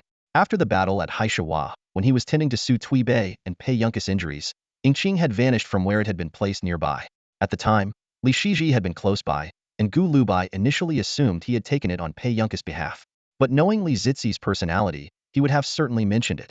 Lani truly is remarkable, Gu Lubai thought with a mix of admiration and disbelief. Taking the black jiao sword is one thing, but to quietly snatch Ingqing right under mine and Li Zixi's noses without anyone noticing? And she claims she only takes one thing a day clearly. It's one sword a day. Gu Lubai glanced at Lan Yufeng with a sly smile, playing at the corner of his lips. Aunt Lan, I let it slide when you took the black jiao sword since, after all, it's worth quite a fortune. But that Ingqing piece belongs to the Pei family. If you try to sell it, you might stir up some serious trouble. How about this, return the Ingqing to me, and I'll let you pick something else. I noticed the folks from the Zhou family's 4th branch have quite a few valuable items on them. You can choose 2 today. He deliberately lowered his voice, a mischievous glint flashing in his eyes. Besides, Chun Tu is about to interrogate them soon. You could tag along and, help out. Lan Yufeng's interest was instantly piqued. Her eyes lit up, and any trace of hesitation vanished. Truth be told, she had already been eyeing the jewelry and trinkets on those people since yesterday. Cheerfully, she returned to her tent and handed the Ingqing, carefully wrapped in cloth, back to Gu Lubai. Watching her eagerly follow Chun Tu toward the interrogation site, Gu Lubai suddenly called out, Aunt Lan, can you keep an eye on my belongings while you're at it? Make sure no one walks off with them. Of course. We're all on the same side here, Lan Yufeng responded without hesitation. Gu Lubai couldn't help but chuckle. In his view, Aunt Lan treated anything of value as her own. She might refrain from taking it herself for now, but she wouldn't let anyone else lay a hand on it either. Chen Tu, observing the scene from the side, shook his head discreetly. He figured Lan Yufeng was likely following in the footsteps of Pei Yunxa, being tricked by Gu Lubai and still thanking him for it. On second thought, though, he realized it wasn't exactly free labor. Even one item a day could add up to a hefty cost. That black jiao sword alone could fetch an astronomical price, and people would line up to buy it. Besides, Lan Yufeng had a sharp eye for value. She'd never settle for something insignificant, unless she had no other choice. At the interrogation site, Madame Zhou faced Zhou Suai and the others with a calm demeanor, as though they were merely chatting over tea. During the questioning, try not to leave any obvious marks on their faces. They're still useful, she remarked. At her words, Zhou Suai and Steward Wu fainted on the spot.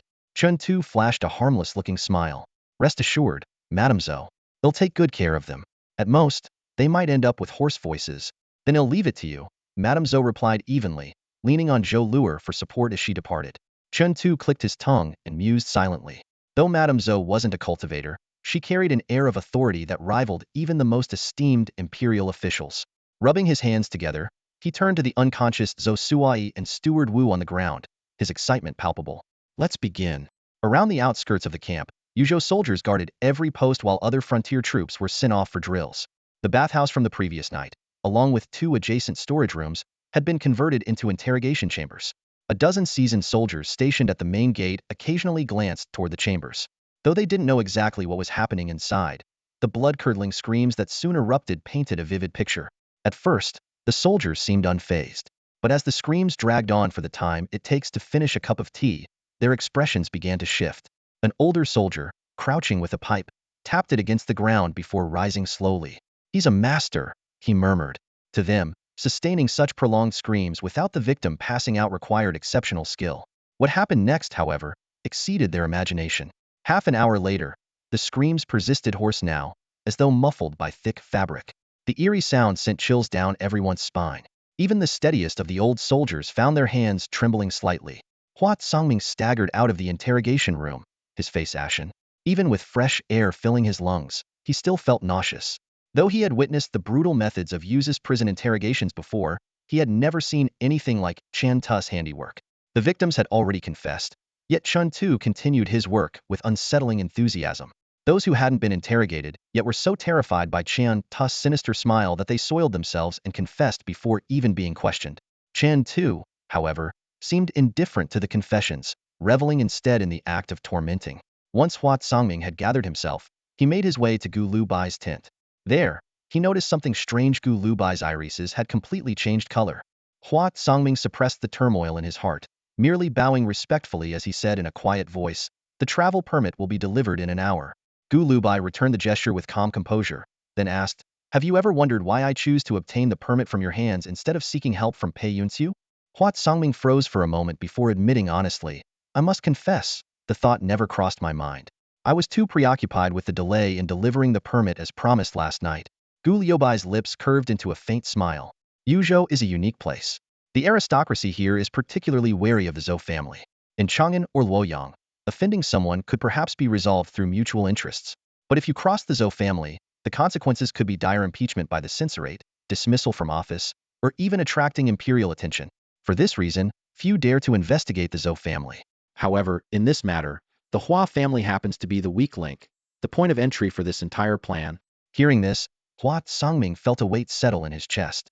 He knew Gu Liubai's words were true and could only nod in acknowledgement. "You're right. My failure to prepare the permit in time stems from my lack of trust in your intentions. I wanted to wait until Madame Zhou confirmed Zhou Luer's identity before taking action." Gu Lubai gave him a meaningful look. The difference between acting hastily and preparing ahead of time is significant. "I trust you've come to understand that now." Hua Songming's expression darkened, but he responded with a solemn promise. "I will rectify this mistake. Before we reach Yuzhou, I will prepare a new travel permit to ensure no undue attention is drawn to you upon entering Chang'an. Remember," Gu Lubai said with a serious tone, "when you work with me, precision is paramount. There is no room for error." "It won't happen again," Hua Songming vowed firmly, feeling a strange sense of relief. Working with someone like Gu Lubai, he realized, could ultimately be beneficial for both the Zhou and Hua families. Gu Lubai added, "If Madame Zhou is in good health, I plan to set out at noon." As Hua Songming's figure retreated, Gu Lubai listened to the persistent, piercing screams coming from a distance. He retrieved his hatchet once more, rubbing his temples. The unrelenting cries grated on his nerves, reminding him of Yin Shenyang's remark about Chen Tu's skill in extracting confessions. However, he hadn't anticipated that Chen Tu's interrogation habit would be so excessive. Continuation includes scenes of Chen Tu's interrogation methods, references to the historical needle torture, and related dynamics, rewritten with the same approach to preserve the narrative while refining the flow. "Would you like me to proceed with the next part?" The old lama's special favor toward Zhou Luer actually stemmed from a misunderstanding. To Zhou Luer, those so-called mystical things were far less terrifying than the horrors he had witnessed growing up. Just as one would remove a snake's fangs before playing with it, what was so frightening about a dead person's bones? Chen Tu couldn't help but find Gu Lubai's reaction amusing. Once he composed himself, he continued, "The people from the Zhou family's fourth branch and steward will have confessed. The fourth branch wasn't aware of the events back then. They were merely following orders from the seventh branch. As for why the seventh branch was so determined to kill Zhou Luer, they didn't know either. The original plan was to spread rumors that Zhou Luer was a fraud after the deed was done." Gu Lubai nodded slightly, signaling him to go on. Chen Tu's tone turned more serious. "Steward Wu's testimony, however, is quite intriguing. He mentioned that before the incident years ago, a few monks from Tianzhu appeared near the Zhou residence. Recently, he spotted 2 Tianzhu monks in Yuzhou City. As for the Black Jiao swordmaster who was killed by He Huolua, he suspects there's a connection to these monks." "Suspects?" Gu Lubai chuckled. "That's an interesting choice of words. It's not that my methods are lacking. It's that he himself isn't certain," Chun Tu patiently explained. "Steward Wu's involvement in this matter wasn't orchestrated by the Zhou family's seventh branch. It's tied to the time Zhou Luer was sent out of the frontier. Back then, Wu was just a minor figure in the Zhou household. Someone paid him a sum of silver merely to ask a few seemingly innocuous questions. Seeing Gu Lubai listening intently, Chun Tu elaborated further. That person inquired about the name Zhou Luer was given by the Zhou matron, as well as what the visiting monk at the Zhou residence did and said. Later, when Zhou Luer was sent out of the frontier, the convoy encountered an incident. Only then did Steward Wu realize he might have been unwittingly entangled in the matter. Recently, his grandson fell gravely ill, and a traveling doctor suddenly appeared. With just one dose of medicine, the child was cured. The doctor then told him that if he wanted his grandson to remain safe, he needed to cooperate with Zhou Suai to complete the task. Wu suspects this doctor is connected to the Tianju monks. What makes him think that? Gu Lubai asked with a frown. He said the doctor had a distinctive scent of spices, identical to the fragrance carried by the Tianju monks. Whether it was the monks who appeared around the Zhou residence years ago, or the two monks he encountered recently in Yuzhou City, they all carried this unique, spicy aroma. He's not entirely foolish, just rather stupid, Gu Lubai remarked. Qin Tu glanced at him. What do you mean by that? After all this time in the Zhou household, does he still not understand what kind of person the Zhou matron is? A mistake made unintentionally could have been rectified. With a hint of sarcasm, Gu Lubai said, faced with such suspicions, wouldn't it have been better to honestly report to the Zhou matron? But no, he had to make mistake after mistake, digging himself deeper and deeper. Probably thought it would be simpler to end things once and for all, the cleanest way to handle it. Who could have predicted he'd run into someone like you? A walking enigma, Chun Tu commented. He continued analyzing. The Zhou family's fourth branch is the lowest in rank within the family. If the matron were to pass away, even their meager business would be at the mercy of the seventh branch. Plus, they wouldn't want to see a severed lineage suddenly restored. Still, to the seventh branch, a child like Zhou Luer probably doesn't seem like a legitimate threat. I've also looked into the seventh branch. They don't have the capability to command someone like the Black Jiao Swordmaster. The seventh branch is likely just another pawn on this chessboard. Chun Tu chuckled. When the time comes, starting with those Tianju monks should help us quickly uncover the mastermind behind all this. Investigate everything, not just the seventh branch. Everyone in the Zhou family, except for the matron, needs to be looked into, Gu Lubai said calmly. These aristocratic families have countless ways to obscure the truth. Following just one or two leads might not reveal what really happened back then. Chen Tu began to sense that something was off. The noble families of the Tang dynasty were like towering pillars of power, always the ones dictating terms to others. No one dared provoke them. Yet, Gu Lubai's words carried an air of determination, as if he intended to sacrifice a few aristocratic scions to right the scales. The travel permits arrived swiftly, and the group continued their journey to Yuzhou. Chen Tu's unease grew stronger. Having spent time in the Yinshan Mountains hunting down criminals guilty of heinous crimes, he understood the value of travel permits. They represented a new identity, allowing someone to leave their past behind and start anew. Many fugitives who fled to Yinshan, despite their skills, remained trapped there simply because they couldn't obtain such permits. Yet, despite having obtained these precious documents, Gu Lubai seemed dissatisfied. Hua Zongming had to repeatedly assure him that before they reached Yuzhou, the Zhou family would prepare an even more foolproof set of travel permits. The Hua family of Yuzhou, while not as illustrious as the renowned Xie clan of Qin County, still possessed the power to grant others a new lease on life. Chun Tu watched Gu Liubai's effortless command over the powerful aristocracy and recalled the young man from the Xie family who had single-handedly toppled Haisha Valley. He couldn't suppress the surge of awe that gripped him. Gu Lubai was well aware of Qin Tu's inner turmoil. For someone like Qin Tu, raised in the shadow of the aristocratic elite, his world was inherently narrow. It was like Hu Laosan's fatalistic belief that meddling in others' affairs would inevitably lead to death. But those so-called deadly rules were nothing more than tools wielded by the powerful families. These individuals, though blessed with cultivation and strength, should not live as meekly as wolves lurking in the grassy hills of Yinshan. The only thing separating them from the aristocracy was someone like Gu Lubai Sumyeon capable of breaking free from conventional thinking. If they could find their rightful place in this world, they could rise to become the very kind of elite family Qin Tu revered. When one's strength becomes overwhelming, even a gentle reminder can be perceived as an unspoken threat. After Gu Lubai tactfully pointed out the flaws in the travel permit, Hua Zongming's behavior turned exceedingly cautious. He even refrained from leveraging the Hua family's influence, instead opting to utilize his connections with the Zhou family to secure a foothold at a wealthy merchant's ranch. This off-season pasture was desolate, its vast expanse devoid of cattle or sheep. As night fell and most of the camp retired to rest, Yin Shenyang approached Gu Lubai with a terse instruction, "Bring that blade and follow me." She led him deep into the ranch, stopping beneath a towering pine tree. Gu Lubai glanced around but saw no sign of the enigmatic Longpa. "Have you figured out why Longpa gave you this blade?" Yin Shenyang asked, turning to face him. Gu Lubai replied earnestly, I suspect it's to help me practice controlling my inner energy and deepen my understanding of it. Let me know if you'd like me to continue refining the story in this manner. On the desolate Mingbo slope, In Shenyang gazed at Qiu Baiyu, who was executing his flying locust wing technique. A trace of meaning flickered in her eyes. Her voice was calm and resolute, as though stating an indisputable fact. The floating cloud swordsmanship of the floating cloud sect is merely foundational swordsmanship. Gu Lubai felt a surge of doubt. Even the techniques of Liang Fengning, a master of blade arts, were considered just foundational? Was there anything that wasn't simply a foundation? In Shenyang, perceptive as ever, caught Gu Liubai's thoughts but remained composed. She spoke slowly. The unrelenting severance is a blade technique from the great Zheng tradition. It doesn't rely on trickery, nor does it emphasize intricate moves. A single stroke to the neck is just theta stroke to the neck. It doesn't aim anywhere else. Its focus lies solely on the mastery of strength and the coordination of the body. Gu Liubai's expression turned serious. It was undeniably true. You've already grasped the essence of the Songlong swordsmanship, In Shenyang continued. If you solely refine this technique, your cultivation of true energy will undoubtedly advance to the 8th rank in the future, unlocking divine abilities and earning the title of Great Sword Master. Such a statement, if spread in any cultivation ground in Chang'an, would undoubtedly cause an uproar. Yet, in this moment, it felt so natural that even Gu Lubai found it self-evident. However, In Shenyang added calmly, the sword intent of the Songlong swordsmanship conflicts with Lompa's blade techniques. Using this blade will only restrain you. Before Gu Lubai could respond, In Shenyang spoke again. Strike at me with your sword once more. All right. Without hesitation, Gu Lubai swung his blade forward, unleashing the wave crashes the gates of heaven, one of the rare, forceful moves in the Songlong swordsmanship. The blade's light gleamed like flowing silk, man and weapon united, crashing forward like a mighty wave aimed directly at In Shenyang's center line. In Shenyang did not retreat but advanced instead, taking a single step forward. She merely glanced at Gu Lubai.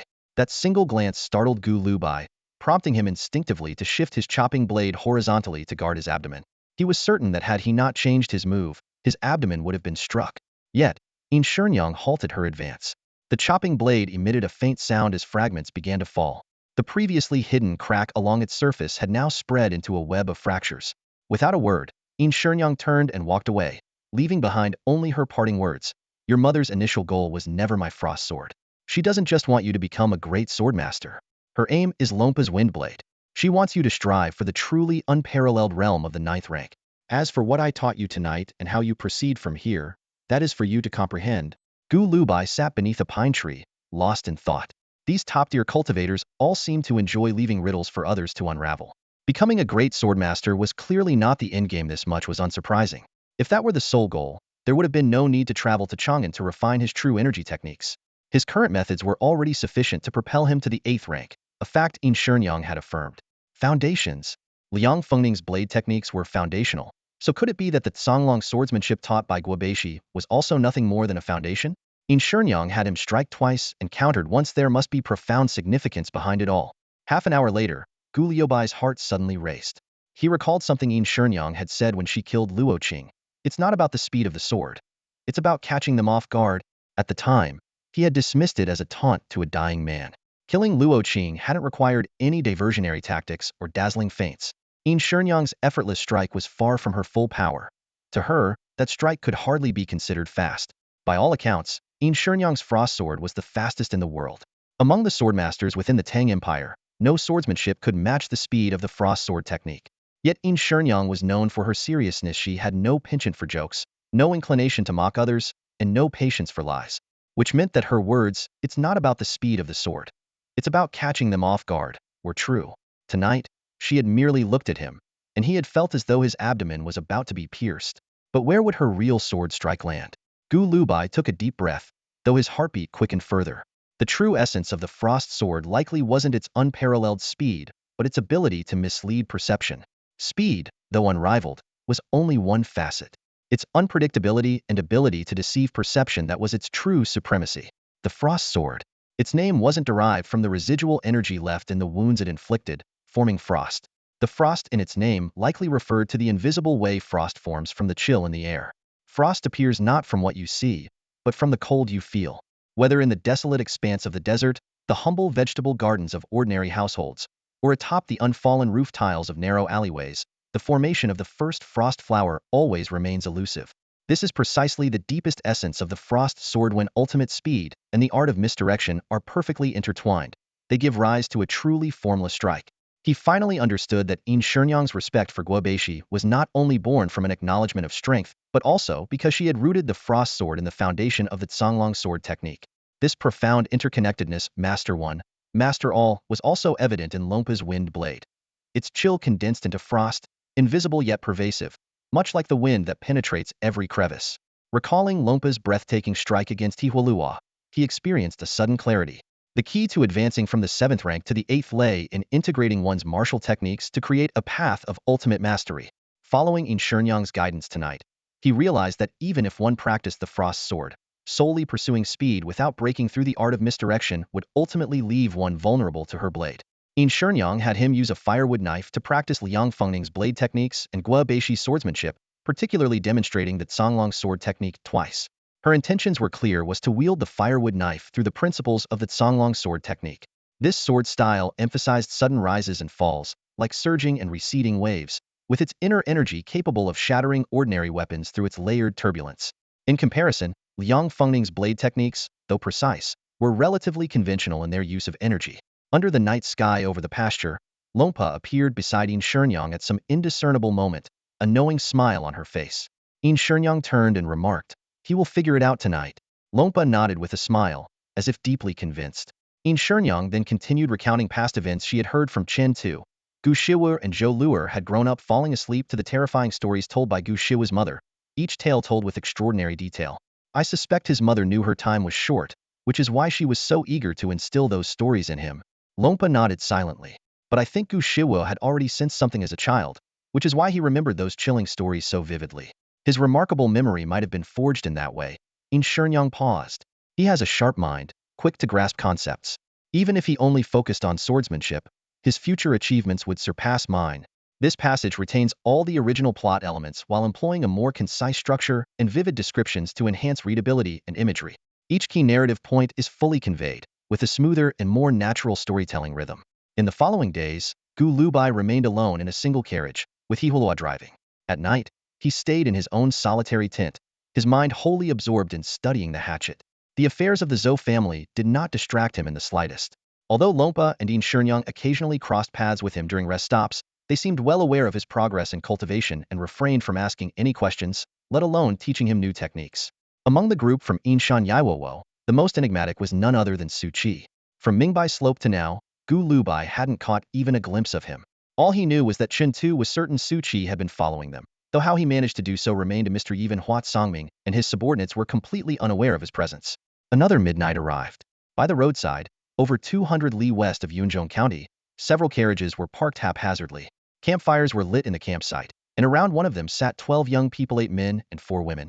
Apart from a few who were clearly older than Gu Lubai, most of them appeared to be between 16 and 20 years old. Their luxurious clothing immediately marked them as children of wealthy families.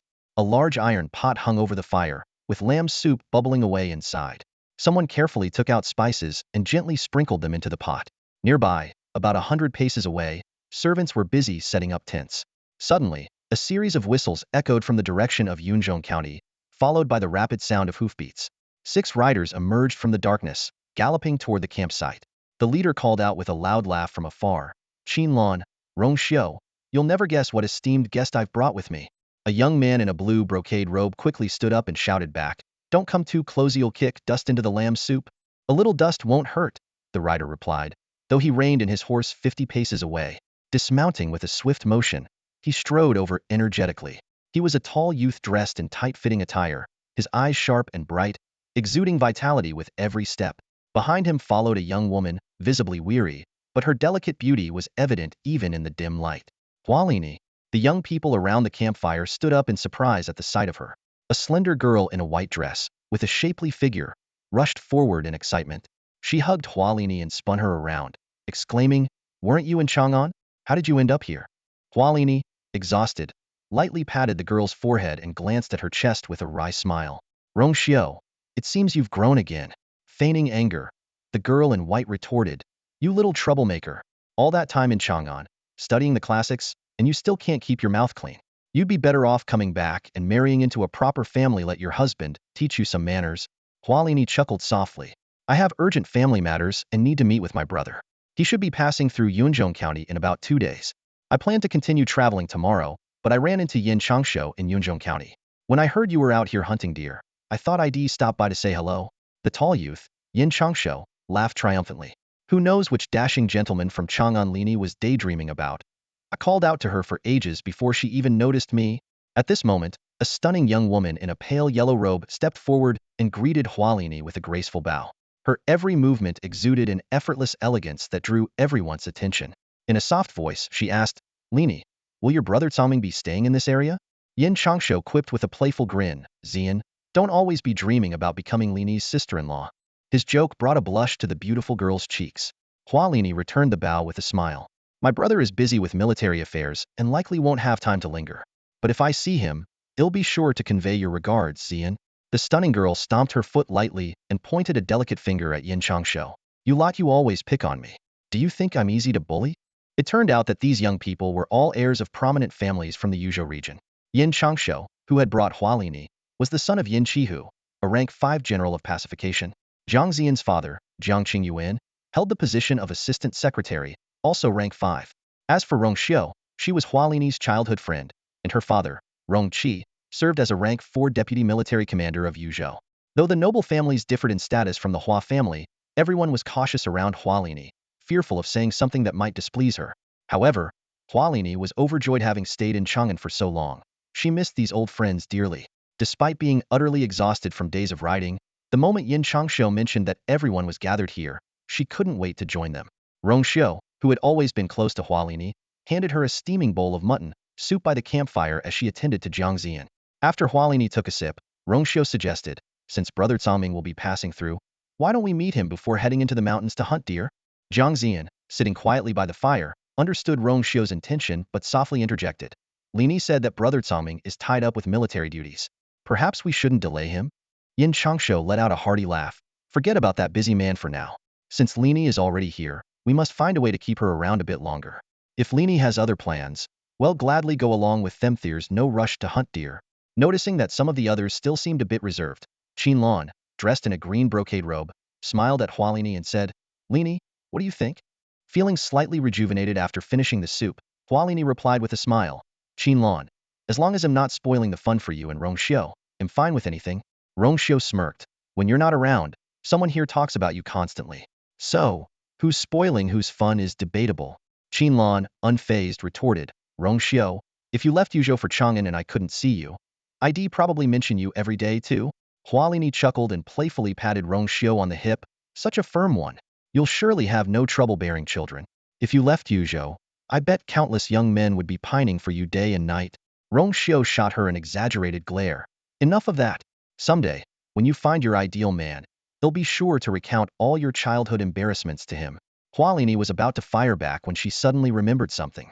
She turned to Yin Changsho, who was enthusiastically chewing on a piece of mutton, and said, "I heard on my way here that there have been serious bandit problems in this area. Isn't it a bit dangerous to go hunting in the mountains right now?" Yin Changsho swallowed the tough piece of mutton with some difficulty and grinned dismissively. "Lini, you've spent too much time in Chang'an, and you never cared much about these things before. Bandit troubles aren't new. Thieves been around year after year. No matter how many times we clear them out, they always come back. Those scoundrels either rely on natural barriers or hide deep in the mountains like rats and insects. They only bully the weak. They'd never dare mess with us." Seeing the mischievous glint in Yin Changsho's eye, Hualini immediately understood this group wasn't just planning to hunt deer. They were likely using it as an excuse to go after the mountain bandits. While these people didn't care much about earning military merits, hunting bandits was undoubtedly far more thrilling than hunting deer. Noticing her realization, Yin Changsho teased, "Lini, you've been following all the rules in Chang'an for so long. Why not join us for a bit of wild fun in the mountains?" Hualini was tempted and replied thoughtfully, "If you're planning to wait for my brother, then he'll decide after I've met with him." Yin Changsho raised an eyebrow playfully. "If Lini joins us for the hunt, wouldn't that be like adding wings to a tiger? We'd finally get to see the legendary swordsmanship of the Yongping Sword Academy in action." "Just eat your mutton," Hualini replied with a smile. She had a fondness for Yin Changsho. While the young elites of Chang'an were refined in manner, many were also pretentious at heart. Yin Changsho, though shrewd, was straightforward, open, and generous. Most importantly, he was always eager to align with the group's interests and make things more enjoyable for everyone. For a cultivator, swordsmanship was meant for combat, But in Chang'an, Hualini had noticed that, for many nobles, carrying a sword and cultivating skills were more about appearances. Some young elites had reached the 5th rank in cultivation yet had never experienced a real fight, something Hualini found deeply contemptible. In contrast, Yuzhou offered an ideal environment, fewer restrictions, plenty of outlaws and bandits to deal with, and far more opportunities for actual combat. Yin Changsha's comment about her swordsmanship reminded her of an idea. When she returned to Chang'an, she could encourage like-minded individuals to occasionally venture back to Yuzhou for deer hunts or even bandit hunts. It would be far more exciting than those tedious poetry gatherings or sword exhibitions, and might even help her expand her network in Chang'an. Tents were swiftly set up, transforming the desolate wilderness into a temporary campsite. For men dressed in black robes inspected the area.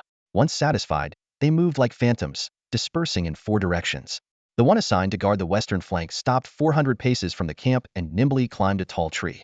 With practiced ease, he used ropes and a black blanket to construct a simple hammock among the branches, placing his crossbow and other gear within arm's reach.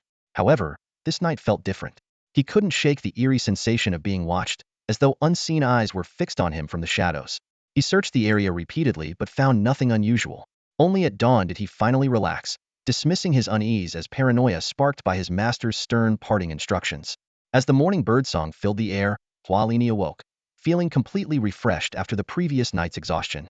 After a light breakfast and some stretching, she returned to her tent to begin her cultivation practice. Sitting cross-legged on a soft cushion, she quickly composed herself, awakening the latent energy her true ki within her body. The chi coursed through her meridians like a school of nimble fish, illuminating her acupuncture points like a constellation coming to life, each star connected by radiant light. The flow of energy grew increasingly swift, as if it transcended the boundaries of time and space, leaping among the stars. Her already fair skin now seemed to glow with a jade-like luster, as if undergoing a profound transformation under the cleansing flow of qi. Suddenly, countless tiny bulges appeared across her skin, as though something was trying to break free from within, yet it remained restrained. Despite her mastery over her qi, she had yet to achieve the state of Xuan. Though she had reached the 5th grade of cultivation, ascending to the 6th grade would require further time and refinement. Nonetheless, among her peers in Chang'an, excluding the royal family and heirs of the most prestigious clans, her progress was exceptional. Lini, a voice called from outside her tent. It was Yin Changsho. What is it? Hualini frowned slightly. They had agreed yesterday that she was not to be disturbed during her practice. You said Brother Songlong wouldn't arrive until the day after tomorrow at the earliest. But I've just received word they set up camp less than 80 li from here last night. The news immediately put her on alert. Why was her brother in such a hurry? Could something have happened to the matriarch? The thought made her face pale. Without hesitation, she bolted out of the tent. Bring my horse. She leapt onto her steed in a few quick bounds, calling back to Yin Changsho. Where are they camped? Lead the way. Fine, fine, well ride. But do you have to shout bring my horse like that? Makes it sound like I'm a horse or something, Yin muttered under his breath, reluctantly following her lead.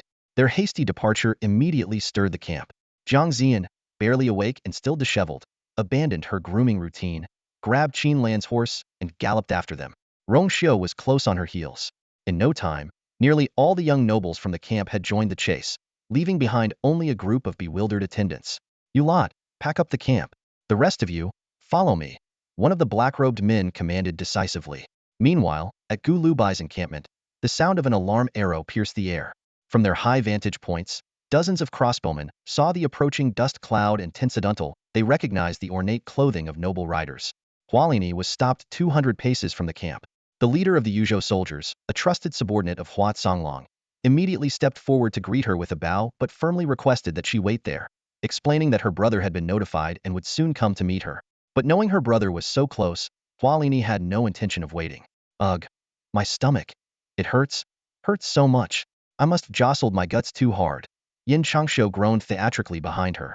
Hualin Yi suddenly felt a surge of inner energy rushing through her, her face turning deathly pale as beads of sweat formed on her forehead.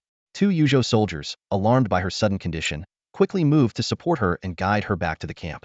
Yet, the moment she saw Hua Songming stepping out of the command tent, her demeanor changed entirely. She straightened herself, waved off the soldiers, and stood as if nothing had happened.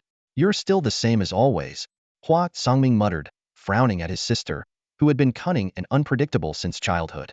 Time and again, it was her schemes that got him into trouble, leaving him to take the blame even when she was at fault. Where is the old lady? Is she safe? Hualin Yi demanded, her gaze sharp and cutting, as though she could tear him apart with her eyes. She's fine. What exactly are you plotting this time? Take me to her, she snapped, and tell your so-called friends to stay out of the camp. Hua Songming knew better than to deny her. If he refused to let her see Madame Zhou, the situation would only spiral out of control.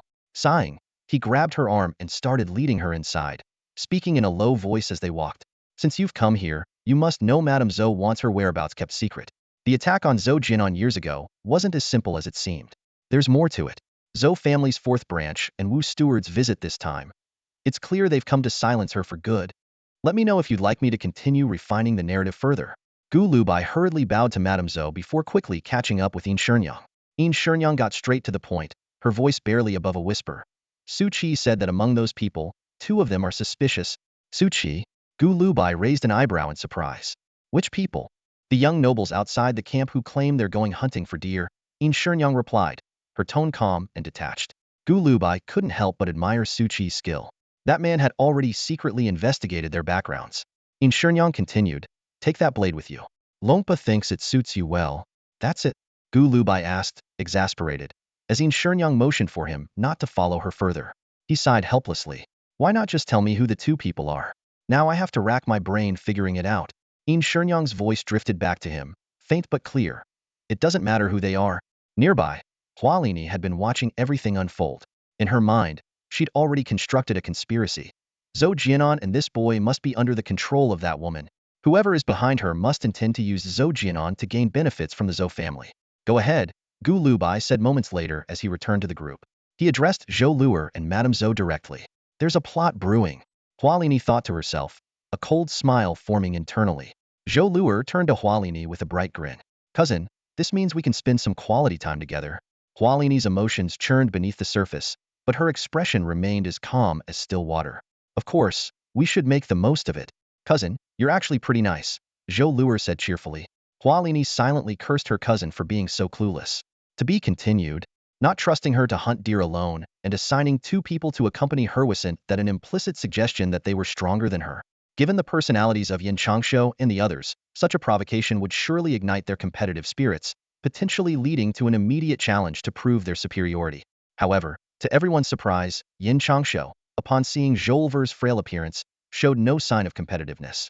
Instead, he smiled warmly and said, since she's one of Brother Songming's people, we should naturally get along well. May I ask for your names? This time, Zhou was surprisingly quick-witted. Before Gu Lubai could remind her, she responded, my name is Zhou.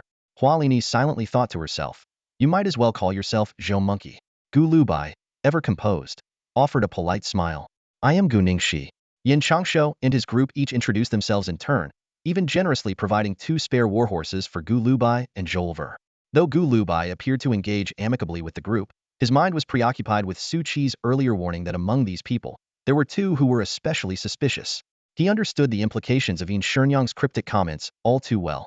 As they rode, Gu Lubai mentally reviewed the political and military landscape of Yuzhou. The region officially housed over 56,000 Tang soldiers, though when divided among its various counties, even the largest deployments only numbered around 3,000. In stark contrast, the mountain bandits were far more numerous than the reported 14,000. The area was riddled with strategic mountain ranges: Deqing Mountain, Yin Mountain, Taihang Mountain, Tianfeng Ridge, Dofeng Ridge, densely packed with armed outlaws. The local populace, unlike in other regions, didn't resort to begging when faced with hardship. Instead, they often took to the mountains, establishing themselves as bandit leaders. There were hundreds of infamous hilltops, each occupied by bands of brigands ranging from a few dozen to several thousand. The actual number of bandits likely exceeded 20,000. As these thoughts swirled in his mind, Gu Lubai steered his horse closer to Yin Changshu and cautiously inquired, Brother Yin. Brother Songming mentioned that the bandit activity has been severe lately. Where do you plan to hunt deer this time? Yin Changshu replied cheerfully, we're heading toward the Yute Peak area. Lowering his voice, Gu Lubai probed further, if we were to encounter hostile bandits, which group between Yute Peak and Yuzhu Peak do you think poses the greatest threat?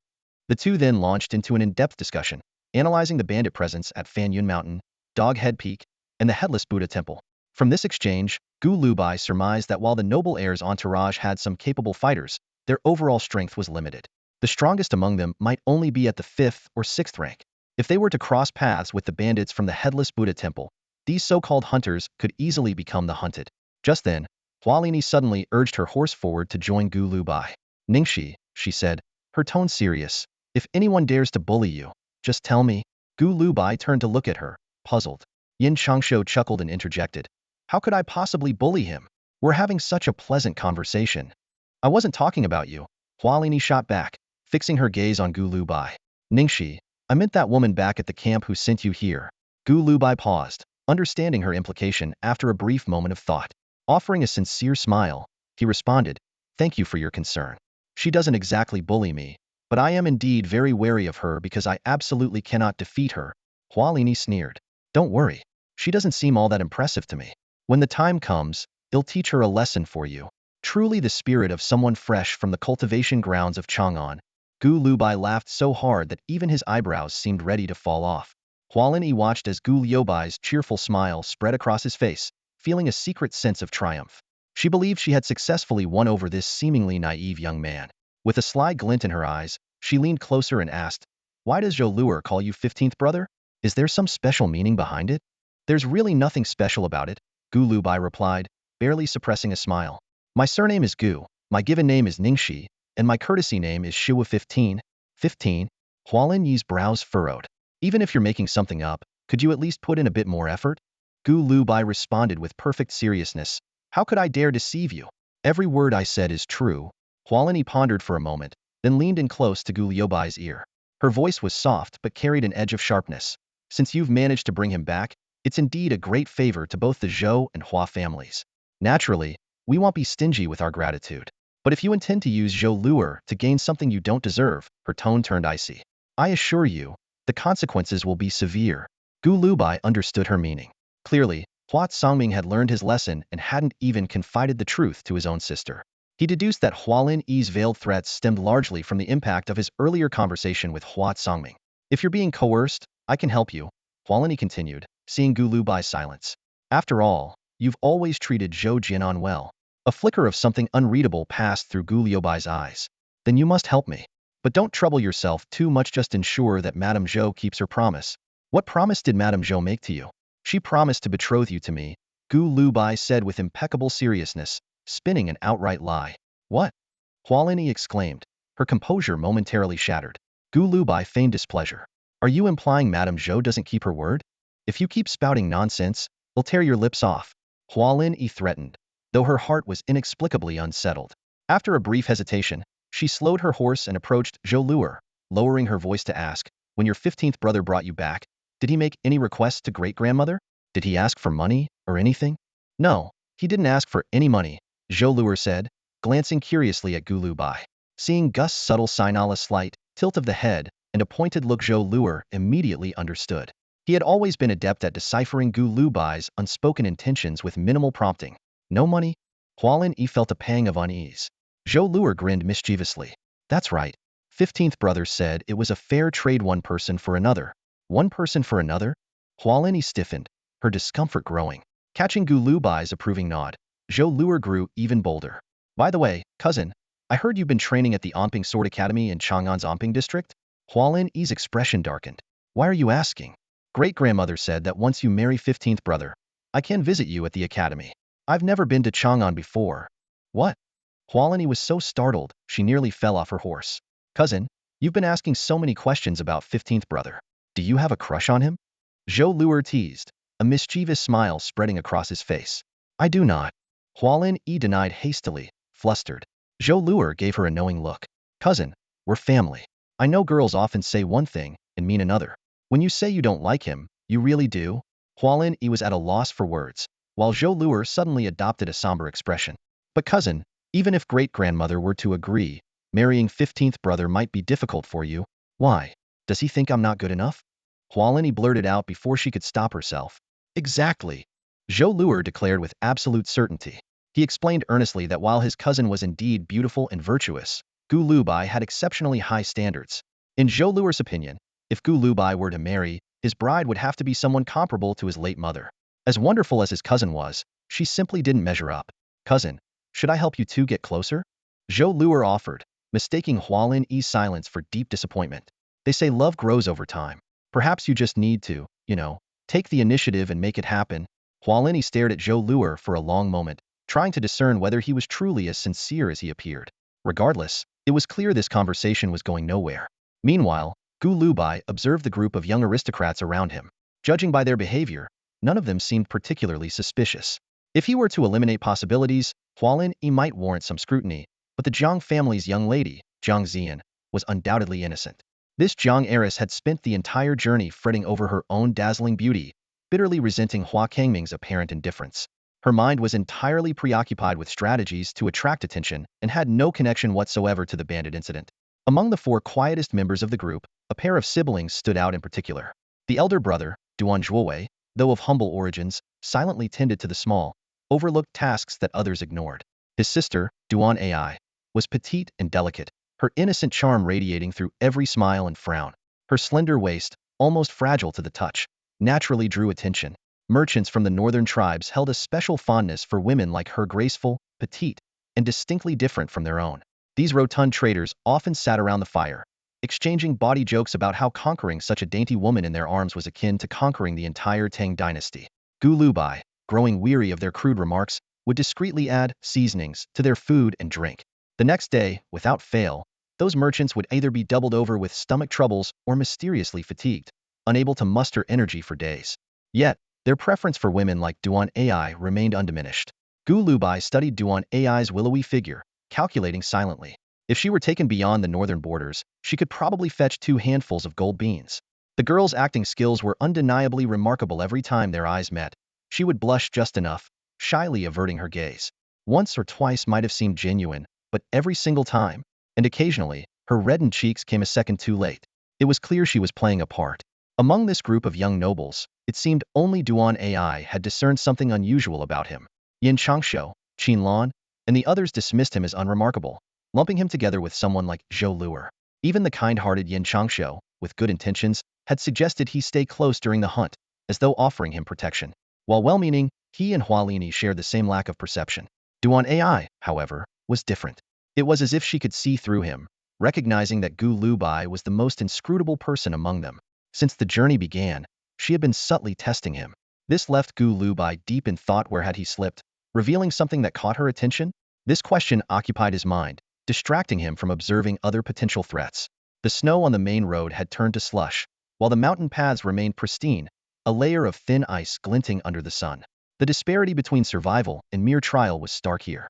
Even by Zhou Luer's modest standards, the performance of these noble youths from Yuzhou was abysmal. What should have been a silent and efficient deer hunt had devolved into playful chatter, loud laughter, and even impulsive shots at pheasants. Still, these nobles were far kinder than the people beyond the northern borders. From their conversations, Gu Lubai had pieced together their true intentions. They aimed to strike either the bandit hideout near Yute Peak or the camp at Jiuan Ridge. Both targets seemed within their capabilities. Yet, with Lompa specifically instructing him to bring his blade, Gu Lubai suspected things wouldn't be so straightforward. What troubled him most, however, was Duan Ai. Each time he glanced at her, he couldn't help but recall Yin Xiniang's cryptic metaphor about a wife. It seemed to be a warning. Don't think that managing someone as pure yet rebellious as Pei Yunxiu was enough to handle all women. Some women, as Yin Shenyang had hinted, were far more dangerous than they appeared. Night fell. From now on, we dismount and proceed on foot, Yin Changshu announced, standing amidst the pristine white snow, his gaze fixed on Zhou Luer and Gu Lubai. What's the problem with that? Zhou Luer replied with a cheeky grin. Gu Lubai offered a faint smile. I should be able to manage. Yin Changshu nodded subtly, appreciating the measured response. It wasn't pretentious, and he hadn't expected much from these two anyway. As long as they didn't cause trouble or hold the group back, that was enough. Rongxiu, keep an eye on Zhou Luer for me, will you? Hualini whispered to the slender young woman with a full figure before they set off. Got it. No problem. Rongxiu replied promptly, turning to Zhou Luer. If anything happens, just stick close to me and don't run around. All right? Sure thing, Sister Rong. You're really kind, Zhou Luer said, touched. He couldn't help but compare, realizing these people were leagues better than Chan too. Do you need a weapon for self-defense? Hualini hesitated for a moment before asking Gu Lubai softly. I've got a blade, Gu Lubai replied with a light chuckle. Besides, we're just hunting a deer. What's the worst that could happen? Foolish, Hualini muttered coldly, cutting off the conversation. She had overheard Gu Lubai and Yin Changshu's earlier exchange and knew he was fully aware of their true mission tonight. Yet he still pretended otherwise, which irked her. On the other hand, Gu Lubai found her rather capable, especially her decision to have Rongxiu look after Zhou Luer. Out of over 40 followers from the noble families, 6 were left behind to guard the horses and luggage, while the rest dispersed into the forest to provide cover. After traversing about 20 miles through mountain trails, all torches were extinguished. Yin Changshu reminded everyone to tread lightly before leading the group in a different direction. Gu Lubai smirked to himself. These people certainly knew how to employ diversion tactics. They had been heading toward Johan Ridge, but had now doubled back toward Heihu Village. Clearly, the real target tonight was Heihu Village. Unfortunately, with a traitor in their midst, those 20 miles of trekking had been for naught. In the pitch-black night, a mountain village gradually came into view, its scattered lights twinkling like stars. Heihu Village was no different from other bandit strongholds, naturally fortified and difficult to assault. The mountain was once covered in dense bamboo forests, but the bandits had long since cleared it, leaving only barren rocky slopes. At the summit, a natural bowl-shaped depression provided an excellent vantage point, where the village was built. There was only one path leading up the mountain, guarded by 3 checkpoints, each with a watchtower. Near the foot of the mountain, 2 bandit silhouettes could be seen moving atop the nearest watchtower. As Yin Changshu signaled preparations for combat, black-clad guards leaped forward like unleashed tigers, heading straight for the watchtower. The sharp whistle of arrows slicing through the air followed. The 2 bandits didn't even have time to cry out before being struck down. One fell from the tower, while the other toppled backward into the fire pit. The rhythmic pounding of warning drums echoed across the mountain. Yet the 4 black-clad guards, armed with powerful bows, had already used grappling hooks to scale the first gate. With a loud crash, they forced it open. Move! Yin Changshu barked in a low voice, and over 20 followers surged through the gate in single file. The 4 black-clad guards darted up the steep path with astonishing agility, heading straight for the second gate. Flames illuminated the second gate, where more than 10 bandits unleashed a volley of arrows. The shafts thudded into the ground just ahead of the advancing guards. Unfazed, the guards halted in unison upon seeing the sparks from the arrowheads striking the ground. Calmly, they drew their longbows and engaged the bandits above in a deadly exchange. In mere moments, the second gate erupted with screams of agony. The bandits on the gate fell one after another, struck by arrows. The difference in skill was simply insurmountable. The 4 black-clad attendants held their powerful bows steady against the mountain wind, the weapons trembling slightly in their grasp. These were no ordinary bows. Only cultivators could draw them. The air was filled with the sound of arrows slicing through it, each shot striking the mountain bandits with pinpoint accuracy. Even when the arrows didn't kill outright, they left deep, bleeding wounds on their targets, a testament to the attendants' exceptional archery skills. The bandits atop the fort's gate soon dared not show themselves, retreating from the exchange of fire. Seizing the opportunity, over 20 attendants surged forward in a charge. Gu Lubai followed closely behind Zhou Luer, breaching the first gate just as the second crashed down with a deafening roar. From ahead, the sound of anguished cries echoed through the air, signaling that the attendants were ruthlessly cutting down the bandits. Brother 15, is this what they call hunting deer? Just chasing them around? How dull! Zhou Luer remarked with a tinge of disappointment, glancing back. Gu Lubai's lips curled into a faint smile. Just stick close to Rongxiu. Things should get interesting soon enough. Got it, Zhou Luer replied, his tone brimming with excitement. He happily sped up to catch up with Rongxiu. Rongxiu, noticing Zhou's relaxed demeanor, was inwardly surprised at the stamina concealed in his wiry, monkey-like frame. But when she turned back again, she saw Gu Lubai lagging behind the group. Remembering his earlier words, do your best to keep up, she realized that perhaps staying at the rear was the safer choice. Rolling stones. Flaming oil. A frantic, guttural shout erupted from atop the third gate.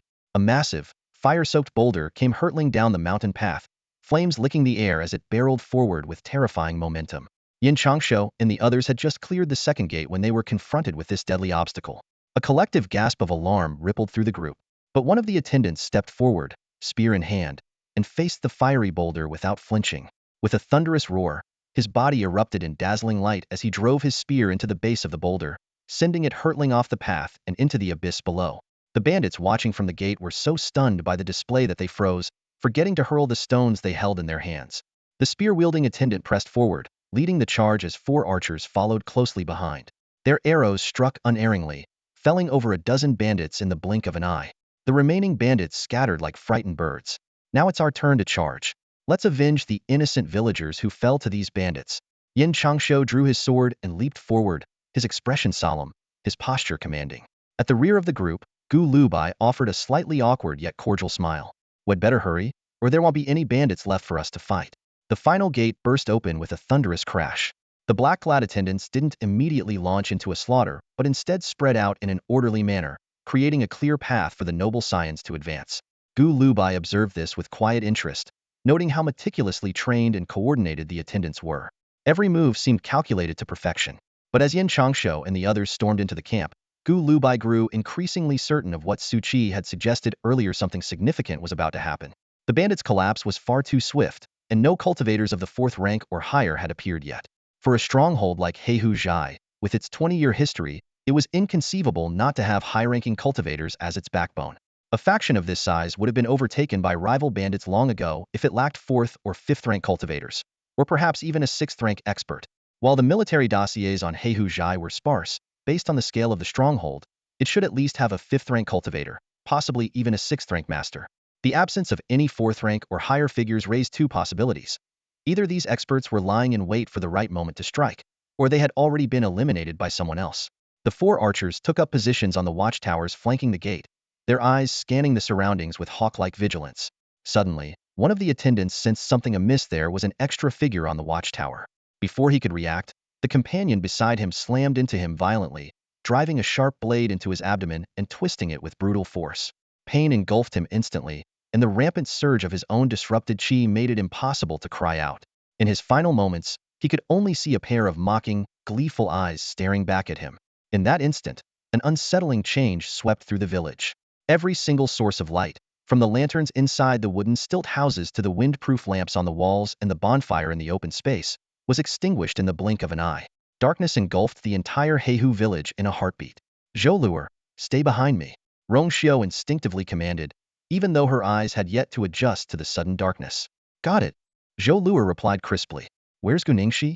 Hualini, realizing Gu Lubai hadn't kept up, turned anxiously to look around, but all she could see was pitch black. "Don't worry about him. He's fine," Zhou Luer replied with a casual tone, his unusually relaxed demeanor stirring a faint sense of unease in Hualini. "Watch out." Suddenly, sharp cries rang out, accompanied by the chilling sound of arrows cutting through the air. Countless arrows whistled down through the darkness. Rongxiu, holding her sword, barely had time to react before a strong force yanked her down. The sound of arrows striking filled her ears, and she realized Zhou Luer had pulled her behind a wooden duck shed. Arrows thudded against its roof, sending the startled ducks inside into a frenzy of quacking. "It's an ambush." Hualini crouched down beside them, stating the obvious in a terse tone. "Should we retreat from the village?" Rongxiu suggested, but Zhou Luer immediately dismissed the idea. "No, the escape route's already cut off." Before the words were fully out of his mouth, a thunderous boom erupted from the direction of the village gate. A figure wreathed in silver flames shot through the air. Landing heavily nearby it was the black-clad attendant who had earlier deflected the fireball with a single spear strike. Now, his spear hung low in his hand, the silver flames around him flickering chaotically, clearly indicating he had suffered a significant blow in the earlier confrontation. "Quick, get inside the village and find somewhere to hide. Otherwise, we'll all be shot to death." Zhou Luer suddenly shouted at the top of his lungs, making Rongxiu and Hualini's ears ring. Without waiting for their response, he grabbed Rongxiu and darted toward a nearby house, moving with the agility of a mountain monkey. In no time, he found a window, gestured for them to follow, and slipped inside. The room contained a large bed and several oddly shaped chairs in front of it. Hualini, her sword raised defensively, watched as Zhou Luer and Rongxiu were already peering through the cracks in the wooden walls to observe the outside. "They're herding sheep," Zhou Luer explained softly. "Just like driving sheep into a pen. They're rounding everyone up into one place. Cousin, they're not trying to kill you." Outside, the chaotic noise of arrows, shouts, and screams melded into a cacophony. Hualini squinted through the cracks but couldn't discern the herding pattern Zhou Luer mentioned. "Well, stay hidden here for now. They'll finish herding before they come for you. It'll take a while," Zhou Luer said with confidence. "And then what? We just stay here until they eventually find us?" Rongxiu voiced the question lingering in Hualini's mind. Zhou Luer nodded with a calm determination. "This is the best way. It's safer." Hualini almost laughed out of exasperation, a flicker of mockery flashing in her eyes. "Do you think this is some kind of hide-and-seek game?" Zhou Luer rubbed his nose, his voice barely above a whisper. "Cousin, this way we won't hold 15th brother back. So you're saying if we go out, we'll just become a burden to Gu Ningxi?" Hualini's chest rose and fell sharply, her tone brimming with anger. "I am a dignified 5th rank cultivator." She found the situation utterly absurd, as if she'd been completely set up by these two. Rongxiu, however, suddenly grew curious despite the tense moment. "Lini, why does she keep calling you cousin? Are you an idiot? You're concerned about that at a time like this?" Hualini was nearly driven mad with frustration. Meanwhile, the battle outside was becoming increasingly intense. Yin Changsho was in dire straits. His hair had been disheveled by an arrow, and it felt like a patch of his scalp might have been torn off, burning with pain. His left arm was useless after colliding with a pillar while dodging an ambush. Blood trickled into his eyes, blurring his vision further. Suddenly, a flash of cold light. Instinctively, he raised his sword to block it. With a loud clang, sparks flew. Changsho, a startled voice called out from across him. Qin Lan. Yin Changsho recognized the familiar face. Qin Lan, clad in a teal brocade robe and wielding a black longsword, Hua Lini's childhood friend. Though uninjured, Qin Lan was covered in dust, looking disheveled and exhausted. What are you two discussing here? Before the words fully left his mouth, a sudden maniacal laugh erupted, and the wooden wall to their left exploded with a thunderous crash. A dark figure shot through the air. Qin Lan, caught off guard, hastily turned to block, but his sword was instantly knocked from his grasp. He rolled to the ground, smashing through another wooden wall, blood filling his mouth, his right arm completely numb. Yin Changsho barely had a chance to retreat before the dark figure shifted direction, aiming a brutal strike at his head. He had no time to evade. As their weapons collided, his hand throbbed in agony, and his sword fell to the ground. Kneel before me, and I might let you live. The man roared with laughter. Only then did the two see clearly. It was a burly, bald man clad in a dirt-yellow kasaya, wielding an immensely powerful monk's staff. A dirt-yellow kasaya, the headless Buddha temple. Qin Lan's face turned pale with fear. Why are people from the headless Buddha temple here? Yin Changsho was baffled, only snapping out of it when Qin Lan tugged at his clothes, urging him to run. This band of mountain bandits had risen abruptly last spring. Though numbering only 50 or 60, they had taken over an ancient temple perched on a cliff. The temple's headless stone Buddha had given them their name. While they treated the local villagers with relative kindness, they showed no mercy to wealthy merchants or officials from the city, leaving no survivors. 3 government-led sieges had failed, as many of these bandits were cultivators, including 3 sixth-rank experts. Hua Tsangming knew that in a few months, the military forces in Yuzhou would borrow cultivators from Luoyang for a new assault. With a loud crash, Yin Changsho and Qin Lan broke through another wooden wall, tumbling out. How could they possibly stand against an enemy that even Yozhou's military needed reinforcements to confront? The bravado they'd had earlier evaporated instantly. Hualini, though eager to intervene, held herself back. She was the strongest among this group of noble scions, a 5th-rank cultivator. But as the sounds of combat drew closer to the center of the village, she began to realize Zhou Luer might be right. Everyone was being herded to the center. This was no ordinary bandit tactic. Maybe we should hide under the bed, Zhou Luer suggested softly again. Hualini resisted the idea, but Rong Xiu, curious as ever, asked, why? Zhou Luer grinned. Once they've herded the sheep, the next step is usually to light a fire and start counting. Before he could finish, flames had already begun to rise within the village. A strange, chilling sensation coursed through Hualini and Rong Xiu. After hesitating for a moment, Rong Xiu finally whispered, Lini, maybe we should listen to your cousin and crawl under the bed. The bonfires were lit one after another in the mountain breeze, the dry wood and bamboo roots crackling in the flickering flames. The firelight drove away the surrounding shadows, illuminating familiar faces. Changsho, Qin Lan, Lu Yuan, Duan Zhuowei. This was a spacious training ground with hardened, leveled soil. Wooden houses surrounded the area, some of them standing out as stilted buildings, while the rest were low, simple dwellings. Crisscrossing alleys wove between the structures, and at that moment, figures were emerging slowly from the shadows of the pathways. In the glow of the firelight, 17 people had been driven to this spot. 9 members of noble families, 8 men, and 1 woman, and 8 attendants.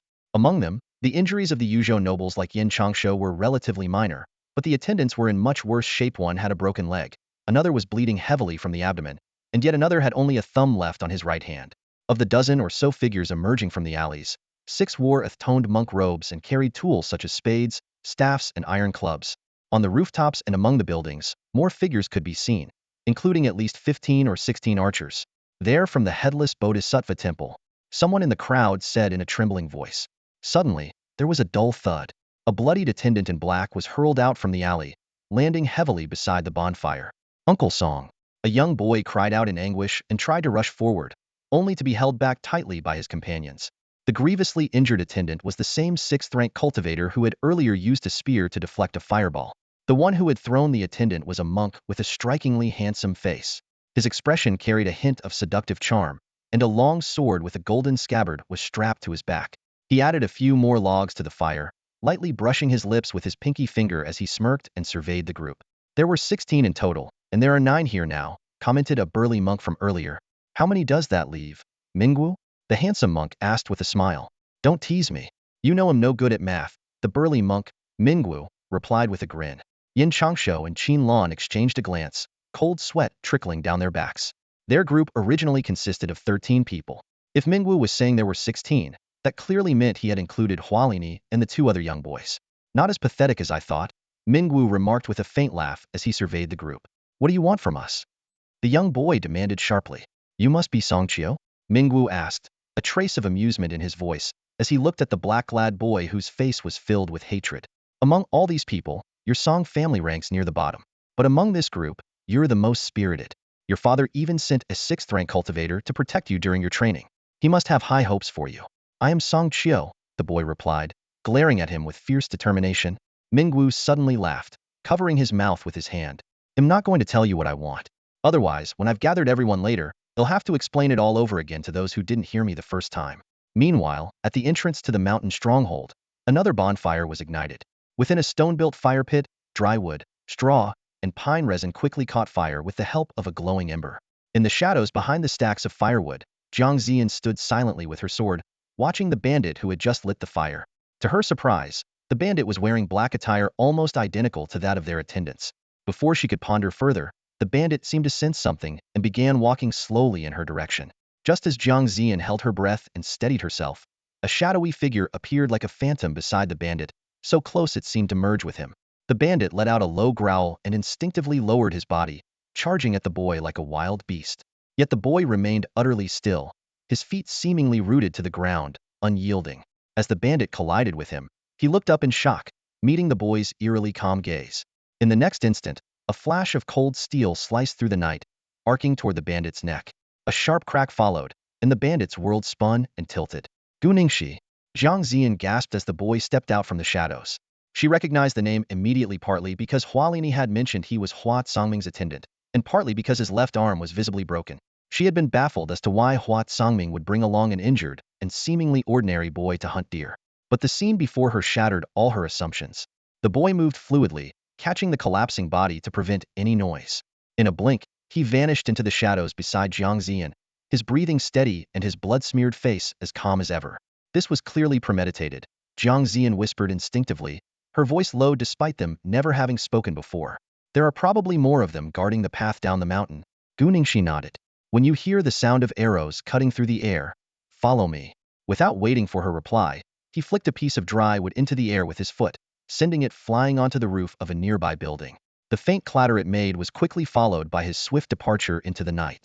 Jiang Ziyan barely had time to process his words before a piercing whistle ripped through the air. Arrows! She immediately darted after him. 3 arrows streaked through the night, but the boy moved like a wave, fluid and unrelenting, slicing 2 of them out of the air with his blade. Taking cover behind a building's shadow, Jiang Ziyan caught her breath and stared at the boy in disbelief. In his hand was nothing more than an old, cracked hatchet.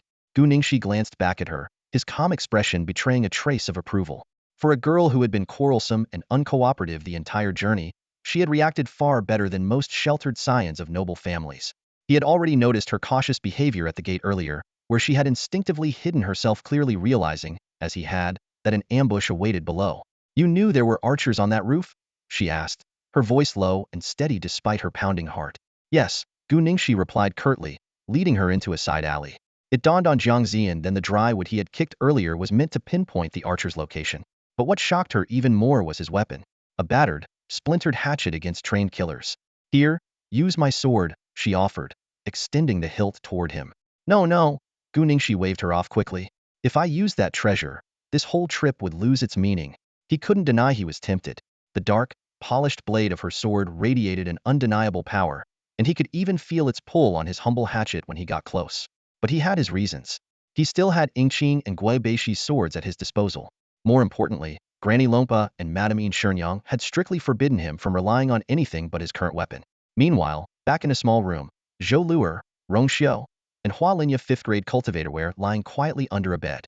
The sudden whistle of arrows startled the half-asleep Zhou Luer, who grinned and muttered in an amused whisper, 15th brother has made his move.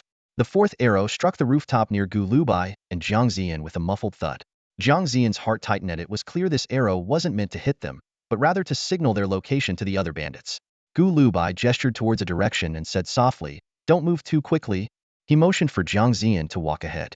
Though she immediately realized she was being used as bait, the calm and confident look in the young man's eyes left her no room to object. She obeyed and walked forward at a measured pace. Suddenly, a bandit dressed in a dirt-yellow robe appeared to her left. When he caught a clear look at her face, he froze briefly, then broke into a lecherous smile. Jiang Ziyan felt as if Gu Lubai had vanished into thin air behind her. In the split second that panic gripped her, a deafening crash shattered the wooden wall nearby. Gu Lubai burst through like a speeding carriage, his firewood knife aimed directly at the bandit's face. The bandit, clearly unprepared for such a fierce assault, widened his grin instead of retreating. He sidestepped swiftly, his wrist flicking as his staff struck out like a venomous snake, targeting Gu Lubai's lower body. But Gu Lubai seemed to have anticipated this. He stopped abruptly, his movement freezing in a way that struck Jiang Ziyan as utterly surreal, like a wave suspended midair. The bandit felt his staff graze the edge of Gu Lubai's robe before a chilling sense of danger surged through him. The energy coursing through his body churned violently, and a faint slicing sound came from beneath his robe. Gu Lubai's knife had already connected with the staff, sliding downward with precision. The bandit's eyes widened in shock as the blade sliced through his hand. He didn't even have time to release the staff.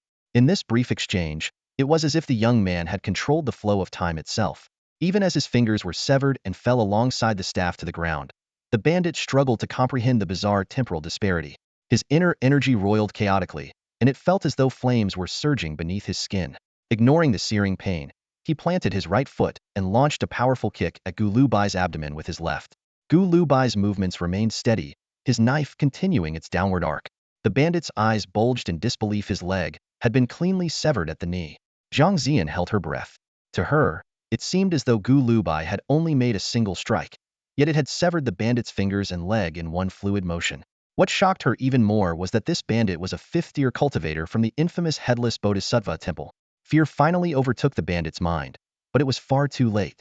Gu Lubai delivered a sharp kick to his groin, and the sound of something fragile shattering reverberated.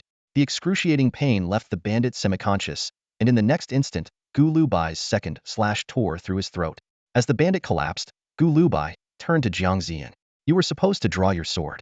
The moment I cut off his fingers, you should have acted," he said calmly. Jiang Ziyan's face flushed bright red. "I got too caught up watching," she admitted sheepishly, her voice sweet.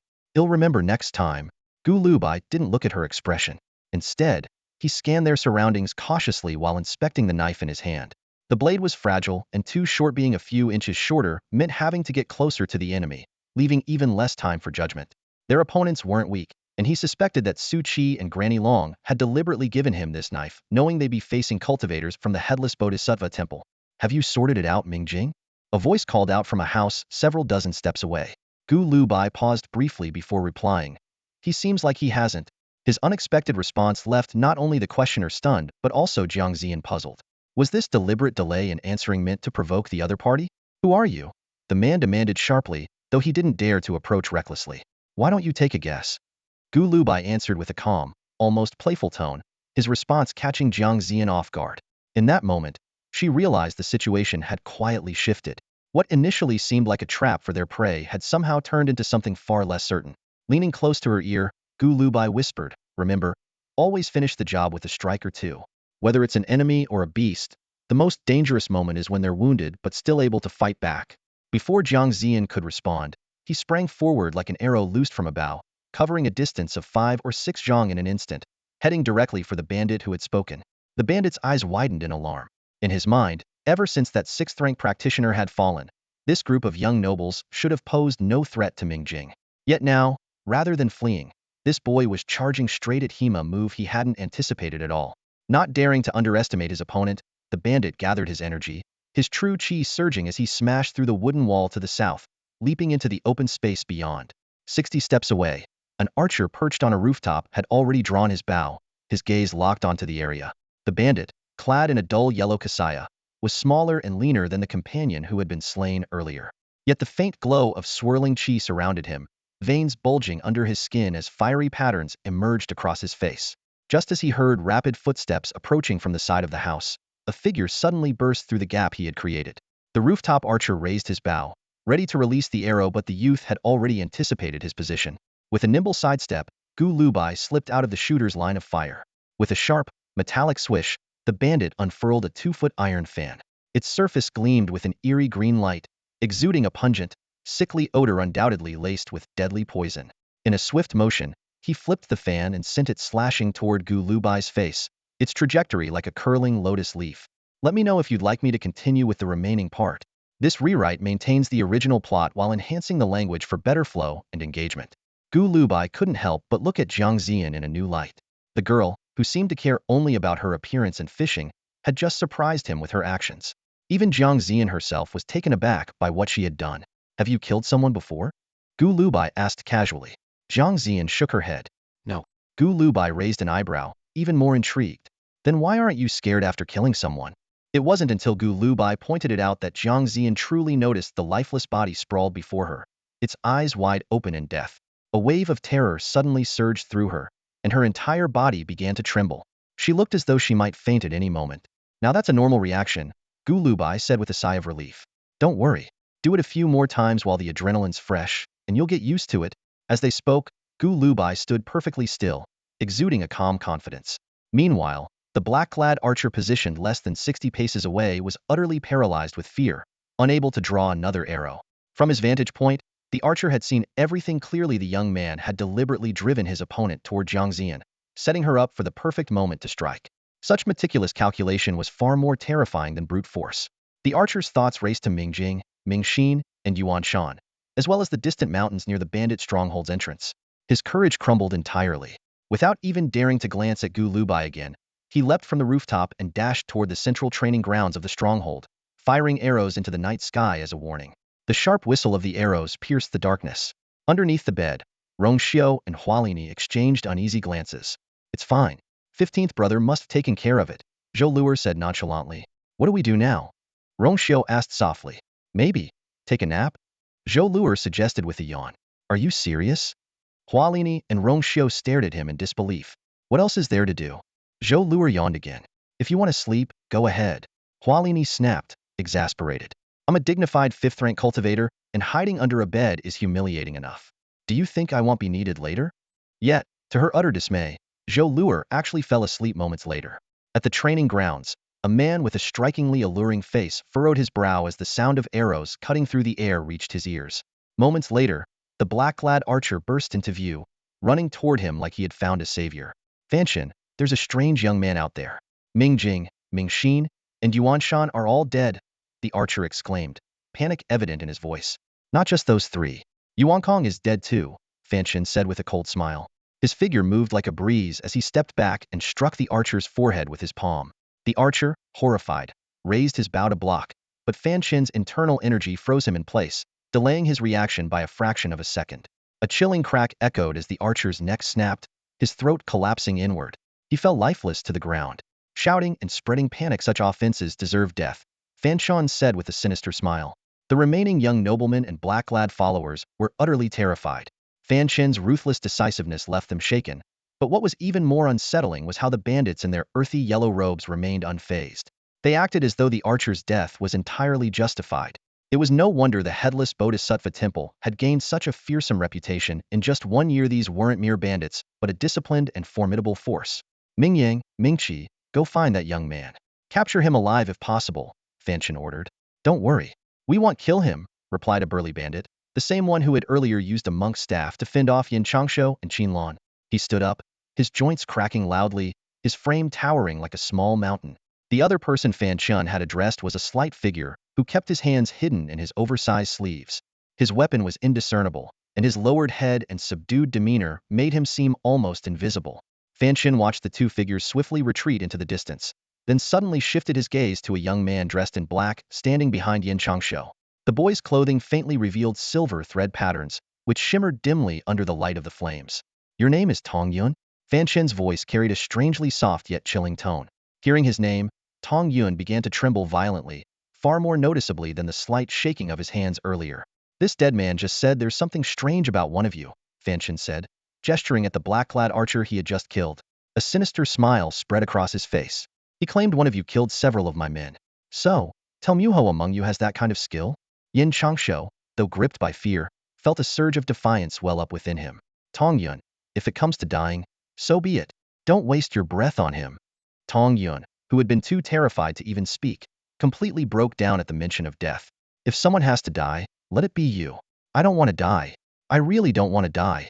Fan Shin bared his teeth in a ghastly grin. Of course. Who wants to die if they can live? Through his sobs, Tong Yun blurted out the truth. It must be those two boys brought here by Hua Lini. They're with Hua Tsangming. Other than that expert from the Song family, none of us here are above the 5th rank in cultivation. How could any of us have killed several of your men? Qin Lan took a deep breath and leaned close to Yin Changshou, whispering, there must be a traitor among us. Otherwise, he wouldn't have known right away that Tong Yun is the most cowardly. Though not particularly insightful by nature, Yin Changshou was no fool. The word struck him like a lightning bolt. A traitor? Among us? Hua Kangming's people? Fan Shin sneered. It's no surprise the Jidushi's household in Yuzhou would have some powerful cultivators. But no matter who Hua Tsangming brings, even if he comes personally, it won't change the outcome today. Yes, Tong Yun continued, trembling. The two of them are about our age. One is very skinny, and the other. Will you shut up already? Yin Changshou roared, finally losing his temper. Tong Yun staggered back a step at the outburst and collapsed to the ground. The others looked at the boy, consumed by fear, with a mix of pity and disgust. Being afraid was one thing, but betraying their group out of fear was something else entirely. Meanwhile, on another street, the burly bandit Ming Yang, wielding a monk's staff, came to a halt mid-chase. At the end of a narrow alley, a young man stood silently in the shadows, holding a short blade and watching him calmly, as though Ming Yang were just an ordinary passerby. Don't underestimate him, came a wary reminder from Ming Qi, who was behind him. Ming Yang grinned, his internal energy surging as his skin began to harden and bulge, resembling thick armor. At the same time, the smaller bandit Ming Qi leapt lightly into the air, landing noiselessly on the rooftop above. Ming Yang charged forward like a moving mountain, compressing the air in the alley as he barreled toward Gu Lu Bai. The boy's hair fluttered in the wind created by the charge. In the next moment, he leapt nimbly onto the rooftop, heading straight for Ming Qi. This unexpected move caught Ming Yang off guard. He had anticipated a heated clash with the boy while Ming Qi provided support from above. But now, the boy had chosen to pursue Ming Qi instead, and his cultivation seemed to rival Ming Qi's. 5th rank peak? Ming Qi frowned. Though reluctant to face the boy alone, he had no choice but to test his strength. From his sleeve, he slid out 2 compact crossbows and fired 6 bolts in quick succession.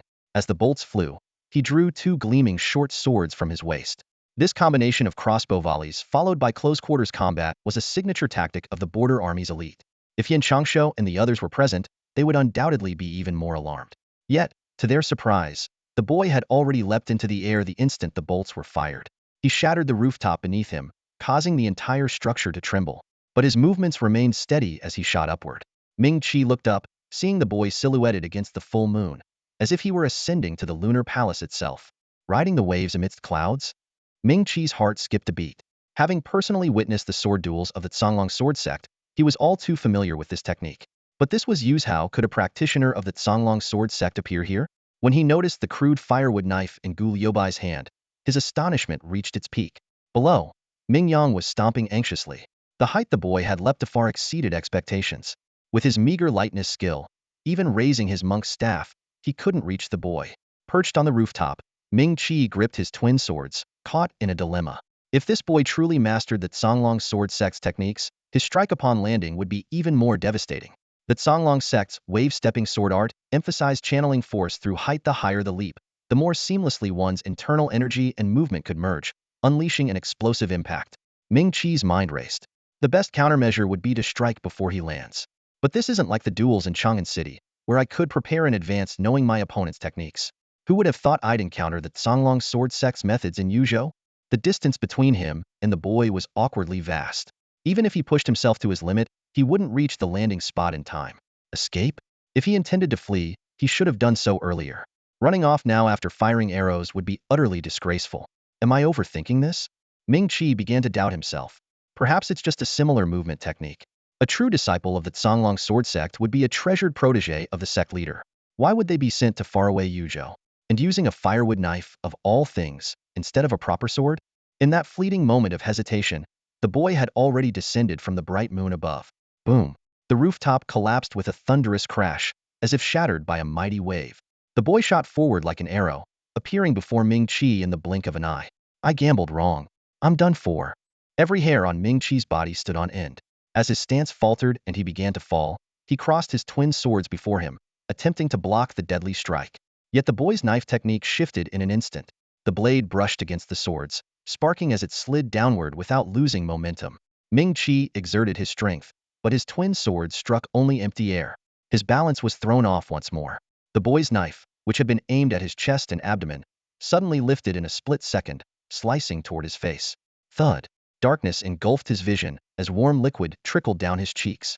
Clinging to the last image he saw, Ming Chi twisted his twin swords toward Gu Liubai's arm, hoping to disarm him. But the blade didn't follow his expectations. Instead, it unleashed a tremendous force, as if someone had struck him directly in the eye socket, sending shockwaves through his skull. A desperate wail erupted from his throat as he lost control of his body, tumbling helplessly through the air. Ming Yang, clutching his monk's staff, gazed at the harrowing scene, overwhelmed by an indescribable fear. In a single leap, Ming Chi had been defeated. He didn't even notice the young girl darting like a gust of wind through the house. Though slightly slower than the boy, she seized the opportunity as the roof collapsed and Ming Chi fell. Ignoring the debris raining down, she accelerated, her sword gleaming in the dim light. Slash, slash, slash. 3 fountains of blood erupted from Ming Chi's body. Gu Lubai landed steadily, his gaze falling on the firewood knife in his hand. While the blade bore no new cracks, he was dissatisfied with his performance, feeling he had been overly cautious. Ming Yang, terrified, turned and fled. His earlier arrogance was now replaced by utter panic. This was no ordinary sparring match. Ming Chi's miserable state made him realize why the archer had been so shaken. Such effortless movement techniques, such unpredictable knife strikes, they were truly terrifying. Not going after him? Zhang Zian asked, breathing heavily. She was beginning to think Gu Lubai was right. Taking down a couple more opponents might ease her sense of dread. Gu Lubai replied indifferently, "He doesn't look like he has much money." Zhang Zian froze for a moment when Gu Lubai mentioned the phrase, "never corner a desperate foe," thinking the humor was as cold as ice. But her attention quickly shifted to him, noticing how intently he was examining Ming Chi's corpse, particularly the dirt yellow cassock. "You think there's something unusual about these bandits?" she asked sharply. Gu Lubai nodded, continuing his meticulous search while explaining, "On the surface, their weapons and fighting styles vary, but their internal martial arts techniques are eerily consistent. Most of them wield heavy pole weapons. If those were replaced with curved sabers, everything would make sense." Zhang Zian crouched beside him, her expression thoughtful. "If you're right, they can't just be ordinary border troops. For there to be 20 or 30 fighters of this caliber, like the ones at the Headless Bodhisattva Temple, a mass disappearance of such skilled soldiers from the border army would never go unnoticed." At that moment, Gu Lubai discovered a small clay jar sealed with a wooden stopper on the corpse. He didn't open it, but brought it close to his nose for a sniff, his brow furrowing immediately. "What is it?" Zhang Zian asked. "Majin coagulating balm," Gu Lubai replied. "It stops bleeding but, more importantly, numbs intense pain. Elite border troops are often equipped with it. Still, this alone doesn't reveal much about their origins." Meanwhile, Ming Yang came rushing back to the martial training grounds, his monk's staff dragging along the ground, striking sparks. Upon seeing him, Fan Shen's face darkened instantly. When Ming Yang revealed that Ming Chi was dead, Fan Shen's expression turned even more ominous. Elsewhere, Hualini and Rong Xiu noticed that Zhou Luer's breathing had become faint and almost imperceptible, as if he were clinging to life by a thread. Just as they exchanged confused glances, Zhou Luer suddenly opened his eyes and, with a mischievous grin, said, "We can leave now." His words startled both women. The situation soon took a sharp turn. A bandit appeared in the training grounds, dragging the unconscious Lin Yi behind him, sparking an uproar. Fan Shen began to issue threats, vowing to harm Lin Yi unless Gu Lubai and Zhou Luer revealed their true identities. Amid the rising tension, a teenage boy stepped out from the shadows, a firewood knife in hand. He fixed Fan Shen with a cryptic smile and said, "Since you're already here, why bother asking them?" "It's him," Ming Yang cried out, his voice trembling as though he had seen a ghost. Every gaze in the room instantly shifted to the young man stepping forward with a calm, faint smile. "Gu Ningxi?" Yin Changshou and the others stared at the boy in disbelief. Questions swirled in their minds. Could this youth really be the one who killed the monks from the Headless Buddha Temple? And why did he now appear so composed, as if nothing had happened? Fan Shen narrowed his eyes, scrutinizing the seemingly ordinary hatchet in the boy's hand. A thought flickered through his mind. Could this be a hidden treasure disguised as a mere woodcutter's tool? Could a true Buddha have emerged from this humble temple? "Don't move," Gu Lubai commanded, his voice low and grave. For a moment, the surrounding bandits froze, their confusion evident. They hadn't yet grasped the weight of his words. In the training yard, over 10 bandits clad in earth-colored robes and more than 30 others dressed in black stood poised, their menacing gazes locked onto him. And then, in a flash, Gu Lubai sprang into motion. His figure blurred like a phantom as he darted toward the nearest bandit. Only then did Song Qiu and Yin Changshu realize that his warning, "Don't move," had been directed at them. The first bandit to face him gripped a heavy monk's spade, veins bulging across his arms. He swung the weapon with all his might, carving a dark arc through the night air. But Gu Lubai moved with uncanny precision, lowering his stance just enough to evade the strike. His hatchet flicked upwards, meeting the spade with an almost playful ease, as though parting a fragile curtain. The blade shimmered faintly before descending in a swift, decisive slash. A sickening sound. The bandit's 10 fingers flew off, and a deep, gaping wound split his chest. He collapsed to his knees, blood pooling beneath him. Ming Yang instinctively recoiled, his fingers tingling as if he could feel the pain himself. A second figure darted into the fray. It was Jiang Ziyan. Her sword flashed 3 times in rapid succession, the bandit barely managing a look of stunned disbelief before crumpling lifeless to the ground. "Jiang Ziyan?" Yin Changshu exclaimed, his voice betraying his shock. By now, Gu Lubai was already moving again, gliding across the battlefield like a skipping stone on water. His next target, a bandit wielding a staff, roared in defiance, channeling every ounce of strength into a fierce strike aimed at Gu Lubai's throat. Thwack, thwack, thwack. Gu Lubai's hatchet struck the staff 3 times in quick succession. The first strike barely caused the staff to tremble, but the second and third made the bandit's bones creak and crack, the sound echoing like snapping branches. The staff lashed wildly, like an enraged serpent, as the bandit struggled to maintain control. His body shuddered under the strain, and he spat a burst of chaotic energy in desperation. Jiang Ziyan arrived just in time, her sword flashing again with 3 precise thrusts. The bandit's eyes widened in disbelief. How could 2 adversaries decimate them so thoroughly, despite being outnumbered? He staggered, his movements faltering, and Jiang Ziyan's blade found its mark once more, ending his struggle. Yin Changshu and the others stood rooted in shock. When had Jiang Ziyan become so powerful? Had she truly reached the 6th rank of cultivation? Fan Shen, who had been preparing to intervene, halted in his tracks. His eyes caught the faint glow of qi radiating from Gu Lubai's fingertips, and he froze in astonishment. A 6th rank cultivator at such a young age? In all of Yuzhou, this was unheard of. The bandits finally snapped out of their stupor, unleashing war cries as they charged toward Gu Lubai. 3 of them attacked simultaneously, but Gu Lubai spun on his left foot, pivoting like a whirlwind to slip behind the bandit closest to him. With a single, effortless stroke, his hatchet severed the man's spine. The central bandit recoiled in terror, twisting his body to avoid the inevitable. But the hatchet was already upon him, slicing toward his neck like a cresting wave. Desperately, he countered, thrusting his blade toward Gu Lubai's abdomen. However, Gu Lubai dodged with fluid grace, and Jiang Ziyan's sword pierced through the bandit's heart in a deadly flourish. The last bandit hesitated, torn between attacking Gu Lubai or Jiang Ziyan. But before he could decide, Gu Lubai's hatchet was already resting against his throat. The previous strike had only been a feint. A crimson torrent erupted from the bandit's neck, the force of the qi amplifying the spray like a crimson waterfall. He stood frozen for a heartbeat before collapsing lifelessly. Jiang Ziyan's sword moved like a streak of lightning, delivering 3 swift strikes aimed directly at the heart. In an instant, 3 more mountain bandits collapsed lifeless to the ground. The sheer ferocity of her attacks froze the remaining bandits in their tracks, their confidence shattered. Ming Yang stumbled backward, his lips twitching in fear as he dared not make a sound. This boy, he's a monster. 6th rank? Songlong's sword sect techniques? Fan Shen's face darkened, and he finally barked out, "Stop this madness." The mountain bandits hesitated, relieved at the command to halt, but Gu Lubai was unfazed. In a flash, he appeared beside another bandit. With a single stroke of his blade, half the man's head fell clean off. Jiang Ziyan hesitated briefly at the sight, but then, unexpectedly, followed up with 3 more strikes to the corpse. The brutality left everyone on the scene stunned, even Fan Shen nearly leaping to his feet. Stop means stop. Who keeps stabbing a dead man? This isn't a follow-up strike. This is someone enjoying the thrill of stabbing. I said stop. I told you to stop. Fan Shen roared, losing all composure as Gu Lubai continued his relentless pursuit. One terrified bandit turned to flee, but how could he outrun Gu Lubai's blade? A clean cut to the back of the neck sent his head lolling forward. This time, Jiang Ziyan didn't get the chance to deliver an extra strike. The body had fallen too far from her reach.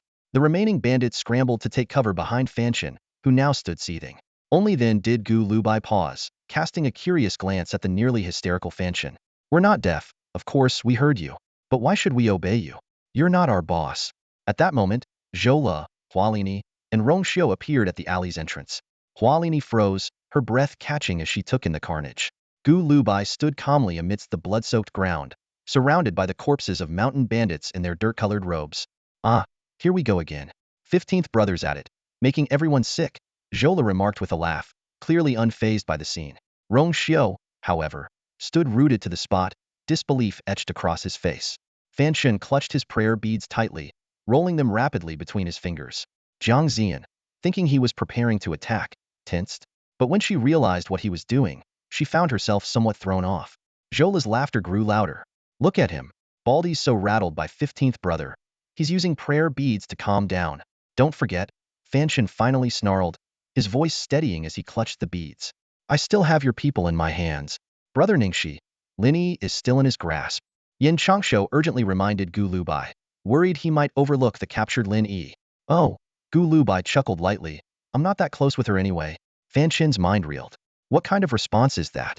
If she means nothing to you, then he'll kill her right now. Sure, go ahead, Gu Lubai replied with a smirk. I'm young and impatient, don't keep me waiting. Fan Shen's prayer beads spun frantically as everyone else stared at Gu Lubai in shock. Could he really be so heartless? Was he truly indifferent to Lin Yi's fate? Are you sure? He'll really kill her. Fan Shen pressed, his voice rising. Yes, go ahead. Do it already, Gu Lubai said nonchalantly. I'm curious to see how far you'll take this. Fan Shen was momentarily speechless, his composure slipping. Enough with the theatrics, Gu Lubai said, his tone growing colder.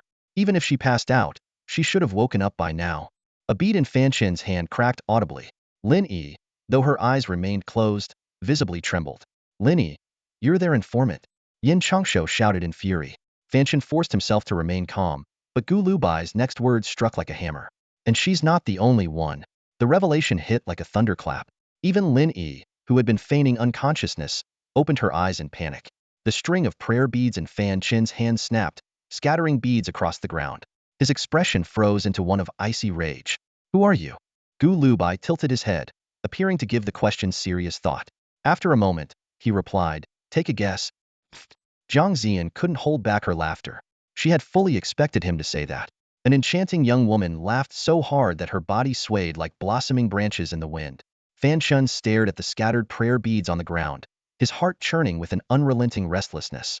After a brief pause, he slowly looked up, his gaze as sharp as a blade piercing through Gu Lubai. You lack respect for your opponent. Was this ever a fair fight to begin with? The playful expression on Gu Liubai's face dissipated completely, replaced by a chilling calm. You're a bandit now. Don't think you're still a soldier of the Tang dynasty. What kind of respect do you expect from me? A sharp intake of breath came from Rong Xiao. The atmosphere around Gu Lubai shifted dramatically, as though he had transformed into a different person entirely. Exactly. We're bandits. What respect could we possibly deserve? A bitter smile appeared on Fan Shen's face. Mingyang, are you scared? Mingyang flinched at the mention of his name. He wanted to say he wasn't afraid, but as he glanced around at his companions clad in faded saffron robes, their numbers pitifully few, the words caught in his throat. Lowering his gaze, Fan Shen's voice turned icy. We're bandits. It's no surprise if you're scared. Blame your bad luck for ending up as disrespected bandits. Right now, the only thing you can hold on to is your life. If you want to stay alive, you better grab hold of at least one of these noble brats. The bandit's eyes locked onto Yin Changshu and the others in an instant. Gu Liubai's lips curved into a mocking smile. I thought you'd at least want a fair fight. Fair? What in this world is fair? Fan Shen shot back with a sneer. People like us, no matter how hard we try, can never set foot in a cultivation sect like Songlong Sword Sect. But you're wrong. Gu Lubai stared at him calmly. I'm not a cultivator from Songlong Sword Sect. In fact, I've never even been to Luoyang. The flavor is spot on. Rongxiu couldn't help but exclaim. What flavor? Hualini turned to her in confusion. Gu Ningxi. Rongxiu's eyes sparkled with excitement. Lini, don't you think he's so dashing, so incredible? He's exactly like my dream man. Hualini was speechless. A 6th grade cultivator. Rongxiu grew more animated. That bandit just now, when he broke the prayer beads, his aura was so intense it was clear he's a 6th grade cultivator. And yet Gu Ningxi can talk to him so confidently and even suppress his energy. Isn't he just brimming with presence? Or maybe he's just reckless, Hualini murmured, her gaze filled with concern as she watched Gu Liubai's back. You're just bitter because you can't have 15th brother, Zhou Luer teased with a cheeky grin. But don't worry, Rongxiu won't get him either. The standoff between Gu Lubai and Fan Shen continued. Even if you're not a cultivator from Songlong Sword Sect, I won't put all my eggs in one basket, Fan Chen said with a faint smile. And don't think about killing anyone. Before he could finish, Gu Lubai had already made his move. Boom. Fiery red energy surged across Fan Chen's skin, the sheer force compressing the surrounding air into shimmering layers. Fan Chen felt the warning of true energy coursing across his body, realizing the true blade was closing in. In the face of imminent danger, he had no time to execute any intricate sword techniques.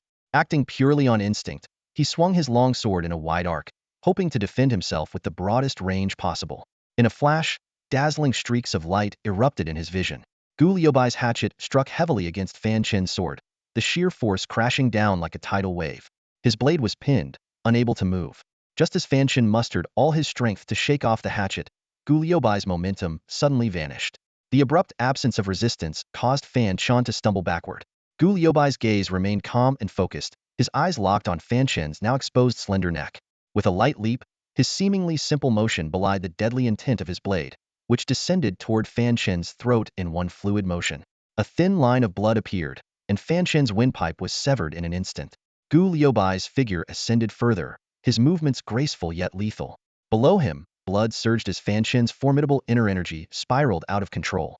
His veins ruptured one by one, and in a matter of moments, his entire body was enveloped in a dense mist of blood. The training grounds fell into utter silence. Even the sound of breathing seemed to vanish. Hualini clutched her chest, her mind blank, struggling to process the shocking scene. Rong Xiu stood transfixed, silently marveling at the prowess of what she could only describe as her dream hero. While Jiang Ziyan was certain of Fan Chen's demise, she still stepped forward to deliver 3 ceremonial stabs, a gesture of respect for a fallen opponent.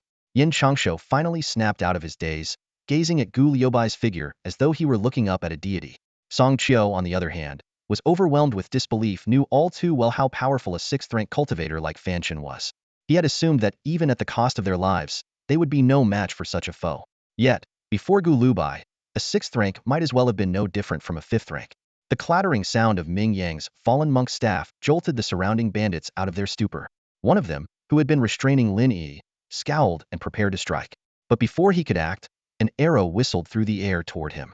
Hastily summoning his energy to deflect it, he succeeded in knocking the arrow aside, only to be struck squarely on the forehead by a well-aimed stone, causing him to stagger and fall. Wei Yu! Yin Changshu shouted in delighted surprise. On the rooftop stood a black-clad youth holding a bow, who gave a slight nod to Gu Lubai. Wei Yu, a taciturn figure, had been quietly assisting others along their journey, much like Duan Zhuowei. He wanted to silence witnesses, Wei Yu stated calmly, bowing slightly toward Gu Lubai. Zhou Luer laughed, praising Wei Yu's precise archery. However, both Rong Xiu and Hualini gave him perplexed looks. They had noticed that it was Zhou Luer's makeshift slingshot stone, flung from a belt that had truly incapacitated the bandit. Pleased with himself, Zhou Luer explained how he'd honed this technique by targeting 4-legged lizards on the desert plains, having no formal martial training and being forced to invent his own methods. Hualini, recalling her earlier arrogance, felt a pang of shame. Then, her brother's parting words echoed in her mind. What kind of person commands the loyalty of 2 8th-rank experts? Could it be this Gu Ningxi? The other archers present, numbering over a dozen, stood frozen under Gu Liubai's sharp gaze, their courage evaporating. If you want to live, Gu Lubai declared, his tone steady but commanding, subdue one of the bandits and surrender. I will spare your life. Ming Yang was the first to act. He sprang forward, swiftly pinning down the bandit who had taken a blow to the forehead, and knocked him unconscious with a single punch. I've subdued one, he exclaimed urgently. Very well, they'll keep my word, Gu Lubai replied earnestly, acknowledging Ming Yang's quick thinking. The bandits froze for a moment before the chaos erupted across the training ground. They scrambled to target their chosen foes, with some of the weaker ones being hunted by 3 or 4 at once. Rong Xiu stood dumbfounded. Gu Lubai had managed to incite a full-blown internal conflict among the bandits with just a few words. Even those who had previously refused to surrender were now forced to fight their own comrades. Her gaze shifted to Jiang Ziyan, who charged forward with her sword aimed at one of the bandits. It was a clever tactic. Neutralizing one enemy would not only reduce their numbers, but also cut off an escape route for that bandit. Hualini joined the fray as well. As a 5th-rank cultivator, she silently vowed to capture at least one bandit herself, determined not to become a laughingstock upon returning to Chang'an. She couldn't help but feel disdain for her cousin, Gu Lubai, who, despite his knack for smooth talk and forming connections, seemed unreliable when it came to action. In the face of life-or-death stakes, everyone became exceptionally sharp and focused. Seeing others swoop in to claim their prey, the remaining bandits grew more desperate. The ones faring the worst were the black-clad archers armed only with bows. They were at a severe disadvantage. One of them found himself overwhelmed by a storm of fists, swords, and clubs, pinned down by 6 hands as if about to be torn apart. In just a matter of moments, the chaotic free-for-all came to an end. Hualini and Jiang Ziyan each managed to capture a bandit, while 12 others subdued their own comrades. The rest, however, met their demise in the brutal skirmish. "Stay where you are for now," Gu Lubai ordered, his tone as commanding as if he were addressing his own men. His eyes then locked onto Lin A, who stood amidst a pool of blood. Though she wasn't as breathtakingly beautiful as Jiang Ziyan, she carried herself with a poised elegance befitting a noblewoman. Yet in this moment, her face was pale, her lips trembling with a nervous purple tint. But Rong Xiu could tell her frailty and fear were a facade. Her eyes burned with defiance and fury. "Would you like me to continue rewriting the next part of the story? I'll maintain this style, ensuring the dialogue and key moments are vivid and seamlessly connected." Lin Yi's eyes blazed with fury as she fixed her gaze on the person before her. "I've wished for your death every single day. The people at the Headless Bodhisattva Temple are the only ones who can help us. Only if you die can I and you finally be together." Hualini's voice cut through the tension, sharp and unyielding. "And now, are you not disappointed in Yu? Her eyes darted toward the trembling, defeated figure of Yu, who looked utterly broken. His pitiful state exasperated her to the point where she almost wanted to strike him herself. "I have no regrets," Lin Yi declared firmly. "Even if his actions have been disappointing this time, as long as he is wholeheartedly devoted to me, if we can be together, he'll grow and improve over time." Gu Lubai quietly observed the young woman, outwardly frail, yet brimming with overconfidence bordering on obsession. Such a personality, while flawed, could thrive among frontier commanders if harnessed properly. But in their current predicament, her survival seemed anything but assured. "You're seeking to escape your family's arranged marriage and be with the one you love," Gu Lubai said after a moment of thought. "But what do the people at the Headless Bodhisattva Temple want? I doubt they're after the lives of Yin Changshu and his group. At most, they probably just want Lu Yuan dead, don't they? Would you like me to continue rewriting the rest of the story in this style? It'll ensure every plot point is preserved while enhancing the narrative's flow and engagement."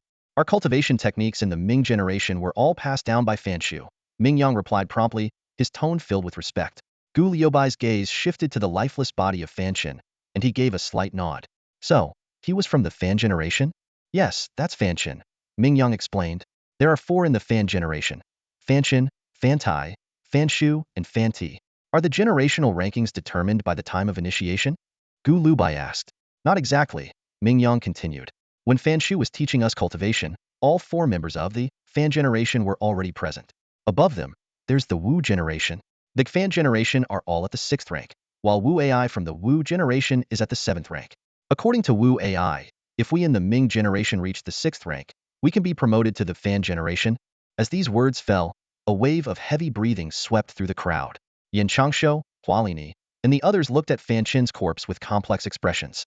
Though they had already suspected Fan Chin was at the 6th rank, hearing Ming Yang confirm it still sent chills down their spines. The thought that such a powerful cultivator had been killed by Gu Lubai in a single encounter was difficult to comprehend. How could the gap between peers be so vast? Even more shocking was the revelation that the Headless Bodhisattva Temple housed not only 4 6th-rank cultivators, but also a 7th-rank one. If this news spread, it would undoubtedly shake all of Yuzhou. Among them, only Rong Xiu seemed different. Her eyes shone with admiration. "Are there any generations below yours?" Gu Lubai asked. Ming Yang answered respectfully, "Below us is the E generation." He cautiously pointed to a nearby black-clad bandit with a hooked nose. "That's Yikong, the most skilled of the E generation. He's expected to be promoted to the Ming generation next year." The bandit was currently restraining another black-clad companion. Ming Yang hastily added, "The E generation's cultivation is overseen by Ming Xian, but Ming Xian has already been killed by you." Gu Lubai glanced at the tall bandit with faint interest and smiled. "Are there differences in the cultivation techniques between your generations, or are they all the same?" "I'm not sure about those above," Ming Yang replied. "The techniques for the Ming and E generations are the same. However, once someone in the Ming generation advances to the 5th rank, they receive a Prajna pill from Wu AI every month." "What does the Prajna pill do?" Gu Lubai asked. "It enhances the circulation of qi and blood, accelerating cultivation progress, but it has its drawbacks," Ming Yang explained. Gu Lubai looked at him calmly. "Since I've promised to let you live, you will live. Speak freely. Anything about your cultivation techniques or origin, say whatever comes to mind. You don't need to wait for me to ask." Ming Yang forced a smile that looked more like a grimace and nodded repeatedly. The downside of the prajna pill is that it acts like an aphrodisiac, making the body feverish and filling the mind with thoughts of women. If the desires aren't released, the qi and blood may go berserk. For us in the Ming generation, having one woman is usually sufficient. But for the Fan generation, 3 or 4 women might not be enough. As for Wu Ai, he keeps over a dozen women locked up in the temple, all for his own use. What? Hualini's face turned pale with shock, but beside her, Rongxiu seemed unfazed, whispering softly in her ear, the first time Yunzhong County sent troops to attack the headless Bodhisattva temple, it was because they kidnapped the family of a renowned scholar. You were in Chang'an at the time, so you probably didn't hear about it. Ming Yang kept a close watch on Gu Liubai's expression. Seeing no change in his demeanor, he cautiously continued. I'm from the same hometown as Fantai, and we often drank together. He once confided in me that our cultivation method inherently has this weakness. Even without taking the prajna pill, the desire grows stronger after reaching the 6th rank, requiring women to extinguish the inner fire. He also mentioned that our method is unparalleled in strengthening the skin and bones. Upon reaching the 7th rank, one gains a body of copper tendons and iron bones, with exceptionally dense qi. Apart from a few vulnerable points, even armor-piercing arrows can barely penetrate the skin, let alone regular ones. Where does this cultivation method originate? And what do you know about Wu Ai's background? Gu Lubai asked. Even Fantai didn't know, Ming Yang replied, shaking his head. Wu Ai rarely speaks. When he's not toying with women, he's focused on cultivation. Oh, his face lit up as he suddenly remembered something. Fantai once said that despite its flaws, our cultivation method boasts an extraordinary speed of advancement, rivaling the techniques used by the border troops, which shorten lifespans. However, our method doesn't reduce lifespan if mastered. It can even extend it. Gu Lubai's expression remained calm, but Hualini's face darkened, her eyes blazing with fury. Extend their lives if mastered? If these men were to live longer, how many more women would fall victim to their cruelty? Thinking about Lin Yi collaborating with such mountain bandits, she couldn't help but glare at Lin Yi with anger. At this moment, however, Lin Yi's face was icy cold, as if she had completely shut herself off from the outside world, and everyone around her had turned into strangers in her eyes. What's your background? Have you served in the military? Gu Lubai asked Ming Yang calmly. Ming Yang nodded. I served in Fengzhou. Most of them served in Lingzhou, Xiazhou, or Bingzhou. Initially, we did simple guard duties, but later, someone from the Fan clan recruited us, saying there was money to be made. At first, we weren't bandits, but eventually, some killed people, others clashed with authorities, and we all ended up being drawn into the headless Bodhisattva temple. You must have joined the bandit life in the last couple of years. When did you start practicing this cultivation method? Gu Lubai continued to question. That was over 10 years ago, Ming Yang recalled carefully. About 12 years, actually. Ming Qi and I were among the first to assist Fan Shu with rituals. 12 years to reach the 5th rank? Yin Changshou and Qin Lan frowned upon hearing this. Even with early training, reaching the 5th rank in 12 years is rare, especially since progress in cultivation becomes increasingly difficult with age. It seems the headless Bodhisattva temple's cultivation methods are indeed unique. Stay put and behave yourselves, and I'll make sure no harm comes to you, Gu Lubai said, ending his inquiry. He then turned to Hualini. Please inform Yin Changshou and the others about this matter. I don't want tonight's events to spread. They'll call for your brother to come. Until he arrives, don't let anyone leave. Understood, no problem, Rongxiu quickly replied. Hualini shot Rongxiu a glare, thinking their friendship might be nearing its end. Why was Rongxiu answering for her? Turning back to Gu Lubai, she asked, why don't you ask how many women are imprisoned in the headless Bodhisattva temple? There's no need to ask, Gu Lubai replied calmly. Whether it's 1 or 10, it makes no difference. Hualini was stunned. Zhou Luer, they'll leave things here to you and your cousin, Gu Lubai said with a smile to Zhou Luer. Don't worry, 15th brother, we've got it covered. Zhou Luer replied cheerfully. Handle things? Hualini suddenly realized something and stared at Gu Lubai's departing figure in disbelief, too shocked to speak. My dream man, he's etched into my heart, even when he's just walking away. Rongxiu sighed dramatically, clutching her chest. Is he planning to go directly to the headless Bodhisattva temple tonight? Hualini was still processing her thoughts when she absent-mindedly asked Rongxiu, what dream man? His surname is Zhan, his given name is Dream Man, courtesy name Binlang. Rongxiu said dreamily, staring after Gu Lubai. I want to have 10 children with him. Dream Man? 10 children? Are you a pig? Hualini finally snapped out of her thoughts, utterly exasperated with her childhood friend. Rongxiu turned to Jiang Ziyan, saying, Ziyan, I won't tease you anymore. I sincerely apologize. Today, I finally understand how frustrating it is to crave someone's attention while knowing their heart isn't with you. What? Jiang Ziyan, lost in thought, gazed at Gu Lubai's retreating figure. Before leaving, he had nodded at her, and in that moment, She understood his intentions. She knew he wanted her to stay behind and that he was determined to act. Whether the headless Bodhisattva temple held 1 woman or 100, it didn't matter. If even one was imprisoned, this young man would go tonight. She longed to follow, but she knew she'd only be a burden. I have to become stronger, she repeated to herself. Seeing her distracted, Rongxiu chuckled. Good news for you, you'll get to meet Songming brothers soon because he's sending Hua Songming here. Who's Hua Songming? Jiang Ziyan asked absent-mindedly, without turning her head. Rongxiu was momentarily dumbfounded. Meanwhile, Gu Lubai hadn't gone far when he saw Yin Shenyang quietly waiting for him by the roadside. You knew I was here? Yin Shenyang asked, glancing at him. Without changing his expression, Gu Lubai smiled. How could a teacher not observe their students' progress? Besides, even if the headless Bodhisattva temple hadn't stumbled into trouble tonight, I suspect I'd still have been sent there. Yin Shenyang was taken aback. How do you know that? Chun Tu once said that among the Yingshan WASP group, you're the one most inclined to meddle in others' affairs, Gu Lubai replied. It's inconvenient for you to act while in Yingshan, but now that you're here, how could you not intervene? Yin Shenyang turned her head slightly, her expression calm. We've already sent word to Hua Songming for him to come. He'll stay here, and Longpa will watch over you from the other side. Gu Lubai waved her off and continued down the mountain. Yin Shenyang couldn't help but call out. Suchi didn't tell you who those 2 people were. How did you figure out that the other person was the young man named Yu? I noticed Lin Yi was faking unconsciousness. Gu Lubai's voice echoed down the mountain path. On the way here, Lin Yi and Yu didn't act particularly close, but they also weren't deliberately distant. When everyone else was worried about Lin Yi's safety, Yu seemed unusually calm. That suggested he knew the bandits wouldn't harm Lin Yi. As Gu Lubai's figure disappeared into the mountain's shadows, Su Qi's voice drifted eerily from the cliffside. Why does Chin Tu think he can outsmart him? Gu Lubai began to run. Each of his steps seemed meticulously calculated, with perfect consistency in rhythm and distance. The moment his toes touched the ground, a gentle force seemed to lift his body, making him appear as light as the wind. To Yin Changshu and the others, he seemed almost godlike at that moment. Yet, Gu Lubai himself was not satisfied. His initial hesitation had left a crack in the machete, and it wasn't until his battle with Fan Chun that he rediscovered that elusive feeling. The path of cultivation, he knew, was about engraving that feeling deeply into his body. Even without Yin Shenyang's plan, he would have gone to the headless Bodhisattva temple. In the desolate wilderness of Mingbai Slope, he had witnessed too much. The grand cities eroded by wind and sand. The loved ones he had personally buried each seemed like a cruel joke played by the eternal heaven. In the end, only Zhou Luer and He Huoluo remained by his side.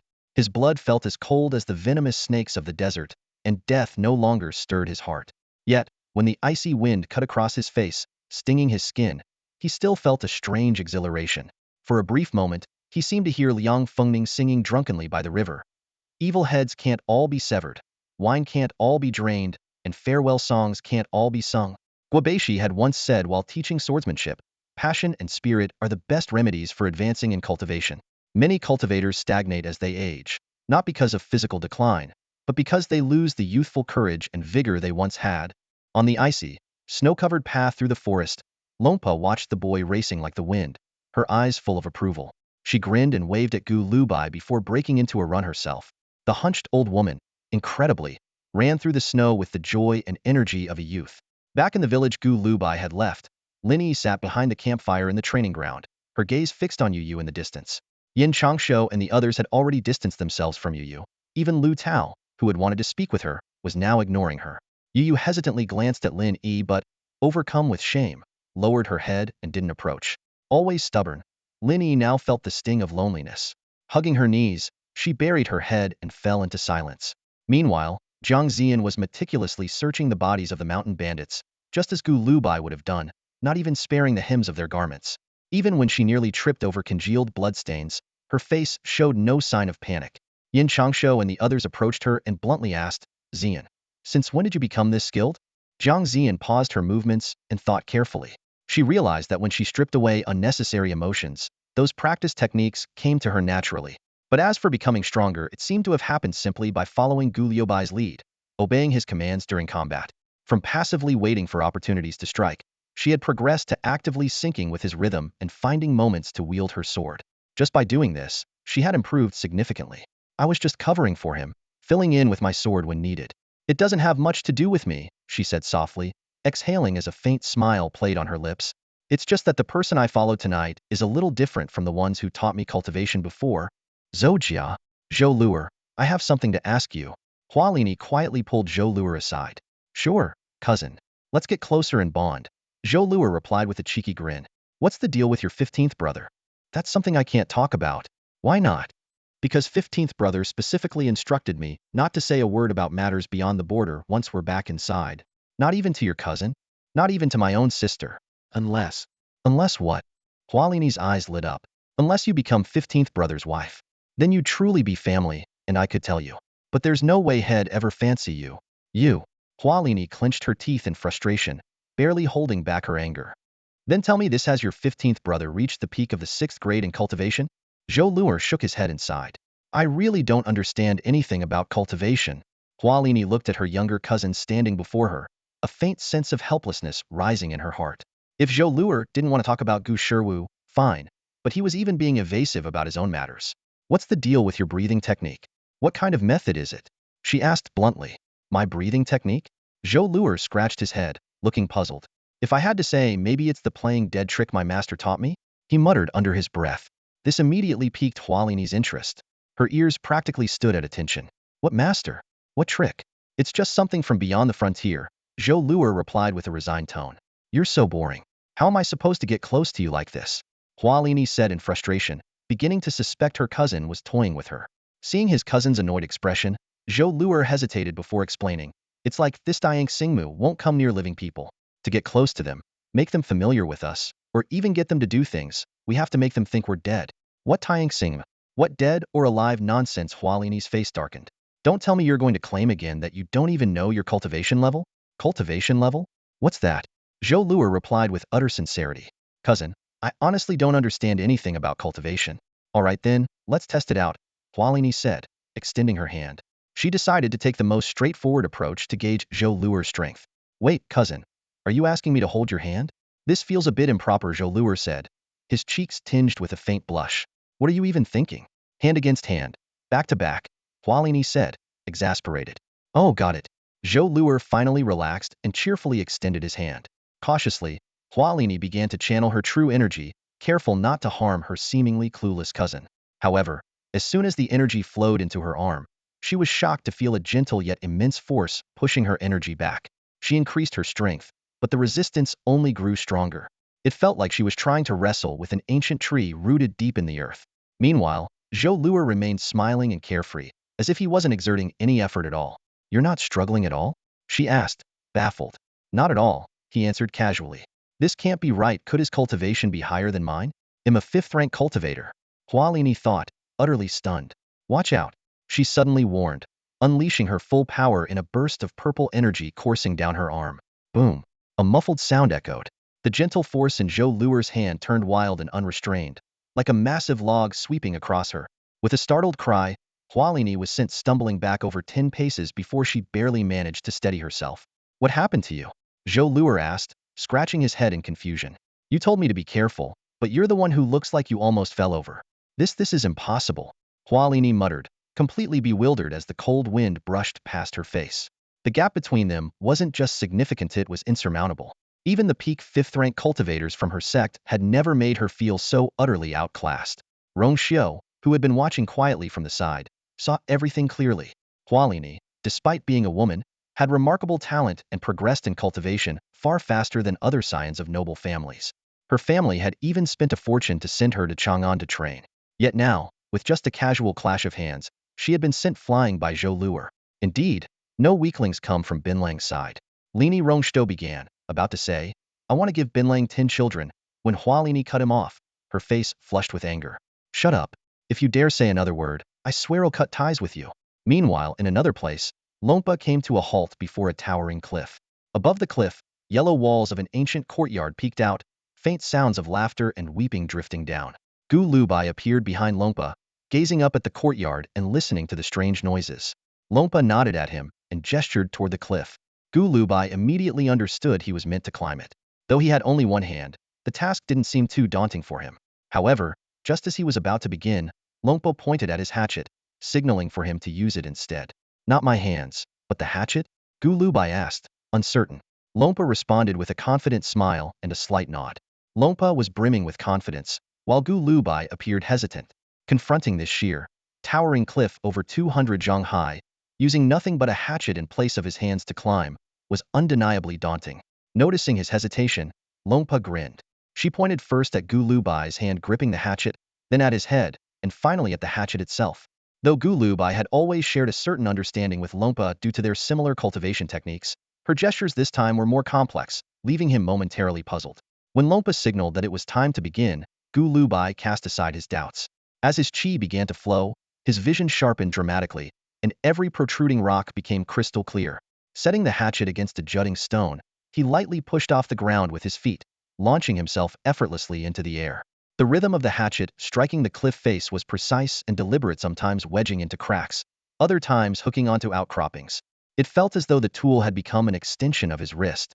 The young man's agile figure carved graceful arcs through the falling snowflakes, his kick-covered hatchet making no sound as it met the rock face. Longpo's smile widened. This boy always managed to surpass her expectations. As he climbed higher 30 zhang, 50 zhang, the mountain winds grew fiercer. Several times, Gu Lubai felt as though he was about to lose his grip on the cliff, but at the critical moment, his hatchet always found a secure hold. Images of the battle in the village flashed through his mind.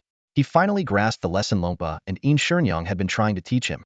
The short hatchet forced him to compress his safety margins, even stripping away any subconscious room for error. 100 zhang, 150 zhang. When the blade sank into a crevice and the howling wind threatened to tear him from the cliff, the steady flow of qi within him acted like an invisible tether, binding him firmly to the hatchet. This seemingly fragile tool had, in that moment, become an extension of his very being, stronger and more resilient than flesh and blood. Suddenly, he understood the meaning behind Longpo's earlier gestures. Neither the hatchet nor the sword is merely an extension of the hand. They are extensions of the mind. When qi and a weapon merge seamlessly into the subconscious, one can achieve the pinnacle of mastery. As he glanced down at Longpo's satisfied smile below, Gu Lubai, now nearing the summit, couldn't help but smile as well. The once foreign cliff had become familiar, and he no longer feared being blown off by the wind or missing his footholds. Like a stone skipping lightly across water, he swiftly scaled the final stretch, passing over the yellow walls of the temple. The temple itself was modest in size, similar to the small temples found in mountain towns. It followed a three-part layout: the front hall, the main hall, and a smaller rear hall built against the cliff. Over the past year, dozens of stilted buildings had been constructed along the eastern wall, extending into the mountainside to house new cultivators. Gu Lubai's plan was straightforward: strike the leader first. He needed to locate Wu Ai, the 7th-rank cultivator.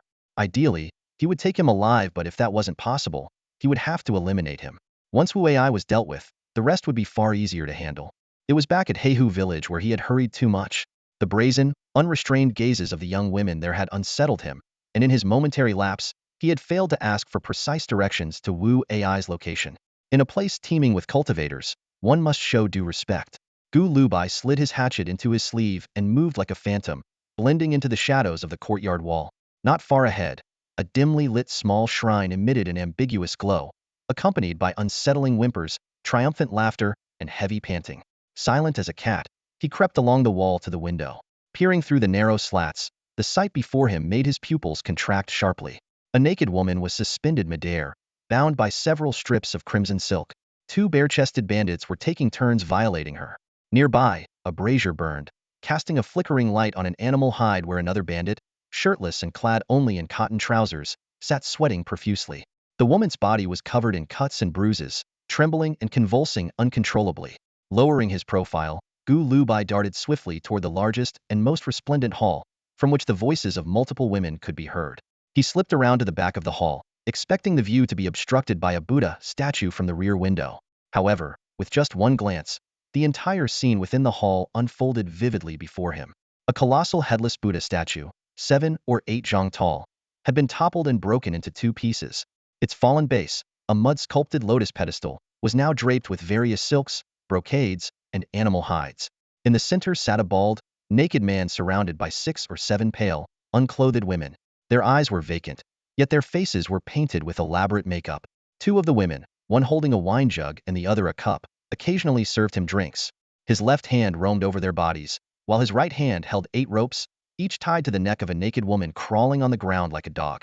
Although the hall was illuminated by hanging braziers, burning coals, and numerous candles, the women still shivered incessantly. Whenever one of them collapsed from exhaustion, the bald man would casually flick a small object, like a wild fruit seed, at her, leaving a red mark and eliciting a scream of pain. This only seemed to excite him further, drawing out his wild laughter.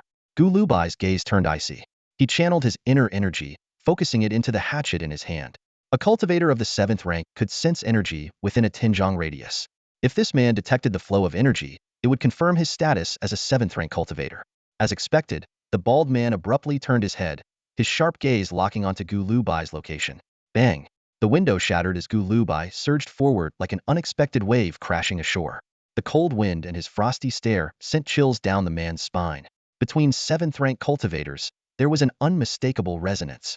Wu Ai, the bald man, couldn't believe this young intruder was also a 7th rank cultivator, but the overwhelming force invading his body left no room for doubt.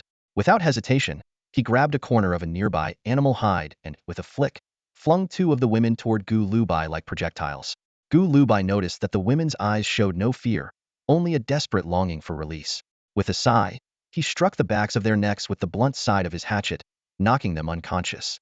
As they fell, he maneuvered through the space between them, his injured left hand sweeping his sleeve like a wave to gently lower them to the ground. Enemy attack! Wu Ai roared.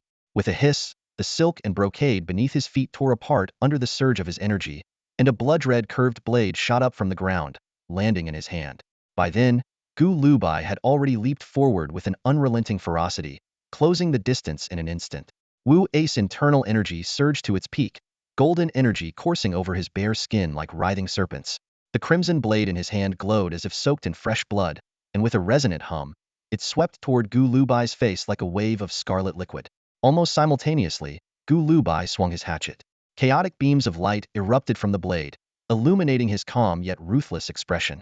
A deafening explosion followed as their energies collided, unleashing a shockwave that filled the air with strange ripples. The mud-sculpted lotus pedestal began to crumble under the force. Thud! Wu Ai's back slammed against the wall. He saw the young man stagger back even farther, blood trickling from the corner of his mouth. Hiss! At the same time, the fabric over the young man's right shoulder tore, revealing a thin line of blood beneath. Let me translate and refine the scene into English for you. Wu Ai's face showed no surprise, only horror and bewilderment. He lowered his head to look at his chest, where a gaping wound, flesh torn and exposed, was now shockingly visible. As a master who had reached the 7th rank, impervious even to powerful arrows, it was inconceivable that an ordinary woodcutter's blade could inflict such a grievous injury. The young man's gaze shifted to the blood-stained curved blade in his hand. A grin spread across his face, revealing teeth smeared with crimson, resembling a bloodthirsty wolf. Care to take another strike from me? Intimidated by the youth's ferocious aura, Wu Ai instinctively stepped back until his back pressed against the thick wall. His mind raced in disbelief. How could someone this young already possess the power of a 7th rank cultivator? And what was even more baffling, the weapon in his opponent's hand was nothing more than a battered woodcutter's knife. Before the thought could fully form, Gu Lubai leapt into the air, the blade in his hand aimed directly at the ceiling. What seemed like an elaborate flourish transformed in an instant into a strike of pure lightning, as fleeting and fierce as a flash over a river's surface. Boom! Wu Ai's inner energy erupted once more, his body radiating like a bronze statue as he darted sideways along the wall in a desperate attempt to evade. The wall beside him was instantly scarred with 7 or 8 deep gashes. So swift was the youth's blade that Wu Ai didn't even have a chance to counter. The story continues with the same treatment. This rewrite 1. Retains all key elements of the original plot. 2. Uses concise language to enhance the visual impact. 3. Reduces redundant descriptions to maintain a brisk pace. 4. Highlights the critical action sequences. 5. Adds sensory details to heighten immersion. Would you like me to continue refining the rest of the scene? The severed piece of flesh had already fallen away from his body. Wu Ai's mind was on the verge of collapse, his whole body trembling uncontrollably. As a 7th grade cultivator, his vaunted steel-like physique and supernatural resilience seemed utterly useless in this moment. This plunged him into a deep state of confusion and fear. The young man before him clearly possessed a level of true energy far inferior to his own. Yet every strike was relentless, and his energy could seep into flesh and blood to deliver hidden attacks. This was completely beyond Wu Ai's understanding. When did the cultivation world develop such an eerie technique? What shocked him even more was that the boy wielded a battered firewood knife, yet executed the secret sword techniques of the Tsanglong sword sect. The mastery displayed in this swordplay far exceeded Wu Ai's own blade techniques. How could a 7th grade youth, privy to such forbidden secrets, suddenly appear here? Gu Liubai's lips curled into a faint smile. In his hands, the firewood knife seemed to come alive, its length, weight, and limits fully integrated into his consciousness. From the fierce battles in Haisha Valley to the duel with Gaisang, the slaying of Fanqing, and the climb up the cliff, though the guidance from Yin Shenyang and Longpa had been sparse, he had undoubtedly achieved a qualitative breakthrough.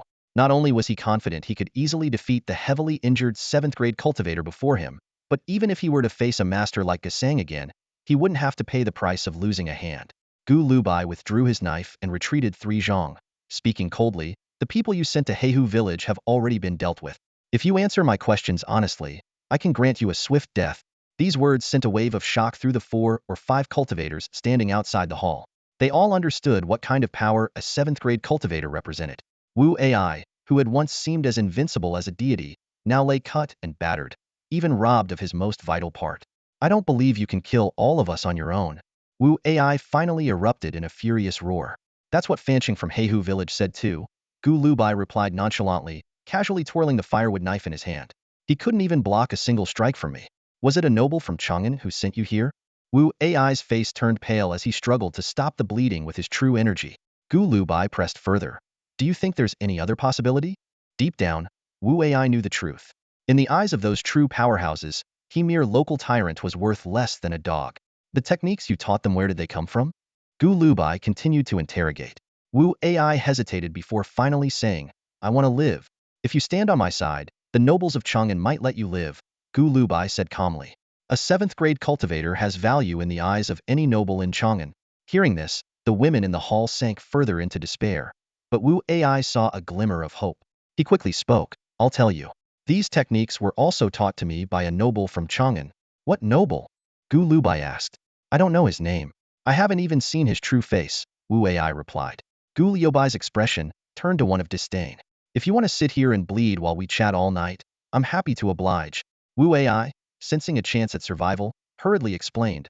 Back when I was on the brink of death in the prison of Wanyan County, I was thrown into the wilderness. There was a carriage there, and the noble inside taught me these techniques. Although I met him a few more times later, he always stayed inside the carriage. I only heard his voice. It sounded like a middle-aged man. After I left Chang'an on his orders, I never saw him again. We only communicated through letters. Gu Lubai let out a cold laugh and, mimicking Pei Yunxiu's tone, barked, You useless fool. So you're saying you know nothing at all? Wu Ai's face showed a trace of panic as he cautiously said, I do have a way to contact that esteemed person, but this matter can be discussed later.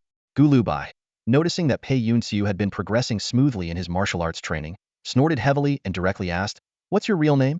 Why were you imprisoned back then? My real name is Chan Jiansheng.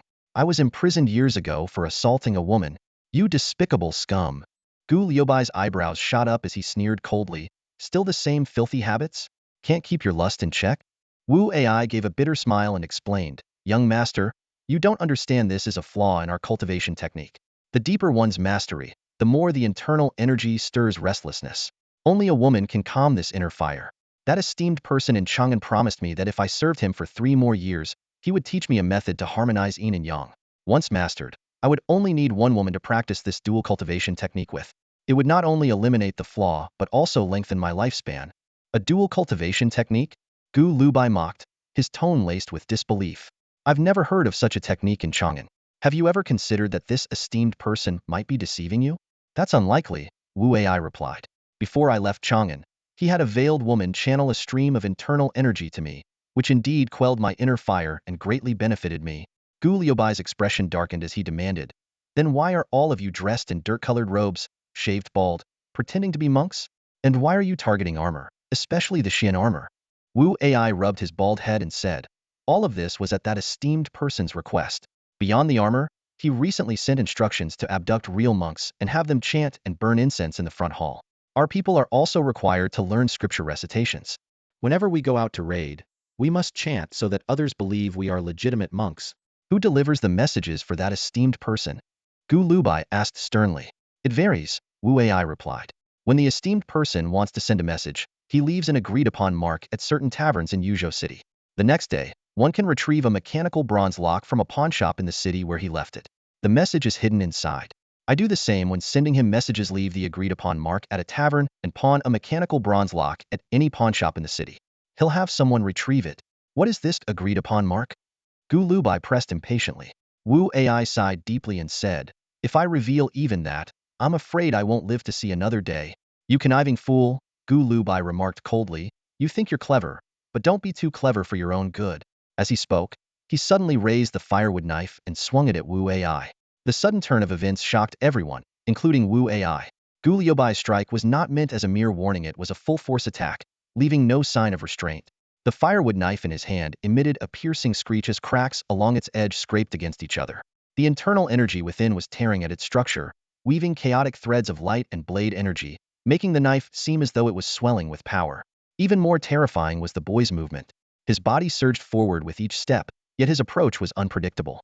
No one could anticipate when or at what speed he would strike. Even the angle of the blade's descent was impossible to gauge. The difference between ordinary martial arts and profound sword techniques was one thing. But this precise control over distance, how could this boy achieve it? Could his combat experience surpass even Wu Ai's? Had he been training since birth? How many years could he have possibly been cultivating? Wu Ai realized that his only chance of survival lay in pitting his cultivation level and the depth of his internal energy against Gu Lubai. As he retreated, he unleashed his internal energy like a flood bursting through a dam. Even as his skin was torn apart by the violent energy, leaving countless tiny cracks, he continued to pour out his energy desperately. His blood-red curved blade seemed to ignite, and the dispersing energy thickened the air. Under the pressure of the energy concentrated on the blade, it burst into shock waves of force. Gu Liubai's face was lit crimson by the gleam of the blood-red blade, but he suddenly began to laugh. A deafening roar shattered the air, resembling an ancient beast awakening in the wilderness, or the legendary eternal heaven opening its eyes to tear apart the skies over the mountains. A hazy, multicolored glow enveloped Gu Lubai, swirling around him as if a fantastical city was materializing. Within the glow, there were Buddhas, mythical beasts, celestial maidens in flight, and ever-evolving auspicious clouds. The cultivators from the headless Buddha temple present, though many were ensnared by their desires, were still individuals who had cultivated for years. They had gathered in Yuzhou from various places and were not without knowledge. Yet at this moment, they were all awestruck by the profound and unfathomable visualization technique unfolding before them. They all understood well that certain advanced techniques for cultivating true energy require visualization methods once reaching the 5th tier. The grander the object of visualization, the higher the grade of the technique. With ordinary height-ear techniques, manifesting a lion, an elephant, or even a Buddha was already considered the pinnacle. Yet, in the visualization method of this young man, even a Buddha seemed insignificant, like a mere drop in the ocean. Crack! The firewood knife in Gu Liubai's hand, riddled with cracks, finally succumbed to the overwhelming surge of true energy and shattered. To him, the knife was no longer an obstacle, and with its destruction, Longpa's lesson was complete. The splintered fragments of the knife transformed at his will into dozens of small, razor-sharp swords. Wu Ai let out a blood-curdling scream as dozens of blood sprays erupted from his body. Most fragments embedded themselves deep into his flesh, with a few piercing into his organs. The clashing and tearing of true energy within him rendered him unable to suppress the agony or calm his body. The searing pain fractured his consciousness, and the figure of the boy before him blurred into countless overlapping images. Impressive. A 7th-tier cultivator is truly durable. It takes a while to kill you. The boy's voice echoed, as if coming from multiple directions at once. You said the nobles of Chang'an would let me live. Wu Ai staggered backward, his voice trembling. Who wouldn't want a 7th-tier fighter to serve them? Gu Liubai's tone was icy. What the nobles of Chang'an think has nothing to do with me. Who the hell are you? Wu Ai roared in fury. I don't know either, Gu Lubai replied, his voice tinged with melancholy. I have no idea who the hell I am. Suddenly, a sharp pain shot through Wu Ai's forehead as Gu Lubai drove the jagged remains of the broken knife into his brow, carving a horrific wound. Blood gushed down in torrents, blinding one of Wu Ai's eyes instantly. The omitted portion continues to unfold the core events of the story. This rewritten version 1. Retains all original plot details. 2. Strengthens the imagery through more concise and vivid language. 3. Enhances the pacing of dialogue and action sequences for greater impact. 4. Removes redundant expressions for a tighter narrative. 5. Adds sharper scene-specific details to immerse the reader further. Would you like me to continue rewriting the next part? The bandits froze in place, every last one of them except for one. Whether out of sheer momentum or brazen overconfidence, he charged straight at the old woman. She raised a hand, a mere gesture to send him back, and suddenly, a gust of mountain wind howled through the air. In an instant, the charging bandit was torn apart, his body reduced to 17 or 18 pieces of flesh and bone that scattered evenly across the snow, steaming in the cold. For a fleeting moment, the other bandits thought they saw a blade in the old woman's hand, thin, flexible, like a reed swaying in the wind, but it vanished as quickly as it appeared. The words "go back," carved into the snow, now seemed more terrifying than anything they had ever encountered. As the bandits fled in disarray, the old woman, Longpa, let out a hearty laugh. Meanwhile, Gu Lubai stood before the headless Bodhisattva temple, his blood-stained curved blade in hand. Fixing his gaze on the panicked bandits caught between retreat and despair, he bared bloodied teeth in a grim smile. "Come on," he said, "one by one. Give me a reason why you deserve to live." The mountain path fell silent, but from within the temple, the sound of weeping grew louder. One of the bandits, a stout man, suddenly broke down, sobbing uncontrollably. He staggered forward, pleading, "I'm not like Wu Ai and the others. I haven't done anything truly evil. I only took a wife. If it weren't for me, she would have been ruined by them long ago." Gu Lubai nodded, his tone calm but piercing. "What's your name?" "Mingjia." The stout man stammered through his tears. "I'm not afraid to die. But without me, my wife wouldn't survive. She has nowhere else to go." "Mingjia," Gu Lubai said slowly, "who else here do you think deserves to live? Call them out." "Are you serious?" Mingjia hesitated, then shouted, "Fantai and Mingxiang Thi are not bad people either. They don't deserve to die. Someone from the Fan clan. Worthy of living?" Gu Lubai raised an eyebrow, clearly surprised. Far away, Huat Songming stood in the training yard of Heihu village, the mountain wind slamming against him like a hammer. His head throbbed with pain.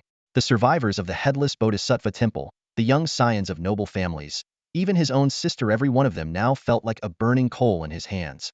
Keeping people alive was easy. Silencing them all? That felt impossible. Protecting Lin Yi and Yu Yu was already a monumental task, and that was without even considering the Lu family, who would undoubtedly seek retribution. If Gu Lubai had been surrounded by 2 8th-grade cultivators, perhaps it would have been easier to manage. But no, Gu Lubai insisted on entering Chang'an as an ordinary man, avoiding the attention of the powerful families. Ordinary? A man who single-handedly destroyed both Heihu village and the headless Bodhisattva temple with a single blade? With so many witnesses, how could he ever claim to be ordinary? If not for the fact that his own sister and close friends were entangled in this mess, Huat Songming might have considered silencing everyone. He was a man skilled in leading troops, fearless even in the face of a rain of arrows. But this left him utterly at a loss. The only solution he could think of was to turn to Hualini. "Sister," he called out, his mind made up. "I'm not your sister," Hualini snapped, rejecting him outright. "What?" Huat Songming froze, bewildered. "What's gotten into you? How was I supposed to know there were people from the headless Bodhisattva temple here?" "I'm not talking about that," Hualini hissed through gritted teeth. "I'm talking about Gu Ningxi. Do you even see me as your sister? You didn't tell me what kind of person he really is." Hua Kangming's expression darkened. He grabbed Hualini by the arm and pulled her into a secluded corner, ensuring no one else was around before speaking in a low, icy tone. "Have your studies in Chang'an made you stupid? I risked angering them to warn you about the 2 8th-grade cultivators by his side. Do you not understand what that means?" Hualini flinched at the mention of 8th-grade cultivators. Her defiance faltered as disbelief crept into her voice. "He really has 2 8th-grade cultivators with him?" Huat Songming nodded gravely. "At first, I thought the boy was just surrounded by powerful allies. But now, I realize he's far more formidable than I imagined. Even with my techniques, I can't discern the depth of his cultivation. He wants to enter Chang'an quietly, so he's keeping this hidden from everyone, even us. You must understand, if anything goes wrong, our entire Hua family could be wiped out.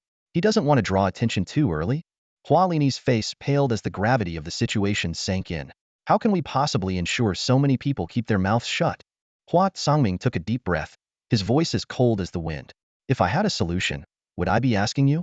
This all started because of your hunting trip. It's only right that you figure out how to fix it." Hualin Yi was left speechless by her brother's self-righteous response. Huat Songming let out a long sigh, as if a heavy burden had finally been lifted from his shoulders. "I'll talk to them one by one," Hualin Yi said after taking a deep breath. "No one is allowed to utter a single word about what happened tonight. I'll come up with some frightening reasons to ensure they keep their mouths shut." Huat Songming's expression softened immediately. "You've always been clever since you were little. This shouldn't be a problem for you." Hualin Yi glanced at her brother and silently thought to herself, "Aren't I supposed to be the one who's book-smart to the point of foolishness? What do you think Gu Ningxi is keeping these bandits around for?" Huat Songming asked, switching to a more inquisitive tone. "Either he's trying to study their cultivation methods, or he's planning to use them to uncover the mastermind behind all this," Hualin Yi replied thoughtfully. "So, what do you think I should do with these people now? You really don't want to use your brain at all, do you?" Hualini snapped, grinding her teeth in frustration. Gu Ningxi said to keep some of them alive. Just take them all back to the camp and wait for him to handle it. You're right. Huatsongming gave his sister an approving look and said softly, don't blame me for not thinking straight. I didn't close my eyes all night, and the pressure has been overwhelming. My mind's a mess right now. It was only then that Hualini noticed the dark circles under her brother's eyes and the unprecedented exhaustion etched on his face. Her heart softened, and she instantly forgave her usually sharp and capable brother. At that moment, Huatsongming noticed Jiang Ziyan in the distance. This intelligent and elegant woman had shown some affection toward him, but every time he saw her, he felt immense pressure. She excelled in music, chess, calligraphy, and painting, as well as the art of incense and tea making, all things he knew nothing about. Despite their families being equally matched in status, he always felt unworthy of her. Besides, he preferred women with fuller figures, especially those with kavya hips, believing they would bear sturdier children. To his surprise, Jiang Ziyan simply nodded gracefully at him from afar, offering a polite smile without approaching. Just as Huatsongming began to sense something was off, Yin Shenyang appeared in his line of sight.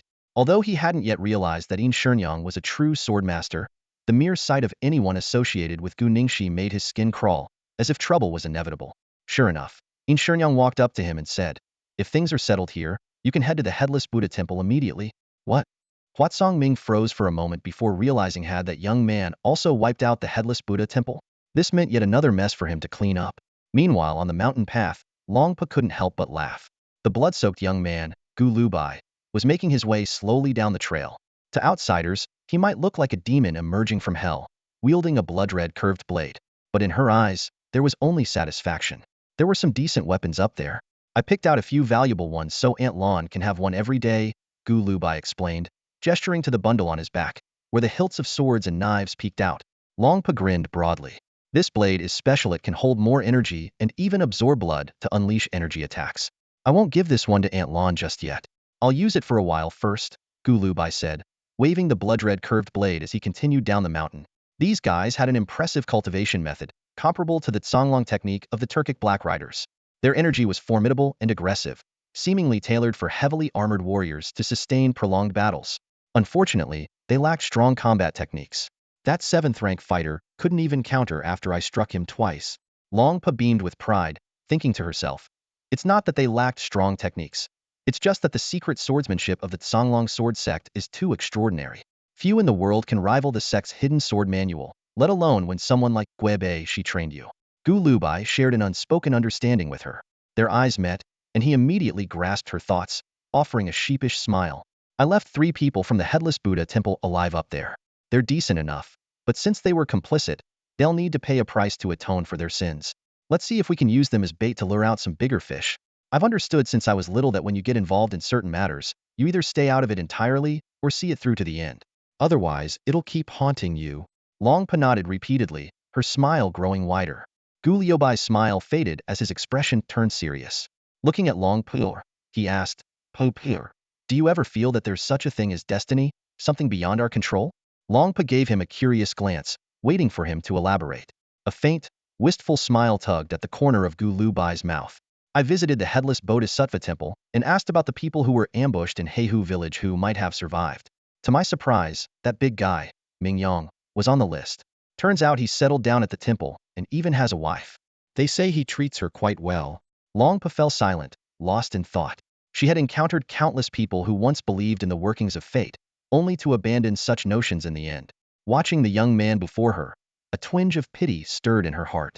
Gu Lubai was still in the prime of his youth, a time meant for carefree adventures and leisurely cultivation. She couldn't help but reminisce about her own younger days.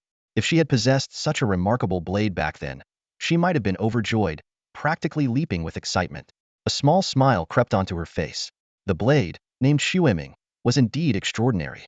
Beyond the unique qualities Gu Lubai had described, it could emit a lion-like roar when wielded by an 8th-grade cultivator. Yet, even as a practice weapon, it was far too conspicuous. She began to calculate how to disguise the blade once they returned, perhaps with Hu Laosan's help. Seeing Long Pa's cheerful expression, Gu Lubai couldn't help but feel his own mood lifting. It created a peculiar kind of feedback loop. His silly grin made her happier, and her happiness, in turn, made him smile even more. Noticing the bundle of blades and swords on his back, Longpa briefly considered whether to warn him about something. Lan Yufeng didn't like stealing the same type of items repeatedly.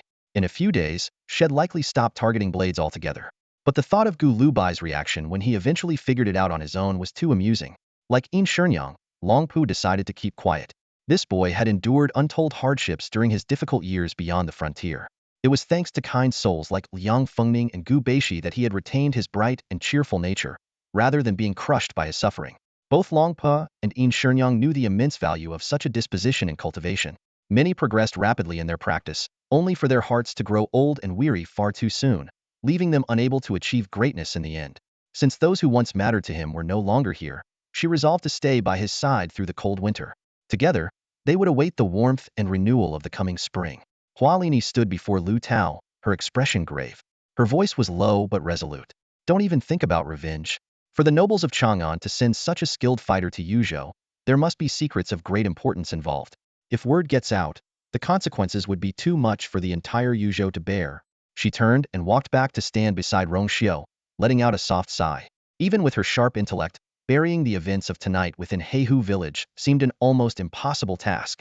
The black-clad attendants who perished were trusted confidants of various influential families, and the master from the Song family was none other than Song Qiu's third uncle. Though she had skillfully impressed upon Yin Changshou and the others the importance of keeping this under wraps, her greatest concern was the insatiable curiosity of the families involved. These clans, so far removed from the heart of Chang'an, were always overly sensitive to the movements of the capital's elites, fearing some new conspiracy might be brewing. Once they started probing, a chain reaction would surely follow. As she wrestled with these worries, her gaze landed on Zhou Luer. This boy might just be the key. Dear cousin, she said with a deliberate sigh, look at how your cousin has been running around all night for your 15th brother. My poor lips are practically worn out. Zhou Luer gave her a sheepish grin. Thank you, cousin. Grandma always said I should spend more time with you. Hualini flashed a charming smile. Exactly, exactly. Helping others is a virtue, after all. By the way, I couldn't help noticing your breathing technique seems a bit off. How about I help you refine it? To her surprise, Zhou Luer's face lit up with innocent enthusiasm. That would be wonderful. Good thing I made sure to clean up before coming here. Or I'd feel embarrassed. Alarm bells rang in Hualini's mind, and she asked cautiously, what does being clean have to do with refining your breathing technique? Zhou Luer began explaining earnestly. When my master taught me, it was always under the full moon. I had to lie beside him and listen to his breathing all night long. After many nights, I started to match his rhythm. Then, I had to feel the flow of energy on his body. Hualini's face turned pale as she listened. This sounded. She couldn't hold back any longer. What do you mean by feel the flow of energy on his body? My master said I needed to sense how the energy moved along its paths. Zhou Luer replied with a cheerful grin. I spent many nights feeling it before I started to get the hang of it. Realization struck Hualini like a thunderbolt. Her chest rose and fell with fury. You little scoundrel, Zhou Luer. So you're planning to take advantage of me under the guise of refining your technique and for multiple nights, no less. Zhou Luer blinked, utterly confused. But didn't you offer to help me refine it? How am I taking advantage? I'm done. I can't deal with this anymore. Hualini fumed, her chest heaving with indignation. If she dared to pursue his so-called breathing technique, she wouldn't just be at a disadvantage, she'd end up losing everything. Meanwhile, Hua Tsangming returned to Madame Zhou's camp as the sun reached its peak. Though he had handed the mess at Heihu village over to Hualini, he now faced an even greater crisis. The bandits of Wudo Bodhisattva Temple had kidnapped over 200 women. This number far exceeded the expectations of Yu's military. What was even more heartbreaking was that, after Gu Lubai eradicated the bandits, more than 30 women, unable to face their future, had thrown themselves off a cliff. In the temple's western cellar, over 40 more female bodies were discovered. The tragic scene left Hua Tsangming, the governor of Yuzhou, overcome with shame. If not for Gu Lubai's swift actions in eliminating the bandits, the consequences would have been unimaginable. At this moment, he had no time to dwell on the potential repercussions of reporting the truth. The immediate priority was to provide aid and shelter to the survivors. And in all of Yuzhou, there was likely no one better equipped to handle such a delicate and urgent matter than Madame Zhou. When Hua Tsangming stepped into Madame Zhou's tent, his expression was grave. He succinctly reported the events that had occurred the previous night at the Heihu village and the Headless Bodhisattva Temple. Madame Zhou listened intently, her face calm but thoughtful. After a moment of silence, she spoke. Do not report this for now. Not report it? Hua Tsangming looked astonished. This matter is of great importance. Military merit is valuable, yes, Madame Zhou interrupted gently, but this was not something the Yuzhou military achieved. Since Gu Ningxi has no intention of claiming it, we might as well suppress the matter for now. She gave him a kind, knowing look. The military has its own rules, but the court values the balance of rewards and punishments even more. At present, we still don't know who is behind all of this. If Yuzhou is thrown into chaos, it will only make it harder to resettle these displaced women. But something like this can't be hidden forever, Hua Songming said, his face troubled. Leave it to me, Madame Zhou replied with a serene smile.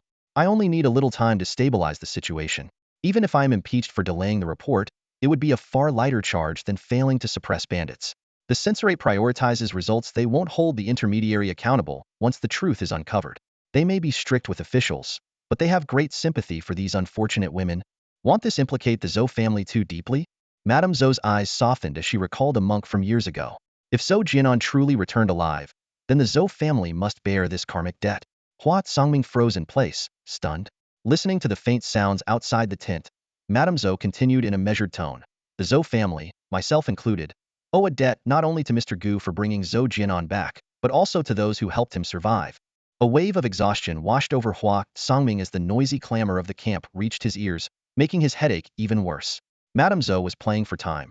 While his sister had taken a more direct approach, she had brought everyone from Heihu village, including the young nobles and the bandits who needed to be kept alive, back to the camp.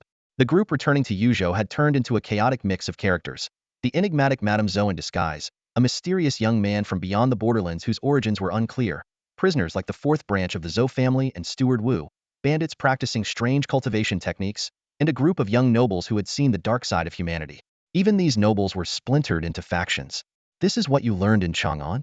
Hua Songming scolded his sister Hua Lini, his face dark with irritation as he passed her. You'd be better off seeking advice from Madame Zhou. You're burning bridges. Do you think I wanted this? I couldn't get rid of them. Hua Lini shot back, leaping to her feet. I disown you as my brother. These people had clung to her like leeches, refusing to leave even when she drew her sword. Especially that female thief.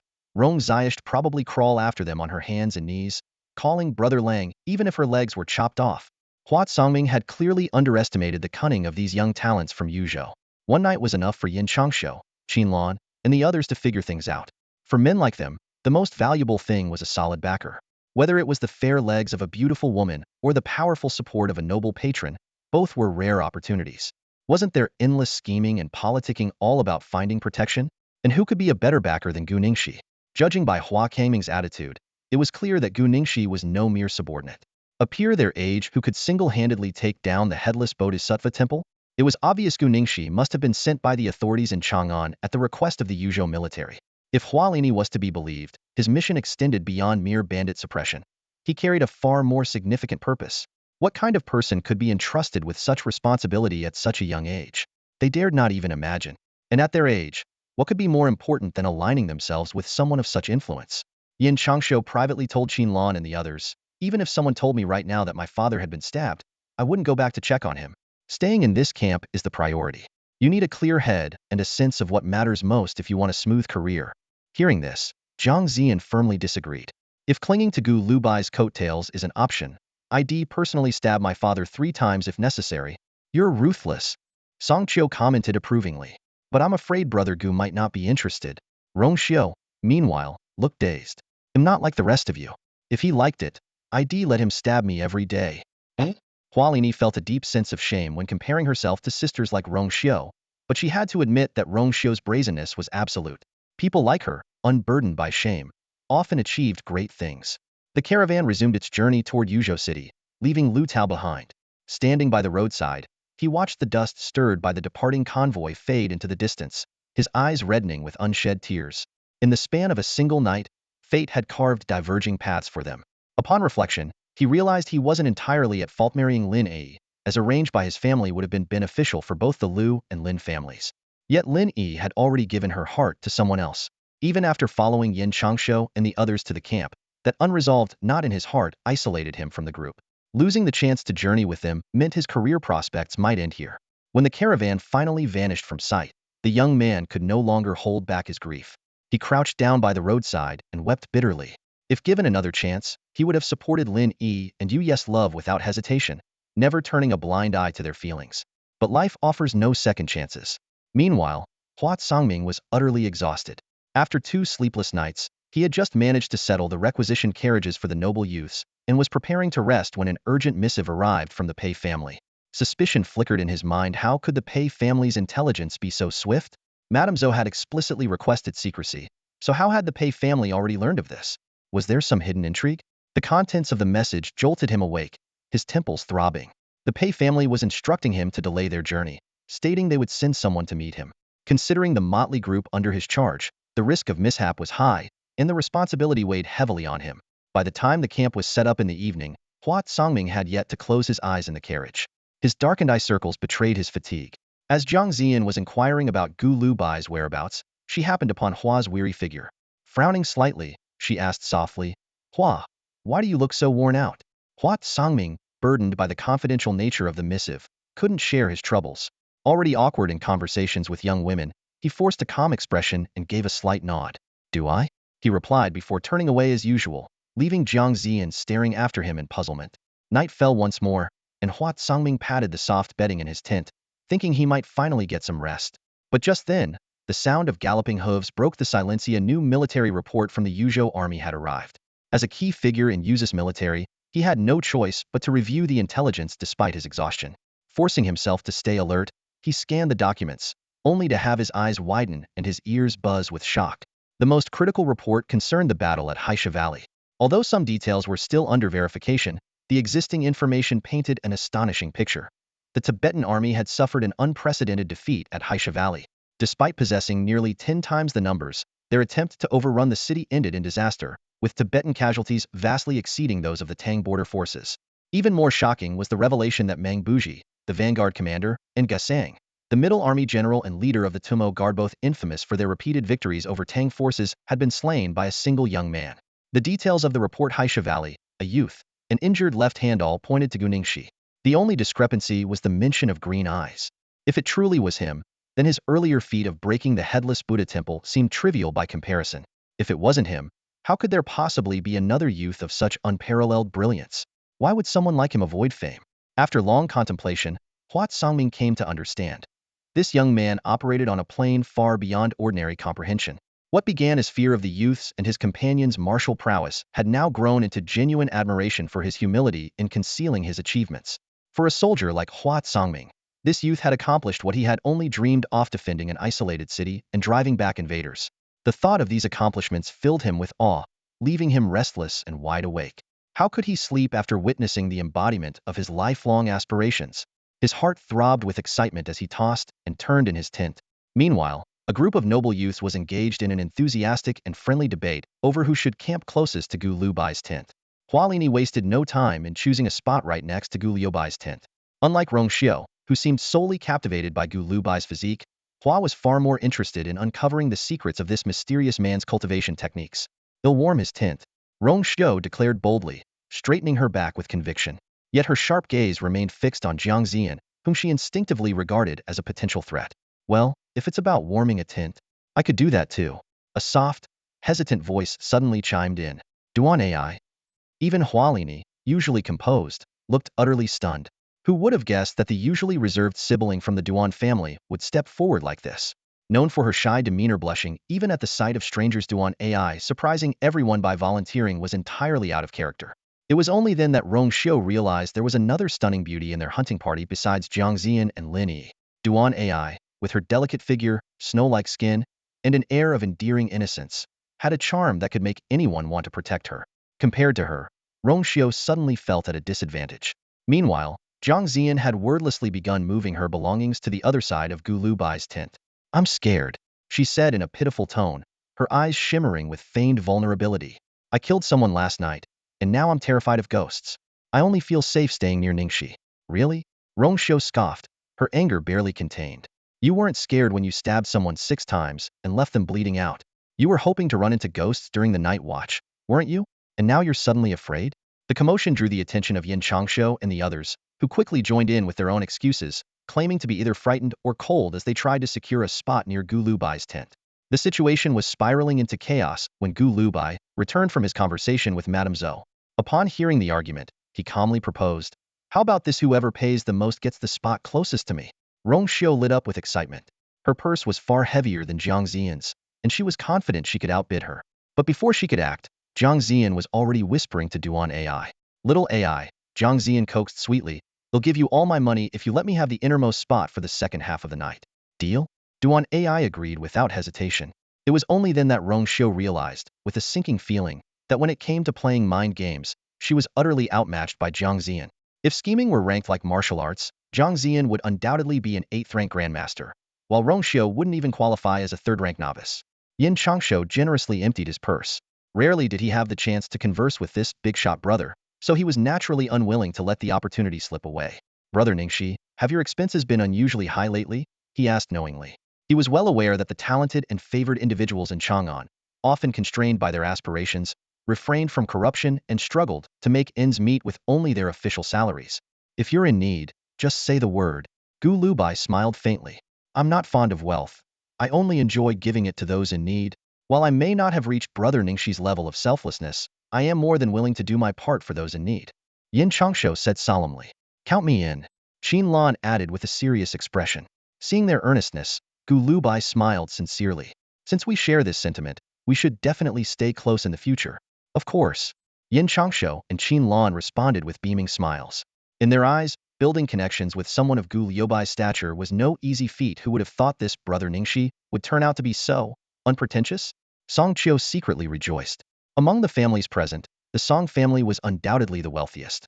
Brother Ningxi, here is some money from me and Xiao Ai. Please use it to help those in need, Jiang Ziyan said, handing 2 purses to Gu Lubai.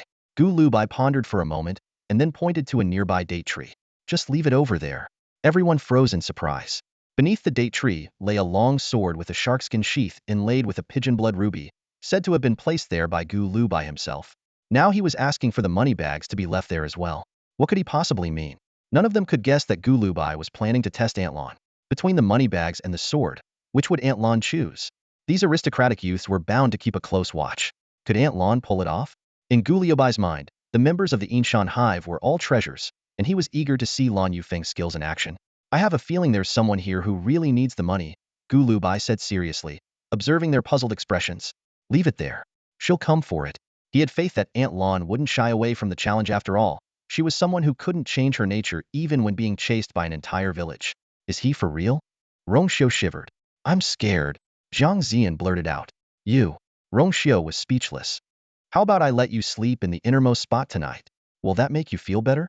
Hualini kept her head down, convinced Gu Lubai was speaking nonsense. If not for her status, she would have already put him in his place. Should we leave all of it by the sword? Yin Changshu asked, unwilling to delve further into the matter.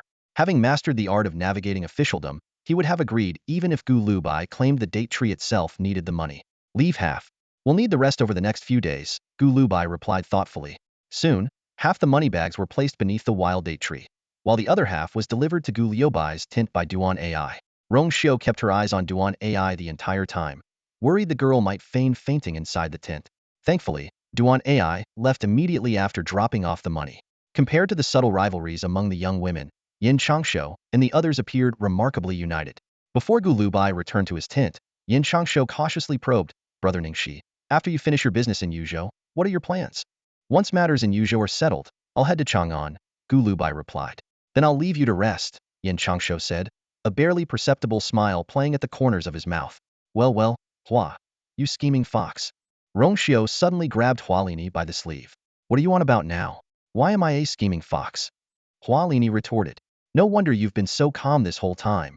Rong Xiu fumed, her chest heaving. Turns out you already knew he was heading back to Chang'an. You've got the home field advantage and are all set to fly off into the sunset with him. You. Hualini's hands trembled with anger before she broke into a sly smile. If you've got the guts, why don't you come to Chang'an too? She had been lonely in Chang'an for far too long and was eager to drag Rong Xiu along. Fine. You think I can't go, is that it? Rong Xiu sneered. Well, now I have to go, just to prove you wrong. Duan AI shot a discreet glance at Rong Xiu before quietly asking Jiang Ziyan. Ziyan, are you planning to go to Chang'an? Chang'an is 8,000 miles away, and I don't know a soul there. Why would I go? Jiang Ziyan replied in a calm, detached tone. Duan AI flashed a sweet, innocent smile. No family, no friends, no support, I won't go either. Inside the tent, Gu Lubai, who had just lain down, overheard their conversation and nearly burst out laughing. He was certain that these 2 girls, who had just dismissed Rong Xiu as utterly worthless, were already secretly deciding what to pack for their journey to Chang'an. The skirmish at Heihu village and the headless Bodhisattva temple had turned out to be a stroke of luck. Gu Lubai understood that they needed strong allies for the trip to Chang'an. However, the power dynamics among the aristocratic families in Chang'an and Luoyang were notoriously intricate. Aligning with any one faction would immediately draw attention and entangle them in endless schemes. In contrast, the noble families of Yuzhou seemed like a safer choice. Though their influence in Chang'an was limited, Yuzhou had always been a crucial military stronghold. Many of its families commanded private armies, unlike the Chang'an elites who relied solely on imperial favor. Even if they later discovered he wasn't a key figure in Chang'an, Gu Lubai was confident he could maintain good relations, thanks to his knack for giving people exactly what they needed. As for leveraging opportunities and navigating power, such skills were second nature to someone who had grown up in Mingbo Slope. Hualini had left a narrow gap in the tent, perfectly aligned with the wild jujube tree outside. She leaned against the opening as she drifted off to sleep. Though she didn't believe in ghosts or gods, she couldn't shake the feeling that Gu Lubai's actions held deeper meaning. Wei Yu, who was equally skeptical, shared her doubts. Quiet and unassuming, Wei Yu was perhaps the most formidable among them. Back at Heihu village, he had been the first to realize Gu Lubai's calculated approach to eliminating the followers of the headless bodhisattva. At the time, Wei Yu had been focused on taking down as many bandits as possible before his own end, never imagining someone could remain calm enough to even account for Jiang Ziyan's footsteps in their plan. Unlike the others, Wei Yu had pondered why Gu Lubai used an ordinary hatchet for the killings. He concluded it was a form of self-imposed limitation, a way to push one's boundaries and refine their skills. Though he couldn't be sure, that moment convinced him to seek more opportunities to interact with Gu Lubai. Just as with the hatchet, he believed the sword and coin pouch beneath the jujube tree carried their own significance. Meanwhile, Song Qiu lay awake, tossing and turning. Though the day's events had momentarily lifted his spirits, the quiet of the night brought back the crushing grief of losing his third uncle and his friend Lin Ai. He stared through the tense gap at the jujube tree, the biting wind stinging his face. Still awake? Duan Zhuowei suddenly whispered, nudging the tent. You too. Song Qiu replied softly. I can't sleep, Duan Zhuowei admitted with a sigh. I've always known him just average. I've worked hard, hoping diligence could make up for my lack of talent. But when we were captured at Heihu village, I realized I'm still utterly useless. Song Qiu had no words to comfort him. Duan Zhuowei had indeed put in the effort, yet he always seemed inconsequential, barely managing to contribute even a few words during their journey to Heihu village. As Song Qiu pondered this, the jujube tree suddenly shook, and the coin pouch beside the sword vanished without a trace. Was that a ghost? Hualini, half asleep, was startled awake. She caught a fleeting glimpse of a shadowy figure gliding silently past. But when she looked again, it was already gone. Is there really a ghost? Even the sleeping Rong Xiu was startled awake. She sat up abruptly, only to realize her money pouch was gone.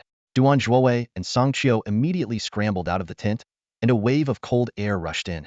Their tent mates howled in discomfort from the sudden chill. There's a ghost. I'm terrified. Jiang Ziyan seized the opportunity to try and slip into Gu Lubai's tent. I'm scared too. Duan Ai softly clung to Jiang Ziyan, subtly blocking her attempt. Rong Xiu, oblivious to their subtle rivalry, couldn't help but notice how impeccably made up the two women were, as if they'd just touched up their makeup. In contrast, she herself was still groggy, her eyes crusted with sleep. We were watching the whole time, Song Qiu recounted, his forehead dotted with cold sweat. The moment that wild jujube tree moved, the money pouches vanished. Wei Yu nodded gravely in agreement. I was watching too. When the tree shifted, the pouches disappeared in an instant. Hualini's face was as pale as a sheet. She pointed to an empty patch of ground on her left. I was dozing off, but when I opened my eyes, I saw what looked like half a figure drifting past over there. The spot she indicated was completely empty, save for a few fire pits. Brother Ningxi? Yin Changsho tentatively called out. A rustling sound came from Gu Lubai's tent, followed by his calm voice. The gods watch over us from above. Go back to sleep. We'll deal with it tomorrow night. Gods. Hualini shivered. Tomorrow night? Does that mean it'll happen again? Gu Lubai adjusted the flap of his tent and lay back down, a faint smile tugging at his lips. He had already deduced what had happened. Lan Yufeng had used the brief moment of distraction caused by the jujube tree's movement to hook the money pouches with a fine thread. How the tree had been made to shake, however, remained a mystery. As for the figure Hualini claimed to have seen, it was merely an illusion created by Lan Yufeng manipulating silk threads. It was a clever trick, a classic sleight of hand. But to snatch all the pouches in plain view now, that was skill. If such precision were used for an assassination, it would undoubtedly be lethal. The members of Yinshan Yufafeng were indeed masters of their craft. At dawn, a light mist hung over the forest. Gu Lubai spotted Chen Tu polishing his boots and strolled over with a cheerful grin. Chen Tu, can I ask you something? What is it? Chen Tu, wary of Gu Lubai's smile, already felt uneasy. Why do you call yourselves Inshan Yufafeng instead of Inshan Yikugi? That's all. Chin Tu looked puzzled. When Gu Lubai nodded, Chun Tu's expression turned cold, and he smirked. Because calling ourselves a den of ghosts is bad luck. In the morning light, Hua Songming sat nearby, tugging at his hair in frustration, dark circles prominent under his eyes. Zhang Zian, out for her morning exercises, noticed him and frowned. Brother Songming used to be so composed. What's gotten into him lately? The truth was, Hua Songming hadn't slept for 3 nights. What troubled him even more was a recent piece of intelligence. Pei Yunxiu was coming. The news hit him like a thunderbolt. According to military reports from the Haisha region, Pei Yunxiu had once fought alongside the Green-eyed youth and had been gravely injured in the process. Her arrival now seemed to confirm Hua Kangming's suspicion. Gu Lubai was the Green-eyed youth who had killed Gesang and Mangbuzi in Haisha. The atmosphere in the camp shifted dramatically. Hua Kangming's subordinates, usually carefree, became noticeably restrained. Even something as minor as spitting carelessly earned them a scolding from their commander, his face dark with anger. Guards on duty stood ramrod straight, and the horse manure around the camp was meticulously cleared away to the distant forest. Brother Ningxi, have some tea? Rong Xiu felt yet another pang of defeat as Duan Ai, who had only been gone for a moment, reappeared with a tea set. Her soft voice and shy smile made it impossible to refuse her gesture. The phrase Brother Ningxi, those 2 words carried a tone that she could never quite mimic, standing in stark contrast to how others casually addressed him as Brother Ningxi, without the same affectionate inflection. Duan Ai gracefully took a seat in front of Gu Lubai, her voice soft as she asked, "Is someone from your past visiting today, brother?" Gu Lubai glanced at the young woman before him, her makeup understated yet enhancing her natural beauty. He silently admired her. In the frontier lands, such a fresh and elegant girl was a rare sight, a stark contrast to the exotic allure of the Hu women known for their flamboyant charm. With a faint smile, he paused before replying, "A life and death companion is coming to see me today." A life and death companion? Zhang Zian, carrying a tray of refreshments, immediately perked up and asked, "Brother Ningxi, is this companion a man or a woman?" Feigning ignorance of her probing intent, Gu Lubai replied calmly, "A woman around your age." His words struck Rong Xiu like a thunderclap, leaving her almost unsteady on her feet. Another rival. And this one shared a bond forged in life and death struggles with Brother Ningxi. Just as despair began to creep over Rong Xiu, a glimmer of determination sparked in Jiang Zian's eyes. With a sly smile, she remarked, "Brother Ningxi and I fought side by side in the Heihu fort. In my heart, that makes us life and death companions too." Rong Xiu clenched her fists, resolving inwardly with a singular thought. No matter what, I'll bear 10 children for my brother. Meanwhile, a carriage jolted along the official road, its wheels rattling over uneven stones.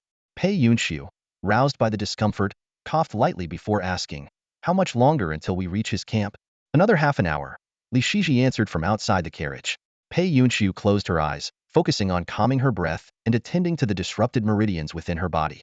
Each time she recalled the silhouette of that young man charging through the smoke and chaos, her restless heart found a rare tranquility.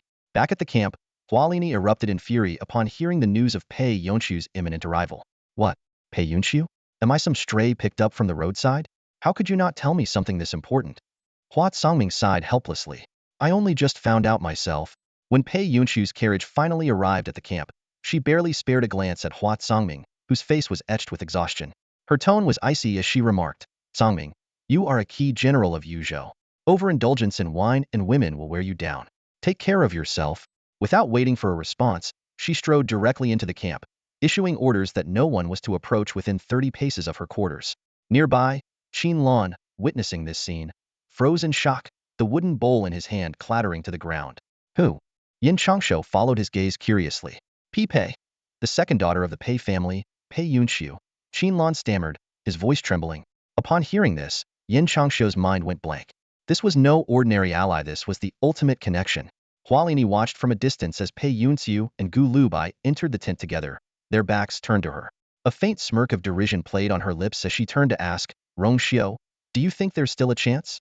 Rong Xiu replied with a soft, almost ethereal tone, "If Pei Yunxiu doesn't want to bear a child, I can do it for her." The statement left Hualini completely speechless. Inside the tent, Pei Yunxiu sat with an impassive expression, her gaze fixed on Gu Lubai as he settled down beside her. She remained silent until they were both seated, then finally called out, "You reckless fool." Gu Lubai perked up at the words. To others, reckless fool might sound like an insult, but he knew that in Pei Yunxiu's vocabulary, it was a kind of code. Loosely translated, it could mean, "Gu Shiwu, long time no see. How have you been?" Judging by the way people treat you now, you seem to be doing quite well. But Pei Yunxiu's gaze suddenly shifted to his injured hand, and her expression darkened. Her tone grew somber as she murmured, "I've figured it out." Figured out what? Gu Lubai asked, though he already knew. You warned me back in Haishuwa, she said, taking a deep breath to steady herself. Her eyes turned resolute once more. You said you were waiting for a backup plan. It wasn't just the Turkic Black Riders you were waiting for, you were counting on the Pei family's hidden aces as well. Gu Lubai didn't respond, his silence an answer in itself. Her voice grew cold. You've always believed the Pei family's plans go deeper than they appear. Sending me to Haishuwa wasn't just about surface-level support like Li Shiji and the other cultivators. You suspected there were secret measures in place, stronger and more decisive. That's why you were so cautious when we met there, afraid the experts from my family might uncover the secrets of you and the Inshan alliance. It seems you've thought it all through, Gu Lubai said, his tone calm. Of course, Pei Yunxiu replied with a bitter smile. After all, I am the Pei Duke's most beloved daughter. Her voice turned icy. Or so they'd have everyone believe. In truth, I'm the most expendable one. All I've ever done is drain the family's resources, whether it's money or cultivators. My only real use has been as a pawn for marriage alliances. But someone like Xiaowan? ID never stooped to that level. Her eyes narrowed. Sacrificing me? It's the perfect move. To outsiders, it would look like the Pei Duke had lost his most cherished child. Gu Lubai finally broke his silence. It may not be as bad as you think. This isn't some spuro-themit realization, Pei Yunxiu said coldly. I've been piecing it together ever since we set out. The Emperor has long considered the Pei family's military power a threat and has been systematically undermining our influence in the border armies. My father might not have predicted Xiaowan's scheming, but he surely knew something major was brewing against our family. The Emperor would seize any opportunity to act, using his anger as a pretense. She locked eyes with Gu Lubai. You understand this better than I do. You're just trying to spare my feelings by pretending otherwise. But deep down, you've reached the same conclusion that the Pei family's best strategy to weather this storm is for the Duke to lose his most beloved daughter. As long as you can bear it, Gu Lubai said plainly. It's not impossible that the Pei family even allowed this to happen, letting the situation play out to their advantage. Exactly. Pei Yunki's voice rose with a mix of grief and grim clarity. A meaningless death wouldn't be enough. Only dying while defending a city, sacrificing myself for the Emperor's warhorses in Haishuwa, could truly showcase the Pei family's loyalty and valor.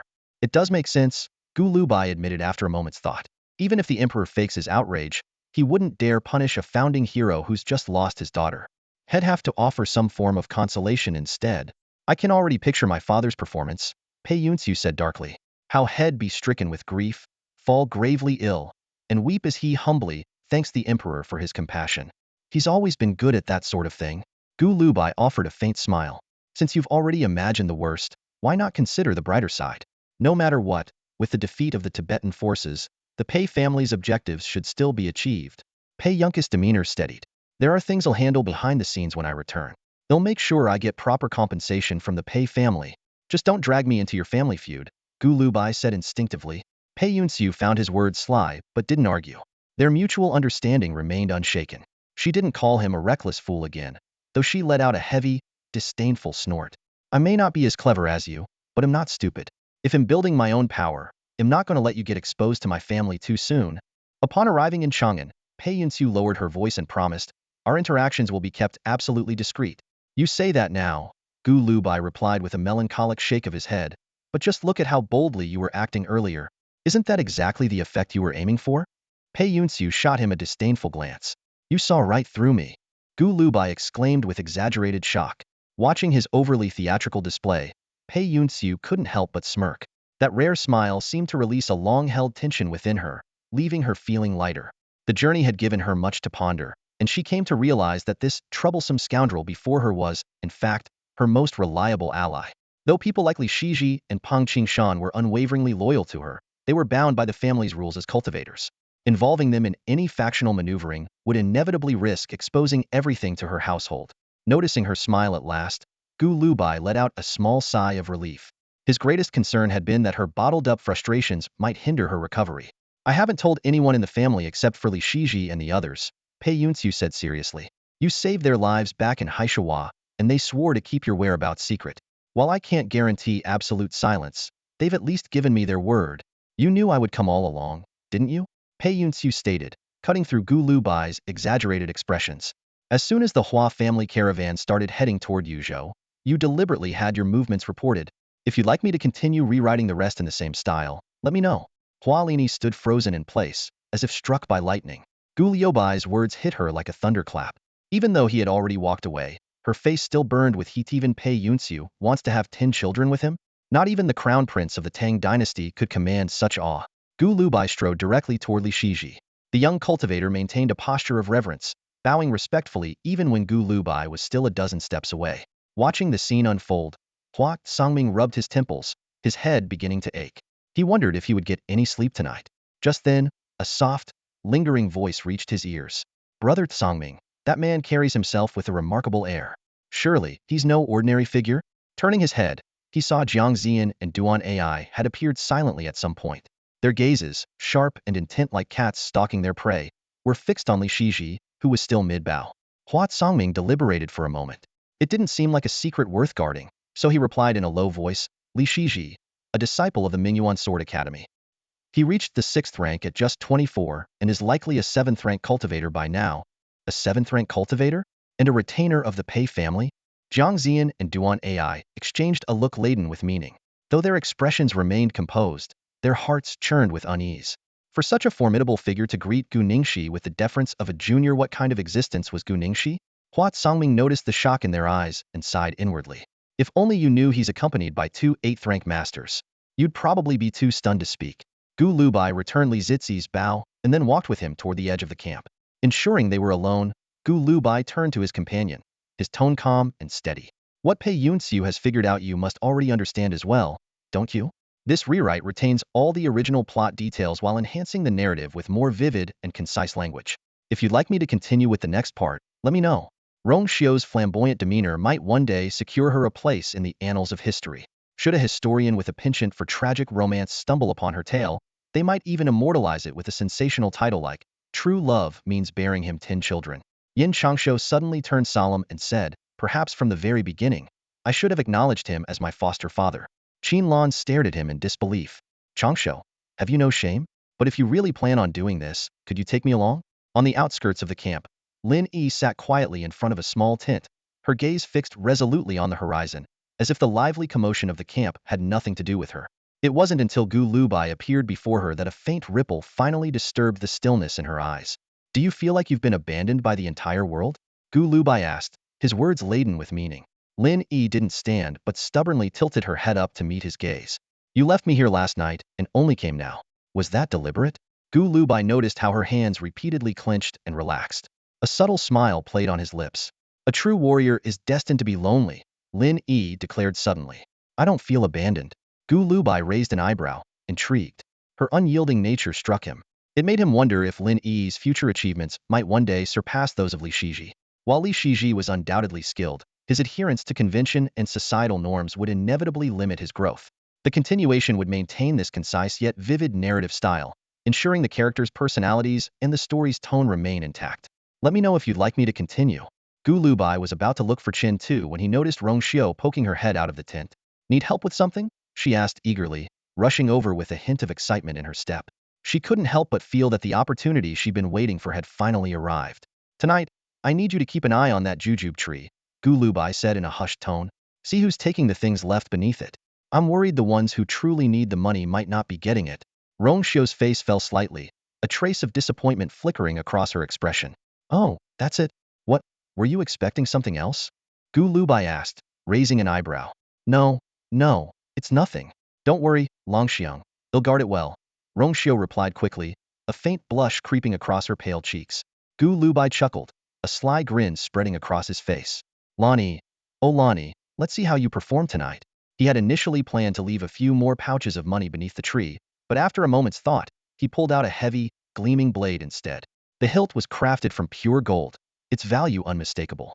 He wanted to up the stakes, testing whether Lon Yi could retrieve it right under the noses of these privileged young nobles. Gu Ningxi asked us to watch the jujube tree and see who comes to take the items, Hualini said, her expression shifting as she listened to Rong Xiu recount the plan. But what is he going to do tonight? Finally, I got to talk to Longxiang. Rong Xiu's face was still flushed even half an hour later. She snapped out of her daze and added, he said he's going out with Pei Yunxiu for a walk and will be back before sunrise. He told us not to leave the camp or ask about where they're going. Hualini felt a pang of jealousy rise in her chest, but it was quickly replaced by another thought. He said he's worried the truly needy won't get the money. Does that mean there's more than one ghost here? Rongxiu laughed softly. Well, I do have a ghost in my heart. To Rongxiu's surprise, Hualini didn't scold her as usual. Instead, she said, Rongxiu, don't wander off tonight. Stay by my side. Why? Rongxiu asked, tilting her head in confusion. There might be ghosts, and I'm scared, Hualini replied, her voice unusually serious. Continue the narrative, ensuring the story remains vivid and engaging while preserving all key plot points. Pei Yunxiu reluctantly took the curved blade with an expression of extreme disdain, but the moment it touched her hand, she immediately sensed its extraordinary nature. In the darkness, Lin Yi stood with her body taut, listening to the casual conversation between the two in front of her. A strange, indescribable feeling crept over her. It was as if they weren't on a battlefield but rather chatting leisurely by a warm hearth. At that moment, Gu Lubai turned his head and flashed her a dazzling smile, his white teeth gleaming conspicuously in the night. The sight sent a shiver through Lin Yi, and she finally grasped the deeper meaning behind Gu Lubai's earlier words. This was a magnificent farewell. The black curved blade in Pei Yunka's hand suddenly came alive with brilliance. Copper-green patterns, like ravenous beasts, greedily absorbed the qi escaping from her body, then burst into radiant golden light. Intricate golden petal-like patterns spread across the blade, creating a breathtaking display that far exceeded Gu Lubai's expectations. What he had assumed to be mere decorative rust was imbued with astonishing power. Pei Yunxiu no longer lingered at the rear as she had in Haishawa. The fury burning within her drove her to charge at the forefront, straight toward the black-clad opponents. A sharp cry was abruptly silenced in the night. One enemy's long saber swept over her head, but she ducked low and countered with a precise slash of her curved blade aimed at his face. The man didn't even have time to meet her gaze before half his face was cleaved away, blood and brain matter splattering across the remains of his expression. Follow me. As Lin Yi struggled to suppress her nausea, Gu Lubai's voice cut through the moment, calm and steady. His figure, like a towering black mountain, shielded her from the gruesome scene ahead. In that instant, she suddenly understood the transformation in Jiang Ziyan's character. The boy standing before her, with his unwavering presence, seemed like an immovable rock, capable of sheltering the world. Even if the sky were to collapse, he would stand firm and unyielding. Pei Yunka's blade danced with relentless momentum. In Chang'an, killing required justification, especially when it came to killing Tang citizens. She had always found herself hesitating, questioning whether the person deserved to die or if she had the right to take their life. But now, she finally grasped the simple, brutal truth Gu Lubai had sought to impart, a truth forged beyond the borderlands. Those who seek to kill you deserve nothing less than death, regardless of their status or identity. The black-clad men, though fierce, were mostly untrained in cultivation and had no access to the secrets of qi techniques. They charged at Pei Yunxiu with reckless aggression, but to her, their movements seemed sluggish, as though in slow motion. Each flash of her blade brought down an opponent, and with every strike, blood, flesh, and brain matter erupted like fountains. Suddenly, a black-clad figure leapt from the top of a carriage, roaring as he swung his saber toward Lin Yi's head. Gu Lubai reacted instantly, his qi surging through his body. The slender Ingqing sword in his hand seemed to expand in an instant. He rotated the blade horizontally, striking the assailant squarely. The force of the impact, like a 1,000-pound hammer, sent the man flying back to the other side of the carriage with a sickening thud, blood spraying from his mouth. The remaining black-clad attackers froze mid-charge, staring in disbelief at the seemingly frail young man who had unleashed such devastating power with a single, effortless strike. Lin Yi's breath caught in her throat, and the fear gripping her heart seemed to dissipate in the wake of that blow. This is merely the power of the higher 6th rank, not yet 7th, Gu Lubai said calmly as he withdrew his sword, casting her a brief glance. 6 years. If you can reach the higher 6th rank, at least between Yuzhou and the borderlands, there won't be many who can kill you easily. Lin Yi pressed her lips together tightly, unable to respond. True strength, it seemed, came with inevitable solitude. Gu Lubai suddenly felt inspired to practice Liang Fengning's blade techniques. He stepped forward boldly, wielding his sword as if it were a blade, cutting down 2 enemies with swift, decisive strokes. Retreat. 50 paces, archers ready. Someone barked an urgent command in the darkness. It was a wise decision, but the shout also revealed the commander's position. Pei Yunxiu immediately plunged into the dense crowd, carving a bloody path toward the source of the voice. At that moment, a figure in gray robes darted forward from the opposite direction of the commander. His cloak billowed with the energy of his qi, making him appear unnaturally light and agile. He carried 3 swords on his back, with 2 more hanging at his waist, a total of 5 blades. Gu Lubai smirked at the sight. Outselling swords this late at night, are we? Linny, however, bit her lip hard enough to draw blood. She recognized the man Lu Daoren, the Lin family's chief enforcer. The people trying to kill her were her own family. Lu Daoren lightly flicked his fingers against the scabbard on his right side. With a resonant clang, a bronze-colored longsword emerged from the silver scabbard. He gripped the sandalwood hilt firmly, channeling his inner energy with precision into the runes on the blade. Instantly, the sword tip split into 3 streaks of sword energy, each a foot long. Gu Lubai smiled faintly, sidestepped to evade the sword energy, and countered with a slash aimed at the opponent's blade. With a sharp crack, the bronze-colored longsword snapped in 2. The chaotic flow of energy caused the sandalwood hilt to splinter, and Lu Daoren let out a startled cry as he leapt backward. Your inner energy is decent, but this sword of yours just won't do, Gu Lubai remarked, standing with his hands clasped behind his back, his own blade resting idly at his side, as he spoke in a composed tone. Lu Daoren's expression darkened as he flicked his fingers once more. This time, he drew a black longsword with a thick, blunt blade from the green sharkskin scabbard on his back. It resembled an iron ruler more than a sword. With a sharp whoosh, the blade sliced through the air, the force shredding his cloak into fragments. Gray, cloud-like energy formed a pattern across his skin before erupting with terrifying power. In the blink of an eye, he charged at Gu Lubai like an enraged bull. Suddenly, Lu Daoren let out another startled cry. Gu Lubai, instead of retreating, advanced. His short sword appeared to aim for Lu Daoren's abdomen but was strangely guided by an unseen force, redirecting toward the fingers gripping the sword. Lu Daoren hastily withdrew, but with another crack, the blade fell to the ground, severed cleanly at the hilt. No wonder you carry 5 swords. This one's no good either, Gu Lubai said with a smile. Lu Daoren's face turned ashen.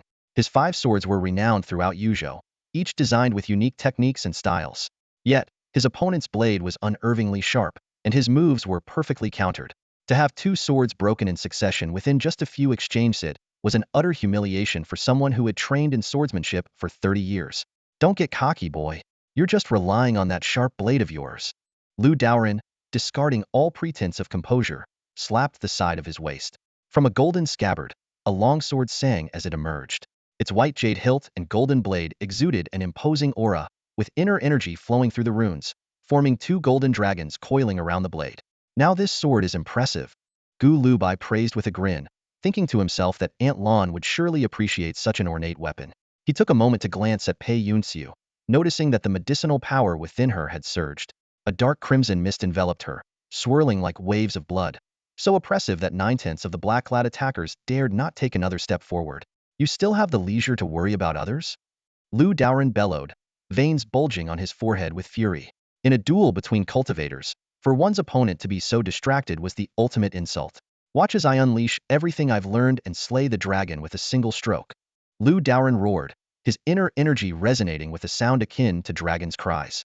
The gray energy around him compressed into a golden hue, even flowing across his face like molten gold. Now that's a remarkable energy refinement technique, Gu Lubai muttered to himself, his eyes lighting up as he recognized similarities to the tempering method Guo Beishi once described. While it didn't match the Guanzhong clan's secret techniques capable of elevating an entire cultivation tier, it was still quite extraordinary. Unaware of Gu Liubai's thoughts, Lu Daoren felt his energy surging and his confidence swelling. Layer after layer of inner energy coated his blade, and he was certain that no matter how sharp his opponent's short sword might be, he could repel it with sheer force. Everything seemed within his grasp until the moment the young man's swift movements evaded the sword energy, and his short blade landed squarely against the golden sword's edge. The clash of inner energy sent a deep, muffled sound reverberating as the swords met, as if separated by a thick wooden barrier. The scene Lu Daoren had envisioned did not unfold far from being knocked away. The boy's sword delivered an overwhelming force that sent Lu Daoren stumbling, his balance utterly disrupted. How could this boy's inner energy surpass mine? The thought barely formed in Lu Daoren's mind when a chilling sensation jolted his hand. He looked down in shock to see his fingers, along with his sword, lying lifeless on the ground. Well, the sword's still here, but the hand's gone. Gu Lubai stood upright, withdrawing his blade. In one swift motion, he turned and pierced the heart of a black-clad attacker sneaking up on Lin Yi. He then glanced at Lu Daoren with a faint smile. Lu Daoren staggered back a full pace, his inner energy thrown into chaos. A mouthful of blood erupted from his lips. In that instant, Gu Lubai surged forward like a tidal wave, closing the distance in a heartbeat. He struck with 3 consecutive thrusts, each one driving into Lu Daoren's heart. The precision of the strikes mirrored a technique he had learned from Jiang Ziyan. Lu Doran's body froze, his inner energy and blood spilling from the wounds as his life ebbed away. I hate this, he hissed through clenched teeth, his gaze fixed helplessly on the boy who had begun removing the long sword strapped to his back. I am a renowned swordsman of Yuzhou, a sixth-rank master on the verge of reaching the seventh. Boy, you've shown no respect at all. Gu Lubai inspected the confiscated sword, a faint smirk playing on his lips. To him, Lu Daoran was either on the wrong path or had been taught by an incompetent master. True swordsmanship, he believed, lay in versatility and adaptability with a single blade, not in carrying an arsenal like a carpenter with his tools. If the art of surprise were all that mattered, wouldn't every swordsman in the world be burdened with countless blades? Nearby, Lin Yi stood motionless, her body drenched in blood yet oblivious to it. She watched the scene unfold with a dazed expression, a resolute thought forming in her heart. One day, I will become a warrior like this. Before her silent vow could fully settle, she sprang into action, driving her sword through the heart of another black-clad assassin crawling out from beneath the carriage. These people were sent by my family to kill me, Lin Yi said coldly. I know, Gu Lubai replied with a sly smile. I spread the word myself. This way, it's easier for you to cut ties. Lin Yi fell silent. Though stubborn, she was no fool. She understood that by breaking the arranged marriage, she had made enemies of the Lu family and alienated the young nobles who hunted her like prey. Her life might now serve as a bargaining chip to appease her family's wrath. Gu Lubai had warned the various families through the Hua family, demanding they keep the events surrounding the Black Household Village and the Headless Buddha Temple a secret. Yet he was well aware that the truth would eventually slip out through their children. Tonight's slaughter was his final warning. Lin Yi's resentment flared briefly, but faded just as quickly. She knew that compared to the brutality awaiting her in the future, tonight's bloodshed was but a prelude. Thank you, she said, bowing deeply to Gu Lubai. Though the boy masked his intent with a veneer of cunning, hinting that she would one day have to repay his favor, Lin Yi couldn't deny the profound respect and gratitude she felt for the one who had given her a new lease on life.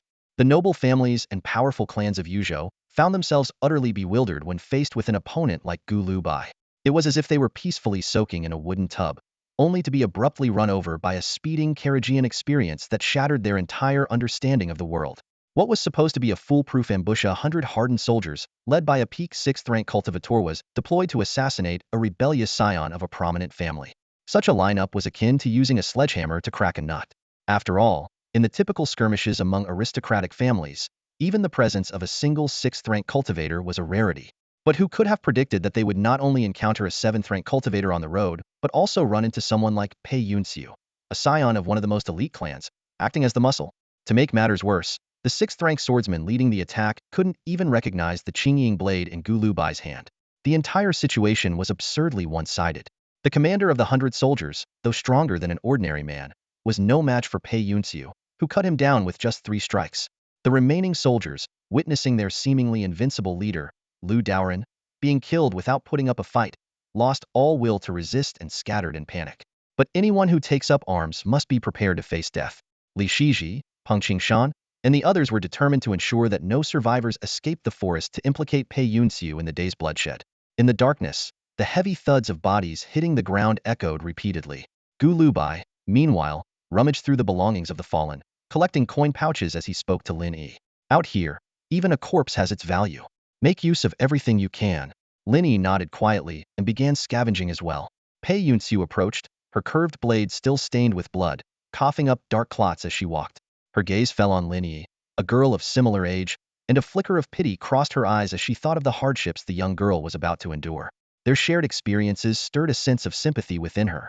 Yet, when she recalled the far greater suffering Gu Lubai had endured in the past, her expression hardened once more. Back at the camp, the other signs remained oblivious to Lin Yi's absence, their attention entirely focused on the jujube tree nearby. Normally drowsy and lethargic, Rongxiu was unusually alert, sipping strong tea from time to time.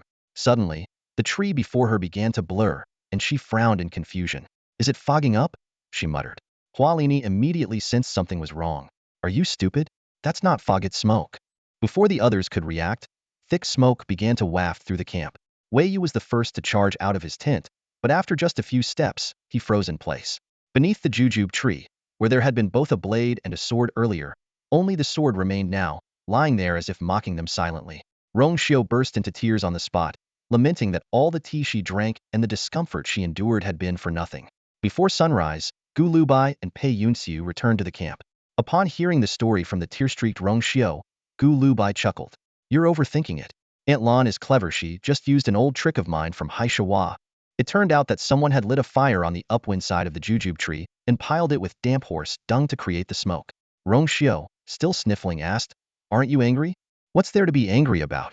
That was meant to be given away anyway, Gu Lubai replied with a faint smile, feeling a bit guilty at her tearful frustration.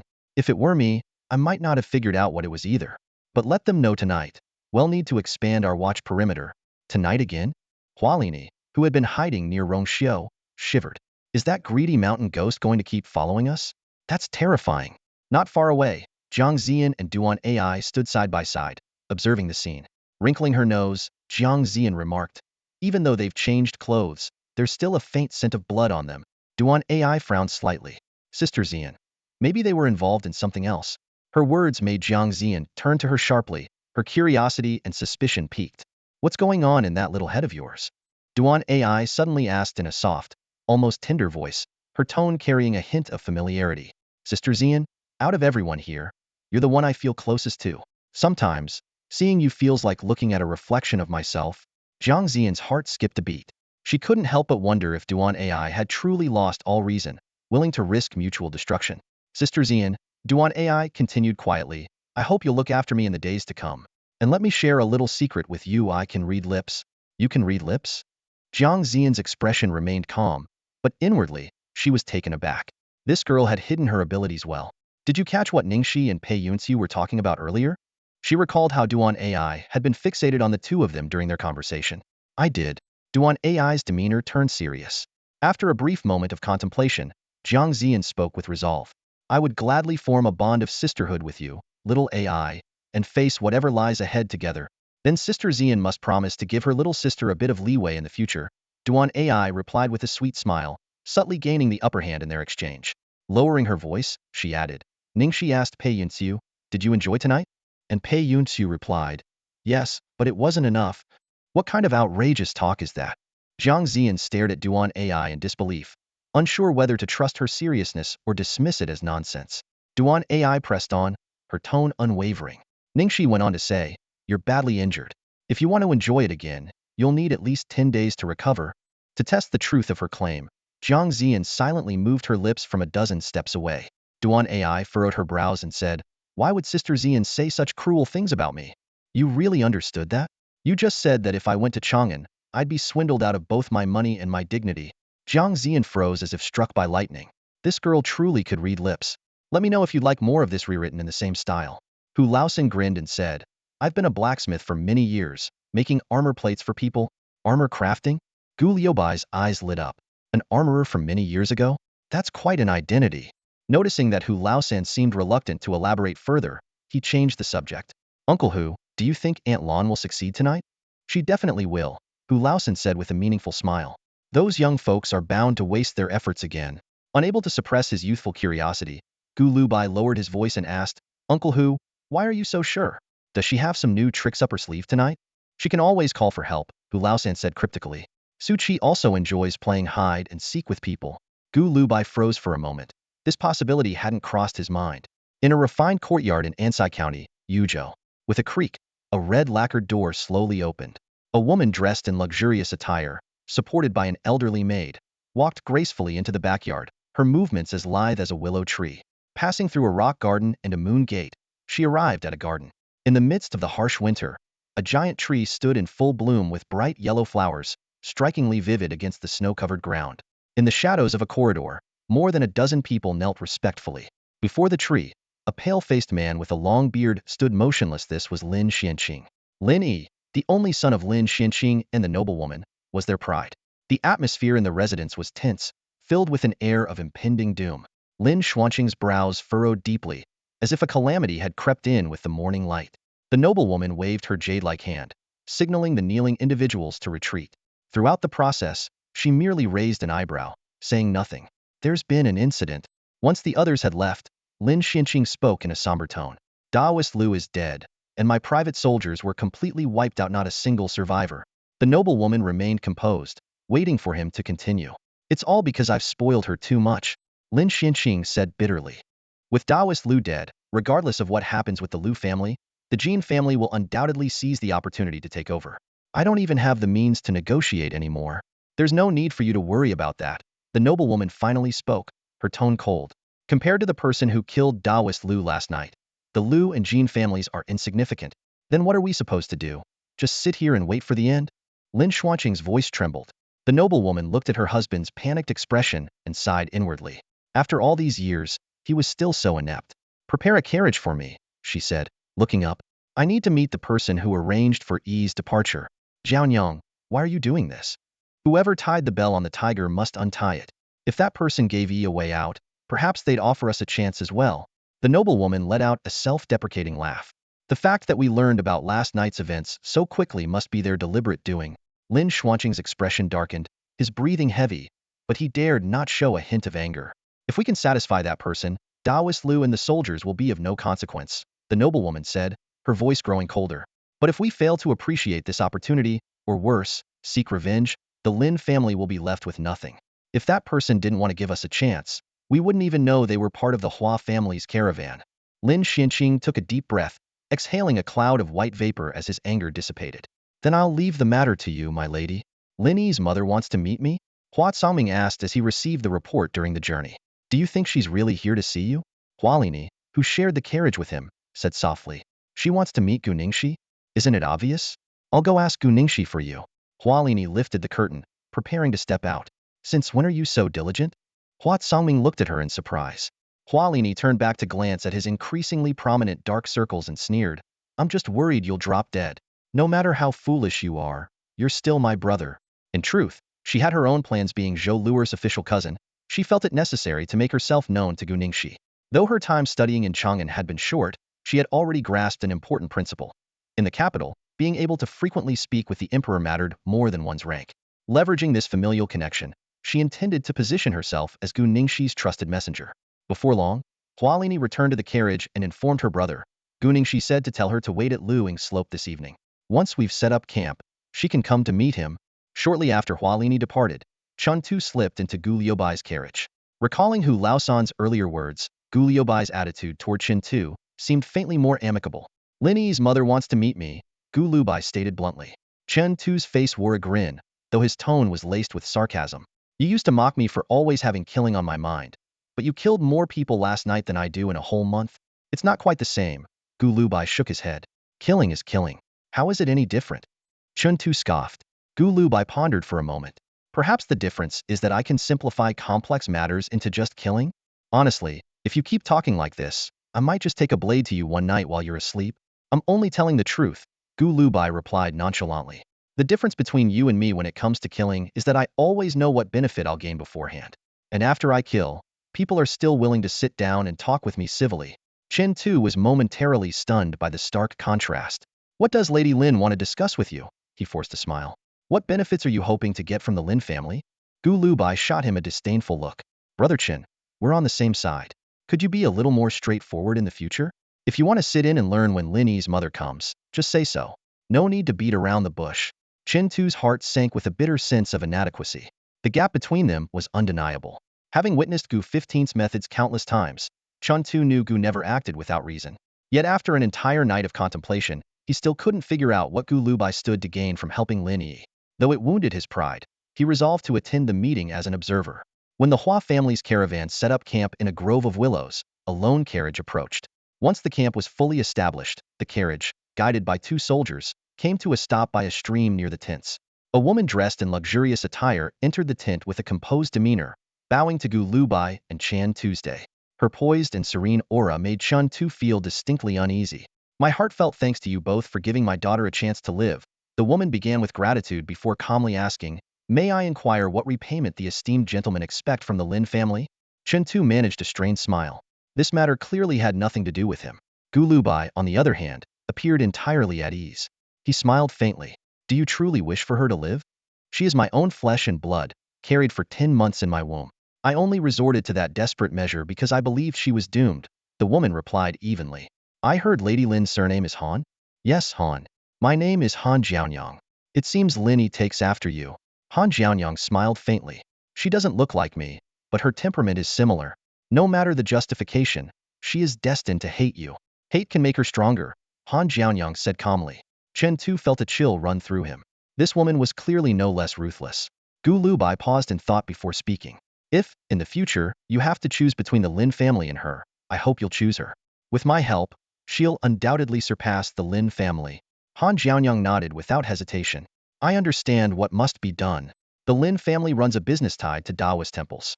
Securing a suitable Taoist registration shouldn't be difficult, correct? Han Jianyang hesitated briefly, clearly surprised by the request. A mere registration wouldn't meet your standards, I assume. Do you already have a plan in mind? Registration with Zongxing Palace would be ideal, with Baiyun Temple as the next best option. I'll do my best, she replied. If I leverage my Chang'an connections, I could gain entry to Zongxing Palace myself, but I prefer to avoid drawing attention. Your Lin family can handle this discreetly, though it will still require careful planning. Seeing Han Jianyang nod, Gu Lubai continued, there's no need to hide the news of Lu Doran's misfortune. Let the Jin family seize the opportunity to cause trouble. When the time comes, I'll have someone deal with them. As for the Jin family's incense and talisman business, I'll make sure someone takes it over. Han Jianyang felt a wave of relief, grateful for her decision. She bowed sincerely. I understand. After Han Jianyang left, Chun Tu sat in stunned silence. What exactly is a Taoist registration? It's like a Buddhist registration. It records which temple you're affiliated with, whose disciple you are, and your lineage, all officially recognized. Wandering monks or rogue Taoists don't have such credentials, so you're planning to become a proper Taoist in Chang'an? It's just an identity. Taoists aren't monks, Gu Lubai said with a smile. Is there a benefit to it? There might be in the future, but for now, it's unclear. And what was all that about the Jin family's business? Chin Tu's smile had unknowingly turned sycophantic. To put it simply, the Jin family and the Lin family are mortal enemies, competing in certain areas. If the Lin family falters, the Jin family will undoubtedly go for the kill. By helping the Lin family eliminate the Jin family, I can conveniently take over some of their business in Chang'an. With so many of us, settling down in Chang'an won't be easy. Not easy, my foot. Chin Tu almost knelt before Gu Lubai. First, you cripple the Lin family, then you wait for their enemies to strike, and finally, you take out their enemies while profiting from the aftermath. Is this how business is done? That's exactly how real business is done, Gu Lubai replied, glancing at Chin Tuesday most of the time. The things you want won't just conveniently fall into your lap. The Lin family's carriage rolled out of the camp, looking unremarkable on the outside and utterly ordinary within. Inside the carriage, an elderly woman rested, half asleep, her appearance giving no hint of anything unusual. However, after the carriage had traveled 2 or 3 miles, a sharp gleam suddenly flashed in her eyes, and a faint sound, like the purring of a wildcat, emerged from deep within her. Madam, what do you think? She asked softly. Han Jianyang's expression was grave. This person's schemes run deep. What he values most is merely the Taoist registry of the Zongxing Palace. The Taoist registry of Zongxing Palace? What's so special about it? The elderly woman asked, puzzled. Han Jianyang calmly explained. The Taoists of Luguantai played a pivotal role in founding the Tang dynasty, providing grain and supplies to support the emperor's uprising. After the Tang dynasty was established, the emperor granted land and funds, rebuilt the Taoist temple, and named it Zongxing Palace. The Taoists of Zongxing Palace were the first to be officially registered, making them the most senior among all Taoist temples in the Tang dynasty. But as far as I know, Buddhism is dominant in Chang'an now, and Taoism is out of favor, the elderly woman remarked. What use would a Taoist registry be to him? If I could figure that out, I wouldn't find him so frightening. Han Jianyang frowned slightly. After the Tang dynasty was founded, father and son were at odds, and brothers turned against each other. When Emperor Taizong ascended the throne, he naturally suppressed the forces loyal to Emperor Gaozu. Buddhism gained imperial favor and has since overshadowed Taoism. Taoism hasn't just fallen out of favor. Officials seeking advancement have trampled on Taoist temples to further their own ambitions. The higher the rank of Zongxing Palace, the more it has been exploited by officials. Over the past few decades, the temple has fallen into decay, with only a few Taoists barely holding on. The more Han Jianyang thought about it, the more perplexing it seemed. Poor families in the Chang'an and Luoyang regions avoid Zongxing Palace when seeking a livelihood, yet he wants to join its registry. Zongxing Palace hasn't accepted disciples in over a decade. Finding a discreet way to get him registered would indeed be challenging. The elderly woman narrowed her eyes. So, madam, you're saying that joining Zongxing Palace isn't the difficult part, it's that no one wants to join it now. Placing someone there suddenly would surely attract attention. Finding a reason that raises no suspicion is the real challenge. Joining Zongxing Palace is tantamount to cutting off one's path to officialdom, Han Jianyang said, taking a deep breath. Yet this person clearly knows about the Han family and sought me out for cooperation. as if he had already calculated my capabilities. Thankfully, I've seen through it. Otherwise, it would be the Lin family losing its foundation, not the Jin family. The elderly woman shuddered. Who is this person? Even the Hua family treats him as an honored guest, yet he's just a 15 or 16-year-old boy. Han Jianyang gave a self-deprecating laugh. And it seems this young man relies on his own abilities, not his family's influence. The elderly woman was shocked. Just a 15 or 16-year-old boy. With the Hua family's entourage returning to Yuzhou City, the city is bound to face major upheaval. Han Jianyang let out another self-mocking laugh. A dragon crossing the river. Our Lin family is just a small fish caught in its wake. As night fell, Chen Tu was once again feasting on mutton. The fat sheep slaughtered in the camp today had been sent by Jiang Ziyan's family. Looking at the mutton in the fruitwood bowl, Chen Tu suddenly realized that he seemed to be living the extravagant life of a high-ranking official in Chang'an. Judging by the competitive spirit among these noble youths eager to outdo each other in luxury, it seemed that the journey to Yuzhou would be filled with gourmet delicacies. After all, in Chang'an, even a fifth-rank official could only occasionally afford mutton as a treat. In his mind, the nobles of the Tang Empire were figures of immense power, capable of turning the tide with a single gesture. Today, the Lin family's matron had left him awestruck with her deep cunning. The way she could so decisively sacrifice even her own daughter was a level of ruthlessness he couldn't imagine achieving. Nobles were indeed a breed apart. And yet, Gu Lubai seemed to specialize in dealing with nobles. Could it be that I myself am one of them? As he mused, Yin Changshu and Qin Lan approached him with a wine jug in hand. Uncle Chun, let's have a toast together, the two youths said respectfully, handing him a jade-like agate cup. This life, Qian Tu muttered, taking a sip of the fine wine, feeling as though he was losing himself. Meanwhile, Hualini was gnawing on a piece of mutton with a ferocity that suggested she was imagining it to be Gu Lubai. The group following Gu Lubai appeared outwardly unremarkable, some old, some dull, some rustic, as if they were a makeshift theater troupe. Yet her instincts told her that none of them were ordinary. Rongxiu, however, couldn't understand Hualini's thoughts. Why must you figure out something that doesn't want to be figured out? Besides, if he were so easily understood, could he still be your destined man? If you have the energy, you'd be better off keeping an eye on that old willow tree. Under the old willow tree in the camp tonight, there was once again a sword and several money pouches placed. After much hesitation, she finally made up her mind and said, Lini, why don't we just sleep next to those money pouches and the sword? Are you out of your mind? Hualini's eyes widened in disbelief, the thought of cutting ties with Rongxiu flashing across her mind again. A ghost could trample all over your face, and you still wouldn't be scared? Of course, I'm scared, Rongxiu replied, her gaze gradually growing resolute. But I'm even more afraid of failing to fulfill what Brother Lang entrusted me with. Why don't you wait until he agrees to have 10 kids with you before you start saying such nonsense? Hualini sneered, her tone dripping with sarcasm. Rongxiu broke into a radiant smile. If that ever happens, I'd gladly stomp across a ghost's face myself. Meanwhile, Gu Lubai learned from Hu Laosan that Aunt Lan was exceptionally clever and might enlist Su Chi's help tonight. This revelation initially dampened his interest in the so-called ghost-catching game, but the enthusiasm among the young aristocrats was palpable and contagious. That was until Wei Yu approached him, seeking advice on safeguarding the sword and money pouch. Gu Liubai's attitude shifted instantly. He realized this was a prime opportunity for cultivation, a chance to sharpen their alertness under fatigue and enhance their adaptability. There are no specific taboos, Gu Lubai said with a faint smile. After all, we're not dealing with actual ghosts or gods, just elusive practitioners. Elusive practitioners? Wei Yu blinked, caught off guard. Gu Liubai's smile deepened.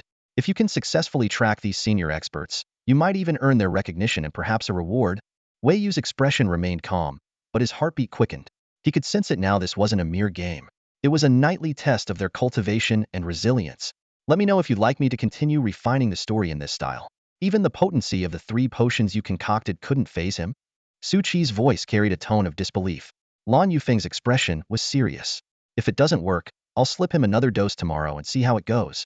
Let's try again tomorrow. Su Chi's voice gradually faded into the distance. As the night deepened, the bonfire around the old willow tree began to die down, its flames dwindling without anyone to add more wood. Soon, the ghostly lanterns hanging from the tree's branches extinguished one by one. In the darkness, Lan Yufeng's expression was focused. Her figure, ghost-like, moved closer to the old willow tree. The energy emanating from her feet scattered the lime and ash on the ground without leaving a trace. When she was 50 steps away from the old willow tree, she raised her right hand slightly. Transparent threads, as thin as hair, slithered out from her sleeve like snakes. Energy flowed through the threads, and as if guided by her gaze, they seemed to come alive. They deftly coiled around the treasured sword lying on the ground, lifting it effortlessly. With the threads pulling the sword, Lan Yufeng turned and walked away, the blade floating behind her. In the blink of an eye, both she and the sword vanished into the night.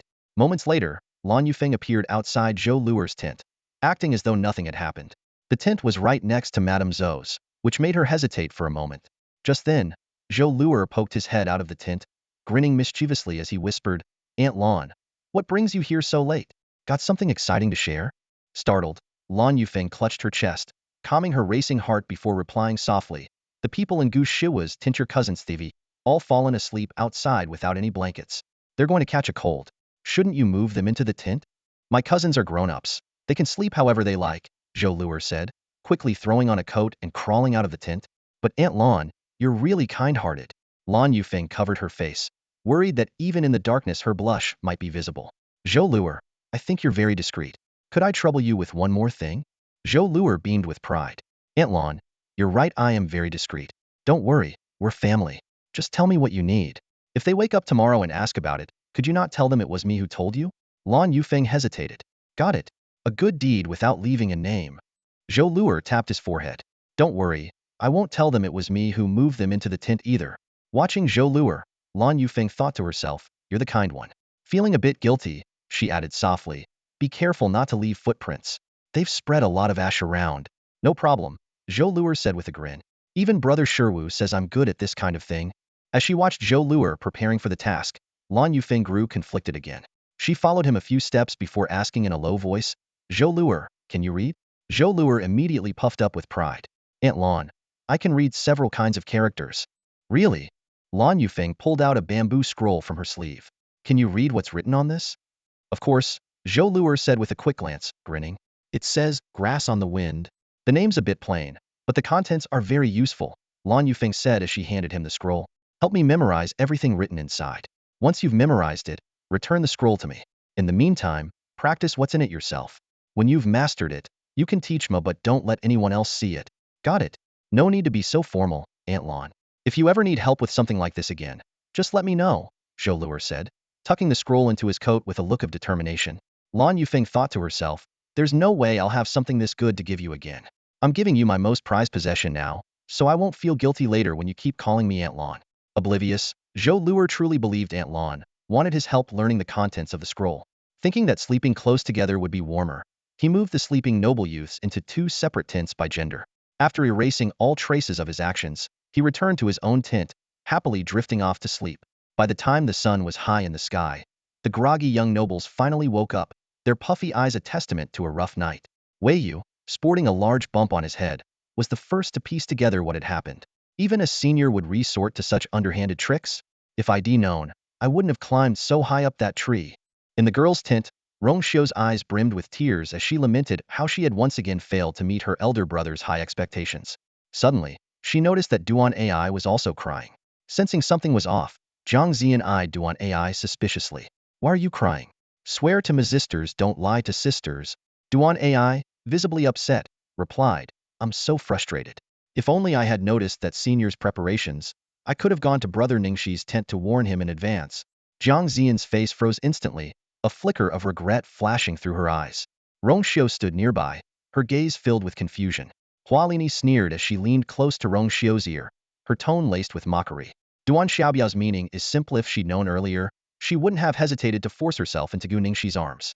If she were more cunning, she might have even taken the opportunity to trap him, keeping herself unscathed, and ultimately turning it into a done deal. Duan Ai was consumed with remorse, repeatedly blaming herself for missing the chance. She silently vowed to act with greater caution in the future. Yin Changsha was also lost in thought. The senior's actions last night were clearly a warning to us. If we can use underhanded tactics against him, then he can certainly repay us in kind. This isn't child's play, it's a genuine life-or-death struggle. If we fail to recognize this reality, once we're out of the family's protection, we might not even have the power to defend ourselves. Elsewhere, Zhou Luer had already retreated into his tent, munching on a flatbread as he studied Lan Yufeng's bamboo scroll. Although he was warm-hearted, his mind wasn't particularly sharp. It took him 5 or 6 reads to realize that the opening poem, Flying on the Grass, entwined with the spring breeze into a dreamland, light as a swallow dancing in the misty air, was followed by a technique for channeling inner energy into a graceful movement skill. Aunt Lon wants me to teach her, but I'm not a cultivator. I don't understand inner energy. What am I supposed to do? Zhou Luer stared at the meridian diagrams on the scroll, feeling stumped. He was all too familiar with these illustrations of human meridians. While ordinary people memorized them by rote, his frequent observations of his master's dissections had given him an intimate understanding of flesh and meridians. As he wrestled with his dilemma, a powerful and steady current of energy unknowingly surged within his dantian, flowing along the pathways depicted in the diagram. Suddenly, his legs sprang up, and a gust of wind seemed to rise beneath his feet, propelling him forward until he crashed into the tent with a loud thud. The impact jolted him into realization. No wonder cousin always asked me about breathing techniques. No wonder Liang Fengning and Guobeishi refused to teach me cultivation methods. Turns out, the breathing techniques my master taught me were inner energy techniques all along. The caravan set off again. In Shenyang entered Gu Liubai's carriage, and his expression immediately turned serious, knowing the next cultivation lesson was about to begin. Do you understand why I use a false sword? In Shenyang asked directly. Gu Liubai replied earnestly, I had some guesses on the way to the headless Bodhisattva temple. The frost sword gives an extreme sense of exhilaration, but its true essence should be surprise and deception, misleading perception. Close enough. In Shenyang said calmly. The two aren't mutually exclusive. Cultivators at the 8th grade are almost always capable of matching their intent with their sword where their mind goes. Their inner energy and sword energy follow instantly. This is the fundamental difference between a 7th grade swordsman and a great swordsman. Even if a great swordsman announces their move in advance, a 7th grade swordsman would struggle to counter the subtle timing differences. No matter how quick someone is, they can't be faster than their own thoughts. She continued, when cultivations are evenly matched, the outcome hinges on errors in judgment. You think I'm heading south, so you block south, but in truth, I go north. By the time you react, you're already too slow. I use the false sword not as a trick, but as a necessity for cultivation. I treat it as if it's the real strike, but in the moment of execution, before intent arises, the true sword moves. This way, the real frost sword becomes faster than thought. The sword moves before intent? Gu Lubai furrowed his brow. Through endless practice, the body's instinct, In Shenyang nodded. You must train to focus your intention on the false sword while your inner energy and movements align with the true frost sword. Only then can you master the frost sword. Even I haven't reached perfection yet. Gu Lubai suddenly understood when In Shenyang no longer needed the dazzling false sword. It would mark her perfect mastery. Your hand has healed faster than expected, likely due to your inner energy technique, In Shenyang remarked, glancing at Gu Liubai's injured hand with a calm expression. Starting today, I will teach you a sword technique. You must also begin practicing the false sword method to separate your intention from your sword. The official road stretching from Yumen Pass to Ganzhou and Liangzhou always grew eerily desolate during the snow season. The deep ruts left by cart wheels froze solid in the biting wind, forming uneven ridges of ice that made travel increasingly treacherous. While the number of merchant caravans dwindled, the route saw an unexpected uptick in the passage of officials and couriers. 3 carriages now crawled along the snow-laden road between Ganzhou and Liangzhou. The wind howled relentlessly, packing the crevices of the wheels with frosty debris. To one side, the Chilean mountains loomed, draped in a pristine cloak of white. Their stark majesty provided a rare solace to travelers braving the vast, desolate wilderness. Inside the middle carriage sat Sun Sishin, the middle-aged official who had previously met Xie Wan at Lutzao Post. As a 4th-ranking inspector dispatched from Chang'an, Sun, a man untrained in martial arts, was now hunched beneath layers of thick quilts, his face still pallid from the cold. Days of relentless travel, compounded by an unending stream of military intelligence reports, had etched a deep weariness into his eyes, which now glinted with a shadowy intensity. Clutched in his hand was a military report from 6 days prior, detailing the movements of the Turkic cavalry. The Turkic raiders had recently struck near Beilongdui, targeting a group of horse bandits. Sun Sishin, known for his sharp intellect and his ability to navigate the murky waters between Chang'an's elites and the border military, found himself confounded. He could not discern the strategic aim of the notorious Mad Dog Baimei and his Turkic forces. First, they had provoked the formidable Abbasids, slaughtering their encampment. Then, they turned their attention to the horse bandits near Beilongdui, a region second only to the haunted ruins of Lulan in its peril. Meanwhile, the Uyghurs remained poised to strike at any moment. To antagonize all sides and isolate themselves along the trade routes, what could possibly be their endgame? Frustrated and unable to make sense of it, Sun Sishin suddenly erupted in anger. It's all that bastard Xie Wan's fault, he spat. If not for Xie Wan's meddling at Mingbai Slope, the border forces' covert network would still be intact. Intelligence reports like this wouldn't be delayed by 3 days, let alone 6. And even then, what he held now was merely a vague summary, devoid of crucial details. Before he could stew further, calamity struck. The ice ahead of the lead carriage abruptly cracked open, and a gray rope whipped up with startling force, entangling the legs of the two horses pulling the cart.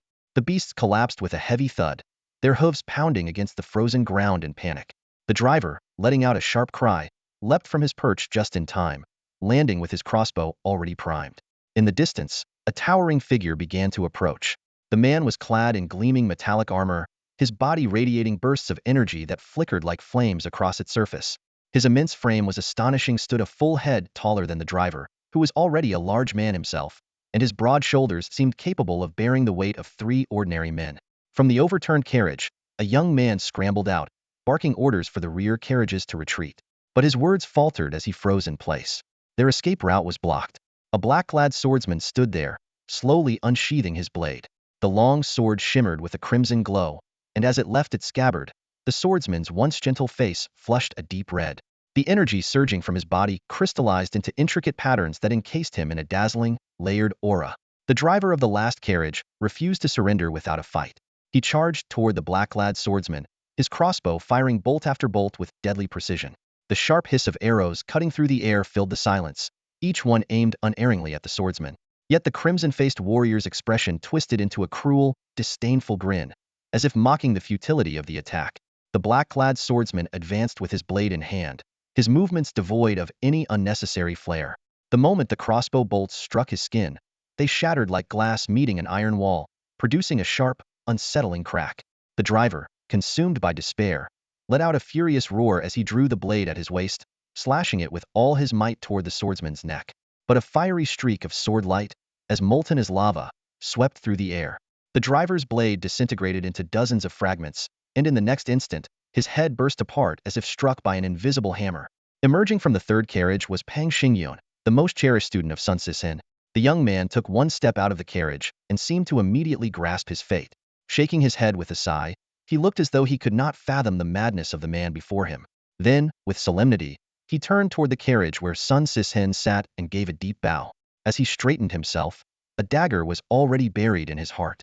The black-clad swordsman paused, momentarily taken aback by Pang Xingyun's resolute suicide. At that moment, Sun Sishen stepped out of his carriage. Witnessing the brutal death of his beloved disciple, his body trembled with fury. But when his gaze fell upon the familiar figure of Xie Wan, his rage erupted uncontrollably. "Xie Wan, how dare you commit such atrocities?" he bellowed. Xie Wan emerged slowly from behind a towering figure, flanked by 7 attendants clad in chilling black armor. Their presence exuded an icy menace, and even Xie Wan's expression seemed to take on a metallic hardness. "You spit in my soup, and you think you don't deserve to die for it?" Xie Wan said with a cold smile. "Death? You think I fear death?" Sun Sishen roared, spitting in Xie Wan's direction in defiance. "You insolent child! I'll wait for you in the afterlife." Xie Wan's smile faded as he replied with mocking calmness, "You might be waiting for quite a while. But don't worry, I'll send my brother to keep you company." "What?" Sun Sishen's roar came to an abrupt halt, disbelief written across his face. "You probably think I've already warned my brother about you, don't you?" Xie Wan said, relishing the shock on Sun Sishen's face.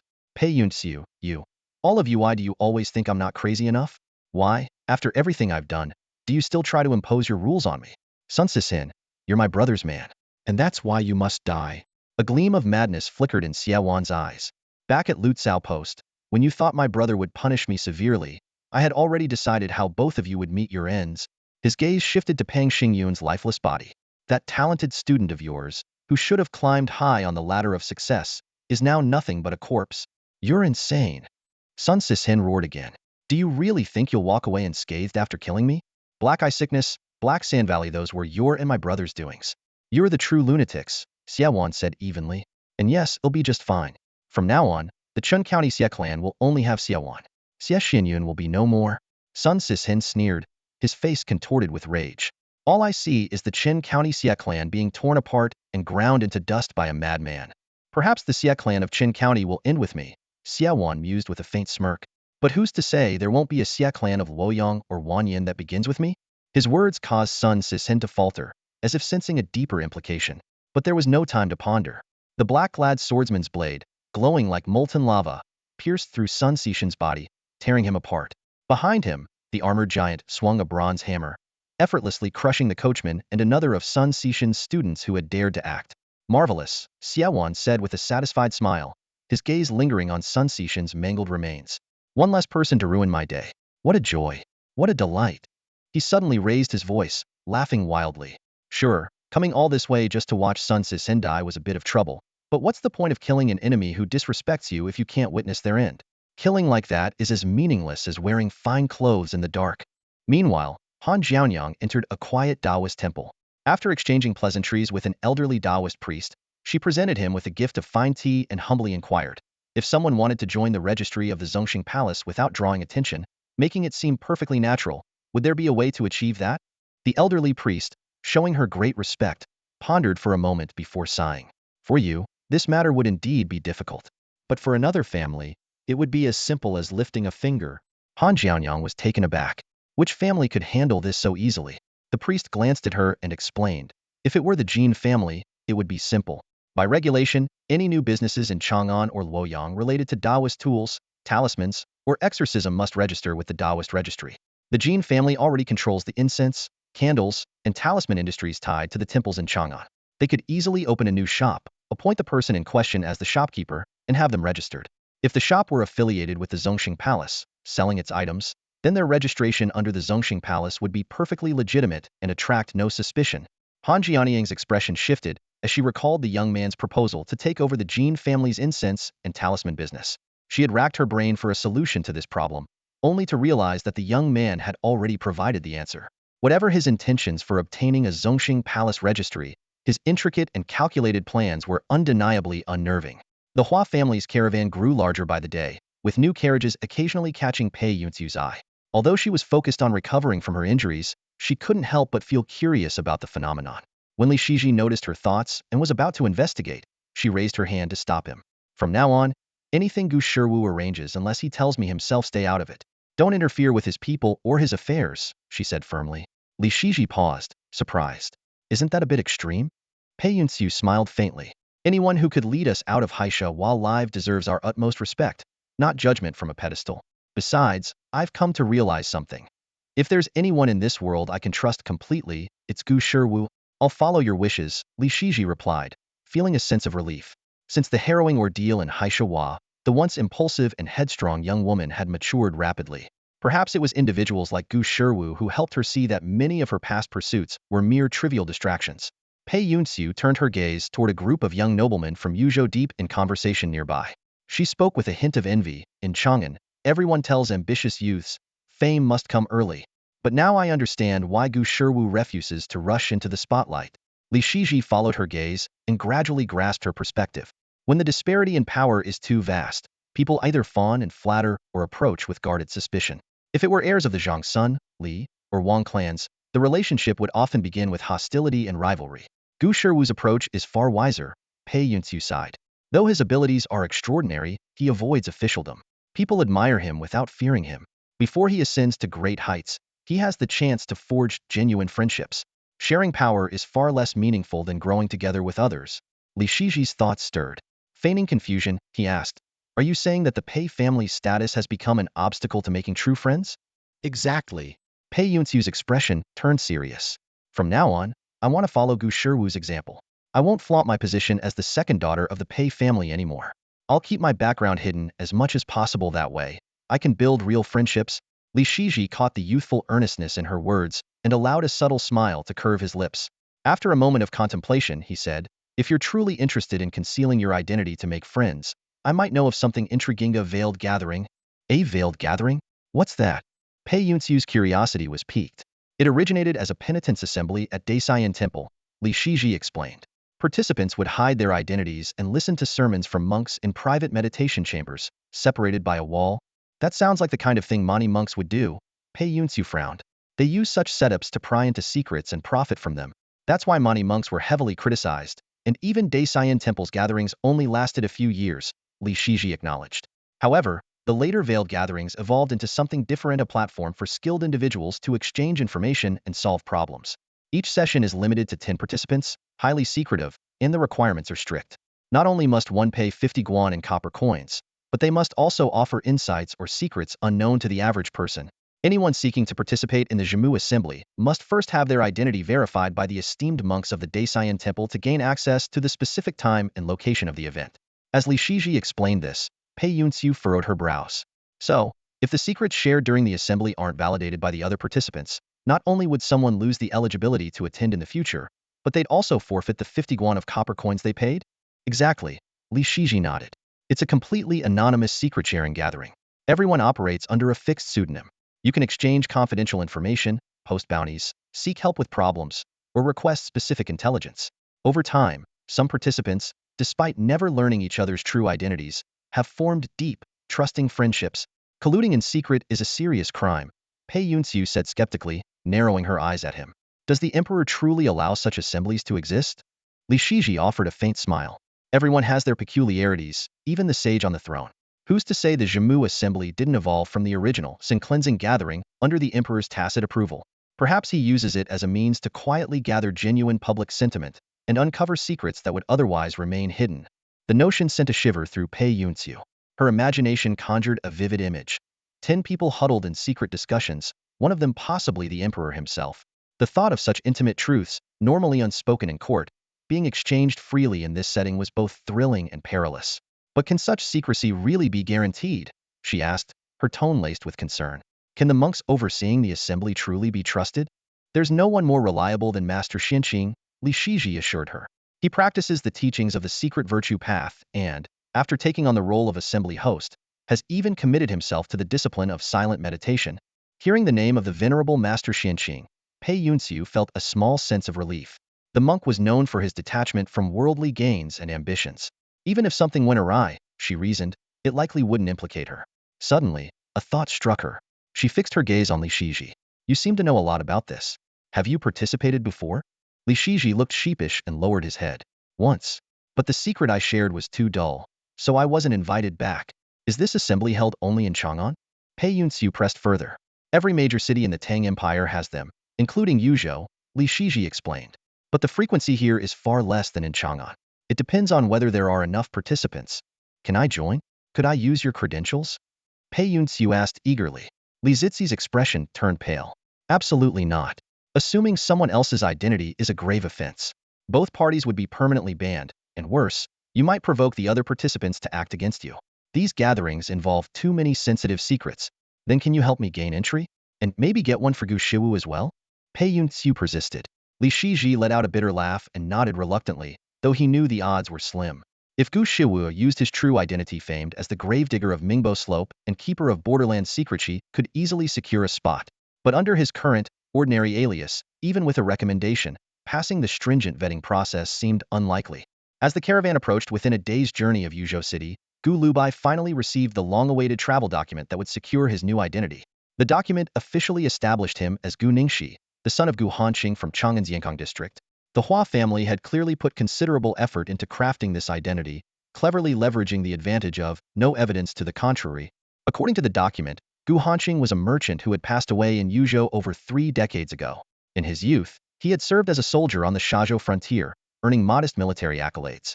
He had left behind 2 modest properties in Yingkang district and a dozen or so mu of farmland in Chang'an County. His wife, Chu Mengyu, hailed from a scholarly family, being the daughter of Chu Hanmei, a once renowned but now destitute poet from Yuzhou. This background was meticulously designed, respectable yet unremarkable. The father, though a merchant, bore the honor of military service, while the mother came from a reputable literary lineage. Hua Tsangming assured Gu Lubai privately that even if someone of influence attempted to investigate, they would find no flaws. The reason was simple. Gu Hanqing and Chu Mengyu had indeed had a son. However, the child's mother had died when he was 5, and the boy had been sent to the Hua family as a servant.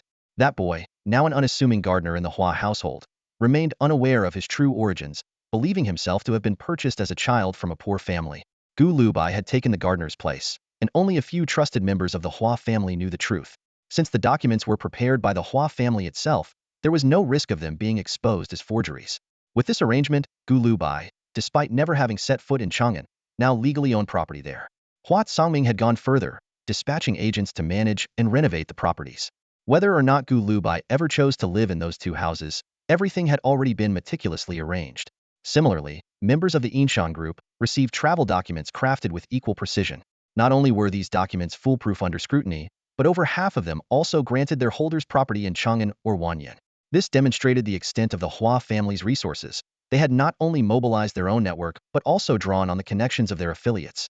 After all, securing unclaimed property in Chang'an or Wanyan, most of which had long been absorbed by local authorities, was no small feat. Gu Lubai silently approved of these arrangements, which finally allowed Hua Songming to breathe a sigh of relief and anticipate a well-earned, peaceful night's rest. As dusk fell and Yin Changshu and the others prepared for yet another round of cat-and-mouse with the elusive cultivator, Zhou Luer came bounding over to Gu Lubai, his face glowing with excitement as the latter admired the sunset. 15th brother, I've discovered a secret, Zhou Luer announced enthusiastically. After ensuring no one else was around, he leaned in and whispered, I've realized I'm a cultivator too. No wonder Liang Fengning wouldn't teach me any techniques. It turns out the breathing exercises my master taught me are actually a method for cultivating inner energy. Gu Lubai shook his head in exasperation. Zhou Luer, you're about 8 or 9 years late to this revelation. Zhou Luer, undeterred by the subtle jab, only grew more excited, pleased to have his suspicions confirmed. 15th brother, does that mean I'm powerful as a cultivator? Gu Lubai's expression suddenly turned serious. Zhou Luer, do you know why my mother didn't want you to realize you were a cultivator? Your mother's thoughts are hard for even you to figure out. How could I, with my donkey brain, understand? Zhou Luer replied candidly. You were born with a frail constitution, lacking natural vitality. Without cultivating the old lama's inner energy techniques, you wouldn't have survived. That's why my mother went to great lengths to send you to him, Gu Lubai explained solemnly. But you know as well as I do that my mother sees you as someone without malice, yet too naive, believing everyone to be trustworthy. If people found out you were a cultivator, anyone who saw you as a threat could easily take your life. That's impossible. With you and He Huolua watching over me, who would dare harm me? Zhou Luer protested indignantly. We can't protect you every moment of every day, Gu Lubai retorted coldly, cutting off Zhou Luer's objections. Mark my words. When you were born, a powerful monk foretold your destiny, saying you were fated never to learn combat techniques. If you did, your life would be cut short, and no amount of protection could save you. So your self-taught stone-throwing skills are strictly for saving lives, not for fighting. Don't think of yourself as a cultivator, and don't even entertain the idea of engaging in combat. Not all cultivators are the same, Gu Lubai said earnestly to Zhola. You cultivate to stay alive, not to fight and kill. Fighting and killing, that's our job. Zhola grinned and nodded, but immediately his eyes lit up with a new thought. But learning how to run fast shouldn't be a problem, right? Run fast? Gu Lubai looked at him, puzzled. Aren't you already fast enough on your feet? I've learned something even better, Zhola said excitedly. Your mother said it's the best lightfoot technique ever. The ones my master taught me before? Compared to this, they're just brisk walking. Gu Lubai was taken aback. Where did you learn it? Aunt Lan gave me a bamboo scroll, Zhola said smugly, pulling it out. It's called grass skimming steps. She said she couldn't make sense of it, and wanted me to learn it so I could teach her. I studied it for ages, but I finally figured it out, Gu Lubai immediately said. Let me see what Aunt Lan gave you. Zhola hesitated. 15th brother, shouldn't we ask Aunt Lan first? It's her scroll after all. Am I an outsider? Gu Lubai said with exasperation. How can I tell if your donkey brain interpretation is right or not unless I take a look? What if you end up teaching Aunt Lan the wrong thing? Good point, Zhola said, handing over the bamboo scroll without another thought. Elsewhere in the camp, Su Qi, who had been playing hide and seek with the others, caught sight of this exchange. Watching Gu Lubai's confidence in tricking Zhola, he couldn't help but feel speechless. Gu Lubai unfurled the bamboo scroll, and his expression immediately changed. This wasn't some ordinary grass skimming steps. Technikite was an extraordinary lightfoot skill on par with the Songlong sword sect's renowned treading waves, flying snow. To put it into perspective, the treading waves, flying snow technique taught to him by Guobeishi ranked among the top 5 movement arts in Chang'an's cultivation circles. While Gu Lubai was still in shock, studying the scroll intently, Lan Yufeng, washing her face with clear water nearby, heard Su Qi's voice transmitting through spiritual energy. You've been cheated. Gu Lubai's tricking Zhola into giving him your bamboo scroll, and is learning from it. Oh, that's fine, Lan Yufeng replied softly, a hint of amusement in her voice. The thought of sneaking off to steal something else tonight made her lips curl into a playful smile. Su Qi suddenly realized Lan Yufeng had intended for Gu Lubai to see the scroll all along. It seemed that in recent days, not only had Gu Lubai managed to win over Pei Yunka's heart, but even Aunt Lan was evidently very pleased with him. As Gu Lubai followed the instructions on the scroll, circulating his inner energy, he immediately felt the extraordinary nature of the technique. The flow of his qi seemed to draw in the light and nimble energy of the surrounding world, making his body feel weightless. His feet lifted silently about a foot off the ground, with not even the faintest sound of chi activation. Incredible! Gu Lubai marveled inwardly. No wonder Aunt Lon is so elusive when she steals things. 15th brother. Why are you floating? Jola asked, scratching his head in confusion. Gu Lubai landed lightly. Doesn't this technique make you float? No, Jola said, ruffling his hair as he thought. When I use it, I just bounce forward like boing boing. Gu Lubai glanced at Zhou Luer and immediately understood why his inner energy was unstable. The technique taught by the old Lama was indeed more forceful and powerful than ordinary methods, making it naturally harder to control. Practice slowly, Gu Lubai advised. When you can move as gracefully as I do, then you can teach Aunt Lon. Memorize the contents on the bamboo slips and return them to her afterward. Remember, don't share this method with anyone except Aunt Lon. Got it. Zhou Luer chirped happily, clutching the bamboo slips as he ran off to find Lan Yufeng. At that moment, two people were already standing in front of Lan Yufeng. Jiang Zian and Duan Ai respectfully greeted her. Duan Ai asked softly, Senior, was it you who took those items the past 2 nights? Lan Yufeng's eyes widened, and her face turned bright red. You. The two young women exchanged glances, both shocked it turned out this seemingly ordinary woman was the one. It wasn't me, Lan Yufeng denied hurriedly. No need to deny it, Senior, Jiang Zian said with a smile. We have solid evidence, known only to us. How do you know? What evidence? Lan Yufeng stammered nervously. Senior, your belongings are a bit unique. Lan Yufeng was so embarrassed she couldn't lift her head. Duan Ai patted her chest, promising to keep the secret, and the two quickly left. Those two girls are really sharp, Lan Yufeng muttered, overwhelmed with shame. Before long, Zhou Luer came skipping over, and Chen Tu arrived as well. Lan Yufeng, did those two girls trick you? Chen Tu asked. Trick me? Lan Yufeng exclaimed. Did they tell you that it was you who took the items the past 2 nights as well? Seeing her expression, Chen Tu immediately understood. Aside from Pei Yunxiu, they've questioned all of us. Looks like you really fell for their trick. They even said they had solid evidence, claiming my belongings were especially Lan Yufeng trailed off. Zhou Luer burst into laughter. Aunt Lan, you were totally fooled. Whose belongings are completely identical anyway? Lan Yufeng was at a loss for words. Chen Tu rubbed his temples, realizing that any impression of his own cleverness likely came from being around these people. Meanwhile, the two young women fled back to their tent like startled rabbits. That was terrifying. Jiang Zian gasped, her face pale and her heart racing. Senior values her pride above all else, Duan Ai said nervously. If she realizes we tricked her, she might come after us. Little did they know, Lan Yufeng was pondering something else entirely. Gu Lubai had once said that if these young aristocrats managed to catch her slip up, she should reward them. But what kind of reward would be fitting for these two sharp-witted girls? Suddenly, her eyes lit up. Zhou Luer, could you do Aunt Lon another favor? Of course, Aunt Lon. Just tell me what you need. Go find those two girls from earlier. Zhou Luer quickly tracked down the still-tridden pair and discreetly pulled a coarse cloth bundle from his sleeve. Aunt Lon asked me to give this to you. What is it? The two girls' eyes sparkled with curiosity. Aunt Lon didn't say, but it's definitely something good. She also wants you to act as her insiders. Insiders? The two girls exchanged a knowing look. Does she want us to help misdirect attention so she can pull off her moves? Aunt Lon said you're smart and would understand. Zhou Luer replied with a grin. She also said not to feel bad about it. Making it harder for them is all part of their training. Duan Ai's guilt vanished instantly after hearing Zhou Luer's words. Zhou Luer, you must never tell anyone about this, Jiang Zian said firmly, her eyes narrowing as she scrutinized Zhou Luer's slightly flippant expression. Don't worry, Aunt Lon already gave me clear instructions, Zhou Luer replied earnestly. She specifically said that only the two of you are allowed to see this, and after you're done, it must be returned to her. The two young girls nodded in agreement.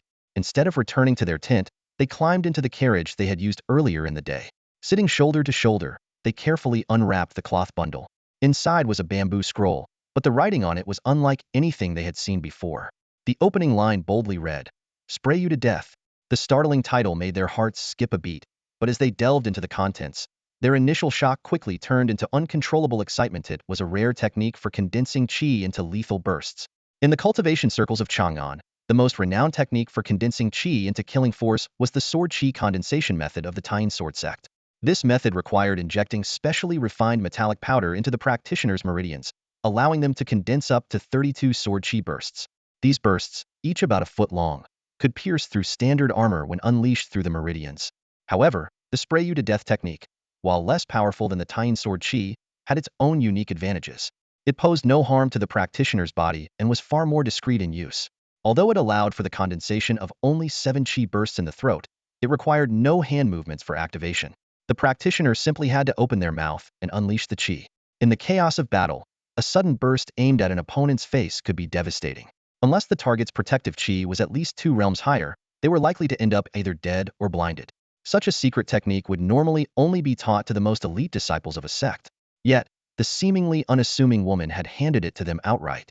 The two girls carefully memorized every word, repeatedly analyzing its meaning. After running their chi through the prescribed method, they confirmed that it was indeed a genuine technique. Jiang Ziyan spat toward the carriage's curtain. A nearly invisible blade of chi struck the fabric, producing a faint pop. Achu! Duan Ai followed suit.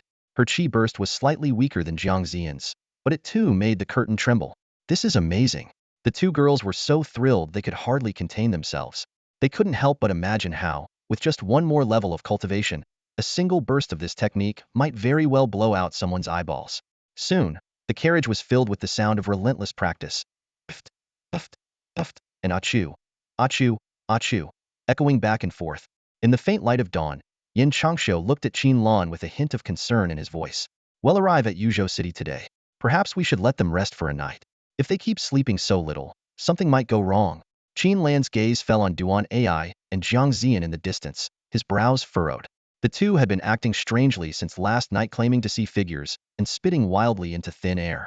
At this moment, they began another bizarre display, puffing out their cheeks as if preparing to spit at something invisible ahead. Lini Rongxiu whispered to Hualini, "We'll reach Yuzhou City today, but something doesn't feel right. It's not just those two. I noticed something odd about Bin Longxiang too."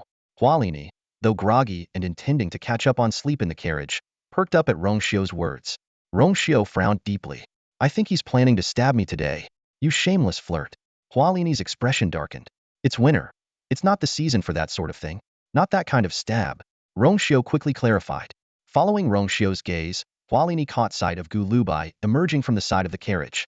A chill ran down her spine. Gu Lubai's eyes did look unusual today, as if he was calculating where exactly to strike with his sword. "Are you using them for sword practice?" In Xiniang's voice suddenly came from beside Gu Lubai. "Yes," Gu Lubai replied with a cheerful smile. "Practicing swords is exhausting. I can't just let them laze around." His left hand had only recently recovered, and In Shenyang had begun teaching him the Frost Sword's illusionary techniques. This martial art, called the Seven Void Swords, required not only precise control of inner energy and swordsmanship, but also intense mental focus, making it incredibly taxing. On top of that, he had recently learned Lightfoot techniques from Lan Yi, which made his training even more grueling. In Shenyang, however, saw this as a good thing. To her, Gu Lubai was cleverly using this as an opportunity to train the young heirs of Yu's noble families. By leveraging Lan Yufeng's methods, he was honing their perseverance, focus, and vigilance while simultaneously teaching them how to set ambushes and traps in real combat situations. This kind of sword training, where they constantly felt the pressure of incoming sword energy, would greatly enhance their reflexes and adaptability in battle. The reality, however, was far simpler. Gu Lubai was simply being mischievous. Since his own training was hard work, he wasn't about to let these privileged youth relax. "How much of the 7 void swords have you mastered?" In Shenyang asked seriously. Gu Lubai frowned slightly. "I've memorized the techniques and the energy flow, but it's still tricky to execute. I can barely manage the 3rd sword." "That's better than I was at your age," In Shenyang said gravely. "Really? How long did it take you to master the 3rd sword?" Gu Lubai asked, curious. In Shenyang hesitated for a moment. "It took me 2 nights to master the 1st sword." With that, she turned and walked away. After taking about 10 steps and realizing Gu Lubai wasn't pressing her for more details, she breathed a sigh of relief. Her response had been carefully calculated. Claiming to master 3 swords in one night would be an outrageous display of talent. In truth, when she first obtained the 7 Void Swords manual, it had taken her 2 nights to learn the 1st sword, half a month for the 2nd, and a full 2 months for the 3rd. If she had confessed the whole truth, she feared this prodigy might mock her endlessly. Gu Lubai's attention had already shifted elsewhere. With his keen observational skills, he quickly discerned that Jiang Ziyan and Duan Ai's strange behavior wasn't due to possession, but rather the practice of some kind of inner energy technique. "Zhou Luer, come here," he called out to Zhou Luer, who had just emerged from the tent. "What is it, Brother 15? Zhou Luer approached eagerly. Gu Lubai gave him a meaningful look. "Do you have any idea what's going on with those two?" Zhou Luer sidled up to Gu Lubai with a cheeky grin, lowering his voice as he said, "15th brother, I think I've figured it out. It must be because of what Aunt Lan gave them yesterday. Could it be that whatever she gave them is some kind of argument-provoking thingamajig?" Gu Lubai was taken aback, frowning slightly. Did they find out that Aunt Lan is the one who's been stealing things? I heard it from Chun too, Zhou Luer whispered. They've been going around tricking people, and it seems like they managed to trick Aunt Lan into revealing herself, tricking honest folks? Gu Lubai was dumbfounded, never expecting those two young girls to have such a cunning side. After a moment of contemplation, he asked, "Did you see what Aunt Lan gave them?" "It was something wrapped in cloth looked like bamboo scrolls," Zhou Luer said with a grin. "She had me deliver it to them, but I didn't open it." Gu Lubai's expression turned serious. "Next time Aunt Lan gives you something, bring it to me first." "All right." Zhou Luer agreed obediently, then asked, "Why?" "I need to check if it's safe for them," Gu Lubai said disdainfully. "What if they mess around with it and end up going down the wrong path? That could be dangerous. Look at the way they're acting now, don't you think something's off?" Zhou Luer glanced over at Jiang Ziyan and Duan Ai, nodding repeatedly. "Definitely off. We'll go take a look," Gu Lubai said with a resigned expression, as though he were cleaning up yet another mess for Zhou Luer. "Brother Ningxi." As Gu Lubai approached, the two girls' eyes lit up with an unusual sparkle. Gu Lubai was still pondering how to phrase his words when Duan Ai softly spoke first. "We've already memorized what Aunt Lan gave us. We were just about to return it to her." "Oh, no need to go out of your way," Gu Lubai said, barely suppressing a smile as he kept a straight face. "Just give it to me." The two scheming girls didn't even realize they were being out-schemed. Jiang Ziyan pulled the bamboo scroll from her sleeve and handed it to Gu Lubai with a sweet smile.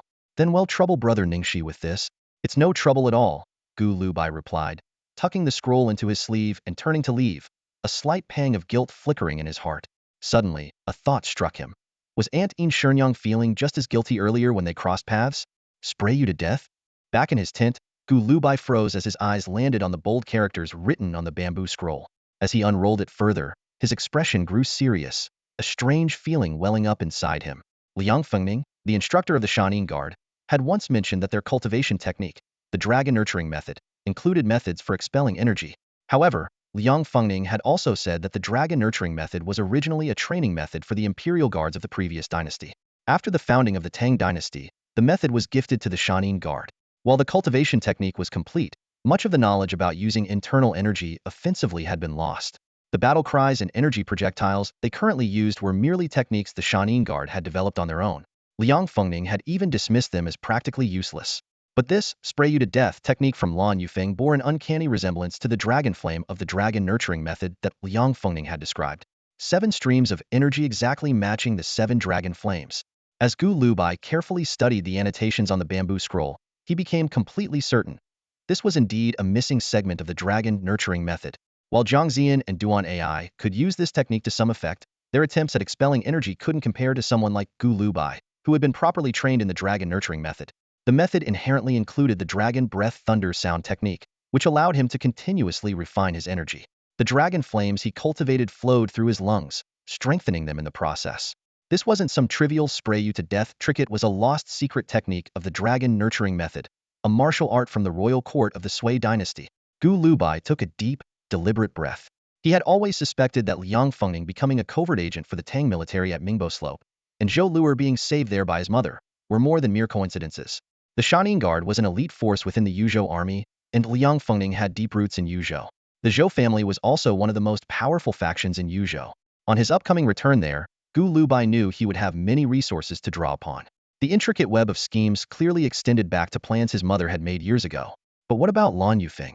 Was she also part of this grand design? His mother used to say that the truly formidable people in this world weren't those who could predict 10 or 20 moves ahead in a game of chess, they were the ones who had already played out the entire game in their minds.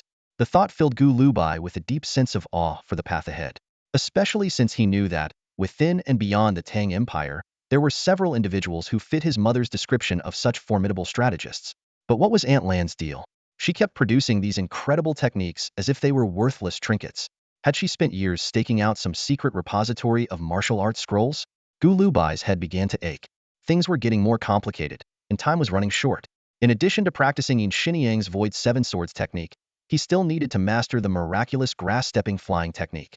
And now, he had to make time for this dragon flame skill as well? Ugh, this is so annoying. The cumbersome caravan reached Yuzhou City at the hour of Shan. The city walls were cloaked in thick layers of ice and snow. Armored soldiers, gripping long spears, cast cold, scrutinizing gazes down at the passers-by below. 15th brother, these walls aren't that tall, Zhola said with disappointment. He had heard grand tales of the Tang Empire's mighty cities while beyond the frontier, imagining walls that pierced the heavens like the Tian Shan Mountains. Yet before him, the walls of Yuzhou seemed no taller than the small burial mound visible in the distance. After studying them closely, he remarked to Gu Lubai, 15th brother, I think I could climb over them even while carrying a corpse. Several soldiers awaiting their shift overheard this and chuckled. You really think you're some kind of monkey? One snorted. This scrawny kid does look like a monkey, though. Good at bragging, too. Why climb when you can just walk through the gate? Gu Lubai paid no attention to Zhola's antics. His thoughts drifted into the city, wondered if the old tavern Liang Fengning used to frequent was still there, or if the ancient promissory note from Guobeishi could still be cashed at the moneylenders. He silently recalled the past. When Liang Fengning left, the military governor of Yuzhou was Ouyang Zhucheng. The following year, Ouyang was assassinated, and Pei Huizhong took over. 3 years later, Pei was reassigned to Baiting, and Hua Huixian has held the position since. In those days, the Shanin Guard was a formidable force, with more than half of its veterans hailing from Chang'an. Not only had they mastered imperial qi techniques, but many possessed secret skills, and the unit even had over 20 sets of mystical armor. However, after Pei Weizhong's departure, the elite forces were scattered, with top talents absorbed by frontier army leaders. Although the Shanin Guard remained an elite unit, it was a shadow of its former self. The dramatic changes of the past 4 years and the transition between 2 military governors were all tied to Liang Fengning, warranting deeper investigation. Zhola's attention shifted toward the city gate. Compared to the frontier forts, the gate here was far deeper, with an unending stream of carriages passing through, as if being swallowed by some colossal beast. Hua Tsangming stood at the gate, conversing with a city gate officer. The officer spoke with concern. General Hua, the number of detainees must be recorded properly. If the count doesn't match when they're delivered to the city barracks, it'll cause trouble. Although Gu Lubai and his group carried official travel permits, the individuals from the headless Bodhisattva temple were only allowed entry as detainees. Yet they bore no bindings or marks of punishment, making the situation obviously unusual. Rest assured, the number of detainees will be accounted for. In half a month, not one will be missing when they're sent to prison, Hua Tsangming assured, though he himself wasn't confident. He had no idea how Gu Lubai planned to find replacements within the city. The city gate officer, seeing the situation, was happy to turn a blind eye, especially upon noticing the many scions of noble families in the caravan. When Gu Lubai inquired about local establishments, the officer eagerly provided 2 detailed leather maps. They were annotated with practical information: which mansions to avoid, the best times to visit for potential rewards, which taverns served poor quality drinks, which alleys had the best girls, and even a breakdown of Flower Street's prices. After scanning the maps, Gu Lubai sincerely remarked, Your Yuzhou soldiers seem to know how to live well. Hua Tsangming replied honestly, Yes, the military pay isn't much, so we have to make do. Brother Ningxi, if you're unfamiliar with Yuzhou, how about letting us show you around the city tonight? Yin Changsho eagerly offered. We know some fun places to visit. I have urgent matters to attend to. Just lend me a carriage, and I'll manage. Gu Lubai politely declined. Hua Tsangming wasted no time in ordering the gate guards to bring over a patrol carriage used by city officials. After all, the strict curfews in Yuzhou made it unwise to wander the streets at night without proper authorization, as it could lead to unnecessary trouble. This carriage bore a distinct emblem, and with his proper connections, Gu Lubai could now move freely, even at night. After confirming the inn where the group would be staying that evening, Gu Lubai instructed He Huolua to steer the carriage toward a location marked on the map. Pei Yunxiu watched as Gu Lubai's carriage disappeared into the distance, her heart seething with anger. She cursed under her breath several times, that scoundrel. Then, turning abruptly to Li Shiji, she declared, Li Shiji, I've changed my mind.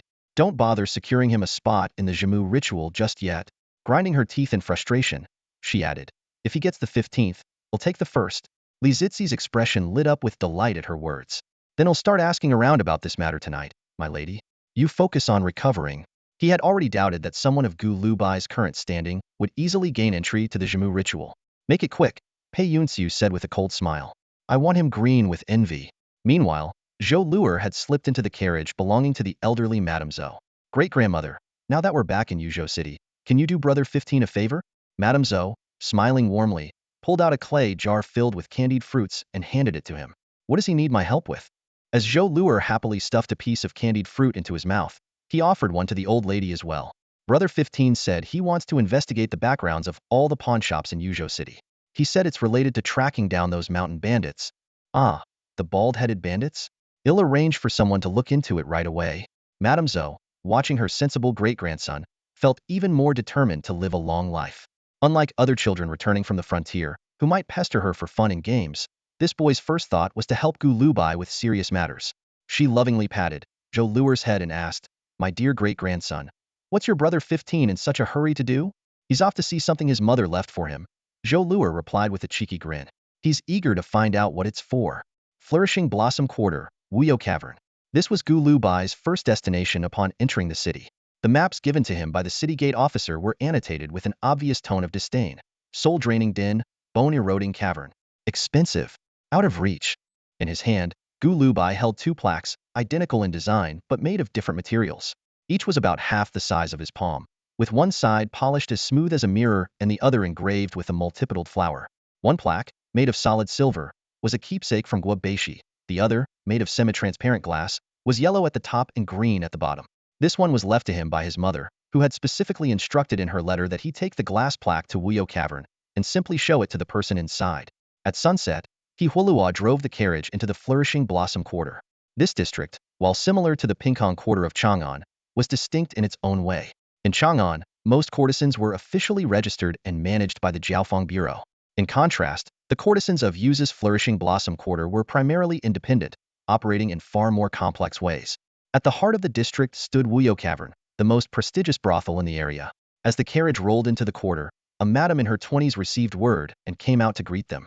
Though her features were ordinary, her skin was as smooth as jade, and the way her eyes sparkled when she smiled made her exceptionally captivating.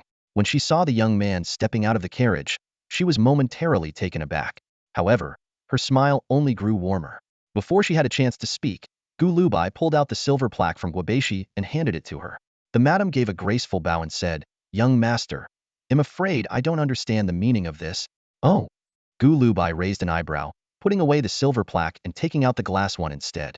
"What about this?" The madam's smile faded, replaced by a serious expression. She bowed deeply. "It seems the master of the house has arrived." Gu Lubai froze for a moment, stunned. Could it be that his mother had once belonged to this place? That's all for today. Thank you so much for watching. I hope you guys enjoyed. If you wish to have another part of this recap, please give us at least 1,000 likes. Please don't forget to comment and subscribe to our channel for more content like this. Until next time.